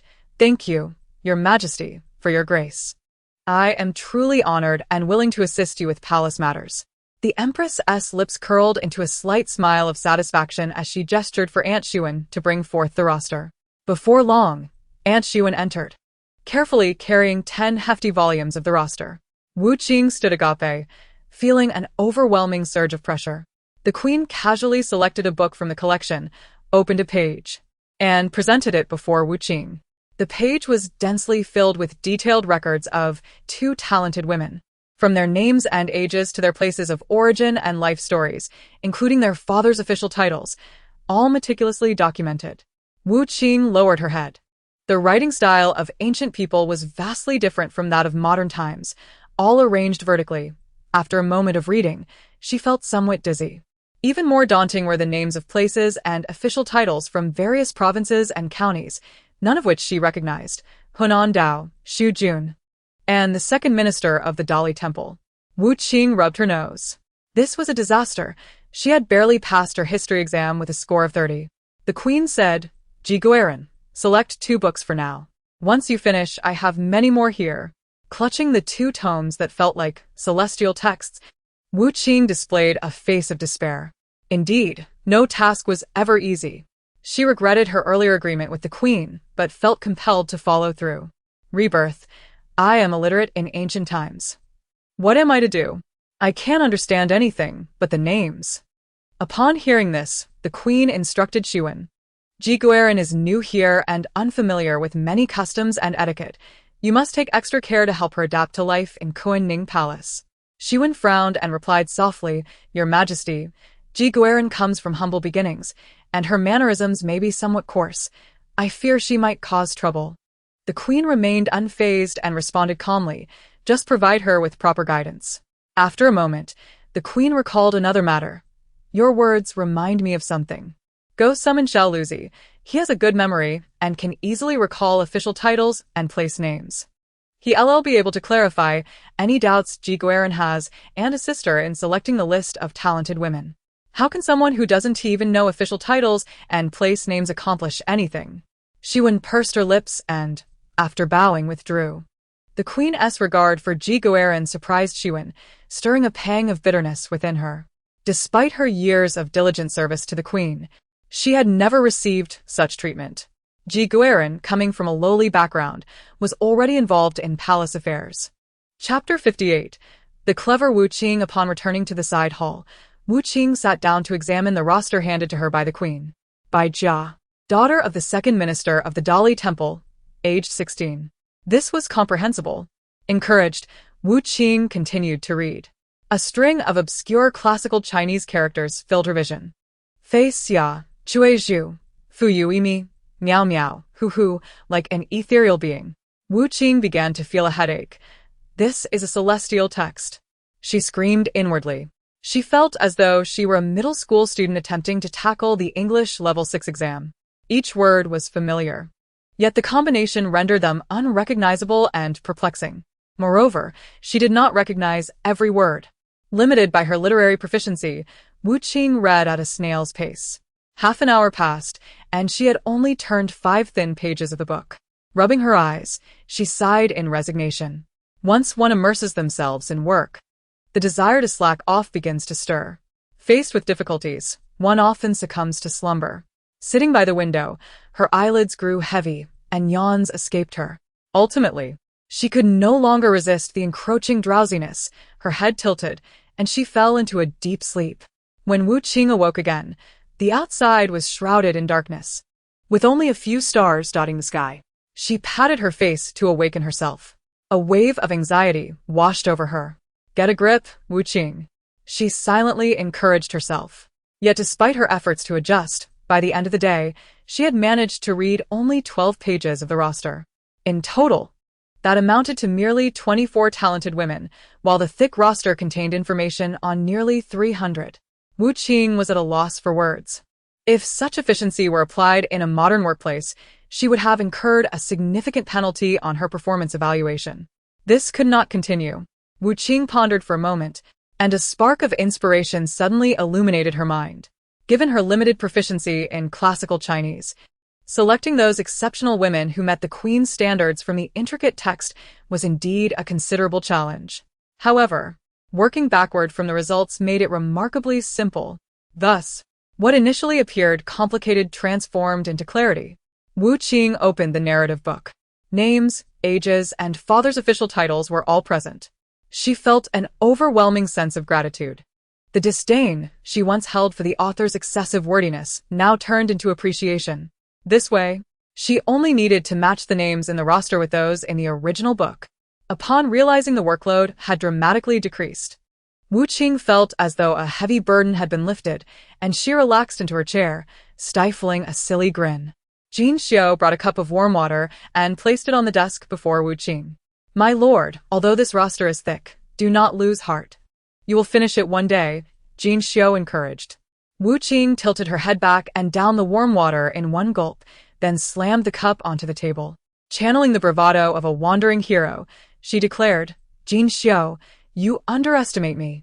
Just watch, I will conquer this roster tonight. Jin Xiao, reluctant to dampen her enthusiasm, gently remarked, My lord, you have only read 12 pages in a day. The implication was that finishing the roster in one night was nearly impossible. Now armed with a plan, Wu Qing felt no trepidation. She rolled up her sleeves and declared, Fear not. Witness your master shine. She swiftly flipped through the pages, reading 10 lines at a time. Jiao Zhi was not in the original book. Xiaoyu Jiao was also absent. Yan Yi Yan, this name matched the identity. She was the daughter of the Minister of Rights, and her family background was suitable. This would be the one. Wu Qing picked up the brush and drew a large circle around Yan Yi Yan's name. To Jin Xiao's eyes, Wu Qing appeared to be casually flipping through the book, occasionally circling a name or two. Jin Xiao sighed, harboring little expectation that Wu Qing would finish the roster in one night. Whether her master succeeded or failed mattered little. As long as her master was happy, that was enough. Wu Qing, she suddenly called. Jin Xiao looked up and asked, What is it, my lord? Wu Qing chuckled and said, I suddenly crave mung bean cake. Could you go to the Guifei and ask for some? Jin Xiao nodded, recalling that the Guifei had previously instructed her to take whatever her master desired. With a smile, she agreed. Wu Qing was not particularly fond of purple mud cake. That was Jin Xiao's favorite. The silvery moonlight bathed the courtyard, draping a shroud of mystery over the tranquil night. A figure quietly emerged in the courtyard, stealthily traversing the grass, and upon opening the door, slipped into Wu Qing's chamber. Wu Qing was in a light sleep that night. When the footsteps sounded, she opened her eyes. Rather than startling the intruder, she lay still in bed, peering at the newcomer through the moonlight. However, it was too dark for her to discern the person's features. Only a vague outline was visible. Does everyone here enjoy night visits? Can I get a good night's sleep? Wu Qing grumbled inwardly. Last time at the Hugua Temple, the wise monk had burst into her room in the dead of night. Who is this? The visitor appeared to be a woman. Her steps were steady and unhurried, showing no signs of guilt typical of a thief. She seemed less like a consort and more akin to an older palace maid. Wu Qing squinted intensely. The figure slowly approached the desk, gently moving objects around, seemingly searching for something. The dim light made it difficult for Wu Qing to discern her actions, but she could vaguely see the woman take something from the desk and carefully conceal it within her sleeve. After a brief moment, the intruder turned to leave. her steps still steady and composed. There are undoubtedly those who harbor dissatisfaction towards her. After all, her rapid promotion is likely to have stirred jealousy among many. After much contemplation, Wu Qing was unable to discern the identity of the culprit, which only served to vex her further. With a yawn, she thought, never mind. What does it matter? She's not afraid of death. I hope the person behind this has a bit of intelligence to actually succeed in harming her. With that, Wu Qing closed her eyes and drifted into slumber. Chapter 59. A morning salutation. The dawn light filtered through the haze of early morning, casting a soft glow. Wu Qing gradually rose from her bed, tousled hair framing her slightly bewildered expression. Jin Xiu tiptoed into the inner chamber, softly urging, "My lady, it is getting late. You should rise. Do not forget, today is the day of your morning greeting to Her Majesty." Morning greeting? Wu Qing shook her head drowsily, her gaze wandering until it landed on the exquisitely adorned window, at which point she recalled her current location. Yes, I am in Confronting Palace, not in Linghua Hall. Since the Empress's illness, all morning greetings had been temporarily suspended. Moreover, Concubine Lin had grown weary of the showy women in the palace and had no desire for such encounters, thus dismissing the morning salutations altogether. As Wu Qing struggled to awaken in the mornings, Concubine Lin allowed her this indulgence, never insisting that she attend the morning greetings, and let her sleep in. Now that Wu Qing resided in Confronting Palace, as a member of the Empress's retinue, it was only fitting and proper for her to pay her respects to the Empress in the morning. Before departing, Wu Qing cast a glance at the items on the table. Originally, there had been 2 thick ledgers, but now only one remained. So, this was waiting for me? The intruder took one ledger, deliberately slowing my progress, thus preventing me from completing my tasks on time. If the Empress learns of the missing ledger, I will surely face misfortune. It seems they wish to tarnish my reputation with her. Who could it be that does not want me to interfere in the palace affairs? Few are privy to this matter. And to sneak into my room at midnight, this individual must likely be someone from Confronting Palace. With a languid gait, Wu Qing, her unadorned face bare of makeup, ambled into the Empress's quarters, exuding a sense of relaxed ease that might be unique within the palace. Aunt Xuan caught sight of her fresh visage and frowned slightly, promptly stepping forward to intercept her. "My lady, if you are here to greet Her Majesty, you ought to present yourself with proper grooming to demonstrate your respect. This is Confronting Palace, not Linghua Hall. The Empress is dignified and virtuous. She is not to be compared with a carefree concubine Lin," Aunt Xuan admonished. "Your respect for the Empress should be even more pronounced." Wu Qing languidly responded, "Aunt, have you ever heard the saying?" Aunt Xuan blinked in surprise, curiosity etched on her face. Wu Qing continued, "The completion of fashion lies in the face." She playfully pulled at her eyelids, making a silly face. "My eyes are this small." She dramatically tugged at her facial skin, stretching it tight before releasing it. The collagen in her face jiggled with elasticity. "As for my face, it has already set. No amount of makeup can transform me into a great beauty," Wu Qing smiled. Aunt Xuan was momentarily taken aback by this unconcerned display. "Even if I were to apply 3 layers of powder, I could not match even half of Concubine Lin's beauty," Wu Qing lamented. "The same attire that looks like a sack on me appears avant-garde on her. Do you see my point, Aunt?" Aunt Xuan found herself momentarily dizzy from Wu Qing's words, yet upon reflection, there did seem to be a grain of truth in her reasoning. Wu Qing shrugged, nonchalantly declaring, "If I will look ugly regardless of makeup, then what is the point of applying it? It is better not to, lest I waste good cosmetics." Aunt Xuan, deep in thought, still felt something was amiss. The concubines meticulously adorned themselves as a sign of respect for the Empress, yet in Wu Qing's mouth, it had transformed into mere embellishment. Wu Qing was simply too lazy to make an effort, concocting such a spurious rationale to excuse herself. As Aunt Xuan prepared to engage in a debate with Wu Qing to unveil her true thoughts, the voice of the Empress echoed from within, flowing through the air like a clear spring, crisp and devoid of warmth. "I have long since heard your voice, Wu Qing. Why do you linger at the door?" There was a hint of dissatisfaction in her tone. Aunt Xuan gritted her teeth, suppressing her anger, and allowed Wu Qing to enter. Wu Qing, however, seemed utterly unconcerned. She gave her head a playful shake and mischievously winked at Aunt Xuan. A triumphant smile graced her lips, as if to declare, "See, I have prevailed. This expression of self-satisfaction made Aunt Xiwen's eyelid twitch, and her fists clenched. With an air of triumph, Wu Qing sauntered into the room and approached the Empress's bedside, offering her morning greeting. Her demeanor was so exuberant it was as if she might twirl in place to express her delight. Makeup in the early hours?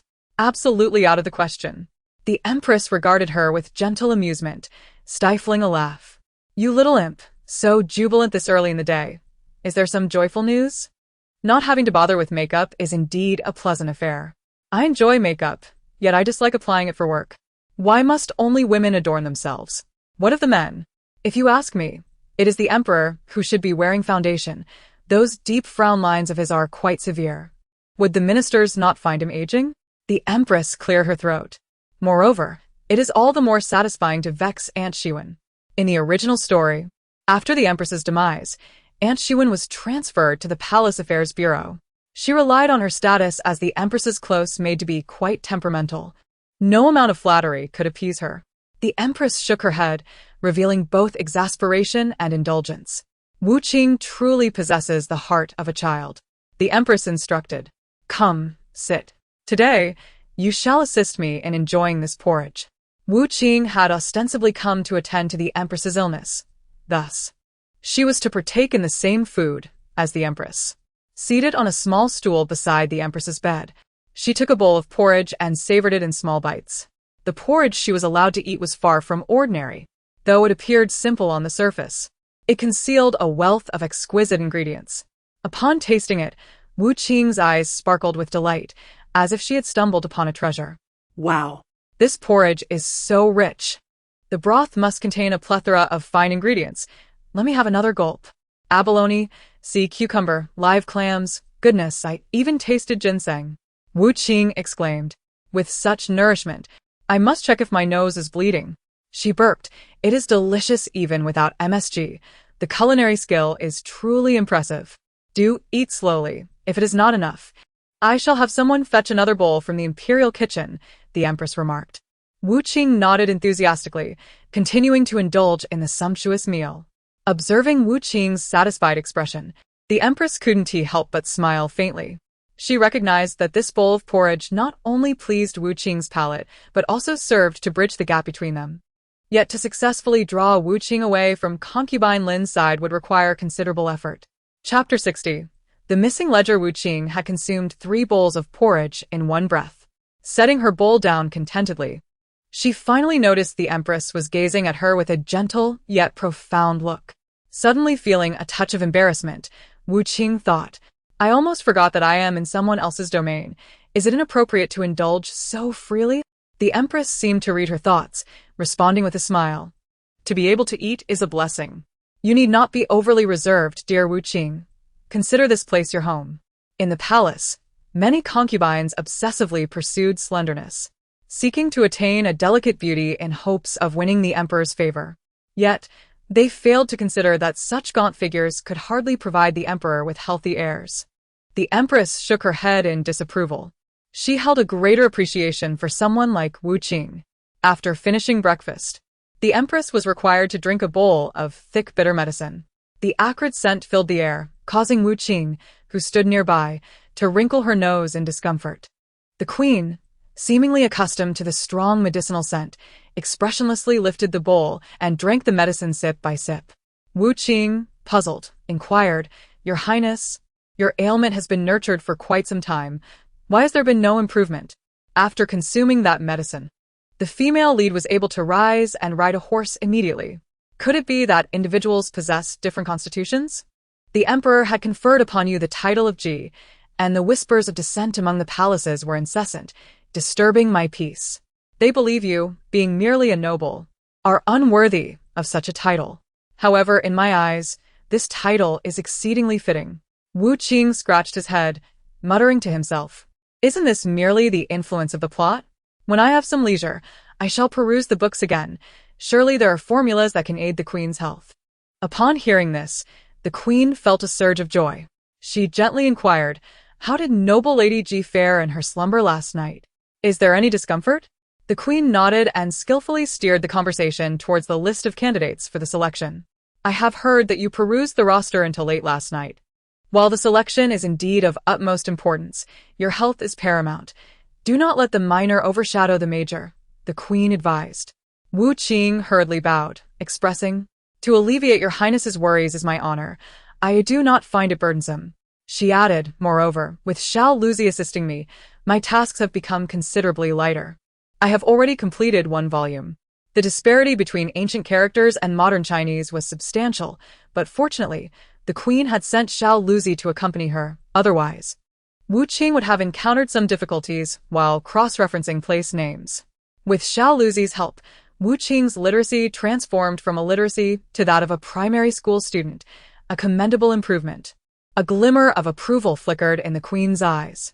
Noble Lady Ji exhibited remarkable adaptability, finishing an entire roster in one night. Thus, she could consider entrusting palace affairs to her. The queen nodded with a smile, stating, "Your dedication brings me great comfort. Xiao Luzi is indeed a capable individual. United, the two of you will surely manage the selection with great care." After speaking, the queen removed a string of red coral beads from her wrist. The coral, vibrant in hue, emitted an enchanting luster. This string of coral had accompanied the queen for many years, but its color had dulled. Now, it appeared perfectly suited for you. The red coral from the South China Sea is exceedingly precious. A fine specimen can only be transported to the palace once every decade for the royal family's use. This string of coral, resplendent in color, is undoubtedly a treasured possession of the queen. Wu Qing accepted it, tears welling in her heart. Family is such a leader, who directly rewards without pretense, truly attainable for me. A job so easy, with food and lodging provided. What a divine position. Aunt Xuan interjected at an opportune moment. "Your Highness, Noble Lady Ji has just taken over the roster. It is only natural that she has many uncertainties. Why not invite her today to review it with you, allowing you to offer guidance?" The queen found Aunt Xuan's suggestion quite reasonable and readily consented. Aunt Xuan respectfully bowed and then proceeded alone to Wu Qing's chamber to retrieve the roster. Wu Qing silently savored her tea. "Is it Aunt Xuan, the woman who sneaked into my room last night? Let us observe her subsequent actions. Someone entered Noble Lady Ji's quarters last night?" The queen, initially at ease, felt her heart tighten. How strange. She had instructed Xiao Luzi to guard outside Noble Lady Ji's door, so how could anyone have entered? Wu Qing displayed a hint of surprise and feigned ignorance, asking, "Oh, did you not find it?" "Humph. The mysterious individual from last night is indeed after the roster. Aunt Xuan's inexplicable mention of the roster leads me to suspect that last night's intruder was you." Aunt Xuan shook her head, claiming that she and Xiao Luzi searched for a long time but found nothing. The queen furrowed her brow. How could a perfectly intact roster simply vanish? "Who entered Noble Lady Ji's room yesterday?" Wu Qing began counting on her fingers. "During the day, aside from myself, Jin Xiao, and Xiao Luzi, no one else entered. When I went to bed, the roster was still on the desk." "And what about during the night? Did you notice anything unusual?" the queen probed. Wu Qing slowly shifted her gaze to Aunt Xuan. "That would require asking Aunt Xuan," she said with a hint of suspicion. Aunt Xuan's complexion changed, and she immediately knelt to plead, "Noble lady, why would you wrong me so? How could I possibly steal your roster? I truly know nothing of this matter." She then turned to the queen, bowing low, "Your Highness, Aunt Xuan is unaware of any wrongdoing to merit such accusations from Noble Lady Ji. Given my loyalty over the years, I would never dare to touch what belongs to you." Wu Qing, baffled, thought, "Indeed, we have had no interaction. Why would you take my roster? You could have simply asked, and I would have given it to you. It would have been better for you to burn it and then seek punishment from the emperor for me." The two sides maintained their positions, leaving the queen in a quandary. She understood that Wu Qing's sentiments were not fabricated, yet Aunt Xuan had been by her side since before her marriage. The queen had faith in Aunt Xuan's loyalty. Ultimately, the queen slowly opened her eyes, her gaze fixed on Aunt Xuan. "Where were you last night? Did you enter Noble Lady Ji's chamber?" Her words, though gentle, struck Aunt Xuan's heart like a heavy hammer. Upon hearing this, Aunt Xuan looked at the queen in disbelief. Between her and Noble Lady Ji, the queen had chosen to side with Noble Lady Ji. Chapter 61. Aunt Shuen bit her lip. Your Highness, I am innocent. Typically composed and mature, Aunt Shuen rarely displayed such a countenance, regardless of the circumstances. Witnessing this, the Queen's suspicions deepened. I have not even asked you what crime you have committed, yet you cry out in protest? Where were you last night? If you do not speak the truth, I shall summon the maid who resides with you for confrontation. The Queen pressed on. Aunt Shuen's voice trembled imperceptibly as she quietly asked, Your Highness, are you truly resolved to proceed in this manner? The Queen's inquiry was part of Aunt Shuen's scheme, but she had not anticipated the Queen's unwavering determination. Disappointment clouded the Queen's expression. If you were truly innocent, why speak so hesitantly, hiding behind veils of ambiguity? Aunt Shuen's hands twisted together tightly, as if grappling with a decision. Eventually, she spoke. Your Highness, I did indeed enter noble Lady Ji's room last night. Wu Qing was taken aback. Ah, it truly was her. She has directly admitted it? This I did not foresee. How peculiar. Aunt Shuen is renowned for her cunning in the original narrative. Logically, she should not easily confess to such a transgression. The Queen, both furious and exasperated, exclaimed, Aunt Shuen, you have been by my side for many years, and I have always regarded you as a confidant. How could you commit such a foolish act? Speak. Why did you steal noble Lady Ji's roster? Aunt Shuen's actions not only implicated herself, but also tarnished the Queen's reputation. Especially now. As the Queen attempted to foster a closer relationship with Wu Qing, Aunt Shuen's actions further sullied the Queen's image. Aunt Shuen choked back tears, saying, Your Highness, I did indeed enter noble Lady Ji's chamber last night, but I absolutely did not touch that roster. She knelt deeply, the sound of her knees striking the floor causing Wu Qing to wince. This act of self-sacrifice was indeed impressive. I heard that noble Lady Ji was busy managing palace affairs until deep into the night, even ruining her brush. Given how hard she worked, I dared not disturb her, and waited until she had retired before quietly entering to replace her broken brush. The Queen turned to Wu Qing. Is this true? Wu Qing nodded. Xiao Luzi had also witnessed the event, having stood guard outside noble Lady Ji's door and seen Aunt Shuen emerge with the damaged brush.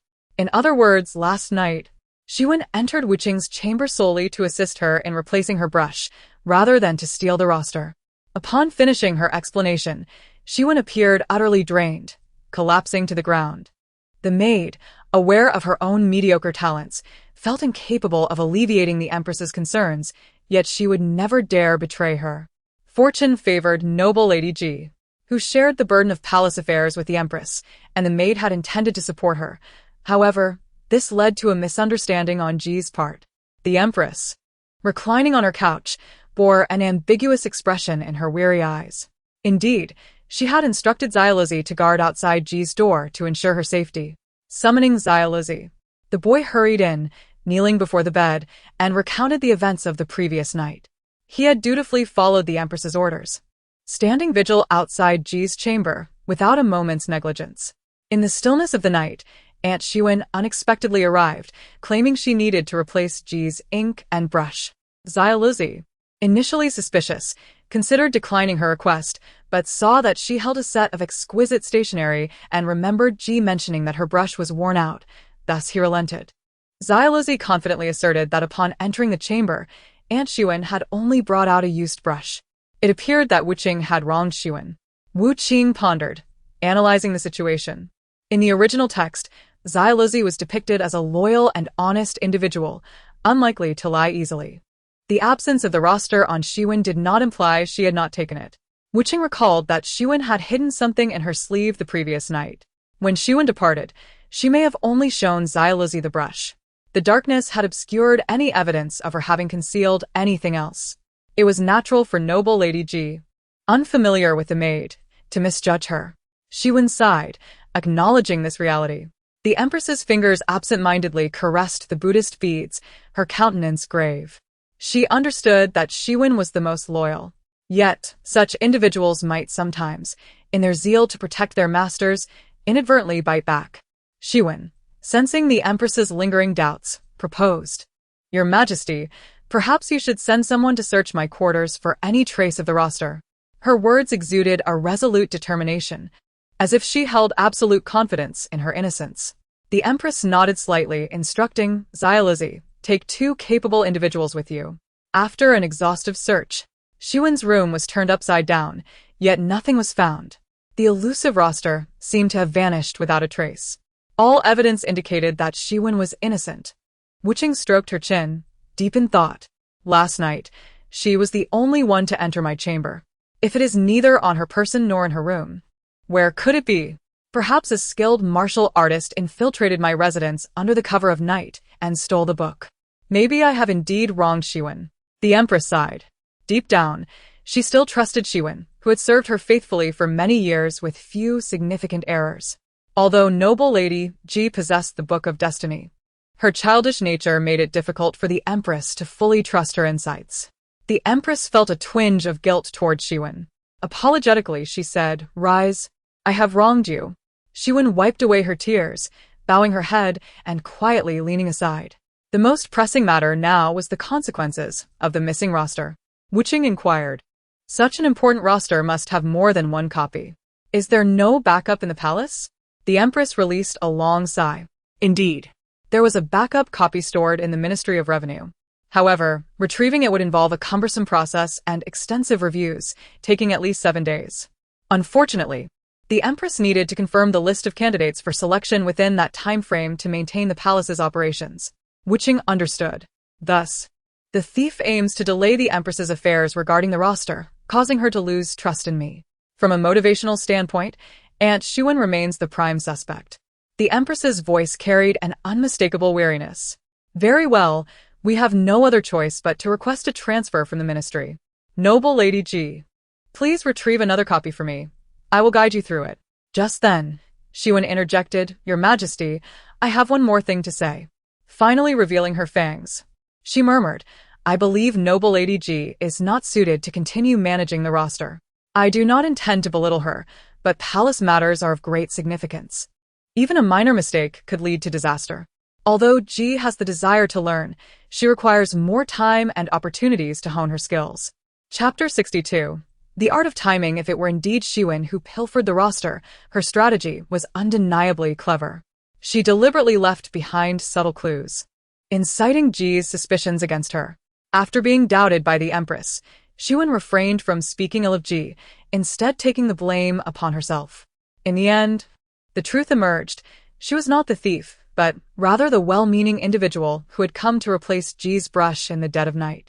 This act of grace and forbearance evoked a sense of guilt in the Empress toward Xiwen. Conversely, the Empress's impression of Ji would surely diminish, viewing her as someone who unjustly accused others without discernment. Given this outcome, the Empress was likely to concur with Xiwen's assessment, stripping Ji of her responsibilities in palace affairs. Xiwen remarked, It is understandable that noble Lady Ji, in her initial foray into palace affairs, would encounter some oversights, as every beginning is challenging. However, the failure to safeguard such an important item as the roster, allowing it to fall prey to miscreants, is indeed a grave oversight. In my humble opinion, noble Lady Ji still requires further refinement. Perhaps it is prudent to suspend the roster investigation to avoid further complications. She regarded the Empress with utmost sincerity.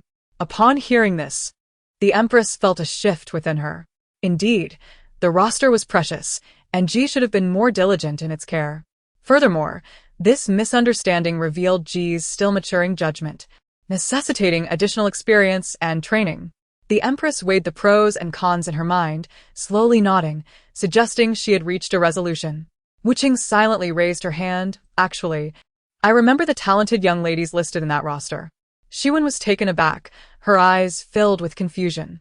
Wuqing opened the plot book and spoke in a calm, clear voice. Kaf Yan, daughter of the Minister of Rights, age 16, residing in Luoyang County, Hunan Province. She is exceptionally gifted, proficient in poetry and song, and is indeed an excellent choice. After a brief pause, she continued, Qin Mi, the cherished daughter of the governor of Nanyang, aged 17, possessing grace and beauty, equally commendable. Wuqing recited the names of those young ladies destined to enter the palace, much like listing treasured possessions. The Empress smiled. Yes, how could she forget? Noble Lady Ji. Possessing the Book of Destiny, naturally understood which young ladies were fit for the palace. Wen questioned, "Noble Lady Ji, are you speaking without basis? Without the roster at hand, how can we ascertain the truth of your claims?" Qing replied, expressionless, "In truth, I have an extraordinary memory. I am a genius." Wen's face then bore a smile that was neither wholly sincere nor dismissive. Absurd. To her, it seemed that Ji had lost her wits at the prospect of losing her power over palace affairs. Wen chuckled, "Since noble Lady Ji claims to have an impeccable memory, surely you must remember all matters, great and small, within the palace?" Qing hesitated. I suppose so." A hint of unease flickered across Qing's face as she flipped through the plot book. Fortunately, the palace heart gate contained a staggering 500,000 words. The author had indulged in sufficient verbosity, and answers should be found within. Qing wiped the sweat from her brow. As Wen observed the subtle hint of insecurity in her brows, she couldn't help but feel a twinge of delight, as if the dawn of victory had quietly arrived. "Let us put the noble lady to the test," said the maid. "Lady Ji, why not share what is written above? This means that Lady Ji has no possibility of cheating." Wen appeared confident, as if she held all the cards. "Sister, this question is just perfect for me, huh?" Qing stated with determination. She solemnly opened the script. Wen was puzzled. Since earlier, Lady Ji's hands had been restless. What was she up to? Qing feigned seriousness, placing her finger before her lips. "Shu. Individuals of our caliber possess a memory palace of our own, a hidden repository of knowledge and information nestled within our minds." She gestured mysteriously to her head and continued, "The capacity of the human brain is quite limited, so I store unnecessary information in my memory palace. For me, that palace is akin to a book. Each time I open it, I recall what I have previously seen." Turning to the Queen, Qing eagerly proposed, "Your Majesty, let us bring the screen for comparison. Should there be even a single error, I would willingly face the consequences." The Queen silently chuckled inwardly. Yet again, this girl had found an opportunity to court disaster. Wen frowned and admonished, "How brazen. Since Lady Ji is so confident, let the Queen witness your true capabilities." Wen knew that Lady Ji's education was modest. Her father was merely a low-ranking official. The books she had read prior to entering the palace were nothing more than trivial works on women's conduct, far from genuine scholarship. If Qing truly possessed a photographic memory, how could she have remained obscure for so long? With a cough, Qing adjusted her voice to the melodious tone she had used while taking her Mandarin proficiency exam, slowly reading from the script. "As the moonlight flows like silk, the misty waves stretch vast." Her clear voice resonated through Confronting Palace, drawing the attention of numerous palace attendants. The melodious clarity of her broadcast-like enunciation seemed to possess an enchanting quality. Before long, with the Queen's tacit approval, a throng of maidens and eunuchs gathered before the screen, meticulously comparing each word to Qing's recitation. "Correct," someone exclaimed joyfully. Another hit, followed by several gasps of admiration. They gazed astonished at Qing, who stood at a distance, her back turned to the screen. 1,000 characters, flawlessly recited. Wen was utterly taken aback, her voice involuntarily rising a pitch. "If Lady Ji is so talented, why have I never heard of her before?" Qing sighed deeply, gazing skyward, her tone wistful. "In the realm of the Qin kingdom, women are barred from participating in the imperial examinations. Otherwise, I would surely be the first female prime minister of this dynasty." Chapter 63. Life is a play. All about performance, the Queen silently sipped her tea. Lady Ji is truly exaggerated. However, though she could not become a prime minister, serving as her deputy might still be a possibility. The servants of Confronting Palace were left speechless. Historically, there were no female officials, yet Lady Ji dared to dream. Meanwhile, before the Queen's bed, Qing, having finished reading the script, pulled a handkerchief from her pocket, preparing to commence her performance. "I know this dream is far-fetched." Her eyes glistened, misty with unshed tears as she spoke, "but what you do not know is that my father holds a deep-seated preference for sons, and has always regarded me with disdain. Every morsel of food and every article of clothing has been prioritized for my brother. In her early years, she had her own clothes, but as her brother grew taller, she was left to wear his altered garments. In ordinary families, siblings sharing clothing is common. However, the issue here was that Wuqing's family was certainly not impoverished, leaving no need for such measures. Moreover, even if she were to wear second-hand garments, they should not be those of a male. Upon hearing this, the palace attendants displayed expressions of indignation.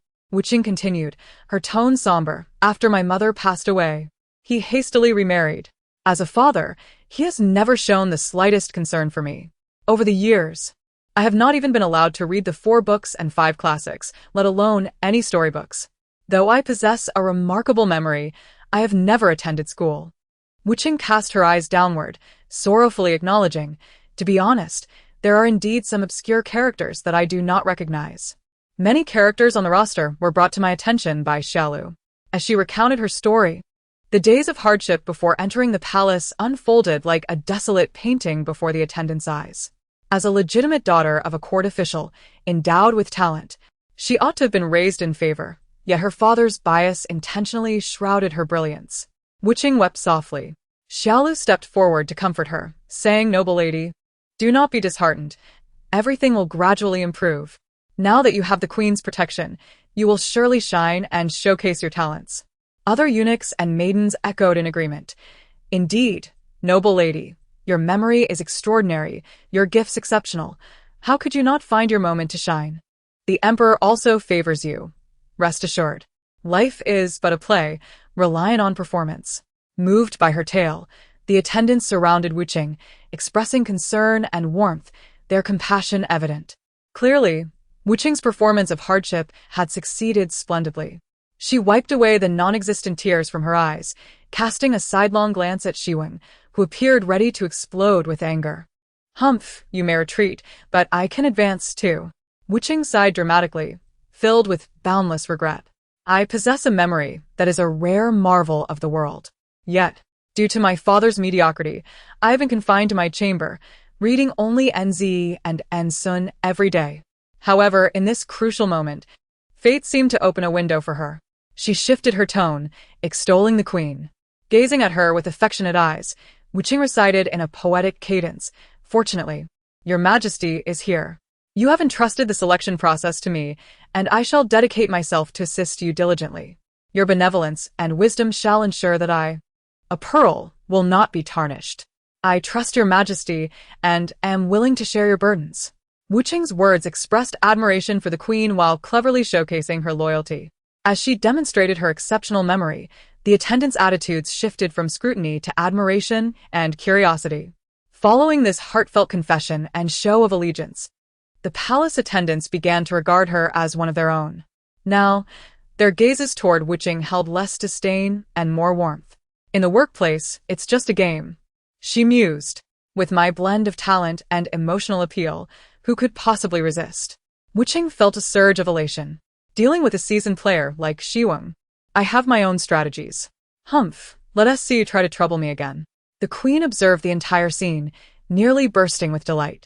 She was accustomed to the myriad schemes and hypocrisies of the court, yet at this moment, Lady Ji presented an unprecedented freshness. One could not claim she lacked ulterior motives. But what were they for? Not for fame, nor for profit, but merely to relieve her own frustrations.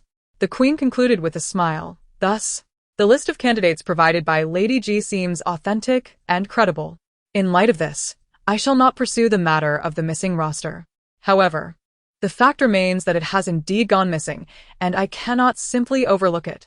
Lady Ji, you are to set aside the affairs of the selection process for now and reflect upon this matter. Wuqing lowered her head, somewhat disheartened. Alas, the queen has stripped me of my authority to assist with palace affairs. How infuriating! Just who is the thief? When I catch you, I shall certainly give you a sound thrashing. At that moment, the queen raised an eyebrow, saying, though Lady Ji's approach to palace affairs may lack rigor, her memory has greatly impressed me. Thus, I have resolved to assign you a task, to instruct the crown prince and the second prince in reading and writing. Are you willing to accept this responsibility? She smiled faintly. Recently, the princes have been rather negligent in their studies, constantly lamenting the difficulty of memorizing texts, which has caused me considerable distress. After much contemplation, I believe your guidance might help them settle down and study diligently. will you take on this duty? The queen inquired. Wu Qing abruptly raised her eyes, slightly bewildered. She belatedly realized that it seemed she had been promoted. Although assisting the queen with a selection of candidates is a significant task, it pales in comparison to the weight of teaching the princes. After all, the students she would be educating are the future emperors. Despite her lackluster grasp of history, Wu Qing understood that instructing the princes is a great scholar's duty. Without profound knowledge, one is unworthy to enter the study. However, compared to Wu Qing, Aunt Xuan appeared to be the more astonished individual. She hastily advised, Your Majesty, the princes have always been taught by their scholars. How could a mere noblewoman presume to take their place? Not to mention the sentiments of the princes themselves. One must fear that the scholars would also harbor discontent upon hearing this news. Aunt Xuan's tone was somewhat urgent, clearly wishing for the queen to reconsider her decision. It is inappropriate for a woman to take on the role of a teacher. Yet, the queen merely smiled lightly, saying, It is but a matter of allowing noblewoman Ji to occasionally offer guidance as an elder. Why must there be such an uproar? In this matter, the queen harbored her own undisclosed intentions. The crown prince, being the fruit of her labor after 10 months of pregnancy, was nearing adulthood and in his prime, a perfect candidate to inherit the throne. However, the emperor seemed disinterested in establishing a crown prince, never expressing any clear intentions. The queen hoped that through Wu Qing's sentiments, she could glean more about the emperor's thoughts. Therefore, she was determined to create opportunities for Wu Qing and the crown prince to interact. The queen turned to ask, Noblewoman Ji, what are your thoughts? Wu Qing's eyes darted, and she immediately knelt in agreement. I shall surely live up to your Majesty's expectations. Chapter 64. Princess Xiu and family, I have risen. I am to be a teacher. Wu Qing joyfully declared in her heart. Having experienced 9 years of compulsory education, teaching others to memorize texts is no simple task. Crown Prince, Second Prince, your strong teacher has arrived. I shall transform into the principal to discipline you both. Ha ha ha. Wu Qing placed her hands on her hips, laughing wildly within. The queen gently shook her head, seemingly exasperated by noblewoman Ji's naivety and ignorance. For the situation was far from the simplicity she envisioned. The crown prince, being the queen's offspring, was the emperor's eldest legitimate son, holding a status of great distinction. The second prince, born of concubine Xiu, though of slightly lesser status, was exceptionally gifted, often praised by scholars, and had garnered considerable support in the court. According to the customs of the Qin kingdom, upon reaching adulthood, princes are required to establish their own households and govern independently. However, both princes had yet to come of age and still resided together in the prince's quarters, attending classes in the study daily. With the crown prince yet to be appointed, the rift between the two had only widened with the passage of time. The queen's assertion that they struggled to memorize texts was, in fact, a euphemism. How could two princes embroiled in a struggle for the throne possibly find peace of mind to study diligently? If noblewoman Ji wished to ensure their compliance, she would need to exert considerable effort. After speaking for an extended period, the queen appeared somewhat fatigued.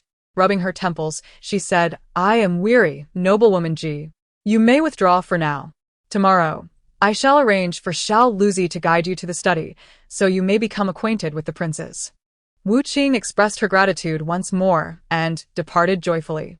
Meanwhile, Aunt Xuan clenched her fists, dissatisfied with this outcome. She had believed she had successfully sidelined noblewoman Ji from palace affairs. Yet, unexpectedly, the queen had arranged for her to teach the princes. This undoubtedly provided noblewoman Ji with an opportunity for further advancement. Aunt Xuan's expression darkened, but she could not reveal any signs of discontent at this moment, lest all her previous efforts be in vain. The queen observed her countenance. Noticing Aunt Xuan's silence, a flicker of complex emotions crossed the queen's eyes, yet she ultimately chose not to say more. Aunt Xuan had served her for many years, and while she had no notable achievements, she had contributed in her own way. The queen decided to grant her another chance. Although the name roster had disappeared, as long as one is determined, there will always be a day when it reappears. Exiting the chamber, Aunt Xuan deliberately avoided the gazes of others, like a cautious night owl, stealthily adhering to the wall, weaving through the dappled shadows of the trees. After rounding a low building, Aunt Xuan coughed lightly. I have arrived, she softly stated. Upon hearing the sound, a small figure clad in pink stealthily emerged from the corner. Her hair was lustrous and smooth, styled into a simple double bun. The girl's dress was exquisite, and a piece of white jade adorned her waist, intricately carved with the character for yen. Judging by her elegant attire and the jade pendant, it was clear that this girl was Princess Shiyuan, raised within the queen's palace. Princess Shiyuan lifted her small head, eagerly asking, Aunt Shiyuan, did you drive away that wicked woman? Aunt Shiyuan sighed gently. Regrettably, I must shake my head and stroke the princess's soft hair, saying, I have disappointed you. Noblewoman Ji is quite shrewd. I am no match for her. You will have to endure sharing a room with her. The princess pouted. She extended her tiny hand into the depths of her outer garment and pulled out a thick book. Cradling the book, she blinked her large eyes and asked, What about this? Is this name roster now useless? That means I haven't helped you at all, Aunt. Princess Shiyuan's head drooped. Aunt Shiyuan smiled warmly, stating, How could that be? You have indeed helped me greatly by taking the name roster away this morning. Upon hearing this, Princess Shiyuan's face lit up with a brilliant smile. Really? Indeed, Aunt Shiyuan nodded. She retrieved a piece of plain rock candy from her sleeve and handed it to Princess Shiyuan. The princess's eyes brightened as she received the candy, beaming sweetly. She chirped, Thank you, Aunt. The people in Confronting Palace have been indifferent to me, but you have treated me well. Aunt Shiyuan gazed at her with a tender expression. Both the queen and Wu Qing's thoughts were constrained. From Wu Qing's perspective, only one person had entered her chamber last night. Thus, the name roster must surely be with Aunt Shiyuan. But why couldn't Aunt Shiyuan have an accomplice? In truth, after leaving noblewoman Ji's quarters, Aunt Shiyuan had not carried the name roster with her. Retaining the evidence in her possession would undoubtedly lead her to a point of no return. Having immersed herself in palace affairs for many years, Aunt Shiyuan understood this principle. After taking the name roster, she had tossed it into the bushes outside. When Xiao Luzi and the others rummaged through her chambers, they found nothing. Little did they know that the book was not in Aunt Shiyuan's possession but hidden within the low shrubs. Early that morning, after Princess Shiyuan had breakfast, she had seized the opportunity of playing outside to retrieve the name roster from the bushes. Therefore, the disappearance of the name roster was, in fact, the result of a collaboration between Aunt Shiyuan and Princess Shiyuan. Princess Shiyuan frowned, saying, If we cannot even steal her name roster, how are we to drive her away? Aunt Shiyuan nodded in agreement. Yes, she is truly a thorny issue now. Princess Shiyuan looked at Aunt Shiyuan, puzzled as to why she sighed. Aunt Shiyuan lowered her voice, saying, The queen has been deceived by her, believing her to be a prodigy with an exceptional memory. Although she no longer allows her to meddle in the selection process, she has assigned her to teach the princes. What? Teach my brothers? Princess Xian was taken aback, exclaiming, Mother, how can you allow a coarse noble to instruct my brothers? Shiyuan replied, Your Highness, I share your sentiments. Moreover, I suspect the scholars would vehemently oppose a woman meddling in their educational affairs. Princess Xian nodded gravely. As a female, she was often reprimanded by the scholars for merely attending the study hall to listen, accused of lacking in feminine virtues. The study hall had always been a male domain, and it was indeed against propriety for women to tread there. Now, if the noble Ji were to assume the role of a teacher, would she not be mercilessly scolded by the scholars? Chapter 65. Shiyuan's scheme. Reflecting on this, Princess Xian smiled. Aunt, rest assured, the scholars are quite self-important. They would never permit a concubine to interfere with their teachings. Especially Sun, he would be the first to object. With a youthful voice, she confidently asserted, Even if Ji were to come, the scholars would surely devise a means to expel her. However, Shiyuan shook her head, a hint of profundity in her tone. No, Xian. In truth, Ji's presence as a teacher may not be entirely unfavorable for you. Confused, Xian asked, And I don't understand. If Ji becomes my brother's teacher, her reputation will certainly soar, so how can this be advantageous? She fretted. If she is permitted to teach, her status will rise, and we will find it even harder to dismiss her. Shiyuan crouched down, patiently elucidating, Do not be anxious, Your Highness. Consider this. If there can be a female teacher, it naturally follows that there can also be female students.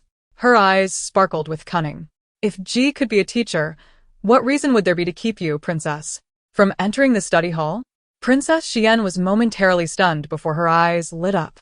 Indeed, if that vile woman can enter the academy, it signifies that the hall is not solely a male preserve. If so, I too can attend, she exclaimed, and I shall beseech Her Majesty the Empress. Understanding Xuan's intent, Princess Xian's voice became jubilant, her steps light as she prepared to leave. However, Xuan swiftly grasped her collar. As a seasoned lady-in-waiting of the palace, she approached matters with far more foresight than the naive Xian. Your Highness, do not be hasty. It would not be prudent for you to approach the Empress directly. She spoke slowly, explaining the intricacies involved. If you were to make an impulsive request to the Empress, what would her reaction be? This matter is still under wraps, and she would surely wonder who divulged such information to you. Princess Xian gasped, realizing, indeed, I have no other acquaintances nearby, and this would expose you, Aunt. Xuan nodded. In the eyes of the Empress, you are innocent and harmless. However, should you reveal a desire to study, it might raise her suspicions. Xuan sighed gently, her voice tinged with worry and resignation, as if troubled by the uncertainties of Princess Xian's future. Life in the palace would no longer be as carefree. Princess Xian bit her lip. Once one's ambitions are unveiled in the palace, calamity is certain to follow. Moreover, her mother, consort, treated her with indifference, as if she were a mere insignificant existence. After the Empress Dowager's prayers, consort had cast her aside for the Empress. Were it not for Xuan's silent support, she could not fathom the trials she would endure in Confronting Palace. Thus, Princess Xian placed her complete trust in Xuan. Aunt, what should I do? She inquired. Xuan replied, you must seek assistance, but not from the Empress, rather from your two brothers. Upon reflection, Princess Xian swiftly grasped the rationale. This matter could not be broached by her, nor would it be appropriate for Xuan. Her brothers were close to her and attended classes in the study hall. Harnessing their influence would be the most fitting approach to achieve her goals. At that point, the princess should refrain from discussing Ji. She merely needed to present herself as somewhat lonely and neglected before her brothers. When they inquired about the reason, she could mention how they had been preoccupied with their studies, neglecting her. Once she captured their attention, she could subtly introduce the topic of Ji's presence. Xuan cautioned, remember, it is crucial that your brothers investigate Ji on their own. You must not become entangled in political matters. Princess Xian nodded earnestly, I understand, Aunt. Xuan smiled. Once you gain entry to the study hall, will you not have the opportunity to rid yourself of Ji?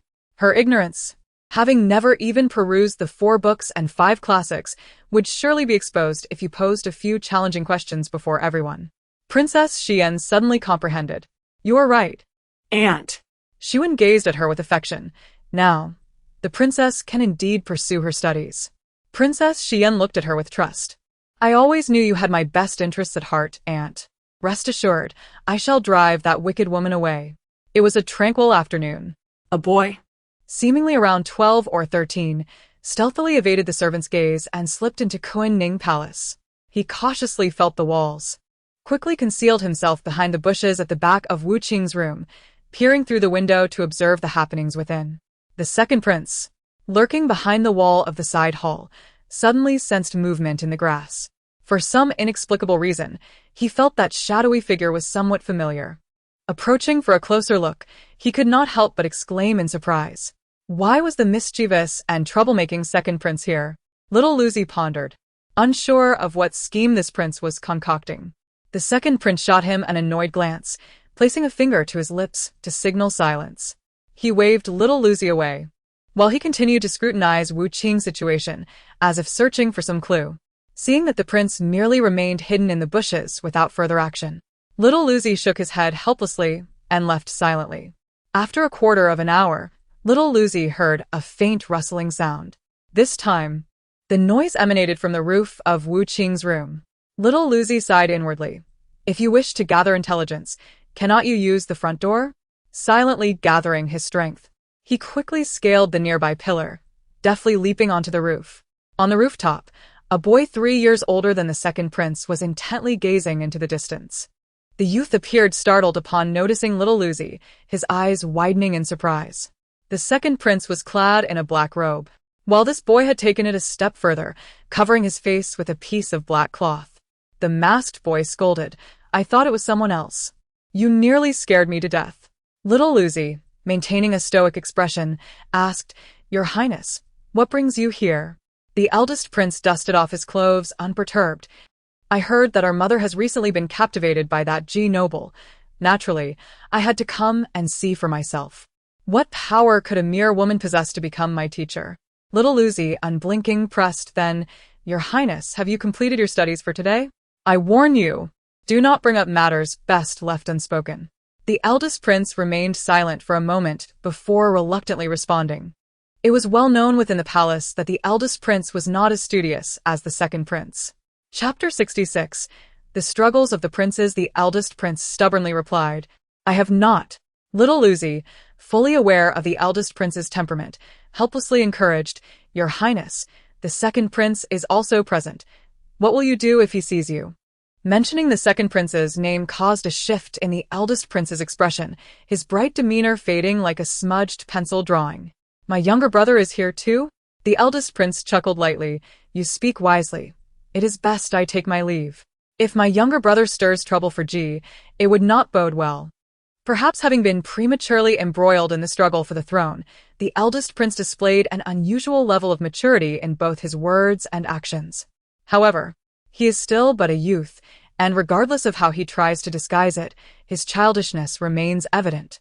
After speaking, the crown prince cautiously edged along the eaves, gingerly descending. His clumsy movements tightened Xiao Luzi's heart. His gaze followed the crown prince's figure intently. The crown prince had many admirable qualities, yet his youthful temperament was difficult to control, frequently leading him to engage in childish antics. Particularly, his long-standing penchant for climbing high was a habit he could not seem to shake. As Qing would say, he was both unskilled and playful. In the next moment, the crown prince misstepped, his foot slipping from the intended tile, causing him to lose his balance. "Your Highness!" Xiao Luzi exclaimed in alarm, gritting his teeth. The crown prince kicked off his oversized black boots to prevent a direct fall. The boots arced through the air before landing with a dull thud on the ground far below. Meanwhile, the crown prince clung to a wooden pillar, sliding down it awkwardly and landing unceremoniously on the hard earth. He then locked eyes with the second prince, who was hidden amongst the bushes. Their gazes met, and the atmosphere became exceedingly awkward. "Why are you here?" the crown prince asked. "And you? What brings you here?" the second prince retorted. It was evident that they bore a striking resemblance to their father, sharing the same propensity for peeking. The first time the emperor encountered Qing, he too was eavesdropping from outside a window. Of course, neither prince was privy to this fact. The crown prince scoffed. "You told the tutor this morning that you were unwell. Turns out you were here spying instead?" The second prince, undaunted, shot back. "I hadn't anticipated that your habit of climbing high was still unrefined. That earlier clumsiness was quite a spectacle. Stop your snide remarks. At least I am not a habitual liar," the crown prince snapped. "A liar? Better than being a disgrace like you." The two immediately fell into yet another quarrel, a common occurrence in the study hall. Whenever the tutors encouraged their discussions, it would inevitably devolve into an unending brawl. With their tempers ignited, the two young men soon engaged in a flurry of punches. Youthful vigor surged within them, and once ignited, it was akin to a wildfire, uncontrollable. The crown prince swung his fist with great force, unstoppable in its momentum. The second prince, however, stood his ground, absorbing the blow and countering with a fierce strike aimed directly at the crown prince's vulnerable points. The two exchanged blows ruthlessly, as if they were not brothers bound by blood, but rather sworn enemies incapable of reconciliation. Their figures danced around the wooden pillar, tumbling from the bushes into the muddy ground, dirt and grass flying in every direction. Hearing the ruckus, Qing, who had been reclining and enjoying fruit, felt a slight disturbance. "What rascals are interrupting my afternoon tea?" she mused, feeling vexed by the task of preparing educational materials. Slowly swallowing her fruit, she reached for the window. The crown prince, deeply engrossed in his tussle with the second prince, paused momentarily, his expression shifting subtly. "What was that noise?" The second prince seized the opportunity, mercilessly delivering a punch that knocked the crown prince off his feet. Enraged by this sudden ambush, the crown prince struggled to rise, his eyes aflame with fierce determination. The commotion grew louder, and Wu Qing could no longer tolerate it. She flung open the window and peered down, discovering two dark figures rolling in the dirt below. Raising an eyebrow in surprise, she thought, did they just crawl out of a coal mine, only to roll in the mud? What on earth happened? How could two young eunuchs fight like this? The crown prince blinked, thinking, young eunuchs? Who could she possibly mean? Surely not me and my second brother? Meanwhile, the second prince continued to shout, fight. Why have you stopped? Are you not a man? The crown prince, frowning, muttered, for heaven's sake, have some dignity. There are eyes upon us. Hearing this, the second prince looked up. The young woman at the window rested her chin on her hand, her expression impassive as she observed them. She was in the bloom of youth, her time in the palace still fresh, her face bearing traces of innocence and purity. At a glance, she appeared to be not much older than the crown prince. Clad in a light crimson palace gown and sporting a simple appearance, she radiated warmth amidst the early winter chill. Thus, the first impressions of Wu Qing left both princes feeling less than displeased. Faced with such a noble lady, the two siblings felt an awkwardness settle in. Almost in unison, they halted their impending strikes, awkwardly rising from the ground, the impulse to fight evaporating completely. They had come intending to gauge one another's strengths, only to find themselves embarrassed instead. Wu Qing disdainfully called them over. Come here, wash your faces, and compose yourselves. If the empress sees you like this, you will surely be humiliated. The crown prince lowered his head, silently acknowledging his fault. The second prince huffed, feeling as though he had lowered himself in front of others, striding boldly through the door. Observing the second prince's haughty demeanor, the crown prince felt a wave of indignation wash over him, sensing a loss of dignity. Moreover, he pondered the source of that strange sound from earlier. Once inside, the second prince expected to be attended to, being the only prince in the palace besides the crown prince, accustomed to having others serve him. However, in Wu Qing's quarters, aside from her, there was only a similarly aged maid who seemed oblivious to his presence.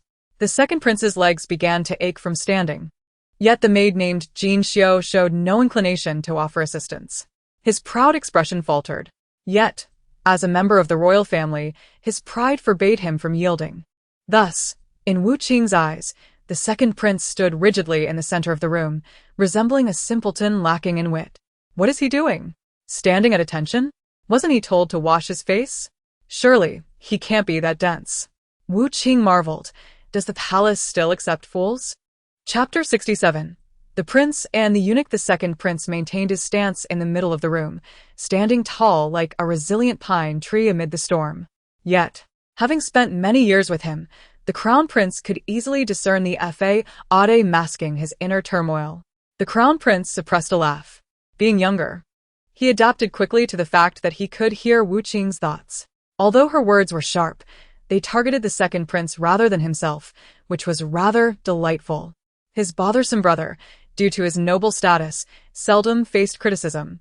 Now, having someone to share in the mockery was a blessing for the crown prince. Thus, he felt little turmoil, finding Wu Qing's thoughts quite amusing. Meanwhile, Wu Qing scrutinized the second prince's appearance. Upon closer inspection, this young eunuch is rather handsome. His mouth is well-formed, and his nose is distinct. No wonder, even if he is a bit dim-witted, he was chosen by the Ministry of Internal Affairs. What a pity! His face is caked in mud. At first glance, he looks like a lump of coal. If one were to encounter him at night without caution, he could easily be mistaken for a standing gorilla, sending one into a fright.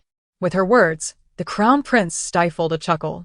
The second prince wore a puzzled expression, casting a questioning glance at the crown prince. What on earth was his elder brother up to? The two exchanged glances, silently communicating. The second prince's eyes questioned, "Have you lost your mind?" The crown prince grinned. "No worries, continue standing there. I wish to listen."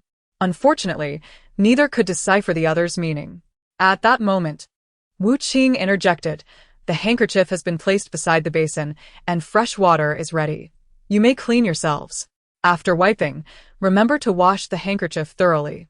Do not burden us with additional tasks. Both Jin Xiao and I are quite busy. Upon hearing this, the second prince's eyes widened in disbelief. As a royal, when had he ever needed to engage in such menial chores himself?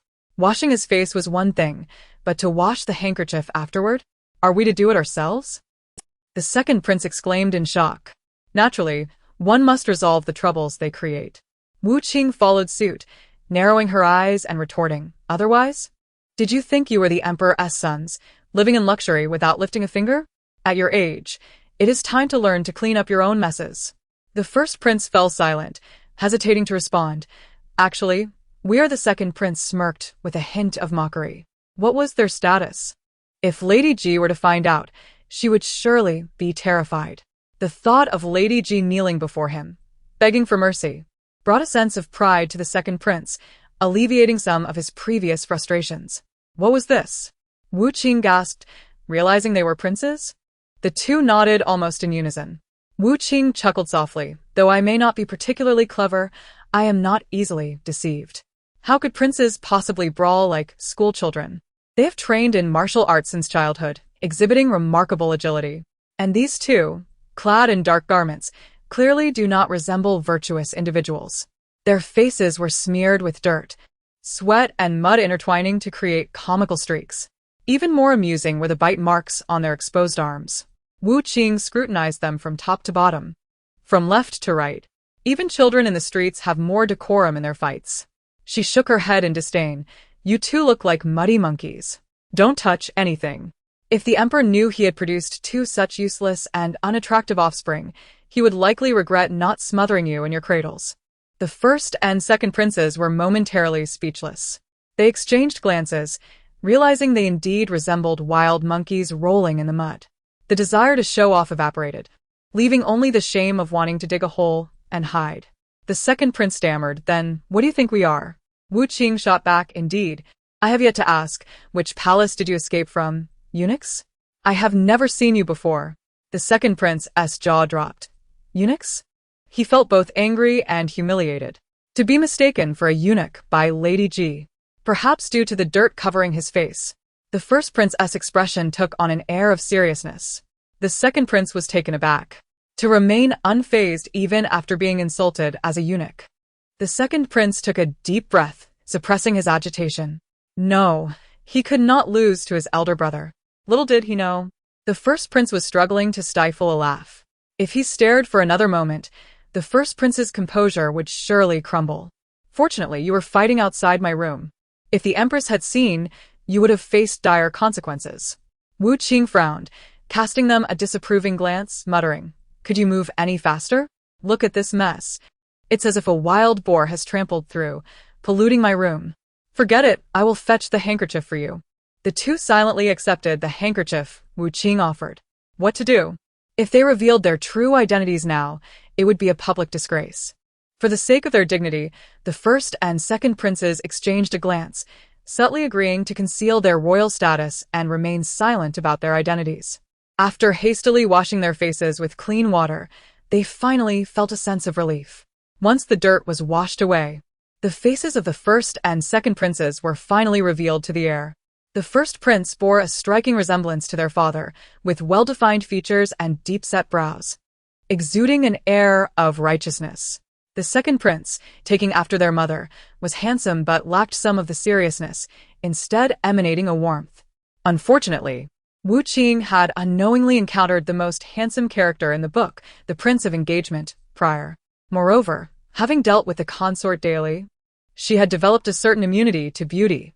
To her, these two princes were merely above average in appearance. The two princes stood obediently before her. What exactly are you here for? Wu Qing inquired, tilting her chin in curiosity. After washing up, you look somewhat acceptable, but still unfamiliar. Surely you didn't come here just to fight? The second prince grumbled. What business is it of yours? Such meddling. However, Wu Qing's hearing was sharp. She narrowed her eyes dangerously. Two eunuchs. Am I not allowed to intervene? Upon hearing the term eunuch, the second prince's expression shifted as he angrily retorted. Who are you calling a eunuch? I am not, The first prince raised his fist to his mouth, coughing, ahem, ahem. The second prince realized too late he had stumbled into a trap. Chapter 68. The thoughts of the children, the curiosity of the two princes towards Wu Qing did not arise from thin air. The root of it lay in a careless remark made by Princess Shiyuan. According to royal custom, princes must rise early each morning. After rising, they are to read for an hour, and following breakfast, proceed to the study to listen to their tutor's teachings. The relationship between the first prince and the second prince had become as rigid as icicles in winter. Between brothers, there seemed to be an invisible wall, with their bond eroding amidst the increasingly fierce factional struggles. Even under the same roof, they managed to ignore one another, refusing to share even a simple exchange. Such days dragged on monotonously, like the drops of water in a dry well. However, after leaving the study this morning, the two unexpectedly encountered someone out of the ordinary. Princess Shiyuan approached gracefully, holding a beautifully crafted box of chess pieces. Her nose was delicately shaped, her lips a rosy cherry hue, and her smile revealed two playful little canines, making her exceptionally charming. Big brother, second brother, I've come to play games with you. Recalling the past when the three shared a palace, the first and second princes often engaged in chess matches, each displaying their intellect, while Princess Shiyuan mischievously disrupted the board. The princes would often overlook their sister's playful antics, not only failing to rectify the misplaced pieces, but continuing the game with the incorrect arrangement. Yet now, the relationship between the first and second princes was precariously fragile. They were consumed with worry and turmoil, leaving little room for other thoughts. I knew it. You both disdain me, she said, her voice tinged with a hint of tears. The second prince immediately panicked. How could that be? Shiyuan, you've misunderstood. We could never disdain you. He was always averse to seeing a woman cry, especially when that woman was his dear sister. The first prince grew anxious as well. Shiyuan, don't cry. You are our sister. We will always cherish you. Normally, Princess Shiyuan was well-behaved and understanding, rarely displaying sadness. Yet at this moment, her tears flowed like pearls slipping from a broken string, evoking deep sympathy. Princess Shiyuan gazed at the door of the study. It seemed like an insurmountable barrier. With a forlorn expression, she murmured, I understand everything. Since I cannot read and write like my brothers, our common topics have dwindled. Instantly, the first and second princes felt a pang of heartache. Brothers are often rivals for the throne. However, from birth, Princess Shiyuan had been stripped of any claim to succession. Thus, she posed no threat. Seeing the sorrow in her eyes felt as though something was tightly gripping their hearts, causing them unbearable pain. The two individuals engaged in light-hearted banter, and after some persuasion, they invited Shi Yan to join them for lunch. Throughout the meal, they made continuous efforts to amuse her, and gradually, her expression brightened. The crown prince proposed, Shi Yan, if you yearn for knowledge, why not ask father to find a female tutor for you? Shi Yan's eyes sparkled with excitement as she replied, I want to study with my brothers. That would surely be delightful. The second prince paused momentarily, slightly taken aback by her request. After a brief contemplation, he gently remarked, that might be challenging. Father may not agree. Shi Yan's head drooped in disappointment. The second prince, with a cheerful demeanor, suggested, how about this? I shall personally teach you. My academic performance surpasses that of our elder brother. The crown prince, gritting his teeth, retorted, though you excel in your studies, dear brother, you may still lack in the art of teaching. Unfazed, the second prince countered, teaching is a reciprocal process. One must engage in practice to enhance one's own abilities. Their friendly rivalry continued until Shi Yan unexpectedly stated, actually, I would like Lady Ji to be my teacher. Both princes were momentarily stunned. Lady Ji? The name rang a bell. The empress had previously advised them to maintain a close association with Lady Ji, as she seemed to possess some unique charm or value. Shi Yan, absent-mindedly stirring her porridge with a spoon, casually remarked, you brothers are unaware. She is quite remarkable. Reputed to have a photographic memory. The crown prince frowned. I have not heard of her literary prowess. In this palace, if we speak of literary talent, it is undoubtedly the consort who reigns supreme. Unfortunately, she is preoccupied with the empress's Buddhist practices and cannot attend to her own daughter, Xian. Otherwise, The care from consort would be ideal. The second prince, well informed about Wu Qing's family background, immediately retorted, her father is merely a minor official. I doubt she possesses much knowledge. Xian countered, but mother said Lady Ji is quite capable. She even entrusted her with overseeing the selection of candidates, indicating mother holds her in high regard. The crown prince's frown deepened. What could be the empress's intention behind this? Matters of the palace should be firmly within one's grasp. How could she easily delegate authority to another? After years of contention with a favored consort, how could the empress not recognize the significance of controlling palace affairs? At that moment, Shi Yan revealed another piece of news. Just yesterday, I saw Lady Ji accompany the empress to the study. Shi Yan looked up, her innocence shining through as she asked her brothers, is Lady Ji also going to study with you? The two princes could no longer muster a smile. While Shi Yan may not comprehend the implications, they certainly did. The study was not a place for the idle, it was where the princes pursued their education. Lady Ji was undoubtedly not there to learn, but the empress's presence with her surely held another significance. Shi Yan claimed she had a photographic memory. Could this truly be so absurd? The second prince was the first to lose his composure. He rose and excused himself, saying, I am feeling a bit unwell. I must seek permission from the scholars. The crown prince also found an excuse to leave, leaving Princess Xian alone. She quietly picked up a chicken leg forgotten by her brothers and savored it slowly. They professed to care for her, but when trouble arose, they discarded her without a second thought. A cold smile crept across Princess Xian's face. Chapter 69. Let me test you upon hearing Princess Xian's words. The crown prince and second prince departed to investigate Lady Ji's current situation. After some effort, they indeed uncovered something surprising. Just a day prior, the empress had issued a decree appointing Lady Ji to the study to personally instruct them in their studies. Regardless of Lady Ji's knowledge, how could a woman enter the study? This would overturn millennia of customs and etiquette.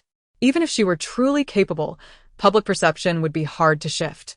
Society believed women should remain in the domestic sphere, tending to their husbands and raising children. If this were to become known, the rumors it would generate could be damaging. Clearly, this would not benefit the prince's reputations. They were astonished, initially intending to petition the emperor to rescind this absurd decision. However, when they reported the matter to the emperor, he concurred with the empress's suggestion. In the Yangxin palace, the emperor stood behind his desk, raising his gaze with an imposing presence that seemed to penetrate the hearts of the two princes. His eyes swept over them, as if discerning their very thoughts. He asked in a deep voice, Are you suggesting that I oppose your mother's decree? Do you mean to imply that her words hold no weight? The two princes felt a chill run down their spines and promptly knelt, addressing him respectfully, Your Majesty, please see clearly. We would never entertain such thoughts. The emperor dismissed their concerns and, absorbed in his own thoughts, picked up a brush and dipped it in ink, focusing intently on practicing calligraphy. The brush glided across the rice paper, leaving behind fluid strokes of ink. Not daring does not equate to not wishing, he remarked. As princes, you must possess filial piety, but you must also have the courage to take responsibility. If you do not wish to follow your mother's wishes, then find a way to resolve it yourselves. The sovereign stated blandly, Lady Ji is fortunate. I believe having her teach you would be an injustice to her. The large character for calm stood out on the pristine rice paper, exuding a sense of tranquility and profound strength. The Grand Eunuch observed the emperor's expression closely, and upon noticing his satisfaction, he praised, Your Majesty's calligraphy today is exceptionally serene, with powerful strokes. The emperor smiled slightly, seemingly pleased by the Grand Eunuch's compliment. I also believe today's writing is commendable. He tossed the calligraphy toward the two princes, saying, You two are nearly adults, yet you still conduct yourselves so rashly. Take this piece and frame it. Contemplate it carefully. The two ill-prepared sons were startled by the emperor's words, revealing anxious expressions. However, burdened by too many concerns, they hesitated, uncertain whether to retrieve the calligraphy, growing increasingly flustered. Witnessing this, the emperor was filled with frustration and concern for their futures. As a ruler, he could not allow personal feelings to bias his treatment of either son. While each had their strengths, they were still far from the expectations he held. How could he confidently designate a crown prince under such circumstances? Two young eunuchs mentioned that their curiosity had led them to Lady Ji. Wu Qing, puzzled, repeated, "Curiosity? What is it about me that intrigues you?"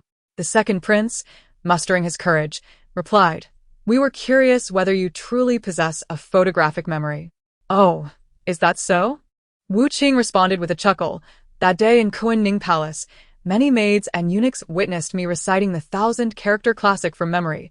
Perhaps that rumor spread." She couldn't help but laugh at their poor excuse. "You chose to brawl at my doorstep and claim it was out of curiosity?" The second prince, feeling embarrassed, scratched his head, unsure how to respond. The crown prince interjected, "He believes the truth is a lie, while I think the truth is indeed true." We each held our ground, and in a moment of desperation, we resorted to fighting. "I sincerely apologize for disturbing your peace." The crown prince, being slightly older, had a better grasp of social graces. Wu Qing, not truly angered, decided to let the two of them off the hook. The second prince, not forgetting his inquiry, asked, "Is it true that you have a photographic memory?" Wu Qing candidly replied, "That is indeed not the case." The second prince breathed a sigh of relief, secretly thankful. It was fortunate that Wu Qing did not possess such a talent, otherwise he would struggle to refuse her as a teacher. "I knew it. Such a divine gift could not possibly exist." Wu Qing modestly added, "I am not an encyclopedia. I do not remember everything. As for the intrigues beyond the palace walls, I am mostly unaware. However, I possess a modicum of knowledge regarding the affairs of the palace," she remarked. The second prince cautiously held up 2 fingers, inquiring, "This one or 2? What does it signify?" Wu Qing pondered for a moment before smiling and replying, "It merely indicates the extent to which the first prince still soils his pants." The second prince suddenly became animated, asking, "At what age?" Wu Qing was taken aback by his exuberance. What has caused this child to become so frantic? The first prince chuckled, pressing a hand over his younger brother's mouth, exclaiming, "What an astonishing revelation, one I have never encountered before. You are a noble. Surely you would not deceive us?" Wu Qing scoffed, "Why would I lie to you? I dare deceive even the emperor. Do you think I would bother to trick you 2 little sprouts?" She scrutinized, "Which palace's eunuchs are you 2 from? Do not hide anything. Speak plainly.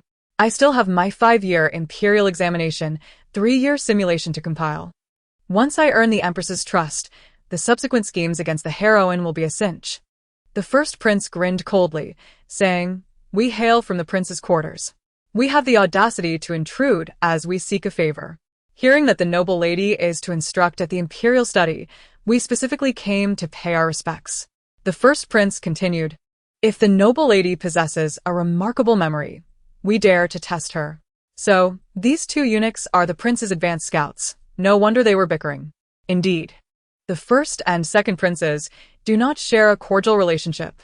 If they wish to assess my abilities, very well, I shall deliver a grand performance. Wu Qing nodded, "No problem. However, I have a small rule. Each of you may pose only 3 questions. Beyond that, I shall take my leave." The 2 princes exchanged glances and nodded in unison. The second prince eagerly interjected, "Then I shall go first. At what age did my elder brother, the first prince, still wet the bed?" The first prince's eyelids twitched violently. This troublesome younger brother, will he ever cease? Chapter 70. Mutual revelations indeed.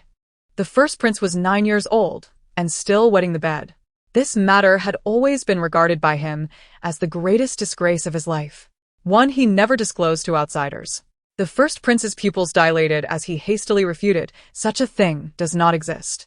The second prince excitedly pressed on, "Is there any evidence?" Wu Qing contemplated, "Wait, let me search." She bowed her head, rifling through the script. The second prince curiously leaned closer, asking, "What are you doing? You have nothing in your hands." Wu Qing feigned mystery, declaring, "The secrets of heaven cannot be revealed." She flipped to the middle of the book and finally paused at a particular page, as if she had discovered a treasure. "Do you know the wet nurse who attended the first prince? She remembers this matter.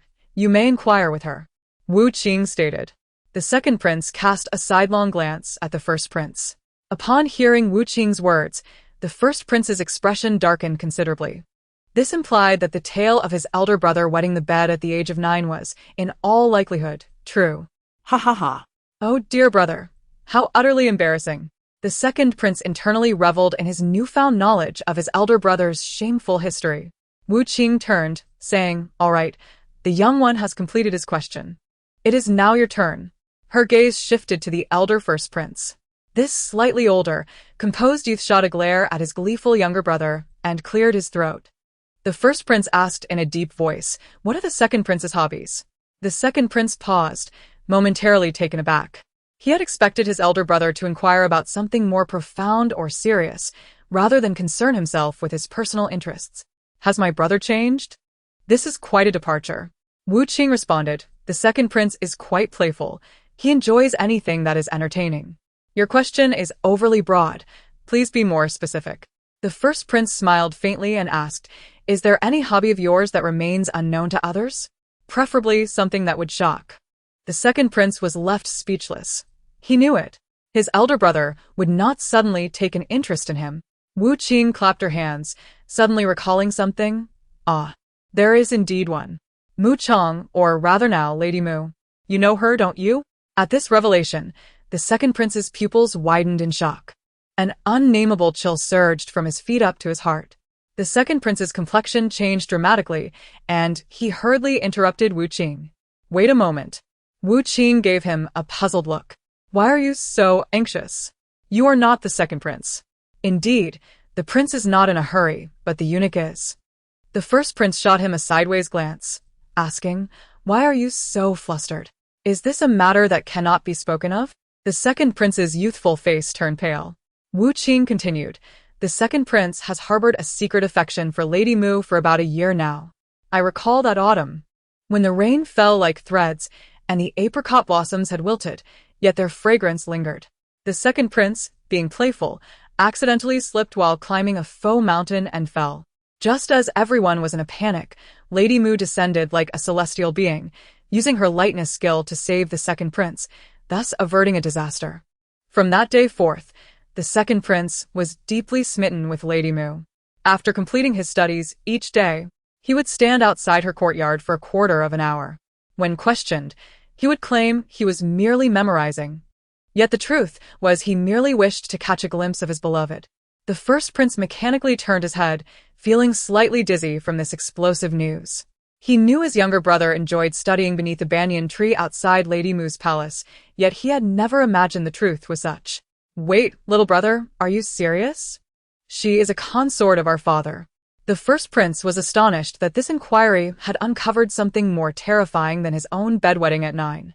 The second prince's lips trembled, unable to meet his gaze.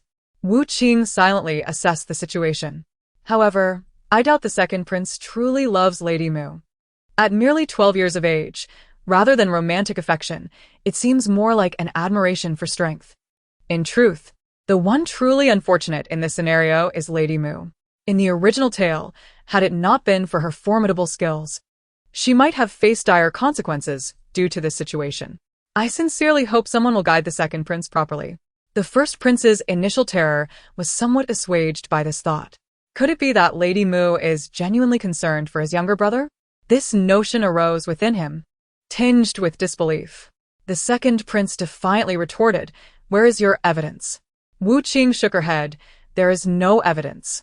"Then you are merely making baseless accusations against the prince." Wu Qing shrugged. "If you wish to view it that way, I cannot help it. However, everyone is aware that the second prince visits Lady Mu's palace daily. To wish for secrecy, one must first refrain from wrongdoing.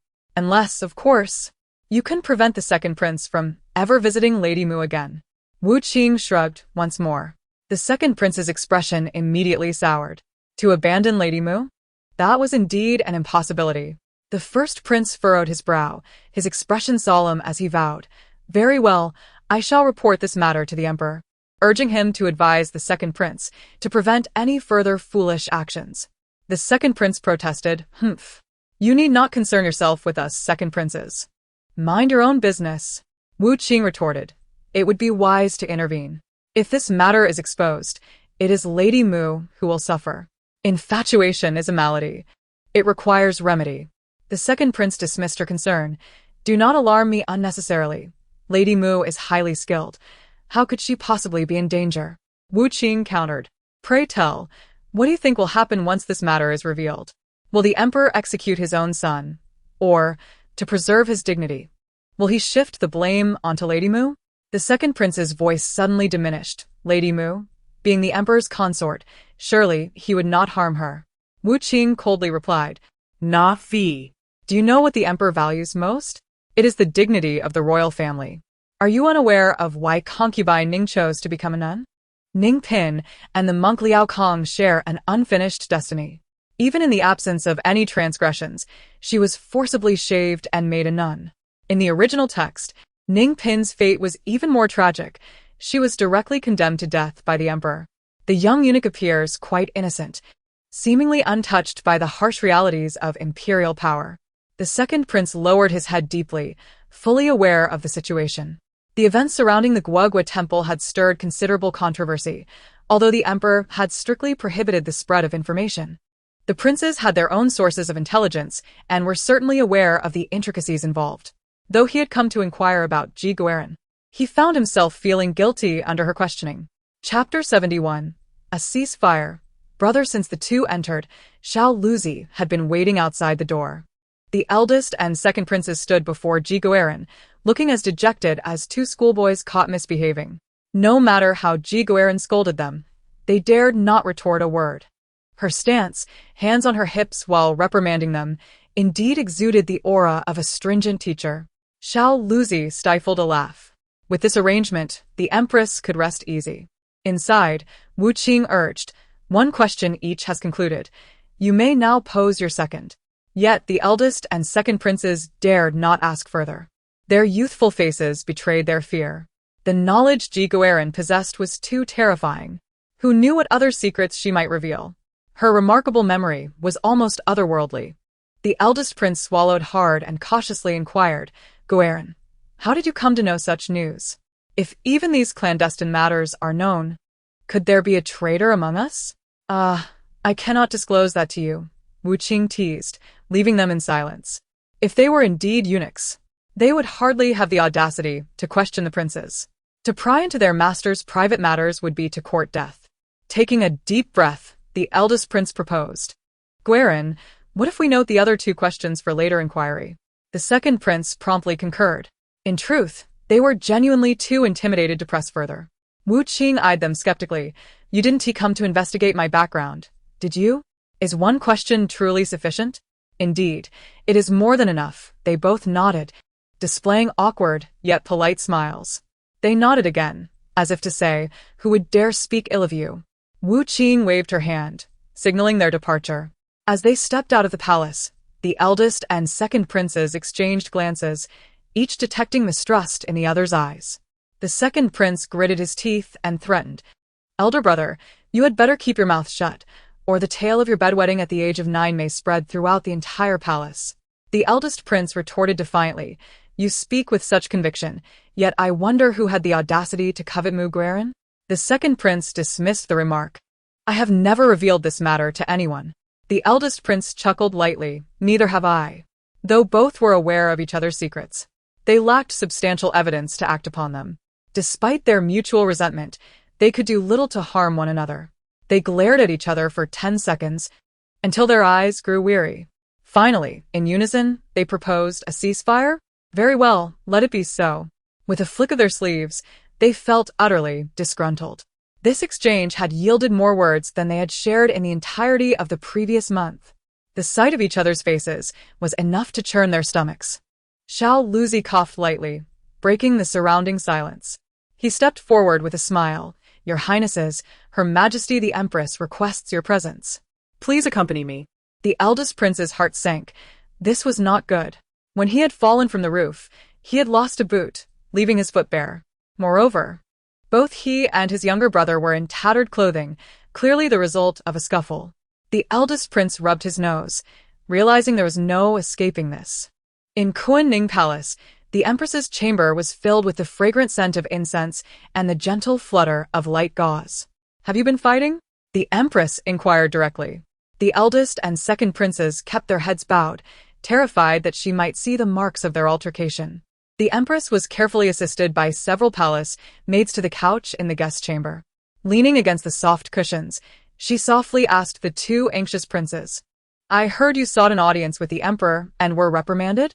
The second prince's lips moved, as if he had something to say. "You needn't hide anything from me. The emperor has already informed me." The second prince's breath caught in his throat, his head drooping once more, resembling a frost-bitten eggplant.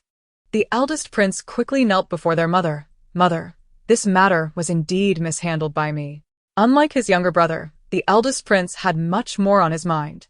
He understood that regardless of their opposition to Ji Guerin, they should not have bypassed their mother to directly approach their father.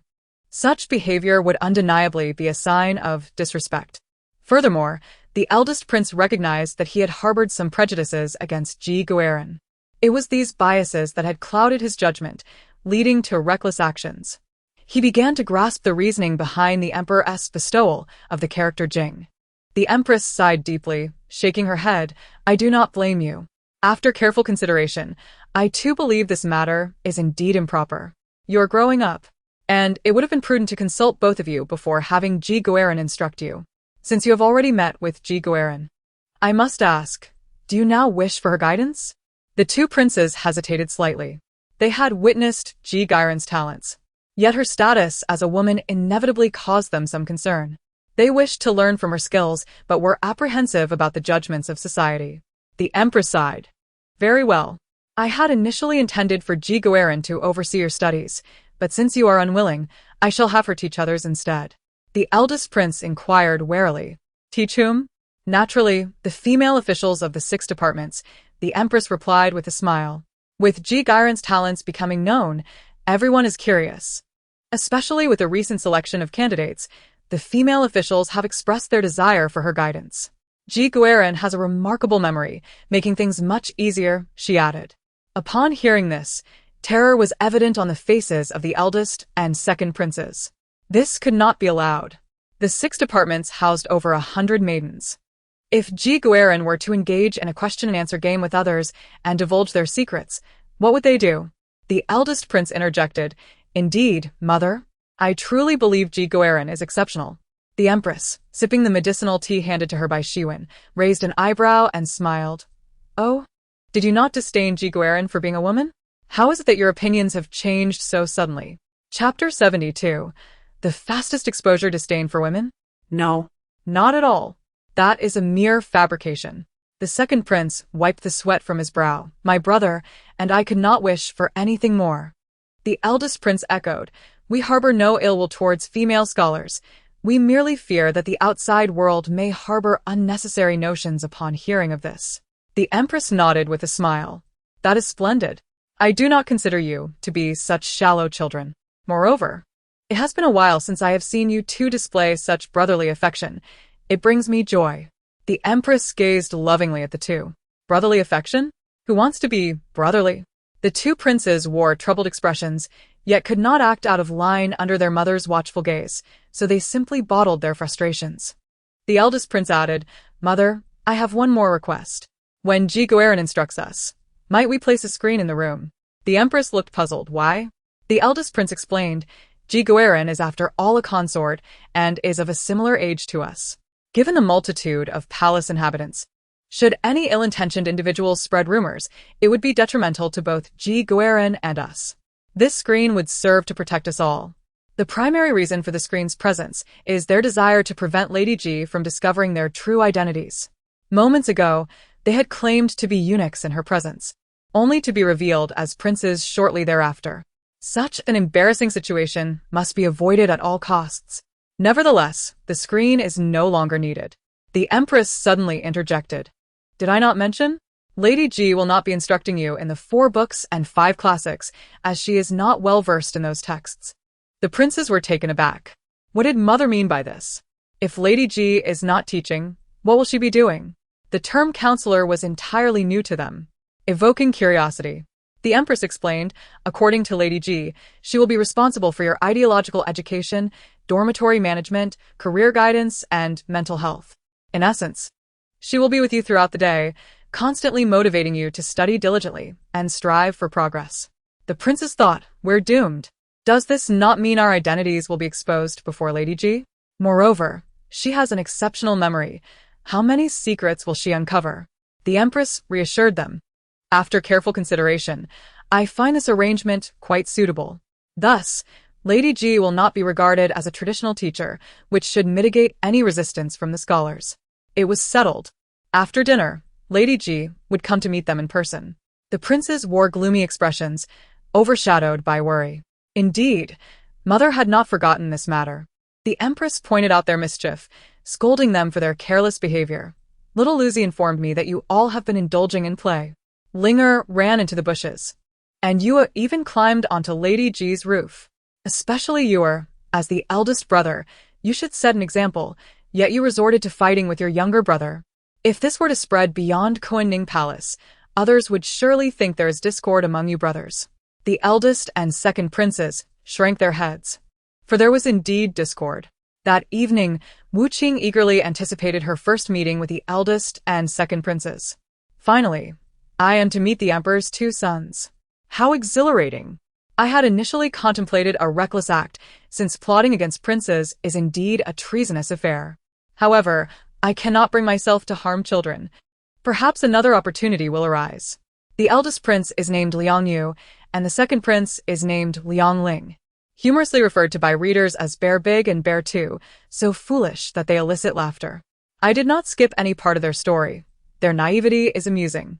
While reading, I often wish to impart some wisdom to these two young rascals, who, despite a promising future, always engage in infighting, ultimately leading to their downfall at the hands of the female protagonist. Jin Xiao reminded her, Miss, the Empress and the princes have arrived. You may proceed. Qing rose calmly, donning a serious expression. She lifted her skirt, traversed the long corridor, parted the curtain, and stepped into the room infused with the scent of medicine. Why are you lingering in the back? Are you feeling shy? The Empress's voice resonated within the room. Qing stepped forward, taking in the scene. The Empress lay upon her bed, feigning illness, smiling as she regarded Qing. At the far end of the room stood two young boys clad in pure white garments embroidered with gold patterns. One was approximately 1.7 meters tall, while the other, slightly shorter, stood around 1.5 meters. However, both boys tilted their heads, obscuring their faces from Qing's view. These must be the eldest and second princes. They appear slightly more presentable than I had imagined. Why are they tilting their heads? Are they shy? Odd. Do they look somewhat familiar? Qing squinted, scrutinizing them closely. Suddenly, her eyes widened in disbelief as she realized, oh my, are they not the same two I encountered this afternoon? The eldest prince silently gasped. In his heart, he pleaded, please, do not voice your thoughts, Lady G. Oh. Little eunuchs, here we meet again. Where are your royal princes? Qing cheerfully greeted them. The Empress paused momentarily, perplexed. Whom is Lady G addressing? Qing pointed at the two princes, who were hiding in the corner. Your Majesty, it is they. These two little eunuchs were caught fighting at my door this afternoon. But do not worry. I have already disciplined them. The Empress cast a meaningful glance at the princes, remarking, eunuchs indeed. The eldest and second princes silently turned their faces away, standing at attention. Chapter 73. The class schedule. The Empress introduced Qing, saying, Lady G, I entrust these two children to your care. Your Majesty, whom do you refer to? Not that. Do you mean these two simpletons? Step forward and greet Lady G. The Empress urged. Reluctantly, the boys approached, moving at a snail's pace, as if the ground beneath them were scorching hot. The second prince, looking down, mumbled, Liang Ling, I have met Lady G. The eldest prince bowed deeply, awkwardly stating, Liang Yu, I have met Lady G. Their greetings lacked the dignity and grace befitting princes. Appearing exceedingly awkward, the Empress furrowed her brow, her smile fading. Liang Yu? Liang Ling? So, you two are Bear Big and Bear Two? How amusing. You are indeed just as I had stereotypically imagined. Oh dear, I am on the verge of laughter. No wonder their faces distorted when I referred to them as eunuchs this afternoon.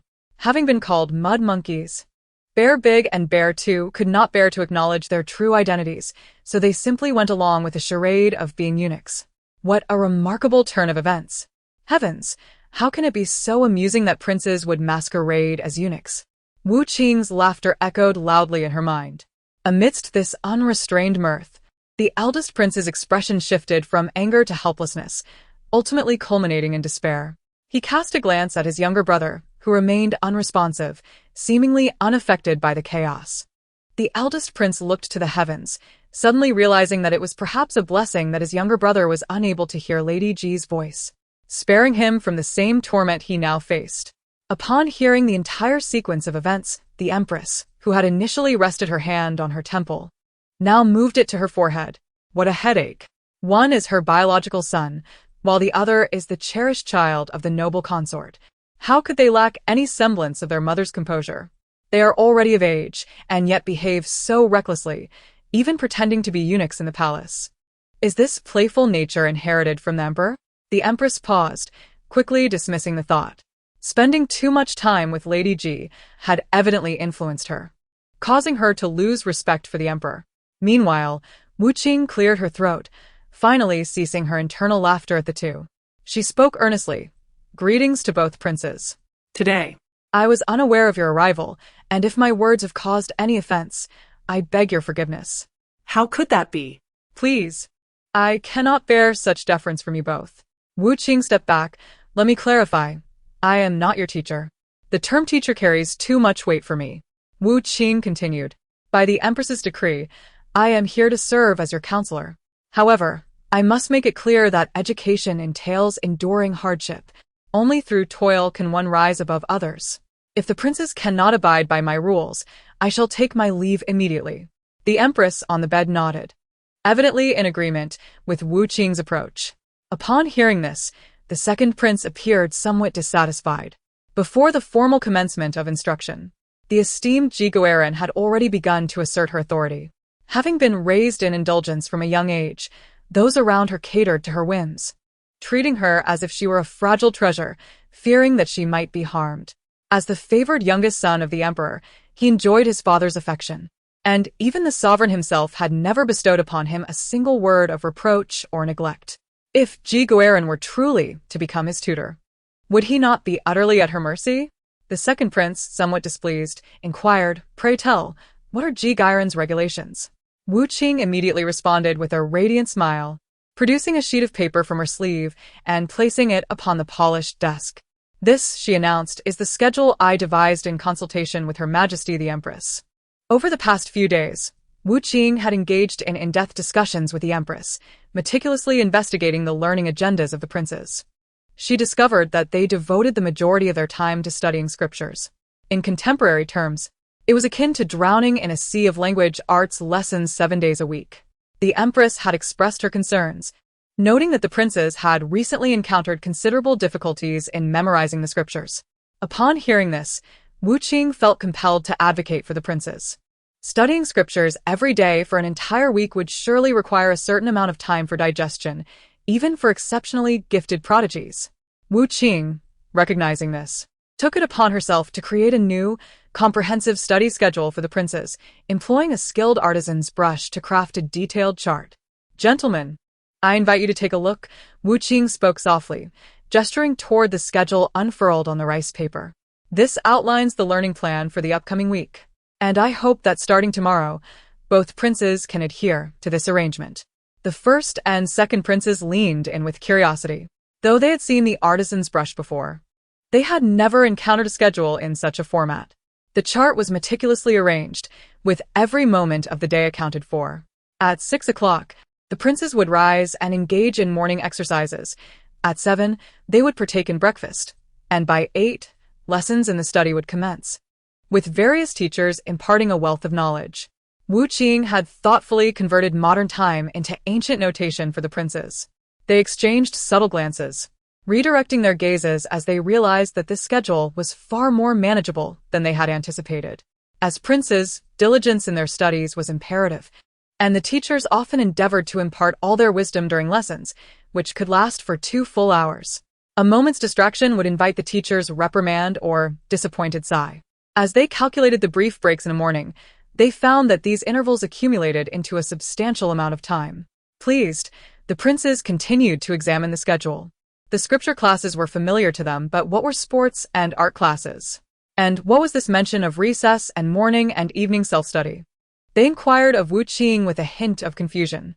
Wu Qing, focusing on the less significant points, explained, "These are not classes taught by the masters. They are rather relaxed, emphasizing a balance between work and rest." The princes nodded slightly, a wave of delight rising within them.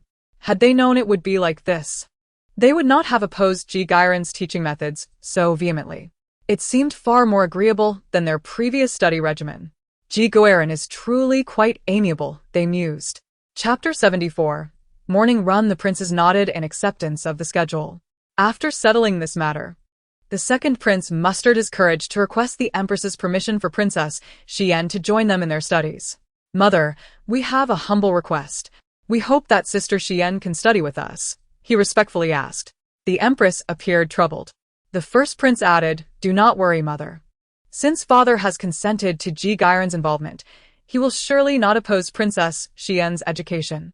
Education cultivates wisdom, and as a princess, Xian should be exposed to a broader spectrum of knowledge, rather than limited to women's texts." Upon hearing Princess Xian's name, Wu Qing's eyes brightened. "Xian, our dear girl finally makes her appearance. Though her presence in literature is modest, as the sole princess, I have always been intrigued by her. Compared to her unreliable brothers, Xian was far more astute. Abandoned by her mother at a young age, she lacked a sense of security, possessing an early awareness of the world's harsh realities, which made her wary of trusting others. This life experience molded her into a reserved and quiet individual. As she approached adulthood, the emperor intended to marry her off to the king of Western Xia to stabilize the borders. The empress and the first prince gasped in astonishment. "Who? The king of Western Xia? If Xian comes of age, that king will be 60. Why would the emperor insist on such a union?" Princess Xian, of course, did not wish to wed a man of such advanced years. Thus, she employed a clever scheme to leverage the female lead's influence, compelling the already established consort to intervene on her behalf and annul the betrothal. The female lead was no ordinary woman. While she publicly acquiesced to Princess Xian's request, she secretly resolved to eliminate this potential threat to secure her own future. Princess Xian was well aware of this. Her true aim was not merely to cancel the engagement, but to seize the opportunity to escape the gilded cage of the palace in pursuit of her own freedom and happiness. Just as the female lead subordinate sought to silence her, Princess Xian had already disguised herself as a maid and fled the palace hidden within a cart of manure. Few could outsmart the female lead, and Xian was among them. How exhilarating! "I am eager to meet little Xian," Wu Qing promptly interjected. "Your Majesty, I too believe the prince's sentiments are valid. Why not allow Princess Xian to join our studies?" Aware of the neglect Princess Xian faced due to the absence of her mother, the first prince earnestly added, "Mother, concubine has long been absent from the palace, and Princess Xian's education has indeed been lacking. Should she marry a prominent official in the future, it would be perilous for her to lack knowledge." The empress fell into contemplation, weighing the pros and cons. She recognized concubine's negligence toward Xian and understood that the prince's concerns were not unfounded. However, allowing Xian to join their studies seemed somewhat irregular. More importantly, the emperor would undoubtedly disapprove. Yet, faced with the earnest gazes of the three, the empress felt her resolve wavering. Looking out the window, the sunlight cascaded upon the palace's gilded roof, shimmering brilliantly. Drawing a deep breath as if making a decision, she slowly spoke. "Very well, since you all insist. Let Princess Xian join the studies." Upon hearing this, the three felt an immense sense of relief and joy. Hooray! However, the empress added, "For now, Xian cannot attend scripture classes, but may partake in art and other subjects. As for the scripture classes, I must first consult the emperor." In ancient times, scripture classes were essential for scholars, pivotal for imperial examinations that determined a person's future and destiny. The three's spirits sank once more. Wu Qing silently gritted her teeth. "Humph. That traditionalist emperor will undoubtedly harbor gender biases and refuse to permit Xian to attend school. Fear not, I have my methods to ensure Xian joins us. Just watch me." The next morning at 6 o'clock, winter mornings dawned slowly, and the palace remained enveloped in darkness. The lights within had yet to be extinguished, and everything lingered in the depths of night. However, the princes were already accustomed to such early mornings, having risen at this hour and feeling quite well. The eldest prince resided in the eastern wing, while the second prince occupied the western wing. As they stepped out of their chambers, they intended to follow their usual path to breakfast. Yet, upon crossing the threshold, they encountered Wu Qing, who was energetically performing jumping jacks in the courtyard. Youth is indeed a blessing. Having completed 2 sets of these exercises, I am still full of energy, she exclaimed. The winter wind was biting, compelling everyone to huddle their collars tighter against the chill. The princes, wrapped in thick fur coats, appeared rather bulky, resembling 2 dumplings. In stark contrast, Wu Qing emerged in only a martial arts outfit, exuding a captivating fervor despite the cold. Simultaneously, both princes sneezed, startled into alertness. They recalled that Lady Ji was now their instructor, prompting them to hastily check their appearances. Lady Ji possessed an exceptional memory. If there were any blemishes on their faces, they would undoubtedly accumulate yet another piece of ignominy in her eyes. Wu Qing, quick to notice their presence, approached with a smile. Did you sleep well? Dear eldest and second princes? Feeling all right? She inquired. The 2 hesitated before replying. Fair enough. Excellent. Let us commence our morning exercises, Wu Qing declared, nodding in satisfaction as she shed her outer garments and began to jog 20 laps around the courtyard. Take off our coats? In this frigid weather? The second prince complained. Wu Qing saw through his reluctance and challenged him. I am only wearing 2 layers. You are 4 years younger than I am. Logically, you should withstand the cold far better. A true man does not shy away from the elements. Who do you look down upon? Upon hearing this, the second prince, indignant, hastily discarded his luxurious fur coat. The eldest prince shook his head, following suit and handing his coat to a nearby attendant. Wu Qing, invigorated, blew her whistle. 20 laps. Let's go. The first to finish will be granted an additional opportunity to ask a question. The princes were instantly electrified. Previously, they had extracted significant secrets about each other with just 1 question. Now, they had 2 precious opportunities left, which they wished to reserve for critical moments. The prospect of gaining another question invigorated them, and as Wu Qing's words echoed, they bolted forward like wild stallions, their competitive spirits ignited. The sight of the 2 young boys racing about became a vibrant spectacle within the prince's residence. Passing maids stared in disbelief before eventually screaming in alarm. What are the princes doing? What if they injure themselves? Wu Qing, keeping pace with the princes, turned to reassure the frightened maid. Do not worry. I am here with them. I assure you they shall be safe. Yet the maid continued to panic.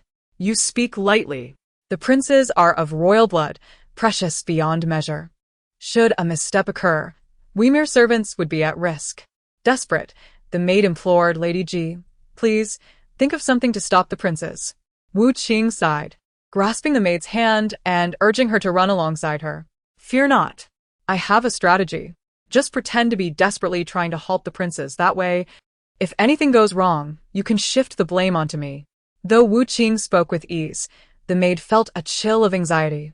However, seeing Wu Qing's confident demeanor, she reluctantly joined her in the run. Your Highnesses, please, I beg you, cease your running. The maid called weakly from behind. The eldest and second princes, however, were oblivious to her pleas. Their focus was solely on the path ahead, leaving no room for distractions. The courtyard, neither too large nor too small, required approximately 2,000 meters for the 20 laps, akin to 5 laps around a modern track. For a student accustomed to idling, like Wu Qing in the past, completing 5 laps could be effortless. Yet for the princes, this inaugural morning run proved to be quite a considerable challenge.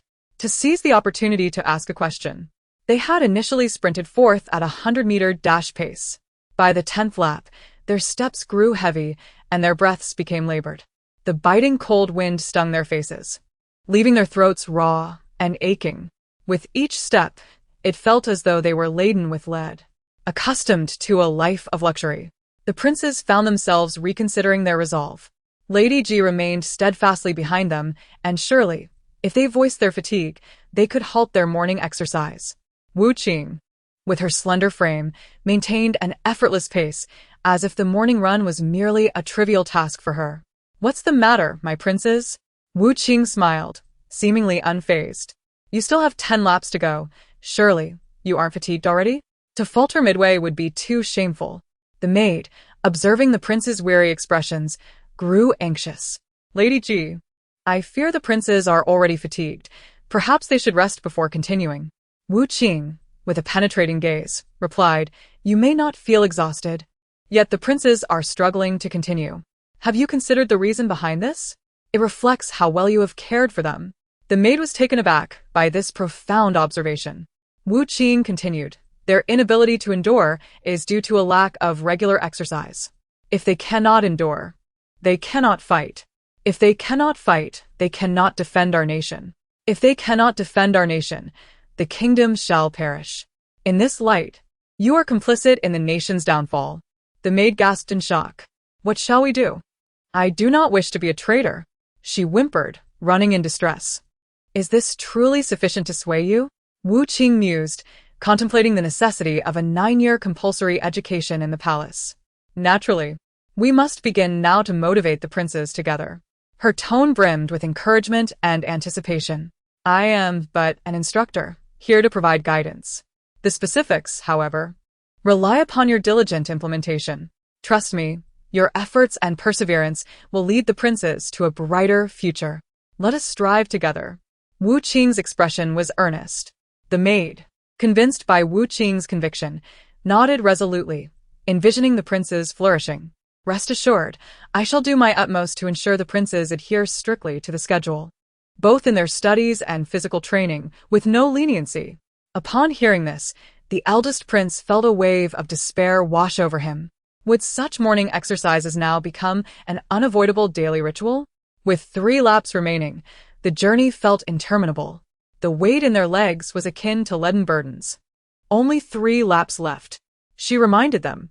The second prince suddenly opened his mouth and shouted with all his might, accelerating ahead. He was determined to seize that opportunity to ask a question. "Second prince, there is no need to be so fervent." Wu Qing chuckled, bemused. The eldest prince was utterly perplexed. What madness has my second brother succumbed to? He swiftly lengthened his stride. His legs, noticeably longer than his younger brother's, propelled him forward as he closed in on the figure ahead. "Can you still hold on?" The eldest prince gasped, his voice laced with a hint of provocation. The second prince, panting heavily, managed to muster a cold smirk. "You can't possibly falter after just 3 laps, can you? Come on. Let's see who secures the opportunity to pose one more question." Their gazes clashed fiercely in the air, sparks seemingly igniting between them. With merely 10 meters left to the finish line, a hazy white light began to shimmer in the prince's vision. They were unaccustomed to running. The prolonged gasping filled their throats with a metallic taste of blood. 10 meters, 9 meters, 8 meters. Each step brought them closer to the finish. Yet it remained maddeningly out of reach. Hope lay just ahead. The eldest prince, relying on the advantage of his longer legs, managed to create a 3-meter gap from the second prince. Just a little further, the eldest prince dragged his weary legs, clutching his painfully twisting stomach, and continued to run weakly forward. The second prince, trembling, reached out in an attempt to grasp the hem of his brother's garment, but his fingers merely brushed against empty air. The eldest prince, panting heavily, summoned all his strength for a final sprint, but his body had reached its limits. At that moment, a lithe figure surged past them from behind.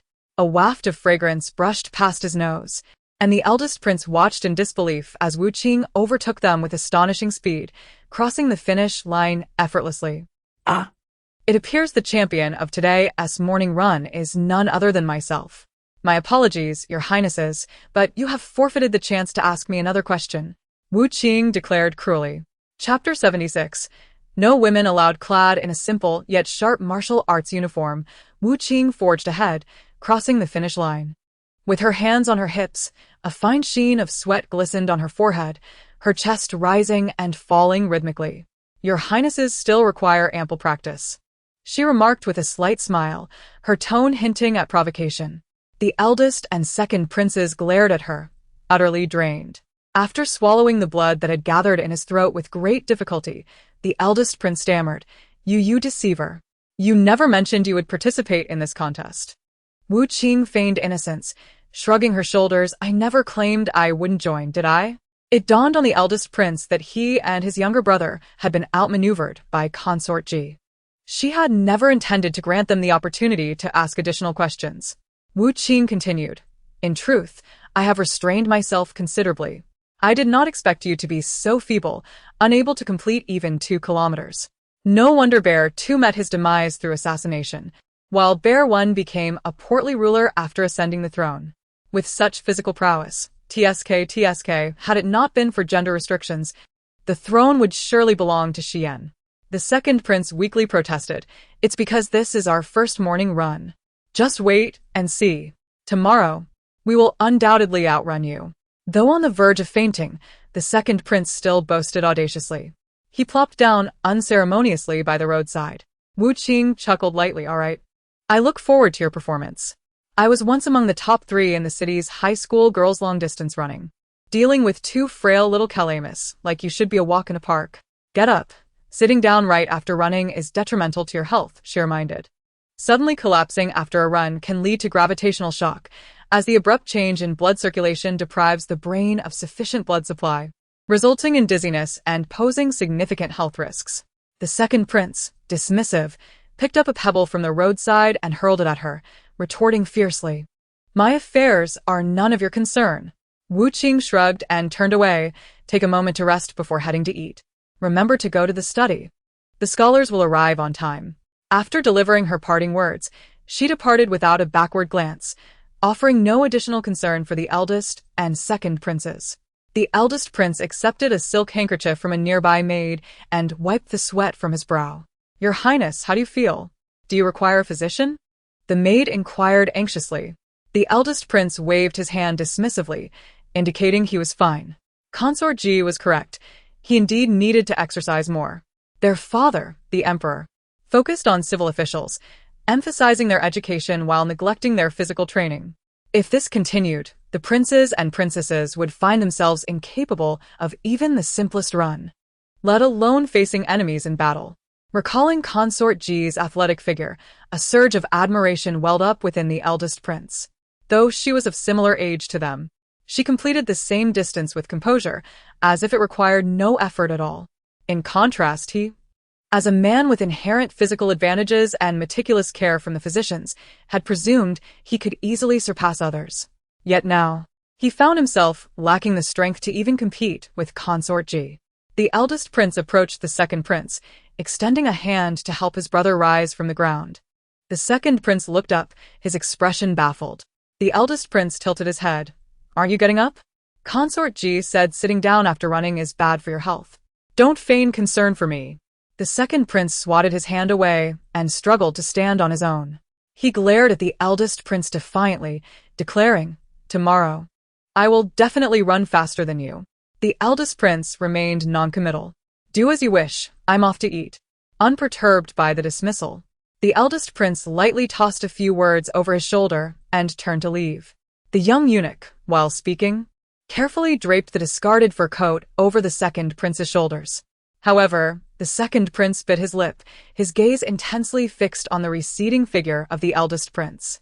He knew he should not be so impulsive, yet he could never control his emotions when faced with his elder brother. Your Highness? Noticing the second prince's prolonged silence, the young eunuch gently prompted him. What are you making a fuss about? The second prince replied irritably, Remove the breakfast. I will be dining in the dining hall today. The dining hall? The young eunuch was taken aback. But, Your Highness, did you not previously state that you would never dine at the same table as the eldest prince? The servants of the prince's household had long been accustomed to the tension between the two. Originally, a designated dining hall existed for the princes to share meals and strengthen their brotherly bond. However, since the rift between the eldest and second princes, the second prince's meals were brought to his quarters by servants, effectively minimizing their chances of encountering one another. What? The eldest prince can go to the dining hall. But I cannot? The second prince flung his sleeves dramatically, leaving behind an irritable retort as he hurried towards the dining hall. The young eunuch exchanged a helpless glance with others and hastily followed the second prince. Alas, The master has lost his mind again. The second prince stormed into the dining hall and boldly took a seat directly opposite the eldest prince. The eldest prince, engrossed in his meal, glanced at him before returning to his food, as if the second prince were invisible. The second prince scoffed disdainfully, not returning the courtesy, and ordered the servants to serve his meal. Thus, the two engaged in a silent duel, each concluding their breakfast in silence. As the hour approached, the eldest and second princes arrived punctually at the study according to their class schedule. Wu Qing, donned in a loose scholar's robe, awaited them outside. Before either could greet her, Master Sun emerged solemnly from within. The elderly Master Sun addressed Wu Qing in a low voice. "This is the study. Women are not permitted inside. The Emperor and Empress may indulge your antics, but I shall not allow it." Chapter 77, Defeating Magic with Magic. Master Sun, without hesitation, sought to expel Wu Qing. She raised an eyebrow. Pointing to her scholar's robe, she challenged, "Master Sun, I am clearly dressed in male attire. How can I not enter the study?" Utterly superficial.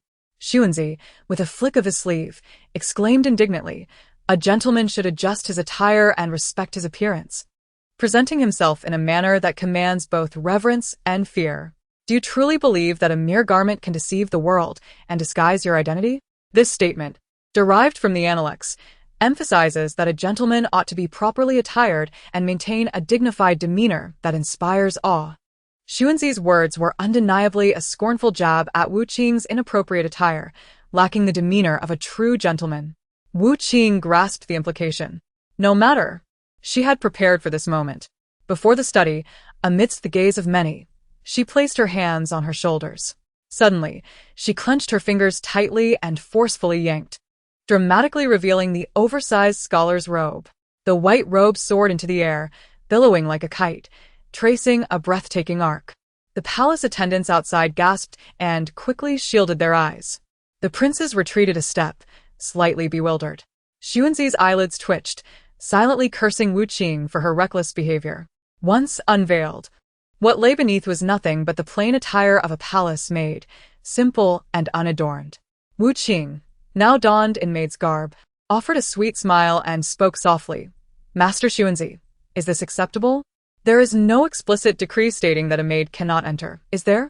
Women were generally forbidden from entering the study, yet according to palace rules, servants like maids were not included in this prohibition. Xuanzi cast a cold glance her way, disdainfully retorting, "Are you attempting to test my discernment? Even if you don the Empress's splendid attire, I would never allow you to step foot in here." Wu Qing, undeterred, continued, "Master, you know I only wish to accompany my studies, never to interrupt your teaching or disrupt your lessons." Yet, Xuanzi flatly rejected her request, asserting that with a woman present, how could a man concentrate fully on his studies? He stroked his beard with a serious expression. Wu Qing found herself momentarily speechless, gazing at Xuanzi with a probing look. What peculiar rhetoric! So, as long as a woman is present, a man cannot study in peace? Truly, you are a paragon of feudal thought, Xuanzi. Despite his esteemed character and extensive knowledge, he was among the few upright officials remaining in a court that had shifted dramatically. After the first prince ascended the throne as a puppet ruler, Xuanzi remained one of the loyalists, steadfast and principled. Wu Qing, now the empress, wielded power behind the scenes, provoking Xuanzi's considerable discontent. His gender bias was palpable, ultimately leading him to a tragic end. Clenching her fists, Wu Qing finally inquired, "Master, are you married?"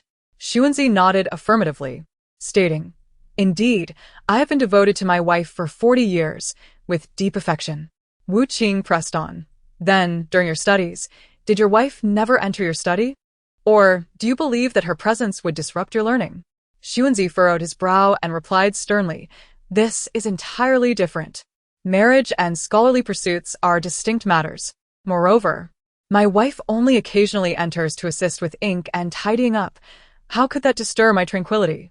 Wu Qing was rendered speechless. "Ah, so you regard your wife as merely a servant." Xuanzi was undeniably traditional. Such reasoning will not persuade someone like him of gender equality. Thus, I shall combat his antiquated views with my own power. With a smirk, she declared, "Today I, Wu Qing, shall enter this door. Dressed in the modest attire of a maid, she stood at the foot of the steps, exuding an air of innocence.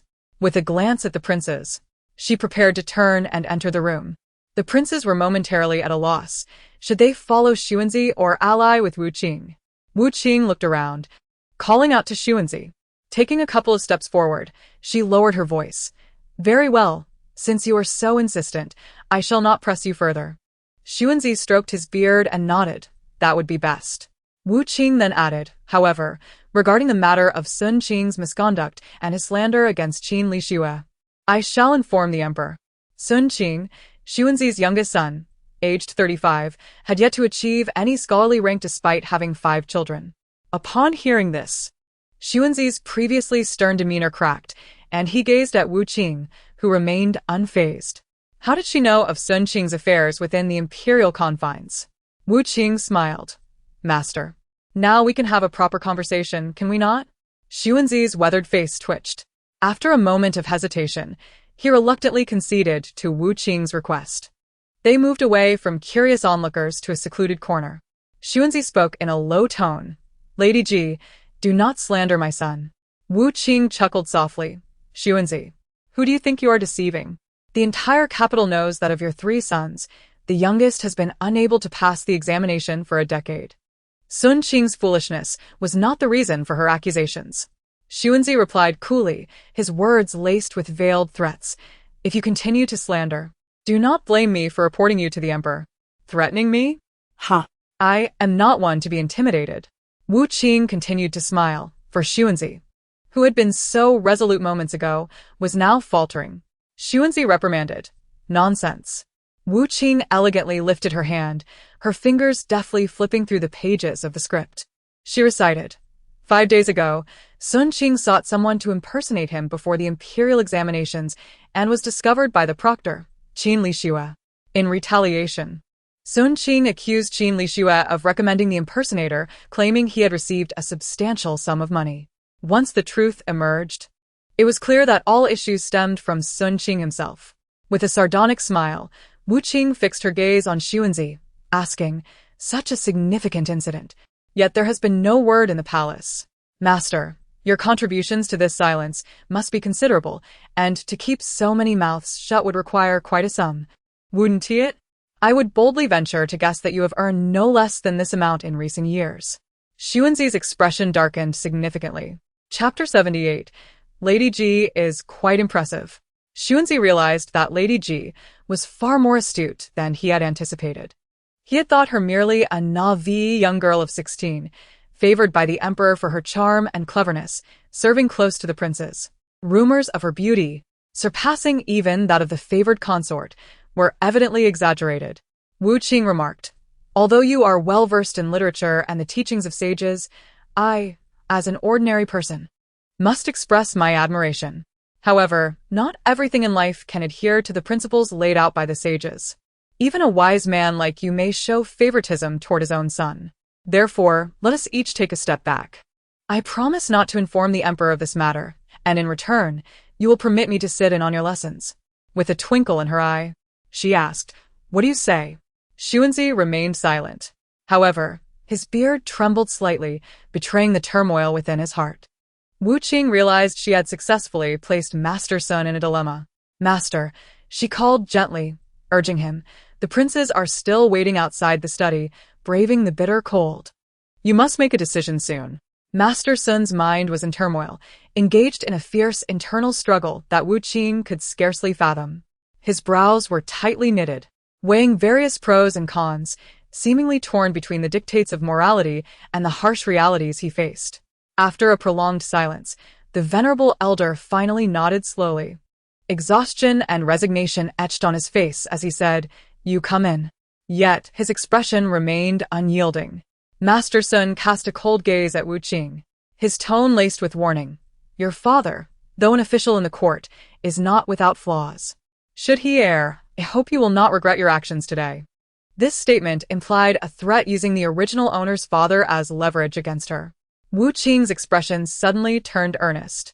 She fervently declared, Master Sun, if my father commits any wrongdoing, please do not spare him. If he is at fault, he deserves the punishment he receives. I shall never plead for him simply, because he is my father. Her voice rang out clear and resolute. Master Sun was taken aback by her fervor, incredulously asking, What do you mean by that? He had intended to use Wu Qing's father as a bargaining chip to intimidate her. But her reaction suggested she almost wished for her father to be dismissed from his post. Surely, it must be a misunderstanding?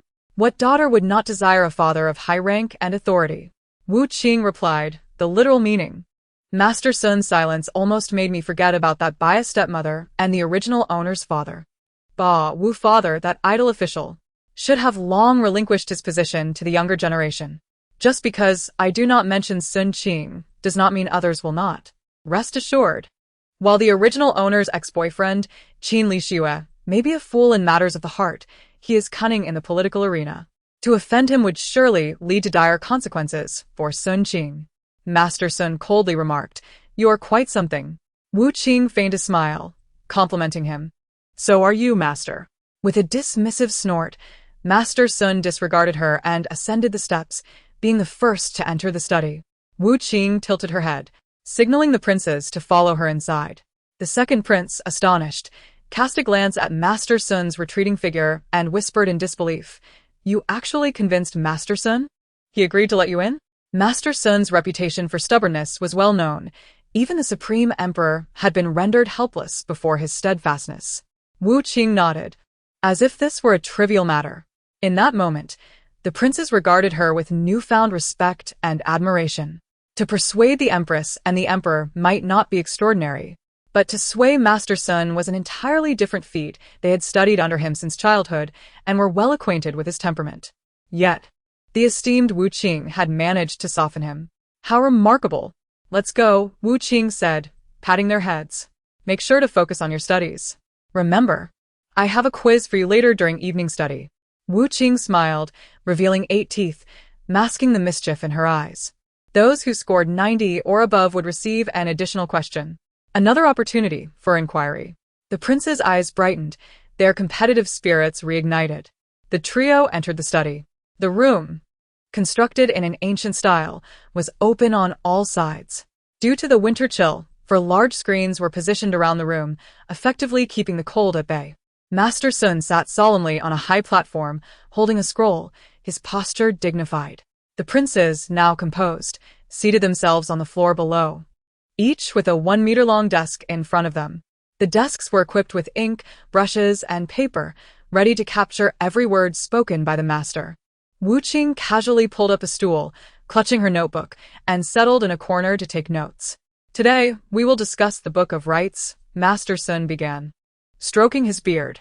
Within the study, apart from Master Sun's lecturing voice, only the soft sound of the princes occasionally turning pages could be heard. Master Sun passionately lectured for about a quarter of an hour before pausing to sip some water. For some reason today, the first and second princes were unusually attentive. Seeing this, Master Sun felt a surge of joy and continued his discourse unabated. After a while, he finally had the opportunity to glance at the esteemed Wu Qing seated in the corner. To his dismay, she had closed her eyes and tilted her head, already asleep. Master Sun averted his gaze. Truly, a rotten wood cannot be carved. Chapter 79. The eavesdropping first prince Master Sun took a sip of water and resumed his teaching of the Book of Rites. 40 minutes swiftly passed. Just as Master Sun was immersed in his lecture, a timid little eunuch approached him, softly reminding, Master, it is time for a break. Upon hearing this, Master Sun glared disapprovingly at the peculiar Western clock sitting in the corner. The clock, with its odd shape and intricate carvings, appeared exceptionally exquisite. Having been brought from a distant land, to adhere strictly to the lesson schedule, Wu Qing had specifically requested the empress to procure this Western clock, so the eunuchs would keep a vigilant eye on the time and remind them promptly. Thus, Master Sun had no choice but to conclude the lesson when the time came. The princes were caught off guard by the sudden announcement of a break. Typically, they had to endure a long morning under Master Sun's guidance before receiving any respite. Now, with a mere 40 minutes for a break, it felt a tad too indulgent. As the break commenced, Wu Qing also stirred awake. She yawned widely, leisurely gathered her notebook, and approached Master Sun. He regarded her with nothing but disdain, his stern countenance revealing his displeasure. Did you come to the study just to rest? He seemed to scold her with his gaze. Countless women yearned to enter the study, yet she seemed to take it for granted. Even Princess Xian could not gain entry. Yet here was Wu Qing. Wu Qing scratched her head, feigning innocence. Master, isn't this what you desired? I have neither interrupted your teaching nor attempted to secretly learn the scriptures. Why then do you blame me? A woman with no talent is virtuous, she continued. I am but a humble girl. How could I possibly comprehend such matters? Better to remain silent and rest in the corner like a salted fish. Master Sun, puffing his beard and glaring, felt a deep sense of frustration. He was a renowned scholar, desired by many to be their mentor and impart his wisdom. Yet here was the esteemed Wu Qing, having gone to great lengths to enter the study, only to fall asleep during class, an utter humiliation. Forget it. If you cannot appreciate the beauty of knowledge, there is little I can do, Master Sun coldly replied. Master Sun harbors disdain for women, believing they should not engage in scholarly pursuits. Yet, now that I have stepped into the study, he perceives my lack of interest in learning as a slight against him. Should I study or not? Oh, the contradictions abound. What an obstinate old man, wanting it both ways. Wu Qing shrugged and presented her notebook before Master Sun. Could you take a look, Master? I have written a few questions, but I am unsure if the answers are correct. May I ask for your guidance? Master Sun had no intention of accepting her notebook, yet upon hearing her claim of having composed the questions herself, curiosity stirred within him. How could a woman devoid of knowledge possibly craft questions?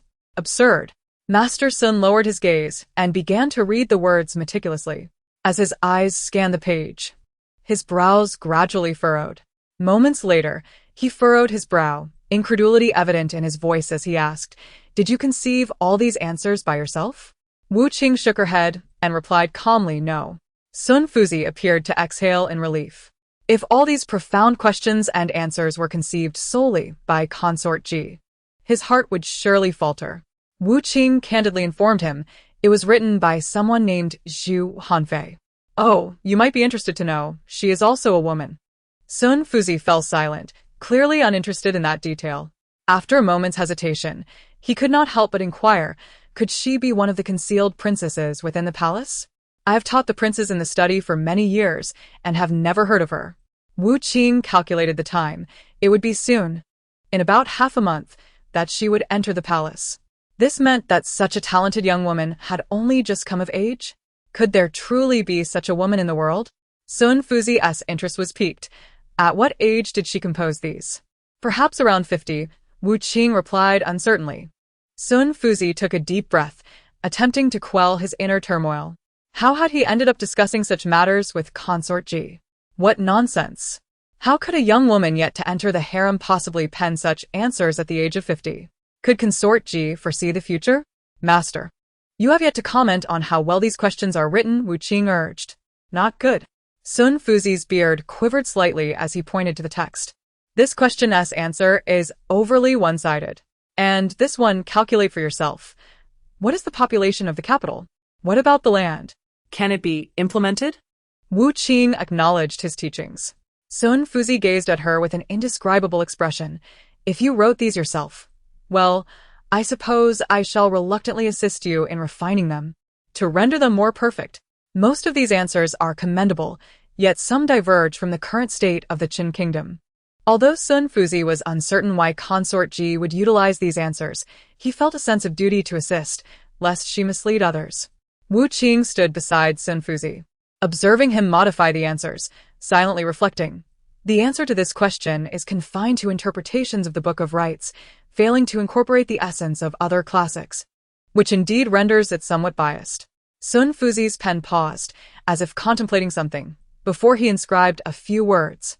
Wu Qing leaned in closer, eager to discern his forthcoming amendments. With the addition of this text, the answers have indeed become much richer. Sun Fuzi is quite knowledgeable. Oh, this question. It turns out the current population of the capital is still counted by households. No wonder it differs so greatly later on. It even neglects to account for the number of women. Clearly, a census is quite necessary. Wonderful. Let us incorporate all of this into my little test. The lethargic crown prince suddenly awakened. He turned his head and pricked up his ears, eavesdropping for a moment. Shortly after, the crown prince straightened up with a start.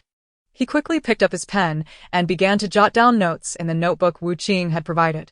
The drowsy second prince squinted, propping his chin in his hand as he observed him. "What are you doing?" he asked languidly, a hint of disdain in his tone. "Why bother studying here when class is over? Who are you trying to impress?" The crown prince paid him no mind, fully engrossed in recording Wu Qing's insights. These were all answers for the little test. The crown prince nearly wept with joy. This time, he would surely outshine his younger brother. Chapter 80. A tangled relationship. After lecturing for an entire morning, which included an extended break, Sun Fuzi remained eager to continue. The prince's stomachs grumbled audibly, yet they dared not defy him. Just then, Wu Qing abruptly stood, stretching in a manner impossible to ignore, interrupting Sun Fuzi's lesson. "Your Highnesses, lunchtime has arrived. Let us go," she joyfully exclaimed. With that, she gathered her belongings and hurriedly dashed out, leaving behind a striking silhouette. The princes exchanged a glance at the visibly furious Sun Fuzi. They dared not linger even a moment longer, offering a hasty farewell before swiftly following Wu Qing. "Forgive me, master, but following consort Ji ensures a meal." Wu Qing dashed into the dining hall, her curiosity about the prince's lunch piqued. The crown prince and the second prince stood at the entrance of the dining hall, exchanging glances as if engaged in a silent contest. "Moment latte." Both let out a scoff and stepped over the threshold together. After all, they had shared breakfast, so what difference would an additional lunch make? At that moment, the servants were changing shifts, and a group of palace maids gathered in a quiet corner, gazing longingly at the dining hall. The princes were seated together, while consort Ji sat nearby, conversing with them. "How enviable for consort Ji," remarked palace maid 1, "to have the fortune of personally instructing the princes." Indeed. Palace maid 2 nodded in agreement. It is undoubtedly due to consort G's exceptional memory that she earned such an opportunity. The empress has granted her permission to enter the study, highlighting her importance. Surely, consort G's teaching methods must be quite unique and immensely beneficial. If only I could learn even a little from her. Suddenly, Palace maid 1 furrowed her brow, looking toward the dining hall with confusion. "Wait, what is consort Ji doing?" Wu Qing stood, dividing the dishes on the table into 3 portions. The second prince pouted, expressing his displeasure. "I don't want chicken legs. I want tofu." The crown prince frowned, staring at the mountain of vegetables before him, clearly lacking appetite. Each of the 3 lunches had its own flair. The crown prince's portion was predominantly vegetables, a sea of green. The second prince's bowl was piled high with various meats, leaving him at a loss. While Wu Qing's meal included both meat and vegetables, each dish meticulously chosen, a feast for the senses. As Wu Qing chewed, she chastised the 2. "At your age, how can you be picky eaters? The imperial kitchen specially prepared this for you. You must cherish it and not waste food." The second prince protested. "Why does your lunch look so abundant? I want that too." Wu Qing continued to munch. "I am your tutor, concerned for your studies and well-being, exerting mental and physical effort. Naturally, I need to eat a bit more to replenish my strength." The second prince pointed accusingly. "You have the gall to say that when you clearly just slept through the morning. We're the ones who are tired." Wu Qing shrugged. "I was outsmarting Sun Fuzi for your sakes. Had it not been for me, you would still be listening to his lecture. I don't care. I only want to eat vegetables. The smell of meat makes me feel nauseous." The second prince disdainfully regarded his meal. The crown prince, too, exhibited concern. "Consort, eating only vegetables may not be beneficial for your health." Wu Qing thought to herself. "So one of you will end up overweight and diabetic, forced to eat vegetables daily, while the other will become a frail prince who could perish from a mere scratch." Wu Qing remained unfazed. "Want to eat? You can take it from your own bowls. Mine, however, is off limits." She devoured her meal voraciously, completely disregarding the astonished gazes of others. You are still a woman." The princes recoiled at her manner of eating, entirely unlike the refined demeanor of the palace concubines. "Is this what father now favors?" Wu Qing raised an eyebrow. "And you, a man, lack the courage to even ask your elder brother for some vegetables?" The second prince's eyes widened in shock. his face shifting from pale to flushed. How could he possibly take food from his brother's bowl? Things touched by his elder brother were no longer fit for consumption. The eldest prince, touching his nose, suddenly felt a twinge of guilt. He simply preferred meat, and he wasn't entirely inactive. Would he truly become so overweight that he could barely walk? With his brow furrowed, he slowly picked up his chopsticks, suppressing his inner discomfort, and consumed a substantial portion of vegetables. This action earned him a look of approval from Qing. It seems the eldest prince is still redeemable. Witnessing the eldest prince's imminent capitulation, the second prince was taken aback. "Brother, you have always detested vegetables, haven't you?" the second prince stammered. The eldest prince kindly reminded him, "Second brother, your health has never been robust. You should indulge in more meat to nourish your body." The second prince fell silent. He understood the reasoning, yet he hesitated. The eldest prince has missed the mark. The true reason for the second prince's aversion to meat lies with Lady Mu. He believes that she favors the frail, which is why he has been controlling his weight. Having eaten his fill, Qing quietly elucidated the reasons. That day, after Lady Mu rescued the second prince, she playfully whispered in his ear, so light, leaving him utterly enchanted. As I previously mentioned, Lady Mu does not favor the second prince.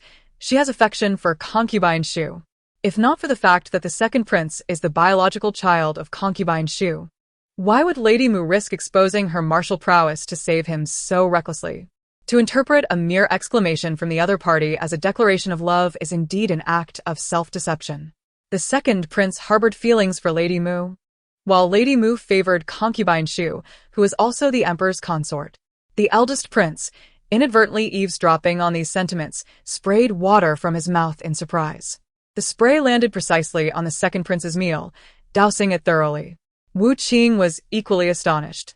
After a moment's pause, the second prince finally managed to squeeze out a remark. "Brother, if you harbor any grievances against me, you need not conceal them. Simply express them directly. I shall relocate to dine elsewhere, to spare you any discomfort." The eldest prince sincerely expressed his apologies. "Second brother, I truly apologize.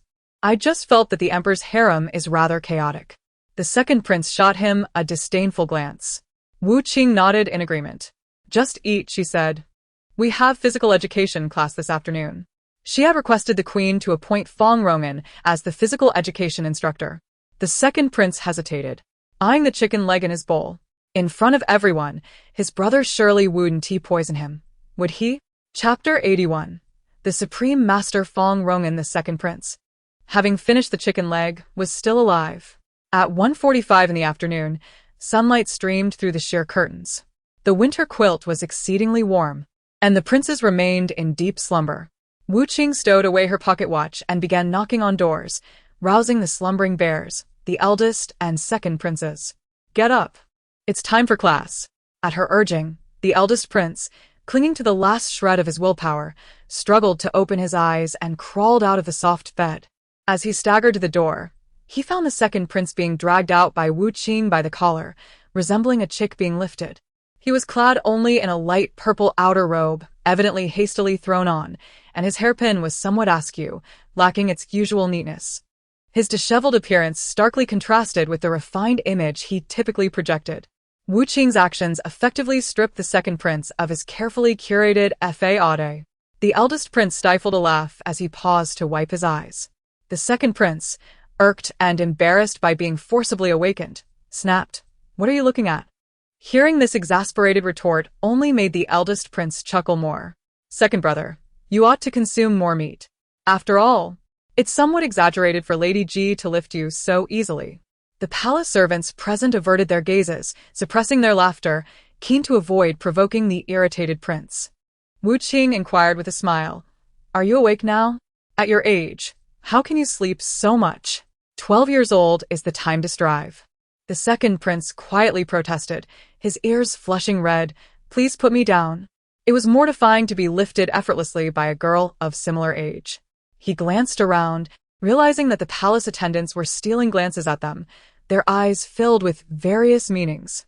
The second prince grumbled under his breath, feeling humiliated for merely expressing some annoyance toward Lady G while getting out of bed. Qing set him down easily, brushing her hands together. You are indeed light as a feather. I can lift you with one hand.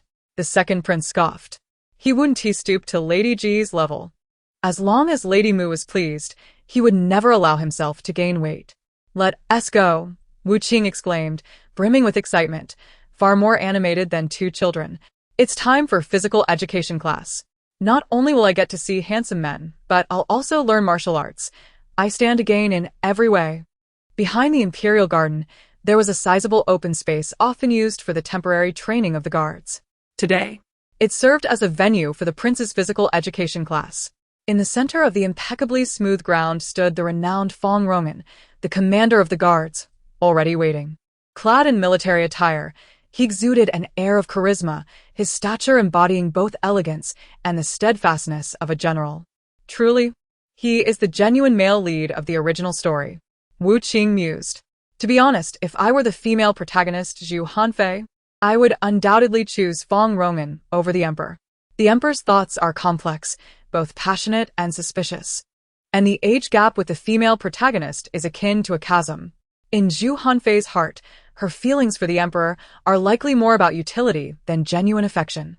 Had it not been for the death of the female protagonist's sister at the hands of the favored concubine, she might have been able to marry Fong Rongan and live a peaceful, happy life. Alas, what a tragedy. According to the original timeline, Fong Rongan is also nearing engagement, isn't he? With that obstacle, their union becomes even more challenging. Fong Rongan stood gazing at the sky, blinking in confusion. What kind of martial art is this that allows for communication over distances? Remarkably impressive. Yet, the words of such a profound martial arts master appeared strangely incomprehensible. Who is Zhu Hanfei? He had never met that lady. Why did it seem as if they were a match made in heaven in this person's words? Additionally, when had he become engaged? Why was he completely unaware? The princes greeted Fong Rongan in turn. Greetings, Commander Fong. Fong Rongan nodded slightly, his demeanor calm and composed. At 24, he had served as the commander of the guards for 5 years, having watched the princes grow up. Both the eldest and second princes wished to recruit him under their banner and naturally did not show him any hostility. Wu Qing approached Fong Rongan, performing a respectful bow. Commander Fong, it is an honor to meet you. I hope to trouble you with these two children in the future. Having seen you today, your bearing is indeed impressive and a fortune for the court. Fong Rongan humbly replied, You flatter me, lady. I am but a mere martial artist, unworthy of such praise. After exchanging pleasantries, Wu Qing felt as if her smile was about to freeze. Fong Rongan, please stop responding. I can hardly keep up. Didn't you always despise socializing? Cease. Fong Rongan momentarily appeared taken aback, as if struck by something. He quickly lowered his eyelids, subtly concealing the fleeting expression in his eyes. Just then, not far from the venue, Aunt Shiwen was leading a little girl by the hand, walking toward them. As they approached the edge of the arena, Shiwen lowered her head and softly murmured a few words to the little girl before turning to leave, leaving the girl standing there alone. Upon catching sight of the familiar white dress, the second prince's eyes sparkled, and he called out excitedly, Shiyuan, over here. This shout interrupted Fong Rongan and Wu Qing's conversation, causing Wu Qing to exhale deeply and quickly suppress the smile, threatening to escape her lips. Princess Shiyuan looked up and dashed over. Just as she was about to reach her destination, she halted in her tracks, neatly adjusted her skirt, and sweetly greeted everyone. Elder brother, second brother. Her voice rang clear and melodious, embodying pure innocence. The first and second princes broke into smiles. Earlier, they had petitioned the empress to allow Princess Shiyuan to attend their classes. Although they could not share the same studies of scriptures, at least she could join them for physical education. Princess Shiyuan greeted Commander Fong and offered a courtesy to Fong Rongan, who responded with a soft her previously stern demeanor softening slightly. Finally, Princess Shiyuan turned her gaze toward Lady Ji. She had intended to feign a look of trepidation as previously discussed with Aunt Shiwen. For the cunning woman was not to be underestimated. Caution was necessary. However, at the moment she pivoted, she was met with Wu Qing's fervent gaze. Wu Qing stifled a scream behind her hand. Oh my goodness, she is so adorable. How can there be such a lovely little girl? She is nothing like those two foolish bears. Her smile is so sweet, her voice enchanting, and her demeanor refined. She has utterly captivated these princes. Ah. I want to squeeze Princess Shiyuan into a little rice dumpling and eat her all at once. Little angel, let Anna give you a kiss. Under Wu Qing's ravenous stare, Princess Shiyuan sniffled and instinctively took a step back. Her feigned fear became genuine. Fong Rongan and the first prince fell silent, their thoughts echoing the madness of Lady Ji. Was this her true nature? Chapter 82. The overzealous Lady Ji. Princess Shiyuan trembled as she stuttered. Shiyuan pays respects to Lady Ji. Her voice betrayed her fright at Wu Qing's expression. With a smile, Wu Qing stepped closer and pinched her delicate cheek. Princess Shiyuan was taken aback by the gesture, her clear eyes wide with confusion. Among the many concubines in the palace, few dared to treat her so intimately. Her mother, the concubine, maintained a respectful distance, and the empress, dignified and composed, would never display such affection. As for Aunt Shiyuan, despite her care, she was still of lower status and would never dream of pinching her cheek. Lady Ji was the first in the palace to act in such a manner. Wu Qing, her voice sweet and composed, said, "Hello, princess. I am not only the tutors for the princes but yours as well. We reside in Kunning Palace, so feel free to come and play with me anytime. I have plenty of food and activities to share. You are always welcome." Despite her outwardly reserved demeanor, her inner thoughts were transparently exposed. So adorable. I must lure Princess Shiyuan to my room for a big hug. The first prince was at a loss for words. He understood the schemes brewing in Lady Ji's mind. Oddly, he sensed a stark contrast in her demeanor towards them compared to her treatment of Shiyuan. Shaking his head, he stepped forward to extricate his sister from the situation. "Lady Ji, the time is getting late. Physical education class is about to begin. These matters can be discussed later." Princess Shiyuan cast a grateful glance at her elder brother. Indeed, as Aunt Shiyuan had said, Lady Ji was terrifyingly formidable. Yes, class is the priority. All right, Commander Fong. Let us begin, she declared. Commander Fong nodded and instructed the three children to line up before him. The trio stood side by side, their faces awash with curiosity and anticipation. According to Lady Ji, today's lesson was physical education. Commander Fong's voice was steady and commanding. Today's class aims to instill the fundamentals of martial arts. His gaze lingered on the princes for a moment. Yet, Fong Rongan held little hope for the first and second princes. She had previously taught them some martial arts, but the results were less than satisfactory. Although the first prince was relatively strong, he had abandoned his martial pursuits in favor of mundane affairs over the years. As for the second prince, he longed for the path of martial arts, yet his talents lay predominantly in his studies. Fong Rongan's attention shifted to Princess Shiyuan. Given that the princess had never practiced martial arts before, it seemed somewhat late to begin. After some deliberation, she decided to start with the basics. "Let us hold the horse stance for 15 minutes. Understood." The young, handsome commander hesitated for a moment before asking, "Lady Ji, will you be joining the class as well?" Wu Qing nodded eagerly. "Of course. As a tutor, I must learn alongside the princes and princesses." "Very well," Fong Rongan replied hesitantly, "but should you feel any discomfort, please do not hesitate to rest." The lives of the palace concubines were far from the glamorous facade seen by the outside world. Fong Rongan had witnessed countless hardships and indignities.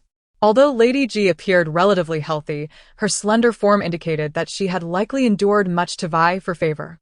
What Fong Rongan did not expect was that, among them, the only one capable of enduring the full horse stance would be the seemingly delicate Lady Ji. Princess Shiyuan, having never exercised before, faltered after just 3 minutes. Biting her lip, she glanced at Lady Ji, who was also a woman, and reluctantly stepped aside to wipe her sweat. 10 minutes later, the first and second princes succumbed to exhaustion, pounding their legs in defeat.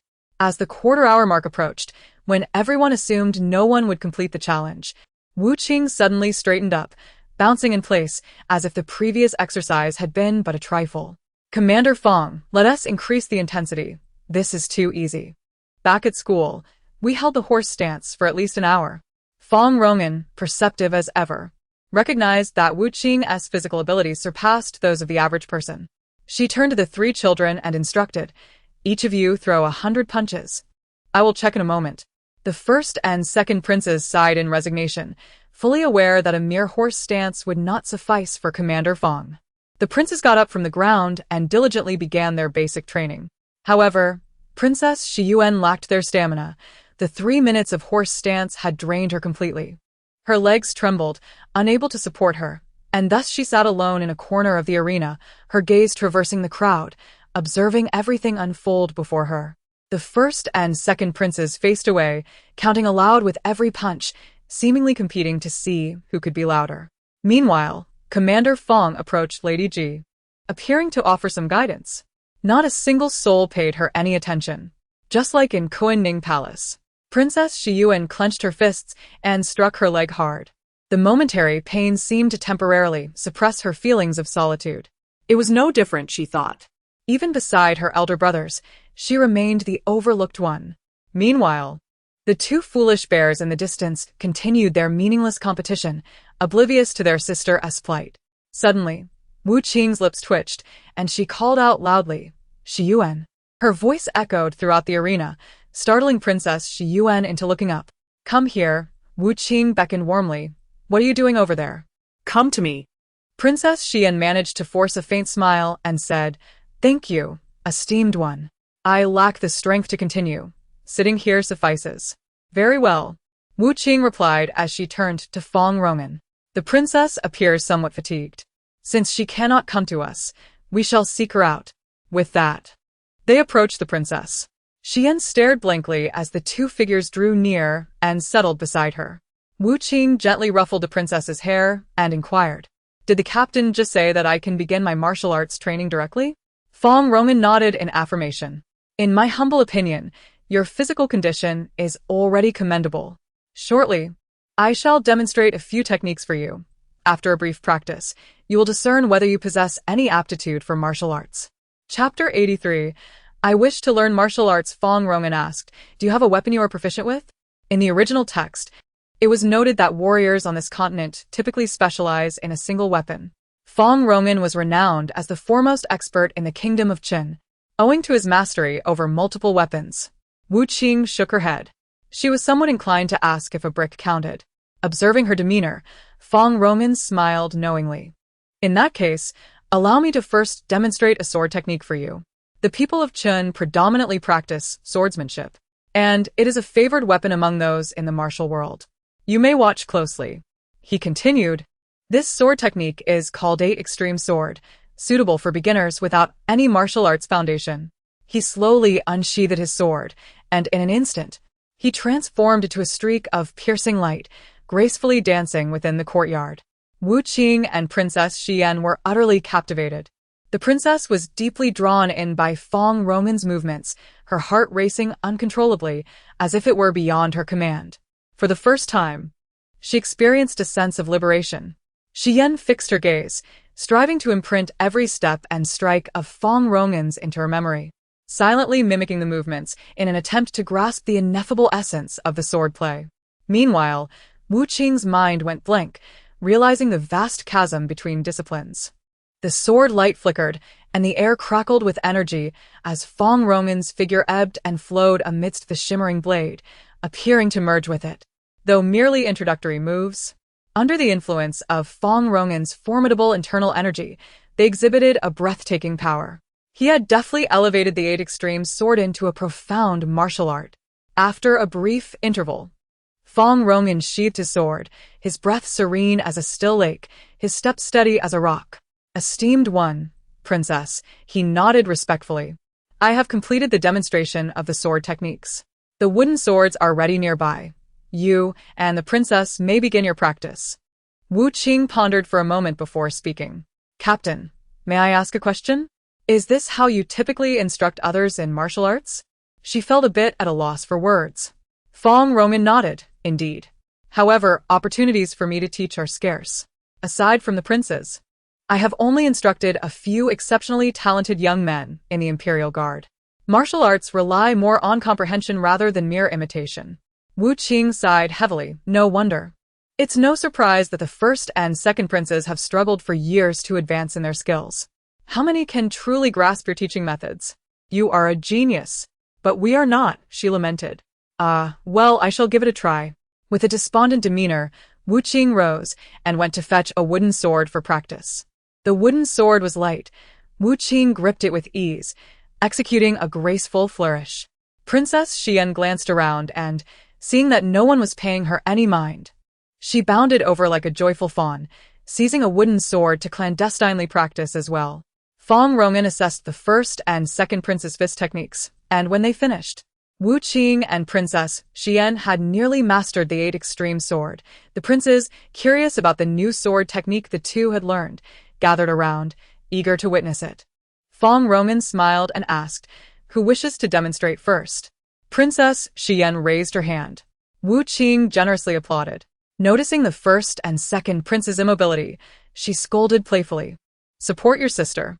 Awakened by Wu Qing's prompt, the princes began clapping in unison, their applause swelling like a tide, bolstering Xian's confidence.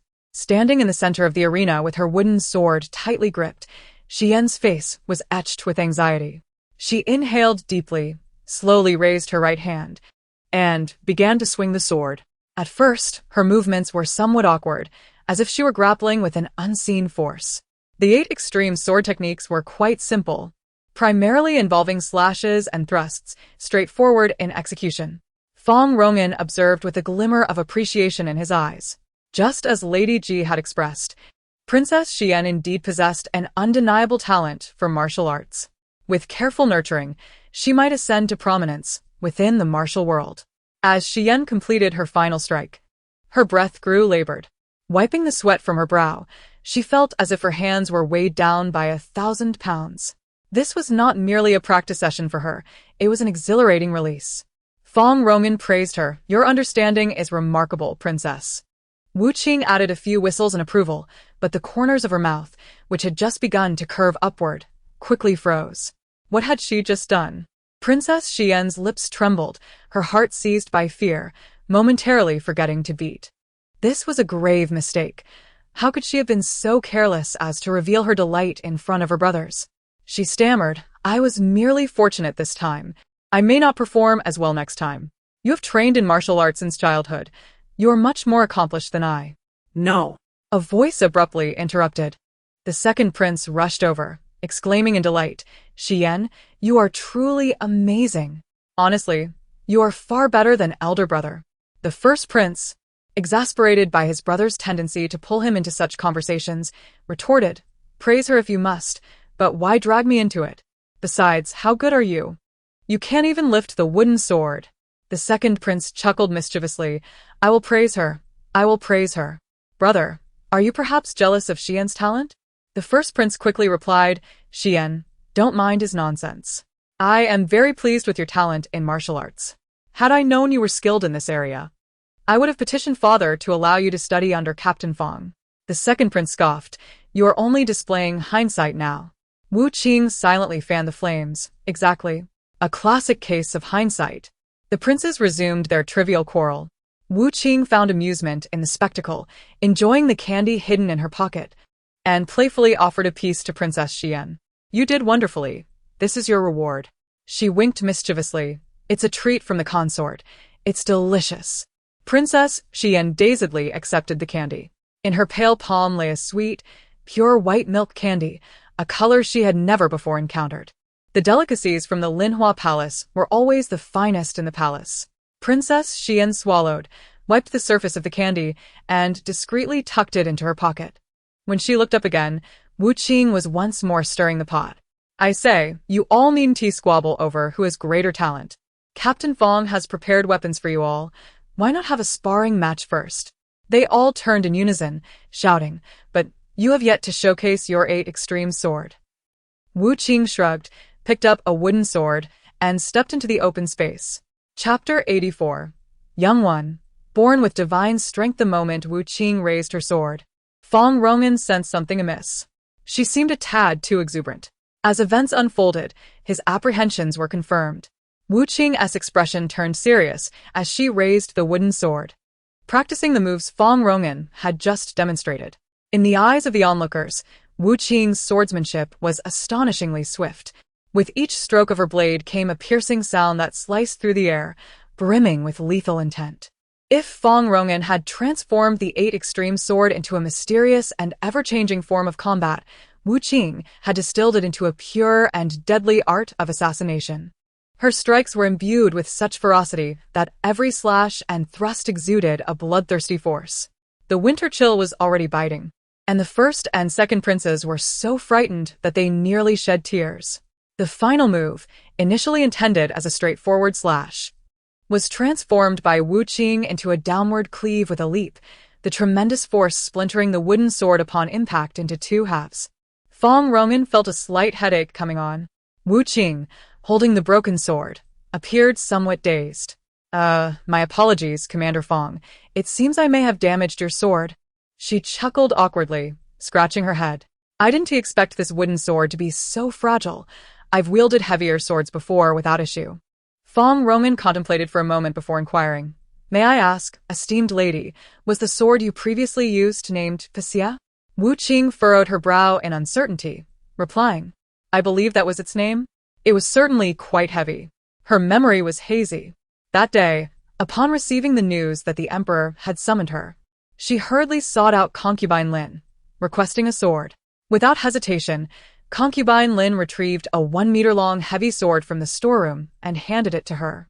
Fong Rongan nodded in understanding. "Esteemed lady, Pasia is a legendary sword long thought lost, once ranked among the 7 sacred swords, said to weigh 1,000 pounds. Many in the martial world covet this sword, yet its whereabouts have remained a mystery for years, hidden from all eyes.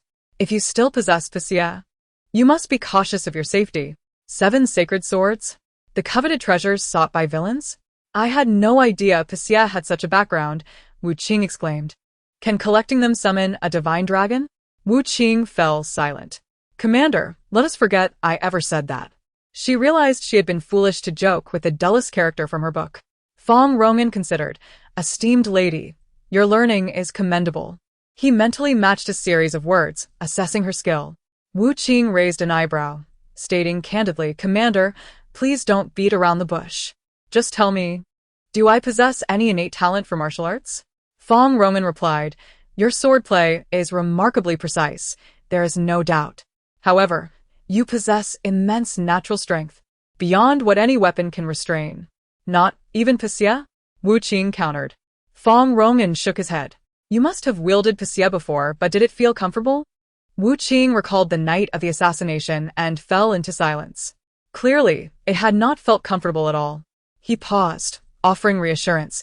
"Nonetheless, esteemed lady, you need not be overly concerned. With your current abilities, it would not be easy for an ordinary person to harm you. In combat, if you maintain control of the situation within 10 moves, you will intimidate your opponent." Fong Rongan was recognized as the foremost master in the book. His words were essentially truth. "I understand. So, while I may lack talent in martial arts, with my brute strength, as long as I can establish dominance from the outset, instilling fear in my opponents, I can remain undefeated." Wu Qing inquired, "If that is the case, how many moves could I exchange with you, Commander?" Fong Rongan diplomatically replied, "With a few more days of practice, perhaps you could match me for 10 moves." Wu Qing scratched her nose, pressing further. "And how about against the Imperial Guards?" Fong Rongan responded, "If they are ordinary soldiers, they cannot compare to you. However, the Imperial Guards are well trained, often relying on coordination and tactics. So, I cannot make a comparison." Wu Qing asked, "What about against these two?" She pointed at the first and second princes. Fong Rongan could finally speak candidly. In terms of martial skill, combined, the 2 princes would likely not withstand even a single strike from you. Wu Qing beamed at this assessment. However, the princes were not pleased. How could that be? "Commander, we have trained alongside you for quite some time." Wu Qing laughed. "What? Are you not convinced? Come on, both of you, take me on. The same rule applies. If you can defeat me, I will pose you a question." She beckoned with her finger, her gaze filled with challenge. "You said it." The princes, fueled by her provocation, marched defiantly to the weapon rack, one taking up a wooden saber and the other a wooden sword. They exchanged a knowing glance, charging towards Wu Qing in unison to flank her. "Prepare yourselves." Wu Qing, disinterested in fetching another wooden sword, mentally counted to herself, timing her actions.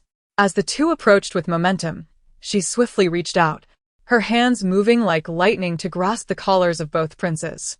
With a firm pull, she effortlessly lifted them into the air. Suspended above, the princes wore expressions of bewilderment, their hands still gripping their weapons, frozen in their forward stance. Wu Qing chuckled. Is this all you've got? As she gently released her grip, they tumbled to the ground. The second prince, with a quiver in his nostrils, surprisingly covered his face with his hands, sobbing in front of everyone. After years of dedication to martial arts, he had never even brushed against Ji Gui's hem. The first prince sighed, patting his shoulder in consolation. Witnessing the entire scene, Princess Xiyan blinked, suddenly perceiving a significant deviation from her image of her elder brother. Chapter 85. Encountering the fraudulent ex-boyfriend again with her brother's comforting words and her sister's seemingly worried gaze, the second prince quickly regained his spirits, wiping away the tears from his eyes. Ji Gui, don't be too smug. Though you may possess greater strength when it comes to true martial talent, it still depends on Xiyan. Did you hear that? Commander Fong said my sister is the most perceptive. He puffed out his chest with pride. Wu Qing nodded, a gentle smile gracing her lips. Indeed, isn't that a good thing? She patted Xiyan's head, her fingers gliding through her soft hair. Remember to treat your sister well. She is destined to become a great hero. If you ever upset her, be careful. She might just knock your teeth out. Xiyan revealed no signs of displeasure, standing quietly as the warm hand glided over her head. The second prince scoffed confidently. Xiyan would never treat me that way. We are the best of siblings. How could she bear to hit me? Xiyan remained silent, her lips pressed tightly together. Contrary to her outwardly sweet and charming demeanor, her inner self resembled a cold, damp underground river, fraught with hidden currents. One misstep, and the intruder would be consumed. She thought with a hint of coldness, no. Second brother she will. And Ji Gui too. Xiyan furrowed her brow slightly, raising her chin, watching Wu Qing from a perspective that was hidden from her view. How strange. Why was she not like the other concubines in the palace, harboring hostility or attempting to win her over? Wu Qing did not dwell on the children's inner thoughts. She pulled out her pocket watch and checked the time. There was still an hour until the end of physical education class. What? You ask why physical education class is so long? Wu Qing closed her watch and said, Commander Fong, I would like to inquire about the art of lightness. Compared to the clashing of blades, she found herself far more intrigued by the concept of lightness. After all, who among modern individuals does not wish to learn how to traverse rooftops and walls? Is it necessary to meditate and cultivate? Does one require internal strength to perform lightness techniques? Wu Qing's fingers moved animatedly as she playfully formed several hand seals. Is it possible to kill from a distance using internal energy, like snapping fingers to reduce someone to ashes? Fong Rongan chuckled and shook his head, inquiring, Do you, esteemed one, have a penchant for reading tales? Wu Qing remained silent. Is he mocking me? Surely he is. But I cannot best him. How vexing. Fong Rongan clarified, we martial artists are merely ordinary individuals with slightly superior physical capabilities. The internal skills and forces you speak of do not exist in this world. As for the ability to kill from a distance, I am also incapable. He continued, regarding lightness skill, I have some understanding. With your physique, you might be able to learn it. A hint of disappointment flickered in Wu Qing's expression, but she quickly brightened with renewed hope. Wu Qing eyed him suspiciously. Is that true? You're not deceiving me, are you? Can one learn lightness skill without internal force? That seems implausible. Fong Rongan nodded. His gaze shifted toward the gathered princes and princesses. Your Highness and the princess have yet to reach the standard required for practicing lightness skill. It is better to continue honing your foundational skills. As long as you do not remain idle in the study with Confucius' son, grappling with those esoteric texts, practicing martial arts is commendable. Princess Xiang remained undeterred, understanding that every achievement requires gradual accumulation. She retreated to a secluded corner, wielding a wooden sword, and resumed practicing the 8 extreme sword technique. Fong Rongan led Wu Qing to the nearest palace wall. Esteemed one, we shall practice here, he announced. Wu Qing looked up. Before her stood a 4-meter-high, dark red wall, isolating the open space from the palace path beyond. The bricks on the wall were uneven, clearly in disrepair, for quite some time. It was no surprise. This area had been utilized by the Imperial Guard as a temporary training ground, indicating it was seldom occupied. Wu Qing remarked, "The commander has brought me here. You're not suggesting we practice lightness skill using this wall, are you?" Fong Rongan nodded. "I shall demonstrate for you." Without hesitation, this decisive protagonist sprang into action, lightly tapping his feet on the protruding bricks of the wall, ascending gracefully as if carried by a feather to the top. Fong Rongan looked down from the wall, declaring, "Esteemed one, this is what you refer to as lightness skill." Wu Qing remained puzzled. How did he ascend so swiftly? She pondered. Fong Rongan did not utilize internal force. His ascent relied almost entirely on technique and physical prowess. Wait a moment, a thought just struck me. Despite the characters engaging in vigorous combat, she found no explicit descriptions of martial arts or internal force. Being a palace intrigue narrative, martial arts merely served as an accessory. Could it be that the original author simply omitted it, and thus this world lacks such a concept? Wu Qing discerned the truth, feeling a sense of despair. No wonder I cannot grasp any martial arts. This knowledge must be reserved for the natives of this world. Fong Rongan leaped down from the wall. "Esteemed one, you worry too much. Lightness skill does not require profound martial arts knowledge. You may certainly give it a try." Wu Qing reluctantly nodded. Having come this far, she decided to attempt it. Taking a deep breath, she bounced twice in place to warm up. Under Fong Rongan's watchful gaze, Wu Qing charged forward, swiftly approaching the base of the wall. Suddenly, an impulsive thought struck her, and she found herself using both hands and feet, climbing the wall like a monkey, leveraging the protruding bricks. Standing atop the wall, she blinked, feeling a strange familiarity. On her first day in this world, she had also attempted to scale a wall in Lingmei Garden, reminiscent of her current antics.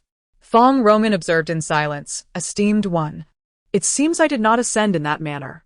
How peculiar, indeed." At that moment, her peripheral vision caught sight of a figure, a strikingly handsome man who was impossible to overlook and somewhat familiar. Qin, Li Shui. Finally, I've encountered you, rascal." Wu Qing felt a surge of anger, as long-buried memories resurfaced. She recalled that fateful day in the chrysanthemum garden when he had fervently promised to inform the emperor about her alleged desecration of the sacred chrysanthemums. Yet, she had waited endlessly without receiving any reprimand from the emperor. This deceiver, the one who delighted in sending love letters to concubines and causing mischief, had finally appeared. Wu Qing's eyes glimmered with mischief as an idea formed. "Oh no!" she exclaimed dramatically, as if greatly alarmed. "My foot! Why does it suddenly hurt so much? I must have twisted it. Oh no, I'm going to fall. Watch out." Wu Qing stumbled, her left foot tangling with her right, her body tilting dangerously toward the palace path. Her movements were fluid and natural, resembling a genuine accident. The prince, who happened to be walking on the palace path, glanced up. Chapter 86. What to do after offending the antagonist. The shrill scream of an affected woman pierced the tranquil afternoon, like a discordant string snapping. As the prince looked up, he saw a slender figure, her face obscured, tripping and on the verge of tumbling from the high wall. Instinctively, the prince took a few steps back to avoid the sudden mishap. The fate of a palace concubine was of no concern to him. Wait a moment. That voice. The prince froze for an instant, his mind momentarily blank. He seemed to forget he was in the palace, losing sight of his identity and situation. Almost instinctively, he extended his arms to catch the falling girl. The girl was not clad in palace garments, but rather an incongruous training outfit. Yet the prince felt that this attire suited her well. In his arms, Wu Qing and he exchanged glances. The prince sighed inwardly. So it is indeed her. Wu Qing, however, was astonished. Is he really able to catch me? My ex-boyfriend possesses such strength. In her mind, she had envisioned him being crushed into a pulp instead. Esteemed one, are you hurt? Fong Rongan called out her name anxiously from the other side of the wall. Realizing Fong Rongan was nearby, the prince's pupils constricted. He suddenly leaned back, as if the pain took a moment to register, and fell to the ground while still holding Wu Qing. A thin sheen of sweat appeared on the prince's forehead, his complexion as pale as paper, suggesting he truly had been impacted by Wu Qing's descent. Wu Qing was taken aback by his sudden collapse, losing her balance and falling alongside him, utterly bewildered.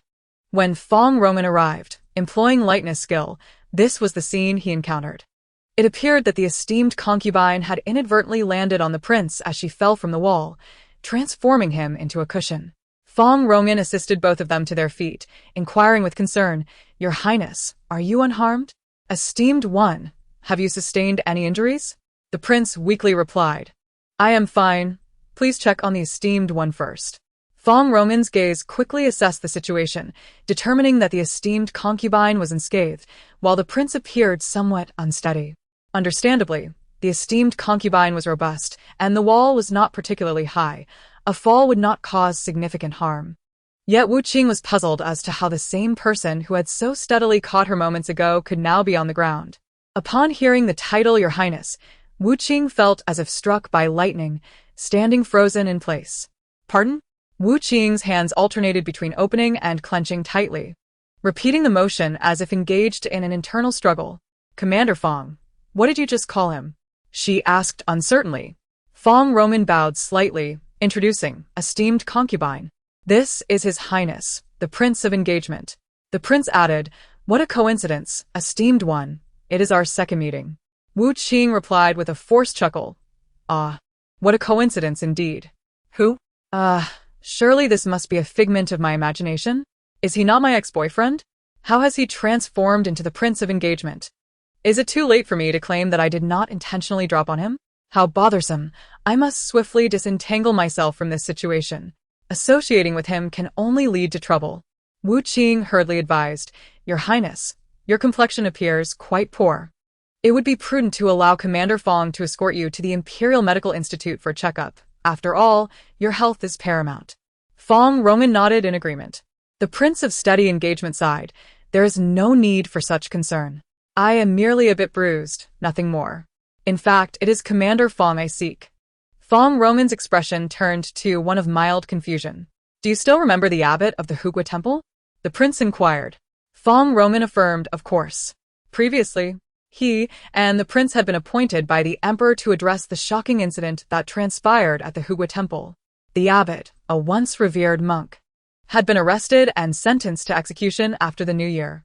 At this moment, he was likely imprisoned in some dark corner of the dungeon. The prince continued, "This morning, while the guards were patrolling, they discovered the cell of the abbot ajar, and he has vanished without a trace. His Majesty is exceedingly enraged and has specifically summoned me to confer with you." The dungeons had been under the jurisdiction of the capital governor, Pang Fei, who had since faced execution. Thus, the imperial guards were temporarily in charge. With the abbot's disappearance, as the commander of the guards, Fong Roman could not escape culpability. While the prince claimed it was a discussion, both parties understood it was a matter of accountability from the emperor. Fong Roman's brow furrowed at once. The prince quietly cautioned, "His Majesty seems to suspect that there are still members of the Jinlian Society within the guards." Fong Roman's worries began to dissipate slightly as he respectfully bowed to the prince, expressing his gratitude. "In that case, I shall take my leave to report to His Majesty." "Your Highness, esteemed one, until we meet again." With that, Fong Roman hastily departed. Left alone, Wu Qing faced the Prince of Steady Engagement, seething, "Fong Roman, I despise your inability to read the room. It serves you right to perpetually miss your chances." Wu Qing gritted her teeth. Now. Only she and the prince remained in the corridor. She lowered her gaze, avoiding eye contact with him. "Your Highness, I currently serve as a tutor to the princes and princesses. Their safety is my utmost priority." She sought a suitable excuse to extricate herself. "Who wishes to linger with this cunning villain?" The prince suddenly inhaled sharply. When Wu Qing looked over, he was clutching his stomach, a pained expression on his face. His voice slightly weak. "I truly apologize for my lapse in composure before you." Wu Qing's heart was steadfast. "Feign all you want. How could someone who can match Lady Mu's prowess be so shameless?" Chapter 87. This familiar sense of self-destruction Wu Qing forced a smile. "Your Highness, were you not perfectly well just a moment ago? How could you suddenly be afflicted with stomach pain?" The prince coughed lightly and turned his head slightly. Perhaps he had not noticed before, but now he indeed felt unwell, seemingly suffering from an internal injury. He spoke softly, his pale complexion lending weight to his words. The Prince of Steady Engagement is reluctant to reveal his martial prowess, merely putting on a show for me, Wu Qing mused internally. She had no desire to engage in this game of wits with him. Compared to scheming with a villain, caring for children was far more enjoyable. Wu Qing again urged, "Your Highness, you truly ought to visit the Imperial Medical Institute. What purpose does this charade serve? It merely provides companionship." Unbeknownst to her, the prince had indeed entertained this very thought. The prince shook his head. "There is no need to trouble the physician. If I were to alarm His Majesty, it would be my fault.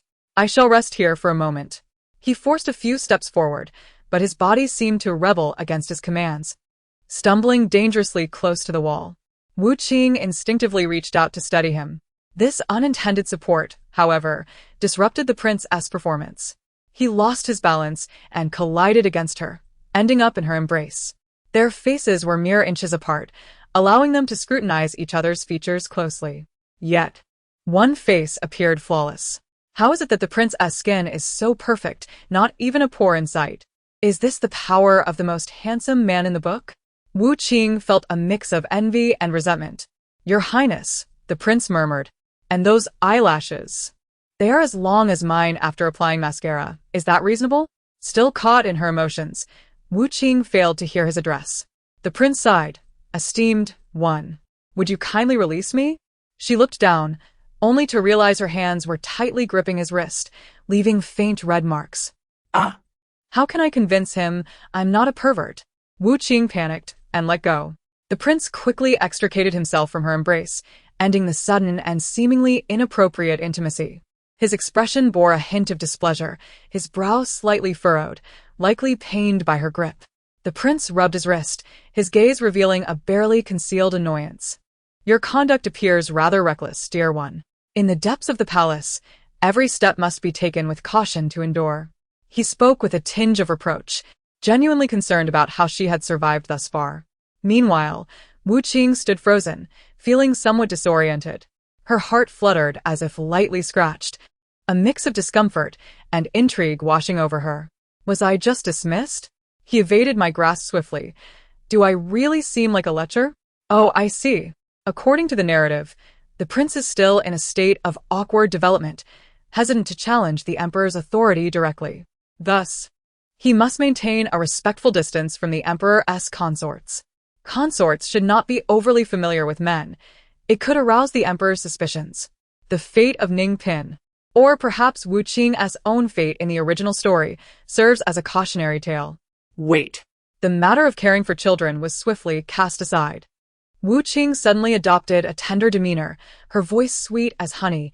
"Your Highness, upon reflection, it was I who caused you harm. How could I bear to disregard your well-being? Allow me to accompany you to the Imperial Medical Institute to ensure your safety. Only then can I find peace." She had never displayed such affection before the prince. The carefree and unruly side of Ji Gui-ren left an indelible impression on the prince, and her newfound gentleness and concern astonished him. "There is no need, dear one. It is too troublesome," he replied, his voice dry and somewhat flustered. Casting aside his earlier ire, Wu Qing chuckled coldly. "Do you not enjoy feigning weakness? I shall indulge you." The missing princes and princesses, having searched for Wu Qing and Fong Rongan for a considerable time, finally found them at the base of the palace wall. The eldest prince called out from afar, "Ji Gui-ren, we have been looking for you. So this is where you are. Oh, Uncle Ba, you are here too." At the base of the wall, Ji Gui-ren and the Prince of Steady Engagement stood side by side.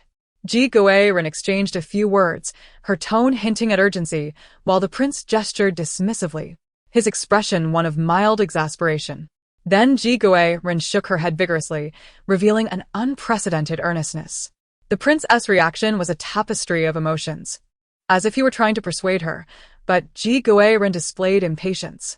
With a disgruntled click of her tongue, she suddenly swept the prince into her arms. The eldest prince, second prince, and Princess Xian stood in stunned silence. Even Uncle Ba could not escape the clutches of Ji Gui-ren. The princes felt a bit more balanced. After all, if Uncle Ba could be lifted so effortlessly, they certainly did not feel embarrassed. Wu Qing caught a glimpse of the children and exclaimed joyfully, You all have come. How wonderful. I was just thinking of finding you. Your uncle has been injured, and I am taking him to the Imperial Hospital. Farewell. She acted with great urgency, dashing past with the betrothed prince in her embrace, racing toward the hospital.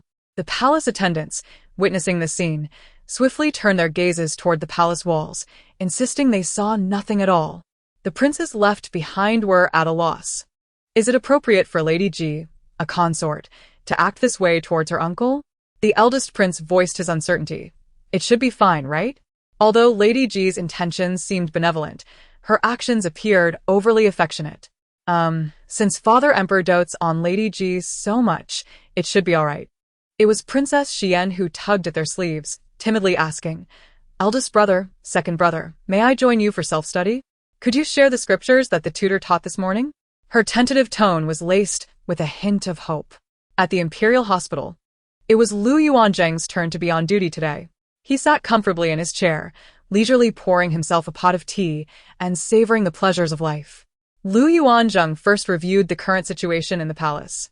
Zhao Cheng's pregnancy, initially precarious, had now stabilized, and it seemed likely that she would safely give birth in a few days. The Empress's illness, though lingering and difficult to heal, had significantly improved compared to the time when the poison was rampant. Recently, concubine Lin had become much more subdued, spending most of her time in Linghua Palace and refraining from stirring up trouble. Tranquility, this was the life he ought to enjoy as the chief physician. Lu Yuanzhang swayed his head gently, inhaling the fragrant tea, lost in its rich aroma. Suddenly, a figure darted up the steps with the swiftness of a cheetah, leaping over the threshold and directly into his line of sight. Lu Yuanzhang felt a chill run down his spine, sensing an ominous presence. Lu Yuanzhang, it is your turn today. This is splendid. The girl who rushed in beamed upon seeing him. Please, look at the betrothed prince. He is truly adorable. He looks so pitiful. His complexion is so pale. Is he nearing his end? The betrothed prince, encased in Wu Qing's embrace, shot a cold glare at Lu Yuanzhang. Lu Yuanzhang thought, I have been careless. This is precisely how medical disputes arise. Chapter 88. Lu Yuanzhang's tranquil life. Taking a deep breath, Lu Yuanzhang feigned composure and rose. Why is it this Lady G again? During his visits to treat the empress, he frequently encountered this prominent figure, who always seemed to have a plethora of questions. Lu Yuanzhang, do imperial physicians often need to accompany the deceased? Lu Yuanzhang, how do you assess my aptitude? Am I suitable to be an imperial physician? I also wish to accompany the deceased.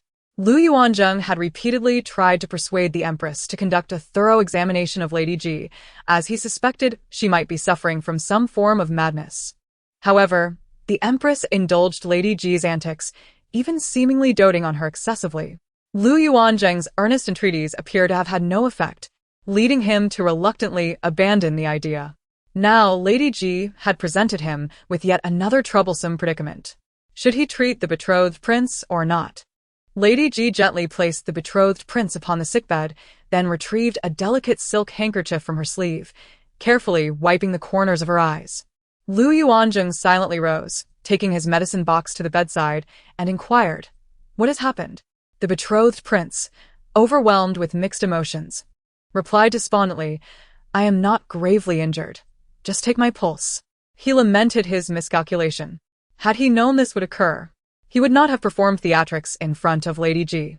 Now, it seemed that the entire palace was aware of the news that he had been carried into the Imperial Hospital by her.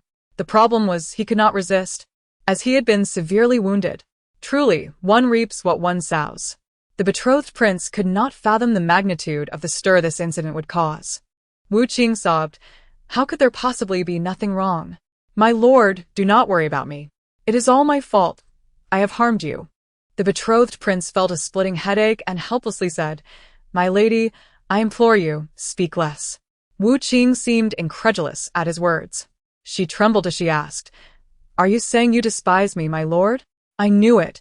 You have not forgiven me, Wu. The two men in the room felt exasperated. Lu Yuanzhang's fingers, resting on the betrothed prince's wrist, trembled uncontrollably. Wu Qing, caught up in her theatricality, exclaimed, Physician, your hands are shaking. Good heavens! Has the prince's condition truly worsened to such an extent? Lu Yuanzheng inhaled deeply. My lady, please remain calm. The prince is well. It is merely a matter of qi stagnation causing his pallor. Once I prescribe some medicine, the prince will, if anything were to happen to him, what would I do? Wu Qing disregarded his words and wept uncontrollably. The betrothed prince pressed his forehead. If I were to die, would you also accompany me in death, my lady? He intended this remark to prompt Lady Ji to regain her composure. Yet, Wu Qing pondered and replied, while mutual demise is unlikely. If the emperor were to decree our execution, I would willingly accompany you to the underworld. The betrothed prince was left speechless in shock. Lu Yuanzheng was equally taken aback. How could he have anticipated such chaos today? My lady, my lord, I am of advanced age, and my hearing has diminished. I fear I cannot grasp the situation accurately. He numbly stated, I shall go fetch the medicine. Please carry on. Lu Yuanzheng forced a smile. Reflecting on the many unsavory tasks he had performed for the Lu family over the years, and now the consequences had finally caught up with him. Had he known he would hear such words today, he would have poisoned himself to silence his hearing. After Lu Yuanzheng departed, Wu Qing continued to engage the betrothed prince earnestly. So, do you think the emperor would order our execution? The betrothed prince sat up from the sickbed, his deep-set eyes locking onto Wu Qing's. Is this your true intention? To lead the emperor to believe we share an illicit relationship. Their gazes clashed in the air, disrupting the previously tranquil atmosphere. The betrothed prince chuckled lightly, but regrettably, my lady, you are mistaken. His Majesty would not act in such a manner. Today, your antics have become known throughout the palace. Not only will the emperor not punish us, but he will also reward you handsomely. The betrothed prince stated coolly. If the entire palace is aware, can it still be considered an illicit affair?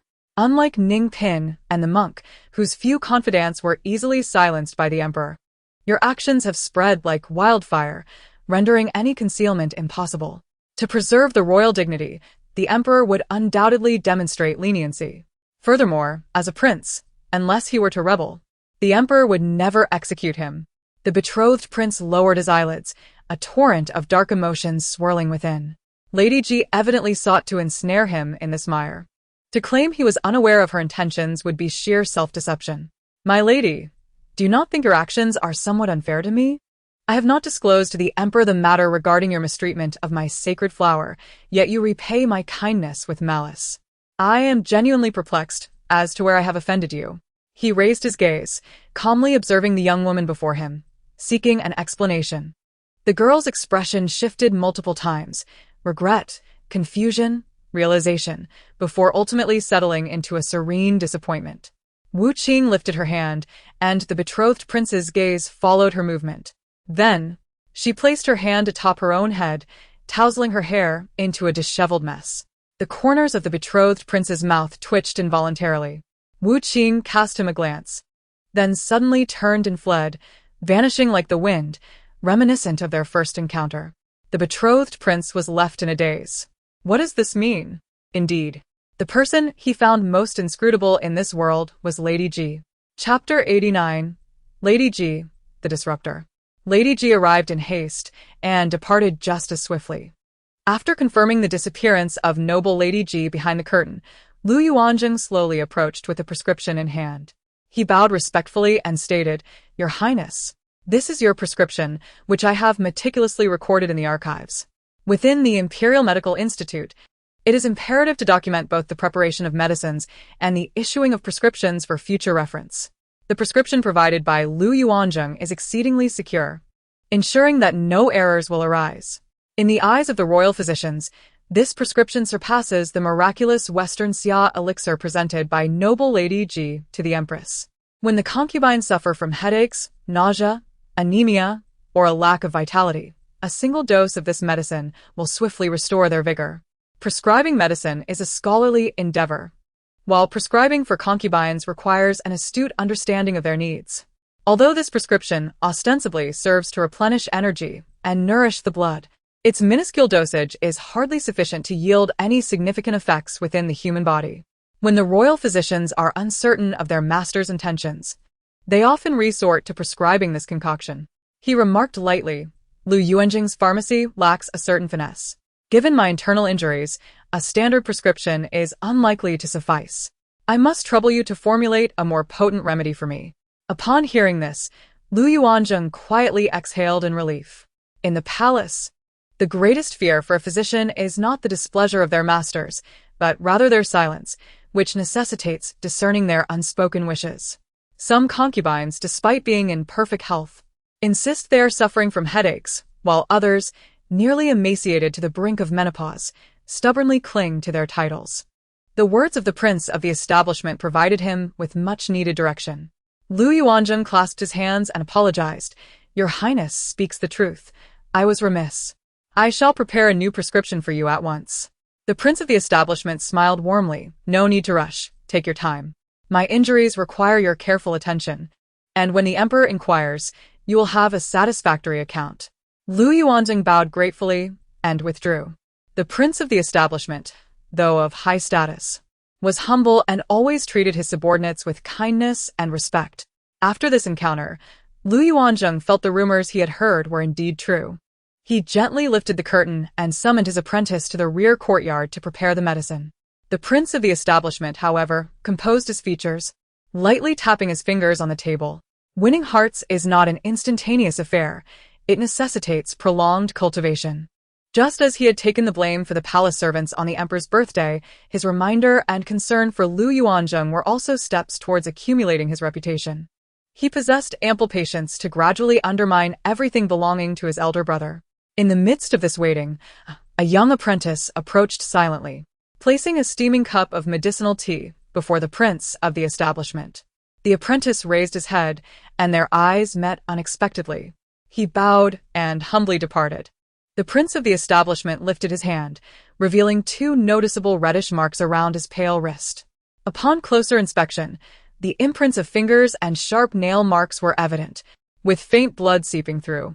He shook his head and extracted a thin, almost translucent slip of paper from the bottom of the teacup. The handwriting on the note was delicate and clear, comprising only 5 words: "Noble Lady G, dispel evil." The prince set down the note, and his previously calming thoughts were once again disrupted by this sudden revelation. The resurgence of the dispelling evil was a long-sought lead on the 7 sacred swords he had been desperately pursuing. Meanwhile, the absence of Noble Lady G led the 3 children to commence their meal early. Without her oversight, the second prince joyfully indulged in a vegetarian feast, while the first prince hesitated but ultimately scooped a few greens onto his plate, unwilling to become as rotund as Noble Lady G had warned. As they neared the end of their supper, Wu Qing drifted into the dining hall like a wisp of a ghost. Her once youthful and vibrant visage now shrouded in an inescapable gray fog of sorrow. Silently, she appeared behind the second prince, startling the first prince so much that his chopsticks fell. The second prince laughed derisively. "How old are you to drop your chopsticks?" Ha ha ha. Just then, an icy hand clasped the back of the second prince's neck, emanating a chill unique to winter. His smile froze in place as he stuttered. What is that?" Wu Qing replied in a ghostly tone. "We do not speak while eating, do you understand?" She smiled softly, her voice akin to a haunting breeze in the dead of night, infused with an eerie and ethereal quality. Princess Xian, seated nearby, quietly set down her chopsticks and greeted Wu Qing. "Noble Lady G, good evening." Only then did Wu Qing reveal a hint of a smile. "Good evening." The second prince clumsily rose from the floor, displaying a trace of displeasure as he muttered, "Noble lady could have simply entered. Why frighten us?" Wu Qing responded with a soft "oh," and said, "Then I apologize." "My apologies." After this, she moved to another empty seat, refraining from picking up her chopsticks to eat, instead silently observing the 3 children before her. The first and second princes swallowed nervously. Noble Lady G was frightening when she spoke, but her silence was even more terrifying. The first prince tentatively inquired, "Noble lady seems to be in low spirits. Has someone upset you?" Wu Qing rested her chin on her hands, her eyes clouded with gloom, exuding an aura of profound oppression. Why had she fled in disarray before the prince of the establishment? The answer was quite simple. Wu Qing had been deeply affected by his words, resorting to self-destructive escapism. In those fleeting seconds of being questioned by the prince of the establishment, she realized she had once again failed in her reckless pursuits. The prince of the establishment was right. I ran half the palace with him in my embrace. The emperor, for the sake of face, would never execute me, but rather commend me. Alas, my intellect was utterly overshadowed by him. The cunning palace had been rife with slander against the empress, depicting the concubine as a pig and creating lewd images. They had ravaged the sacred chrysanthemum, confessed at the guardian temple, and even plotted to assassinate the emperor. Yet, she had always exerted herself. Wu Qing questioned herself. In other palace intrigue tales, her brazen actions would have likely led to her demise multiple times over. But does it matter? She remained within this narrative.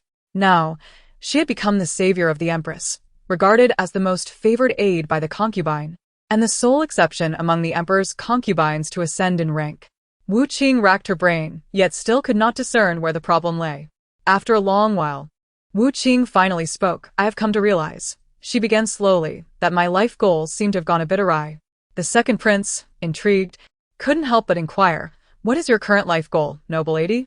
In the harem, the desires of concubines often revolved around a few common themes: higher status, the emperor's affection, or bearing princes and princesses. Noble Lady Ji was deeply favored. What could her aspirations possibly be? Could it be that she desired a prince of her own? Wu Qing took a deep breath. I may. The weighty atmosphere had all three children perk up their ears, holding their breath. I may need to strive to survive. Wu Qing opened her eyes and declared with heavy hearts, if I cannot die, then I must endeavor to live within this narrative. The three fell silent. After such a long preamble, this was the conclusion? How disappointing. Chapter 90.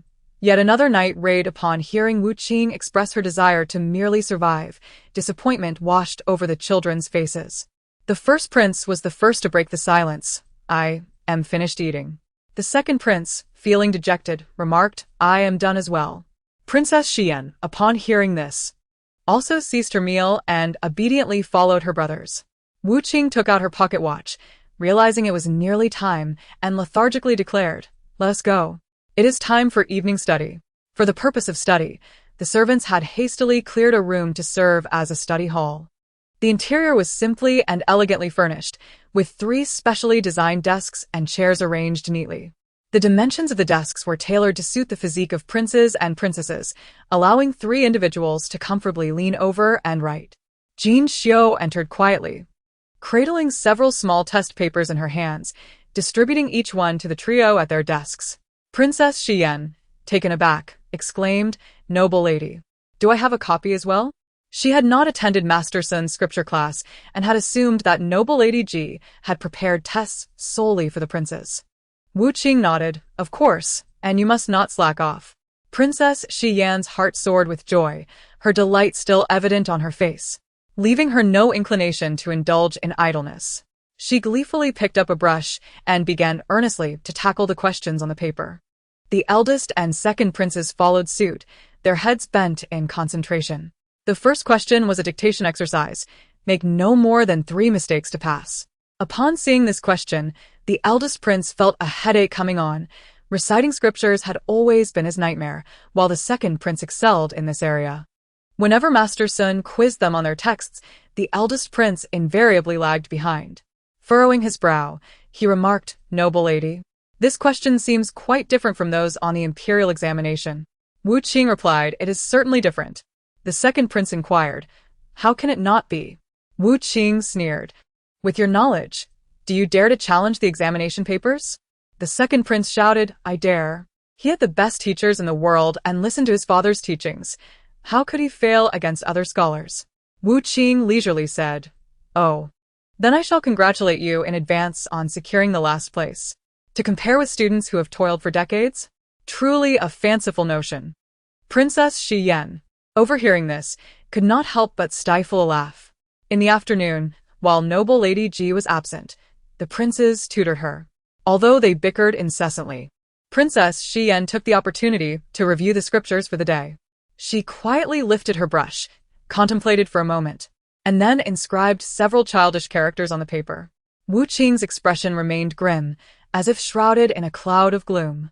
Sitting on another high stool, she curled herself into a ball. The eldest prince, noticing this, wisely fell silent and redirected his focus to the test paper in hand. He had no intention of conceding victory to his younger brother. An hour passed quietly, and Wu Qing had yet to notice the prince's faces, darkened as if charred by smoke. She promptly collected the test papers, her movements efficient. Evening study ends at the hour of the dog. And tomorrow morning we will continue our training. I will arrive early to wait for you, she stated and drifted away like a ghost. She had not scrutinized the test papers, nor could she foresee the tempest that this small exam would bring her the following day. Meanwhile, the princes in the study room fell into a prolonged silence. Princess Shi Yan sighed, expressing her frustration. This paper is truly challenging. Brothers, am I too foolish? I could only answer half the questions. The second prince retorted. Is that true? I only answered half as well. And most of those were thanks to Master Sun's explanations this morning. The eldest prince rubbed his nose and asked, So, which option did you choose for the last question? Surprised, he added, Shouldn't it be the first one? Princess Shi Yan blinked. What a coincidence. I picked the second one. The three exchanged glances, each wearing a pained expression. This question had left them at an impasse, with no one able to determine the correct answer. Under Jin Xiu's stern gaze, they reluctantly opened their books. The results of Noble Lady Ji's test had wounded their pride so deeply that none dared to skip evening study. As they flipped through their books, sighs and groans filled the study room. In the pitch darkness of night, a group of figures silently traversed the inky shadows, clad in black as if merging with the night. They emerged from an unnoticed corner of the palace, skillfully avoiding the patrol routes of the guards, stealthily making their way towards Confronting Palace. One individual paused atop a roof, leaned down, and emitted two remarkably lifelike caws of a crow. The smallest among them nodded, employing a touch of lightness to leap into Wu Qing's courtyard. The guards outside Confronting Palace changed shifts every half hour, which meant he had only a brief moment to complete his task. The slender figure in black crept along the wall, cautiously approaching Wu Qing's door. After listening closely and confirming that only Noble Lady Ji's breathing was audible within, he timidly pushed the door open. The door swung open silently and closed just as quietly. Noble Lady Ji's chamber was lavishly adorned. Upon entering, the figure was momentarily blinded by the glow of the night pearls in the room. He quickly steadied himself, relieved that the thick, plush carpet muffled his footsteps entirely. The figure in black silently wiped his brow. Their mission was to retrieve the Seven Saints' sword to vanquish evil. It was said to weigh 1,000 pounds. The figure did not believe the sword would be in this room. His purpose today was merely to search for clues about the sword. He meticulously examined every corner. 30 unique pieces of golden jewelry, 10 rare gems, 2 Western trinkets, 10 volumes of Spring Palace illustrations. Why is this here? The figure frowned and cautiously ventured into the inner chamber. He explored every inch of space with great care, even thoroughly searching beneath Wu Qing's bed, but the results were disappointing. Could it be that the clues were not here? Emerging from beneath the bed in regret, he looked up and was met with a sight that left him utterly transfixed. A girl with disheveled black hair obscuring her eyes grinned at him with lips as red as blood. Are you looking for me? Chapter 91. The ghost of Wu Qing. The silken bed curtains swayed gently. The woman in white, seated on the bed, slowly crawled out, her knees together as she approached the edge. She let her long, dark hair fall over her face, revealing only a glimpse of her pale visage and crimson lips through the curtain seam. A chilling breath brushed against the intruder's face as she spoke. The slender figure in black nearly cried out in surprise at the sudden chill. In a flash, the ghostly woman on the bed sprang to life. The figure's heart raced, and he hurriedly retreated, fearing any contact with this uncanny being. The ghostly figure clutched the edge of the bed, her movements swift and bizarre, her form fluid and boneless, as if she were a puddle slipping off the bed. Just as the figure in black trembled with fear, the ghostly woman asked, "May I inquire, is my room a convenience store?" Her voice carried an inexplicable sense of sorrow and confusion, as if her grievances had materialized. The figure in black stammered, What is a convenience store?" Wu Qing abruptly lifted her head, irate. "Do you think I run a 24-hour establishment? One after another. You all love to disturb my sleep in the middle of the night." She raised her face, completely concealed by her hair, and fixed her gaze directly on the figure in black. Qing had endured a particularly eventful day. In the morning scripture class, she had engaged in a battle of wits with Master Sun. In the afternoon physical education class, she had trained with Fong Rongan, and in the evening, she had been outsmarted by the intelligence of her betrothed prince. After such a tumultuous day, she had hoped for a restful night, only to be awakened by the figure in black. This time, she had no intention of letting these nocturnal intruders escape. "You've stumbled right into my crosshairs. May you find your own fortune," she laughed ominously. In modern times, one must find outlets for emotional release. Whenever Qing's mood soured, she would spiral into despair, succumbing to her own madness. The first time she tasted spoiled buns, her frantic outburst had startled the imperial concubine. And now, the individual before her was to become the target of her wrath. Qing's grievances surged within her, threatening to manifest as a tangible dark energy. The figure in black, bewildered, understood that this was not a place to linger, and thus began to move, slightly leaning back, attempting to escape this eerie realm. Impolite, her words barely faded, as the figure in white swirled gracefully. Almost immediately, a slender hand, delicate yet firm, seized the shoulder of the man in black with an otherworldly grip, nearly shattering his shoulder bone. Could such force truly belong to a mere human? Surely, even Fong Rongan could not possess such might. The man in black was engulfed by a wave of panic. Who was this specter in white? Silent, playing the role of a master? Qing tilted her head in irritation, suddenly yanking the frail figure down to the ground. Within the warm, plush carpet of Jigiren's chamber, a chill ran down the man's spine. Qing's hands tightened around his neck, her eyes glinting with a menacing light. Leaning closer, she whispered softly, "Still silent?" The man in black turned a deep shade of red, struggling to breathe, his eyes wide with fear. "If you remain silent, I shall strip you bare and cast you before the Yangxin Hall," she warned, a smile gracing her lips. "On such a cold day, with a chill that could freeze one's nose, I am curious to see how long you can endure the biting wind." His expression remained unchanged. This threat did not shake his resolve. Qing, perceiving his steadfastness, continued nonchalantly, "You needn't be alarmed. You shan't be alone in your fate. Once your master learns of this, he will hasten to silence you, and your family shall accompany you on your journey to the netherworld, ensuring you have companionship on the road to Huangquan." Having traversed 2 months in this realm herself, Qing had absorbed a few techniques of intimidation. "I won't harm those who do not harm me," she mused. This individual had infiltrated the Confronting palace under the cover of night, suggesting he was no stranger to such stealthy endeavors. Her words struck at the very heart of the man in black. Breathless, he revealed a flicker of panic in his gaze. No longer silent, he began to struggle, futilely attempting to break free from her grip.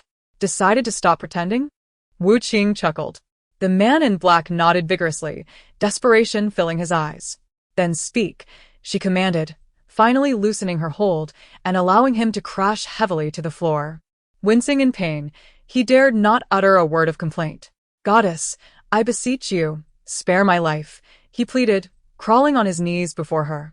"I was only following my master's orders to search Jigiren's palace. Beyond that, I know nothing." Goddess? Was this man truly so frightened he resorted to such flattery? "Calling me a goddess will not save you. I am no benevolent deity." Qing found amusement in the situation, quickly understanding why he addressed her thus.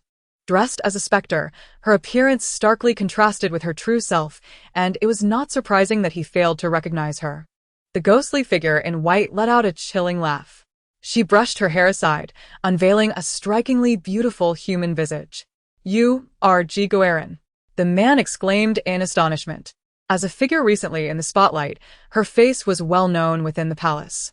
"Your recognition of me suggests you are indeed connected to the court," Qing smiled, intrigued. "Quite impressive, evading the imperial guards and infiltrating the Confronting palace while also recognizing me. Your backing must be formidable." The man in black struggled to comprehend. Jigiren, who appeared so delicate, possessed such extraordinary strength. Was she perhaps a master of martial arts, concealing her abilities? Chosen for this nocturnal mission, he too had some martial prowess.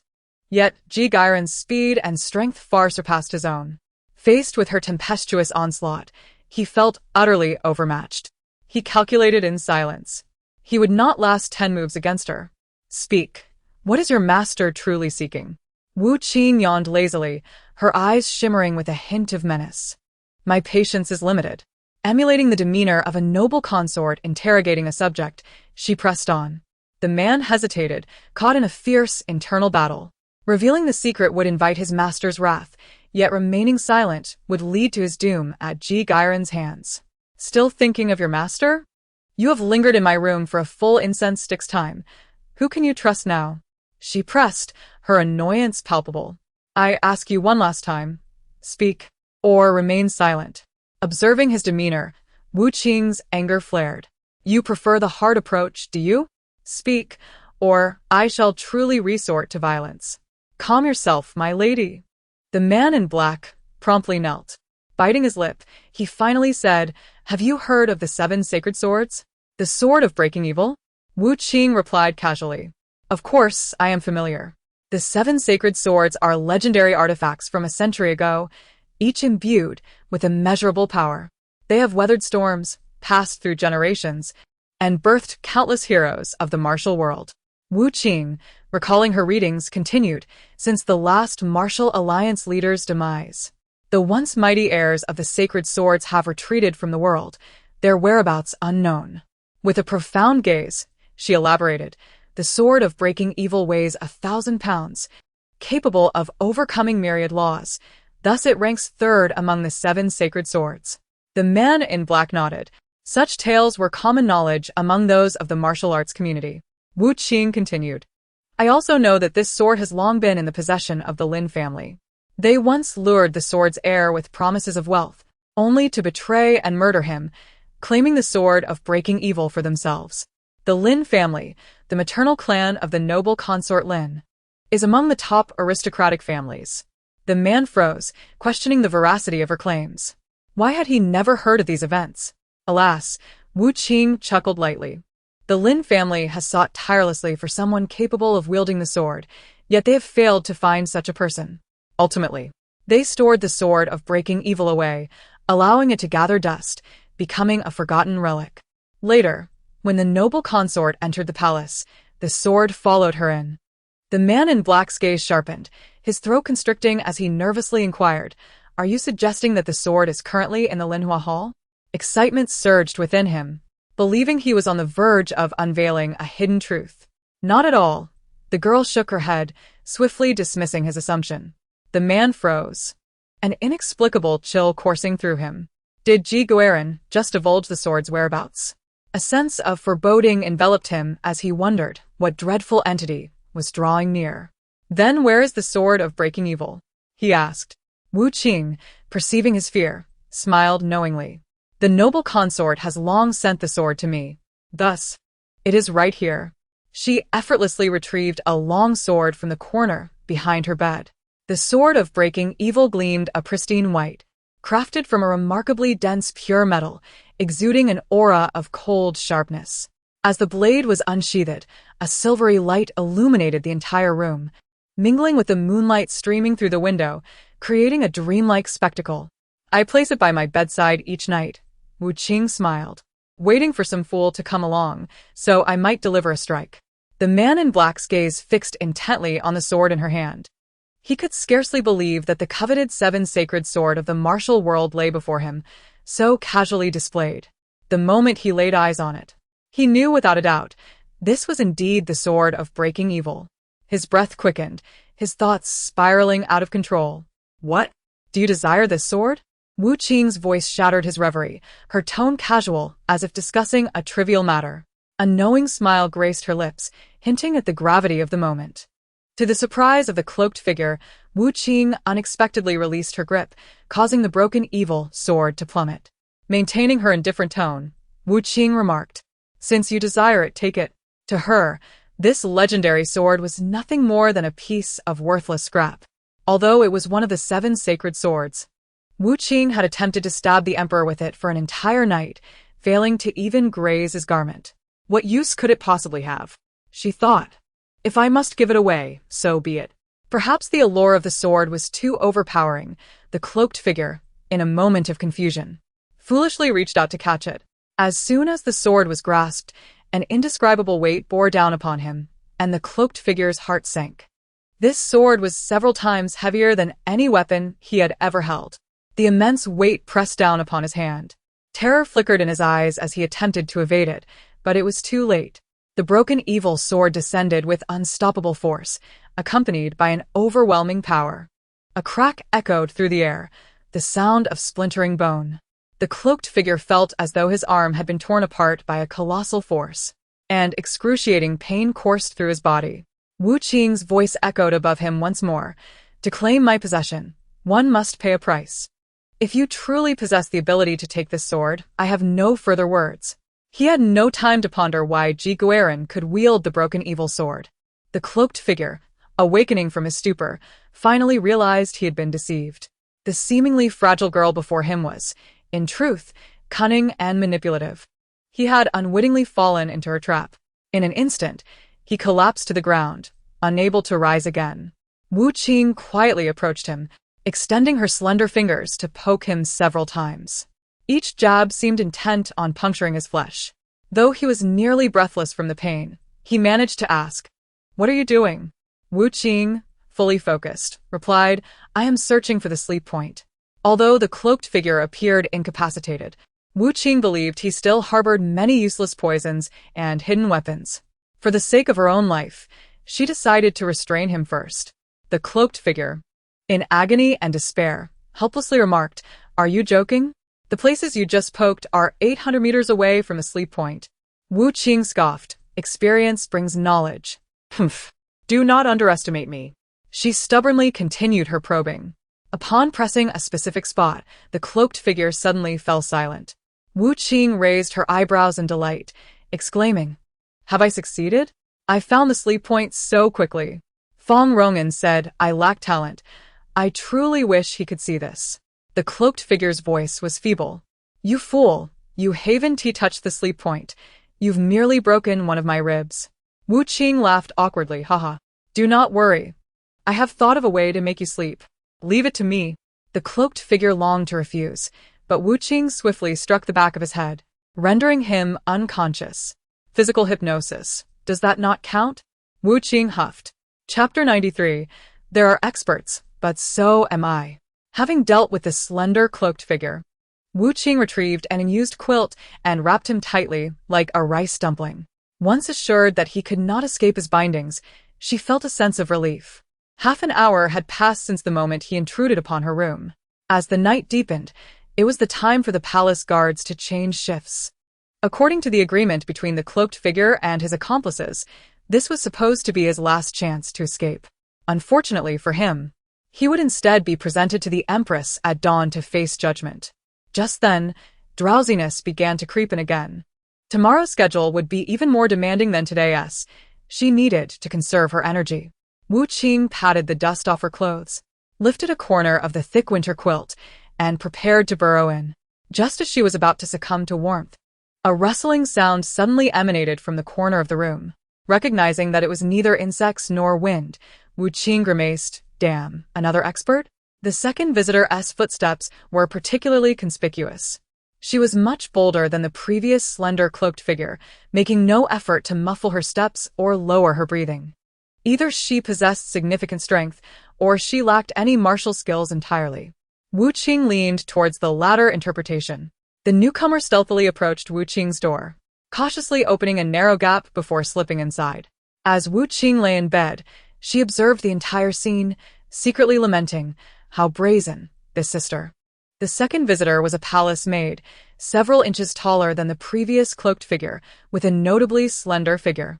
Upon entering the room, she did not rummage about like the cloaked figure. Instead, she walked straight toward Wu Qing's bedroom with determination. Once inside, she retrieved a small pouch from her waist and poured its contents, fragrant ash, into the air. The ash dispersed throughout the room, forming a hazy fog. The tall palace maid stood still, muttering incantations. Wu Qing held her breath, listening closely, and realized the maid was repeatedly cursing her to death. "I've long said that palace maids require some form of education. Their superstitions are truly troublesome, Wu Qing thought helplessly. After completing her incantation, the tall palace maid lifted the curtain, filled with anticipation and anxiety.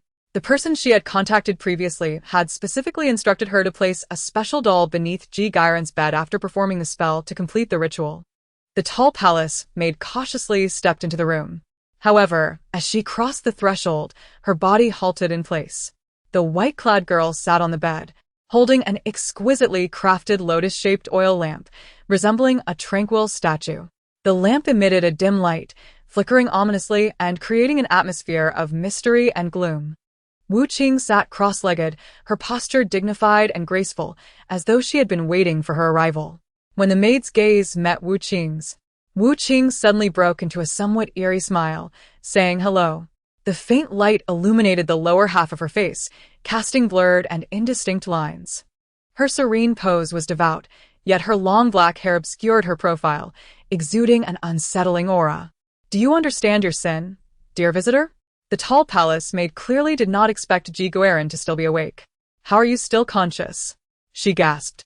Wu Qing closed her eyes, hands pressed together, and in a soft, eerie tone, replied, "Dear visitor, you have come here with a desire. Speak your heart's wish, and perhaps I can guide you to a path of redemption, forgiving your transgressions." Ji Gairen is having another episode. The tall palace maid's eyes widened, instinctively preparing to flee. "Dear visitor, your insight appears to be lacking." Wu Qing shook her head, letting out a long sigh. The tall palace maid possessed no martial prowess. She felt her vision blur. In an instant, a white shadow swept past, and Wu Qing's face loomed large before her. Wu Qing, unblinking, calmly asked, "Dear visitor, where do you wish to go?" The maid, terrified by Wu Qing's sudden movement, screamed, "There's a ghost." Her voice pierced the night with a sharpness akin to thunder, shattering the stillness and abruptly rousing the servants from their slumber. They were bewildered. What had transpired? A ghost? Where could a ghost be? The sound emanated from Lady Ji's chamber. "We must investigate," an older servant urged hastily. The others, in a flurry, donned their garments, assisting one another in the dimness, fearful of stumbling in the dark. They surged out of the room, hastening towards Lady Ji's quarters. Jin Xiao was the first to arrive at Wu Qing's door. She knocked vigorously, her voice laced with anxiety. "My lady, are you well?" Wu Qing, with one hand firmly clasped over the mouth of a tall palace, made to stifle any further sounds, turned her gaze towards the door. A cold smile playing upon her lips, yet her voice was calm as water.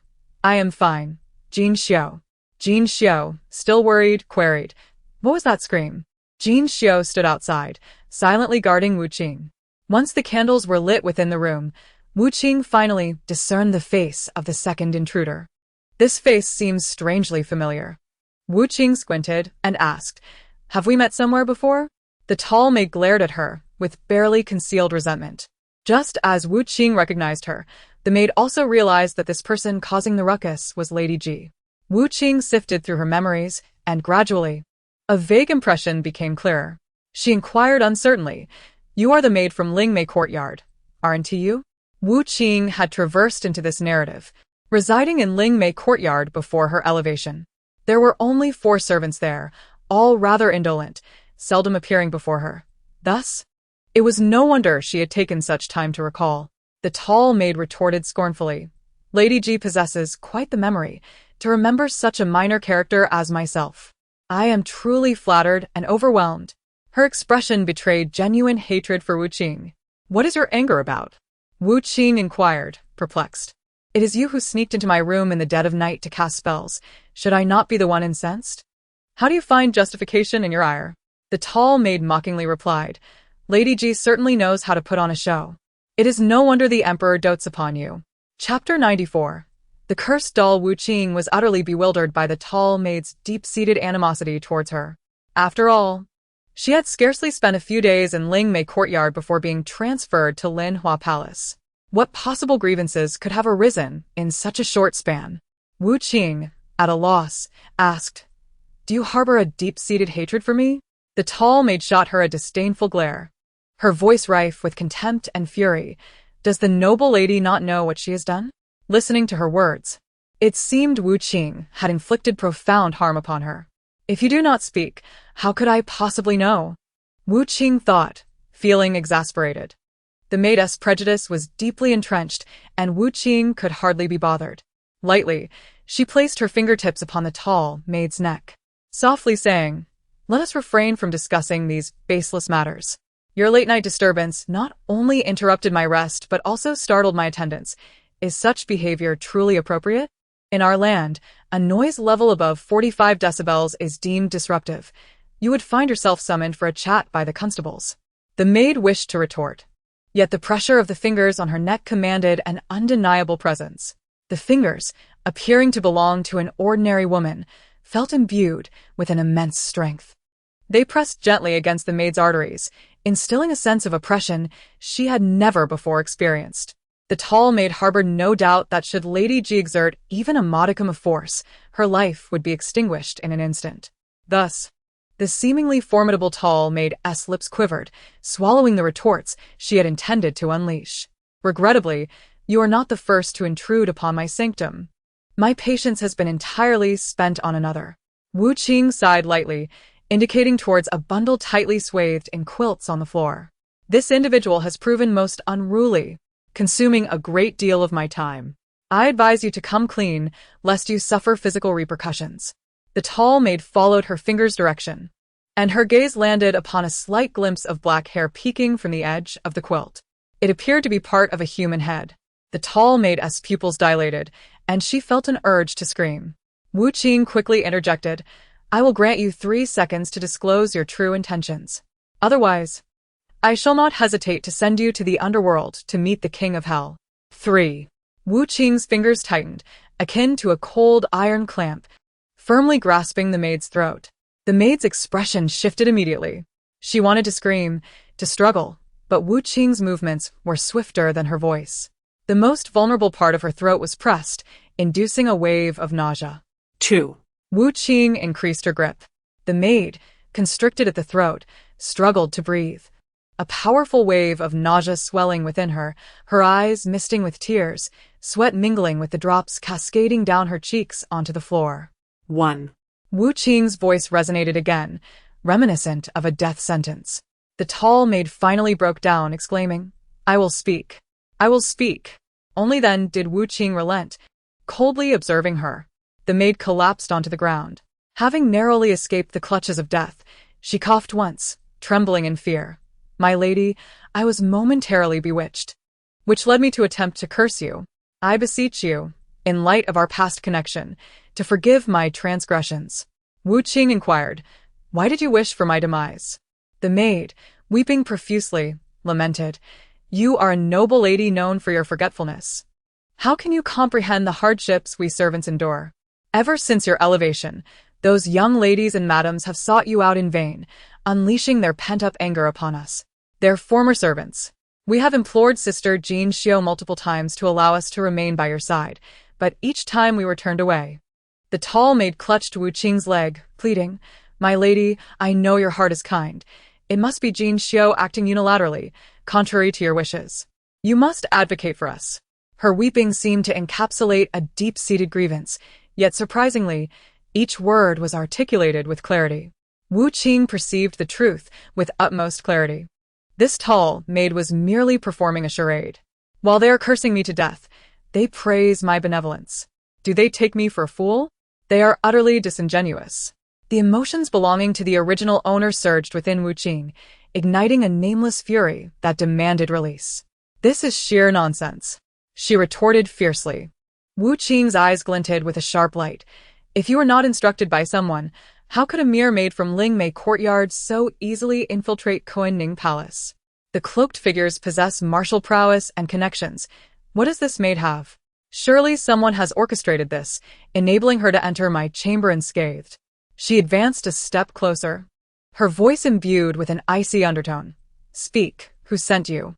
If you lie again, I will have the Empress send you to the punishment hall." Upon hearing the words punishment hall, the tall maid's complexion drained of color. Should she be sent there, her fate would be even more dire. The maid could no longer afford to conceal the truth, blurting out, "My lady, I recognize my mistakes. I was instigated by others, truly. Someone deliberately incited me to employ curses against you. That individual instructed me to sprinkle blood-soaked incense ash in your room, claiming it would enhance the efficacy of the spell. Trembling, the maid produced a cloth doll from her bosom, placing it before Wu Qing, then added, "After I recite the incantation, I was to hide this doll beneath your bed, believing it would ensure your compliance." She faltered, unable to continue, merely bowing her head repeatedly, beseeching Wu Qing for forgiveness. Wu Qing furrowed her brow, scrutinizing the voodoo doll with keen interest. This is a voodoo doll crafted from fabric, its surface pierced with silver needles, exuding a sinister aura. Yet, upon examining the doll's appearance, Wu Qing found no resemblance to herself whatsoever. How peculiar. If the intention is to curse me to death, should it not bear my likeness as a medium? Wu Qing mused, lifting the doll for a closer inspection. After a moment of contemplation, she suddenly tore open the doll and discovered a string of tiny letters along the edge of its inner fabric, Lin Yuan. This was the name of the favored concubine, Lin Guifei. A flash of insight struck Wu Qing as she connected the dots, unraveling the scheme orchestrated by the hidden puppeteer. It turned out that the curse enacted by the palace maid was merely a ruse. The true objective of the mastermind was to place this voodoo doll, inscribed with the concubine's name, beneath her bed. Thus, they could frame Wu Qing for using malevolent sorcery against the favored concubine. Who could harbor such animosity towards me to resort to voodoo? Could it be her? Chapter 95. Always by my side, Wu Qing contemplated the implications of this event. The voodoo doll is a form of divination, strictly forbidden within the palace. By employing this maid to place the doll in my quarters, the hidden figure has essentially set a ticking time bomb. They aim to incite discord between me and the favored concubine, turning us into adversaries. She fixed her gaze on the tall maid and inquired, "You claim to have been instructed. Who is it that commanded you to do this?" The maid, choked with emotion, replied, "My lady, I truly know nothing. Someone offered my family 50 taels of silver to carry out this task. That person was wrapped up so tightly that I could not discern their appearance." Wu Qing frowned, realizing that the mastermind had taken great care to leave no trace of their identity. "Since you departed from Lingmei courtyard, life there has grown increasingly arduous. I am barely scraping by, often going without food," the maid continued to sob. "I was momentarily bewitched, leading me to commit this foolish act. I implore you for mercy. Spare my life." Going without food? Wu Qing scrutinized her face, noticing she looked healthier than when she first arrived. Deceiver. In the palace, everyone is accustomed to shifting allegiances, elevating some while trampling others. When she first came, the original owner had not shared the bed for an entire year. The servants of Lingmei courtyard could hardly contain their restlessness, eager to escape. This maid, too, sought to rise in status. Yet her nature and intellect did not attract the attention of others, forcing her to remain in Lingmei courtyard's sweeping floors. Now that someone was willing to pay 50 taels to corrupt her into cursing Wu Qing, how could she possibly refuse? For the tall maid, this was undoubtedly a once-in-a-lifetime opportunity. With her grievances brewing, she was further tempted by the allure of wealth, her malice swelling. Wu Qing asked, "What is your name?" Realization dawned on her. "Ah, now I remember you." As she spoke, she raised a hand to gently wipe away the corner of her eye, as if genuinely moved. However, within her heart, there was only disdain. She thought to herself that Wu Qing, even after ascending to the rank of Jiguerin, remained as easily deceived as before. Just a slight display of vulnerability had fooled her. Hearing Ji Tao's words, Wu Qing's smile radiated warmth akin to the sun in spring. "How could I ever forget you? Even if I were to forget everyone else, I could never forget you." Despite her words being laced with mirth, a subtle thread of barely perceptible ire could be detected upon closer listening. Ah, it is indeed Ji Tao. In the original text, she had led the charge to present Qian Lishue's love letters to the protagonist, thus securing her own promotion. The protagonist, embroiled in scandal, had used the letters to divert the emperor's attention, resulting in the emperor's furious decree for the innocent original owner to be executed. Throughout this process, the protagonist had erased Qian Lishue's name, securing a favor from him, binding him to her cause until the story's conclusion. Thus, the protagonist averted the crisis, gained allies, and Ji Tao was also promoted. Everyone rejoiced, except for the original owner, who met a tragic end. The unfortunate original owner had become a mere pawn in this power struggle, nothing more than cannon fodder. Ji Tao kowtowed, "My lady, I truly do not know who seeks to harm you from the shadows. Please see the truth." Wu Qing replied, "I have my suspicions about the mastermind. As for you, you ought to apologize first." Her gaze turned icy. Ji Tao nodded vigorously, tears brimming in her eyes. "My lady, I acknowledge my wrongdoings. In your magnanimity, I beseech you to forgive me this once. Your apology has been noted." Wu Qing gently stroked her chest, where an indescribable emotion lingered, like a fog that refused to dissipate. Turning her shoulder, she said, "However, I'm afraid Wu Qing does not seem to accept your apology." Ji Tao was taken aback. "What do you mean? Isn't Wu Qing the Jiguerin? Why would she say she does not accept my apology? So, I suggest you take a nap." Suddenly, Wu Qing struck Ji Tao's nape with a forceful punch. Ji Tao felt darkness envelop her vision before losing consciousness. After delivering a physical hypnosis, Wu Qing wrapped Ji Tao like a rice dumpling and tossed her beside the cloaked figure. The room returned to silence. Approaching the copper mirror, Wu Qing's racing heartbeat gradually steadied with each step. The candlelight danced upon the mirror's surface, reflecting her current visage. To her surprise, the copper mirror revealed two figures simultaneously. One was the modern Wu Qing, weary-looking, adorned with dark circles beneath her eyes and heavy glasses, beneath which were lifeless, fish-like eyes. The other was the Wu Qing from the original text, appearing several years younger, her features delicate, yet her eyes avoided direct contact, revealing a timid demeanor. In that moment, the mirror's Wu Qing donned a white garment, her face hauntingly beautiful. Blood trickled from her orifices, reflecting the moment she had been poisoned by the emperor, approaching the end of her life. This was Wu Qing's first encounter with the original owner. She gently caressed the mirror, whispering, "I avenged you in a small way." Yet, the ghost of Wu Qing did not show gratitude, instead casting a somewhat indifferent gaze. The spectre parted her lips, silently mouthing 3 words. By observing her lips, it was clear she was urging Wu Qing to seek vengeance against Qianli Xue. Moments later, the ghost of Wu Qing trembled slightly within the copper mirror before transforming into a wisp of smoke, vanishing into thin air. The candlelight brightened once more, dispelling the chill that had settled within the room. Once the oppressive sensation had completely faded, Wu Qing exhaled a sigh of relief. She belatedly wiped a bead of cold sweat from her brow. "No wonder I feel an inexplicable familiarity with Lu Mengman each time I encounter her. And every time I hear Qianli Xue's name, a surge of inexplicable anger arises within me.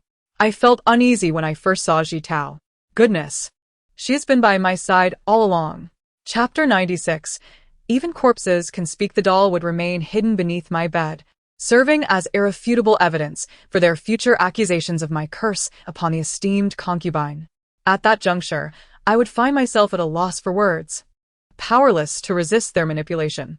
Moreover, even if I were to discover the truth behind the doll, my overwhelming fear of sorcery would likely compel me to dispose of it, disregarding the name of the concubine concealed within.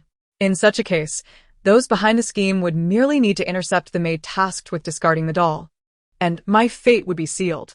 Upon reflection, the individuals orchestrating this plot are indeed treacherous.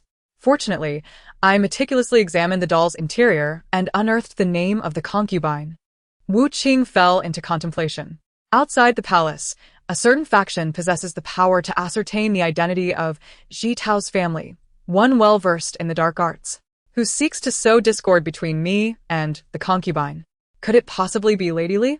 After thorough consideration, Wu Qing arrived at the most plausible suspect. While Lady Li has harbored jealousy towards the concubine, such sentiments do not preclude her ambition to amass greater power as the concubine's most trusted subordinate. Could it be that she intends to eliminate me, incensed by the concubine's prior kindness towards me? The more I ponder, the more likely it seems. She absent-mindedly raked her fingers through her hair. This situation proves to be quite vexing. In the original narrative, Lady Li embodies that type of character who delights in scheming against those she despises, with a notably high success rate. This is, in part, thanks to her father, who serves in the Imperial Astronomical Bureau. He possesses an uncanny ability to invoke arcane celestial phenomena to beguile the emperor, allowing Lady Li to thrive within the palace, much to her advantage. After all, the emperor is rather superstitious. Even if I manage to evade her machinations this time, I cannot guarantee that future troubles will not arise. With a resigned sigh, Wu Qing decided it would be best to hand Ji Tao over to the empress or the concubine, for she lacked the means to investigate further. Ji Tao's predicament could very well be linked to Lady Li. But then again, who was the figure in black who sought the evil-breaking sword? She raised her hand and lightly tapped the cheek of the cloaked figure, rousing him from his slumber. The figure's eyes flew open, and he was confronted once more by Wu Qing's familiar visage. His heart raced, fearing she had changed her mind and intended to take his life. "Do as you wish. I'm at your mercy." The cloaked figure gritted through clenched teeth, desperate for her to act swiftly and cease her torment. If she continued this indignity, he would be forced to resort to the poison hidden in his molars. Wu Qing blinked innocently. "Alas, I harbor no intent to kill you. I merely wish to inquire about your true identity and the one who sent you." The cloaked figure was infuriated. "You awakened me merely to ask this? Why didn't you inquire sooner?" Wu Qing mumbled apologetically. "I simply forgot. It's my first time interrogating someone, after all. I thought of whatever came to mind. You're in my grasp, you won't escape." He scoffed. "Do not harbor such illusions. This secret, even in death, I shall never reveal to you." He had already breached a grave taboo by disclosing his mission to seek the evil-breaking sword. To further expose his master would surely seal his fate. Wu Qing, however, smiled. "You are mistaken. Even the dead can speak." The cloaked figure shuddered at the ominous implication. What do you mean by that? He inquired. Wu Qing contemplated. "It is a well-known fact that most assassins bear tattoos." Her eyes narrowed. "Do not dwell on your poison. Even in death, I shall uncover your master's identity. I suspect you bear a tattoo as well." The cloaked figure stiffened at her words. Wu Qing sighed. "If you refuse to speak, I shall have no choice but to remove your clothing to investigate." With that, she lunged at him like a fierce tiger, her hands reaching for his collar in an attempt to strip him of his garments. The cloaked figure screamed in terror. "What are you doing?" No. He desperately tried to shield himself, but any movement sent sharp pain coursing through his body, causing him to break into a cold sweat and lose strength. The cloaked figure was utterly overwhelmed, unable to fathom how he had fallen into such a predicament. Jin Xiu, standing guard outside, inquired, "Why is there a man's voice coming from inside?" Understanding dawned upon her. "Very well, my master has her own affairs." She waved away the other servants and resumed her vigil at the door. Wu Qing curiously asked, "Where is your tattoo located? The back of your neck? Behind your ear? The inner side of your arm? Or perhaps your thigh?" The cloaked figure dismissed her with disdain. "Even if you find it, what then? You, a mere lady of the inner palace, could never recognize my tattoo." "I am aware of 10 distinct tattoos," Wu Qing replied with a smirk, unfazed by his bravado. General Bai's private soldiers bear tiger heads on their lower backs. The lone wolves nurtured by the martial arts alliance sport leopards on their thighs. The death warriors of the Prince of Qing are marked with crosses on their upper arms. She rattled off the 10 styles with precision, each description accurate. The cloaked figure was at a loss for words. "Who are you? How do you know such secrets?" He was utterly astonished. Do not waste time. "Will you undress yourself? Or shall I assist you?" Wu Qing urged impatiently, her hands continuing to tug at his collar. The cloaked figure's face flushed with embarrassment. "Do you not possess a shred of decency? How dare you lay hands on a man's clothing? Are you not afraid the emperor will learn of this and punish you?" As a woman, Wu Qing displayed no sense of propriety, boldly tearing at his garments. "Is this scoundrel accusing me of impropriety?" Wu Qing paused, retorting, "Do you have any idea how tall I am?" The sudden shift in topic caught the cloaked figure off guard. "How tall?" Wu Qing held up 2 fingers, indicating her height. "I stand at 165 centimeters. And you are a head shorter than me." She shook her head, regarding him with pity. "To be frank, at 160. You hardly qualify as a man in my eyes. Rest assured, I have no interest in you. Hurry. If you do not reveal your master's identity, I shall ensure you can never be a man again." The cloaked figure felt a surge of terror at the excitement in her eyes. He had no doubt that Wu Qing would indeed follow through with her threats. Chapter 97. No more visits to my room. Wu Qing no longer wished to engage in trivial banter with the slight figure before her. She decisively reached out and yanked away the mask obscuring his face. The mask fell away, revealing an unremarkable male visage. Wu Qing did not let her guard down. She firmly grasped his cheeks, twisting and turning, probing for the location of his tattoo. His features contorted painfully under her grip, and he could not suppress a groan. Ignoring his discomfort, Wu Qing seized his braid, inspecting the skin at the back of his neck. The pain of his physical injuries coupled with his inner fury prompted an outburst. Wu Qing arched an eyebrow, raising her fist menacingly before his nose. Care to utter another curse? The cloaked figure gritted his teeth, both furious and amused. I must have been cursed for 8 lifetimes to encounter a lunatic like you. Before he could finish his retort, Wu Qing's fist struck his nose with precision. He let out a wail as blood gushed forth, staining his face. Wu Qing nimbly evaded the splatter of blood. Shall we see if you dare utter another curse? Your nose is not the only target. As she spoke, she brandished the evil-breaking sword, its tip aimed menacingly at his lower abdomen. As I have stated before, I shall ensure you can never be a man. The glint of the blade instilled fear into the cloaked figure. However, he had forgotten that his nose had been broken by Wu Qing. With one deep breath, the stench of blood surged into his throat. The man in black retched, his expression shifting dramatically. Seizing the opportunity while he was distracted, Wu Qing tore open his shirt. As the fabric ripped, the man was caught off guard, his upper body laid bare to the frigid air. Wu Qing's gaze quickly scanned his exposed skin. There were no tattoos on his arms, his chest was unblemished, and his back was similarly clear. Her eyes gradually descended. The man in black sensed her gaze moving and exclaimed in alarm, "What do you intend to do?" Wu Qing smirked. "Oh please, I've told you in my eyes, you're not a man. Since you refuse to tell me who your master is, I'll have no choice but to strip you of your clothing to search for those tattoos."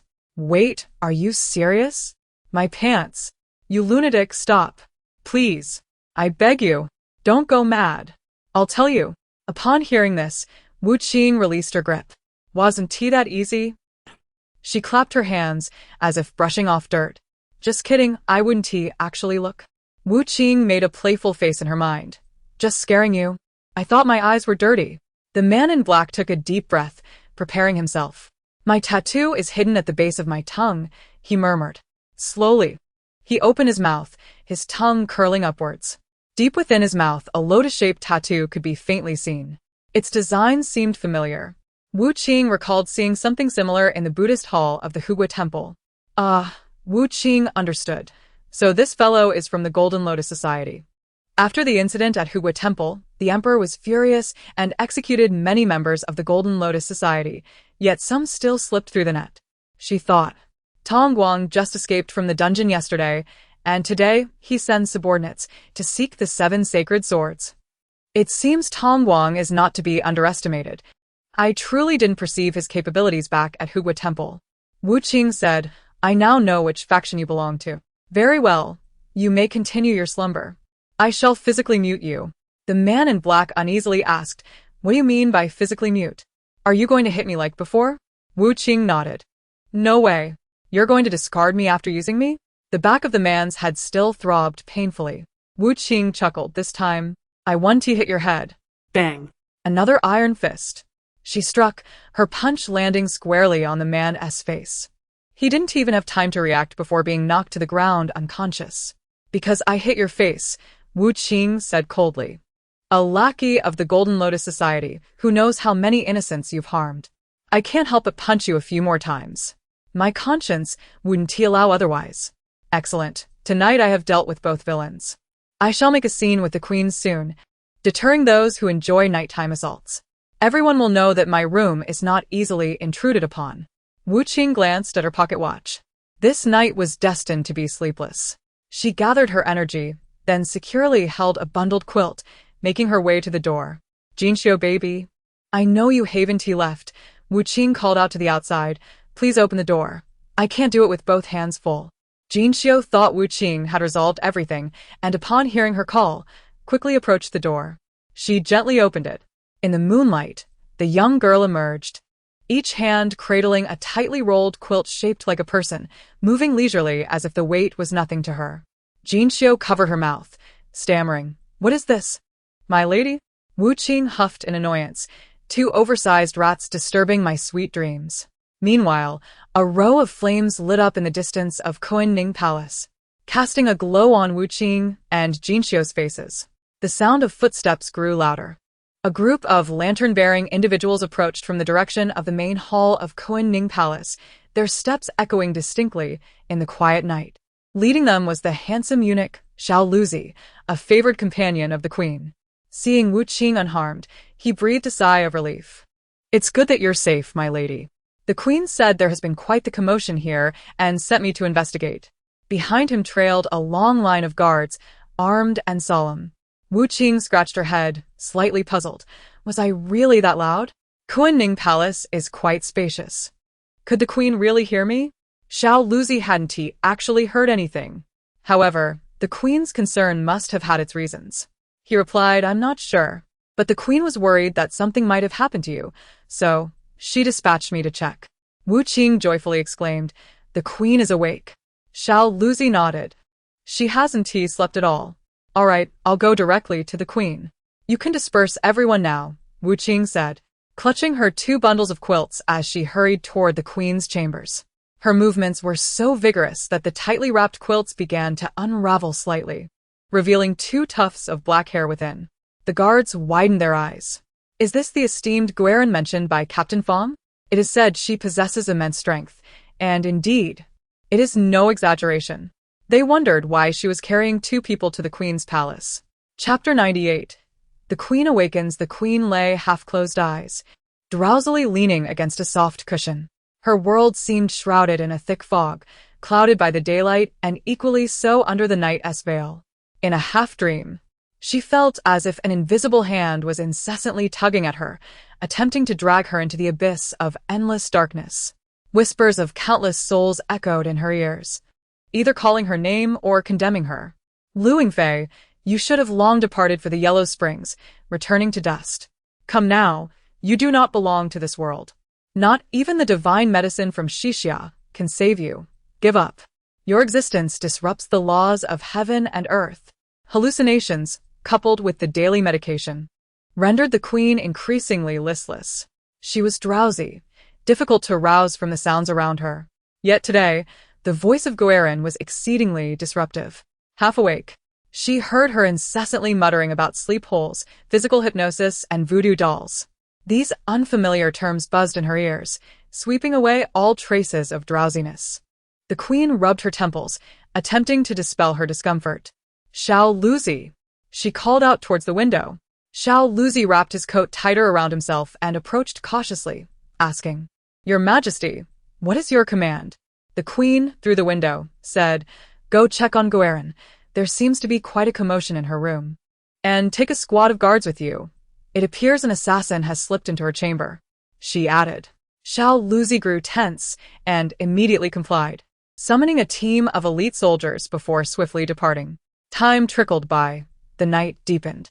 The voice quieted somewhat in the early hours of the morning, then fell silent. The queen's anxiety began to rise. She waited and waited, but instead of Xiao Luzi's report, Guerin was the first to arrive. Though it is the depth of winter, with the north wind howling and the chill biting, the queen's chamber is as warm and tranquil as a spring day. The silver-threaded charcoal in the hearth burns brightly, emanating a gentle warmth that dispels the cold from outside. When Wu Qing rushes in, her frostbitten face quickly regains its color.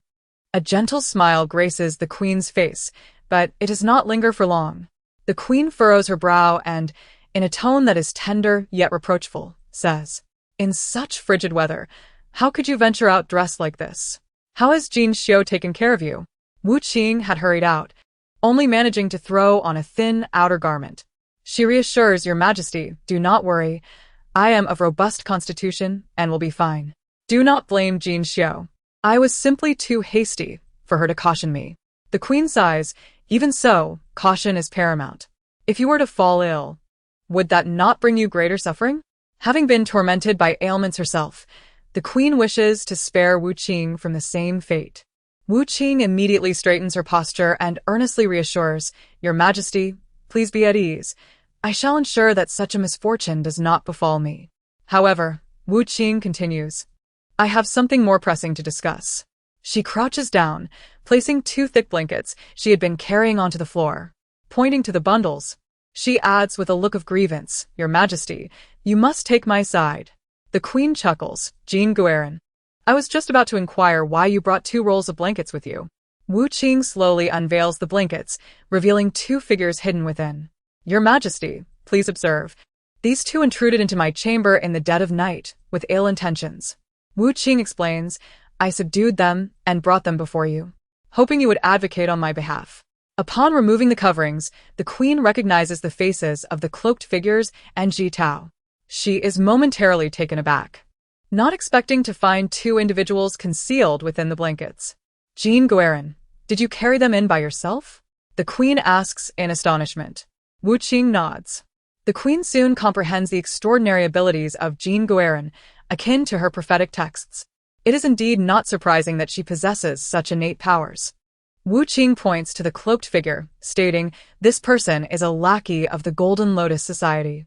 They conspired to bypass the guards and infiltrate my chamber to steal a treasured sword gifted to me by the noble consort. She then gestures to the maid, Ji Tao. And this servant, formerly of Ling Mei Garden, harbors resentment towards me. Under the influence of others, she sought to cast a curse upon me. To make matters worse, her instigator attempted to frame me, claiming that I had cursed the noble consort. Your Majesty, I am weak, pitiful, and helpless. I implore you to stand by me. Wu Qing pleads, clasping her hands in prayer. The Golden Lotus Society. Cursing arts? The Queen grips her prayer beads tightly, contemplating the terrifying implications. Such occurrences could shatter the tranquility of the palace and incite turmoil. Yet, Jean Guerin encountered 2 threats in a single night. The Queen had believed she could provide Jean Guerin with care and protection while granting her the freedom she desired. Yet now, on her own grounds, Jean Guerin faces such perilous circumstances. The numerous oversights in Kunning Palace fill her with a profound sense of shame. She bites her lip and, with remorse, says, Jean Guerin, you should rest. By tomorrow, I will personally address this matter. The Queen is burdened with many concerns. The Golden Lotus Society is linked to the previous dynasty, and the Emperor would not permit excessive interference from the concubines. This matter is likely to be swept under the rug. Moreover, finding the instigator of the cursing arts will be no easy task, as the concubines are astute and will not easily leave behind clues. The balance of power within the palace is a delicate art, and the Queen wishes to proceed with her usual cautious approach. Hearing this, Wu Qing lets out a heavy sigh. I have brought the culprits before the Queen, yet she desires to delay further? The Queen is dignified and graceful, yet her actions are indecisive and excessively moderate. Many within the palace voice their complaints about this. She possesses a kind heart and is reluctant to harm others. Yet this often leads to endless internal strife, leaving her weary and failing to impose severe punishment on wrongdoers, allowing misdeeds to linger for generations. In contrast, the noble consort entirely lacks internal strife. She only inflicts it upon others. Had it been the noble consort, she would have already sealed off Linghua Hall and exposed the traitors. Very well, I shall take my leave.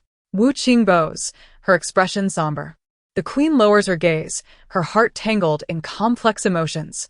Does she not understand these things? Managing palace affairs is far from simple. Yet, when Wu Qing compares her to the noble consort, the Queen's feelings are stirred. Wait, the Queen interjects, her resolve shifting. Jean Guerin, please hold on a moment. The Queen calls out, summoning Shiwen, who, usually quick to respond, appears somewhat distracted. Stumbling slightly upon hearing the Queen's call, she manages to steady herself. Approaching, Shiwen inquires, Your Majesty, what is your command? The Queen casts an unsatisfied glance at her. Shiwen, go and deliver my decree. From this day forth, I shall reinstate the morning audience protocol. No concubine shall be late. It is time to solidify her resolve and awaken the entire palace. Shiwen shows signs of hesitation. After a brief pause, she cautions, Your Majesty, there is only an hour until the audience. Is this not rather abrupt? In the past, Those residing in the more remote quarters had to arise early to ensure their timely arrival at the queen's chamber. For instance, when Wu Qing lived in Ling Mei Garden, she would rise an hour earlier to prepare. Moreover, they must navigate the winding palace paths on foot or by palanquin, making time difficult to estimate. Given the current circumstances, it seems unlikely that the concubines would arrive punctually, regardless of their haste. The echoes of imagined voices surge once more, sharp and piercing like countless needles, pricking at her nerves and aggravating the queen's ire. Lu Yingfei, are you not concerned about your reputation? Is the virtuous image you have cultivated over the years to be cast aside for a moment of impulsiveness? The phantom serpent constricts around the queen, and the cacophony makes her breath labored. Are you truly quarreling with the noble consort? How utterly ridiculous. You have indulged her for years. Could it be that you would erupt in fury over a mere careless remark from Jean Guerin? You are merely seeking a veil for your own weakness. You have wielded power in the palace for so long, yet allowed the concubines to scheme against one another without intervention. Admit it. Your ineptitude has become a source of ridicule within the palace. You are the greatest sinner here. The queen, usually composed and amiable, now displays an unprecedented displeasure. Under the influence of the voices, her demeanor towards Xuan becomes equally harsh. Rubbing her temples in annoyance, she states, in the emperor's absence, "For whom do they expend so much effort on their appearance? Your Majesty, the concubines respect you and naturally wish to present themselves appropriately," Xuan replies. The queen chuckles lightly. Respect for me? Yet before me, are they not always engaging in intrigue? Do they truly regard me? Let it be known. If they do not attend today, they may as well cease coming altogether. Xuan bit her lip, bowing her head in acquiescence. It was not something she alone could accomplish to notify the 6 palaces. Once the maidens of Kunning Palace received their orders, they swiftly dispersed, racing to inform the respective ladies of the palaces about the resumption of morning greetings. Wu Qing stood by, utterly astonished.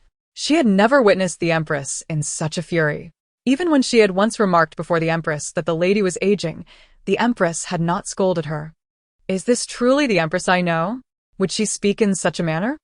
Wu Qing felt somewhat dazed. But how to put it, this empress? Wu Qing pondered, seemingly in search of an appropriate word to describe her.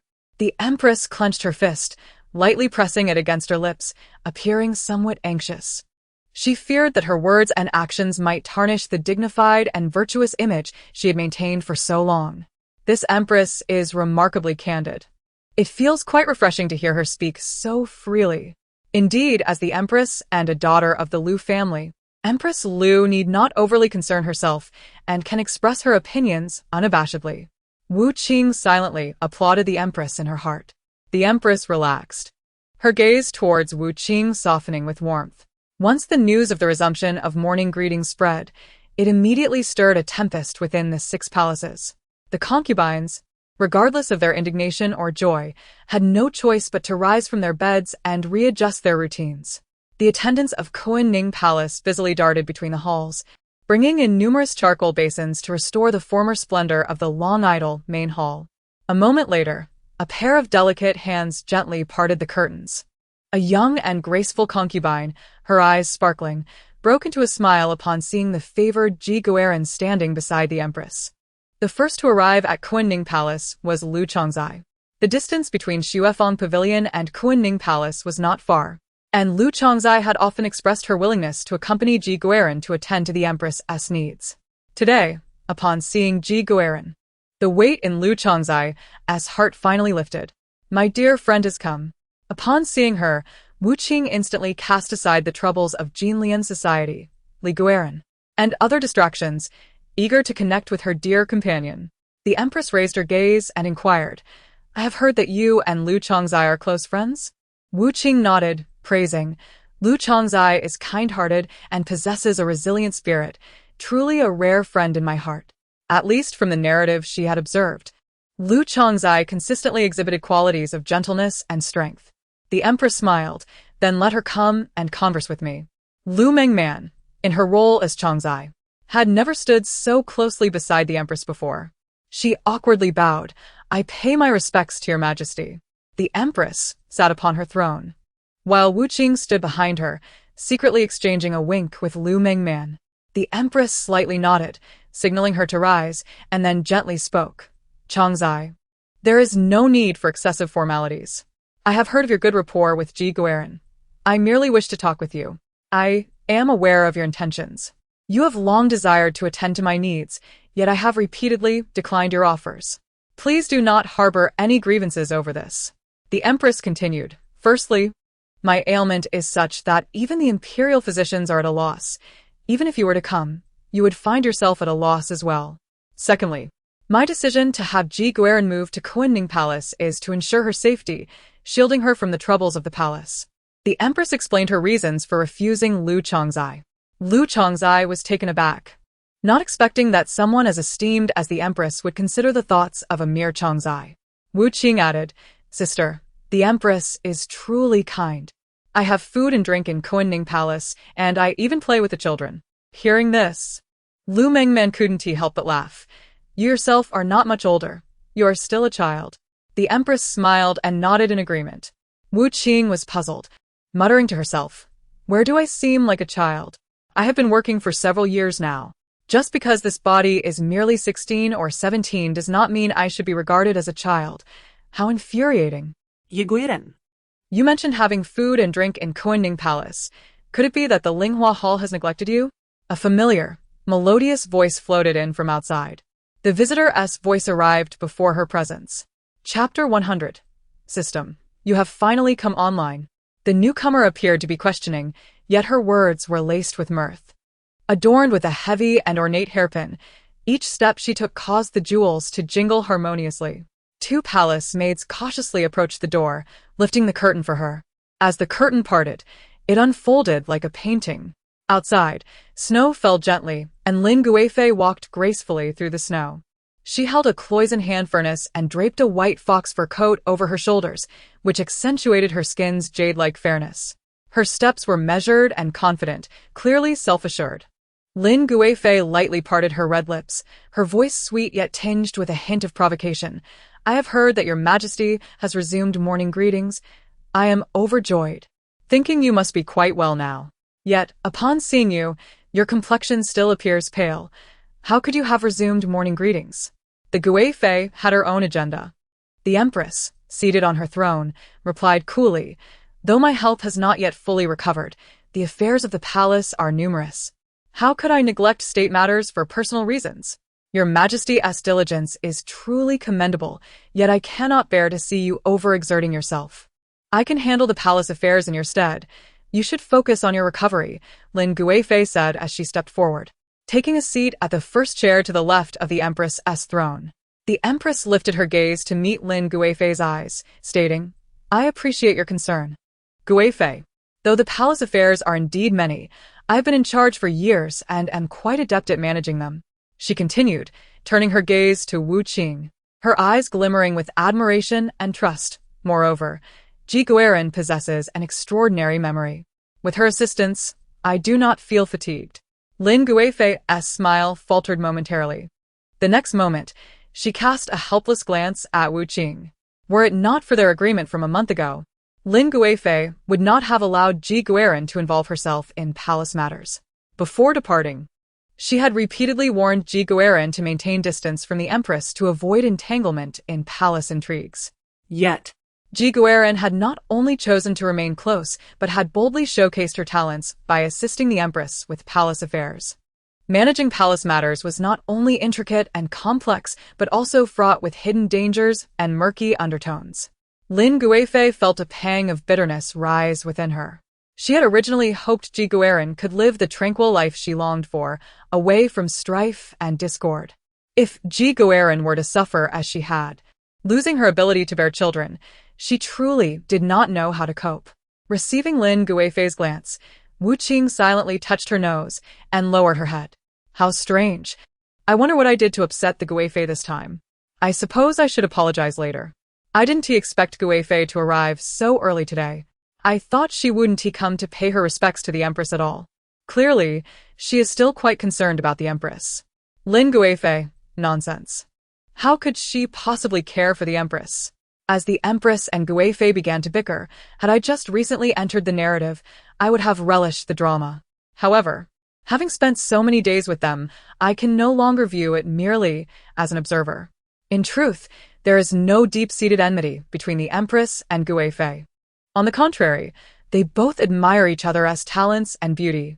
The Empress, Lin Guifei, the silent confrontation between the two, initially unspoken, was interrupted by Wu Qing's inner thoughts. Both women instinctively averted their gazes, a hint of awkwardness crossing their features. The Empress spoke.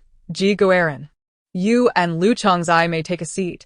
The Empress and Guifei do not require your standing attendance. Wu Qing promptly responded cheerfully, walking down alongside Lu Chongzai to sit in the two lowest chairs. Yet her inner thoughts remained unabated. Regrettably, the Lu and Lin families, in their relentless pursuit of the elusive title of the foremost aristocracy, engage in daily covert skirmishes, depriving the Empress and the noble consort of any opportunity for meaningful dialogue. Indeed, were they to resolve their discord, how would the narrative advance? In the original text, following the demise of the Empress, the noble consort never had the chance to connect with her, thus remaining oblivious to the goodwill the Empress had harbored towards her. Alas! Such missed opportunities and entanglements evoke a sense of melancholy. The noble consort, sensing the implications of these words, instinctively felt that they were not commendatory. Quickly, she reached for a cup of tea from a nearby table, taking a sip to feign engagement. The Empress, clearing her throat, casually picked up a ledger from the edge of the table and began to leaf through it. Her gaze drifted across the lines. Yet she did not truly focus on the text. Fortunately, at that moment, the sound of light footsteps approached from outside, heralding the arrival of Consort Shu and Concubine Yu, who entered the room one after the other, breaking the tense atmosphere. Upon noticing the noble consort's presence, Consort Shu, though surprised, maintained decorum and offered a respectful greeting. The noble consort nodded imperiously, acknowledging the gesture. Concubine Yu then lavished compliments on the esteemed ladies in attendance, her words both appropriate and measured, leaving no room for criticism. After the pleasantries, she inquired about Wu Qing's remarkable memory. As Consort Shu and Concubine Yu settled in, the atmosphere in the room gradually lightened. Time passed unheeded, and soon, other noble ladies such as Lady Zhang, Lady Mu, and Lady Li entered, making the once spacious room feel somewhat cramped as the few available seats were filled. Sensing the growing camaraderie among the ladies, their earlier wariness began to dissipate, oblivious to the impending tempest. Your Highness, the hour has come, Shiweng reminded gently. The Empress nodded, her previously gentle demeanor now tinged with solemnity. The gathering of her sisters was intended for two purposes. First, to reinstate the decorum of greetings and restore the palace's former order. Second, to address the disturbance that had transpired in Kunning Palace the previous night. Her voice was cold yet resolute.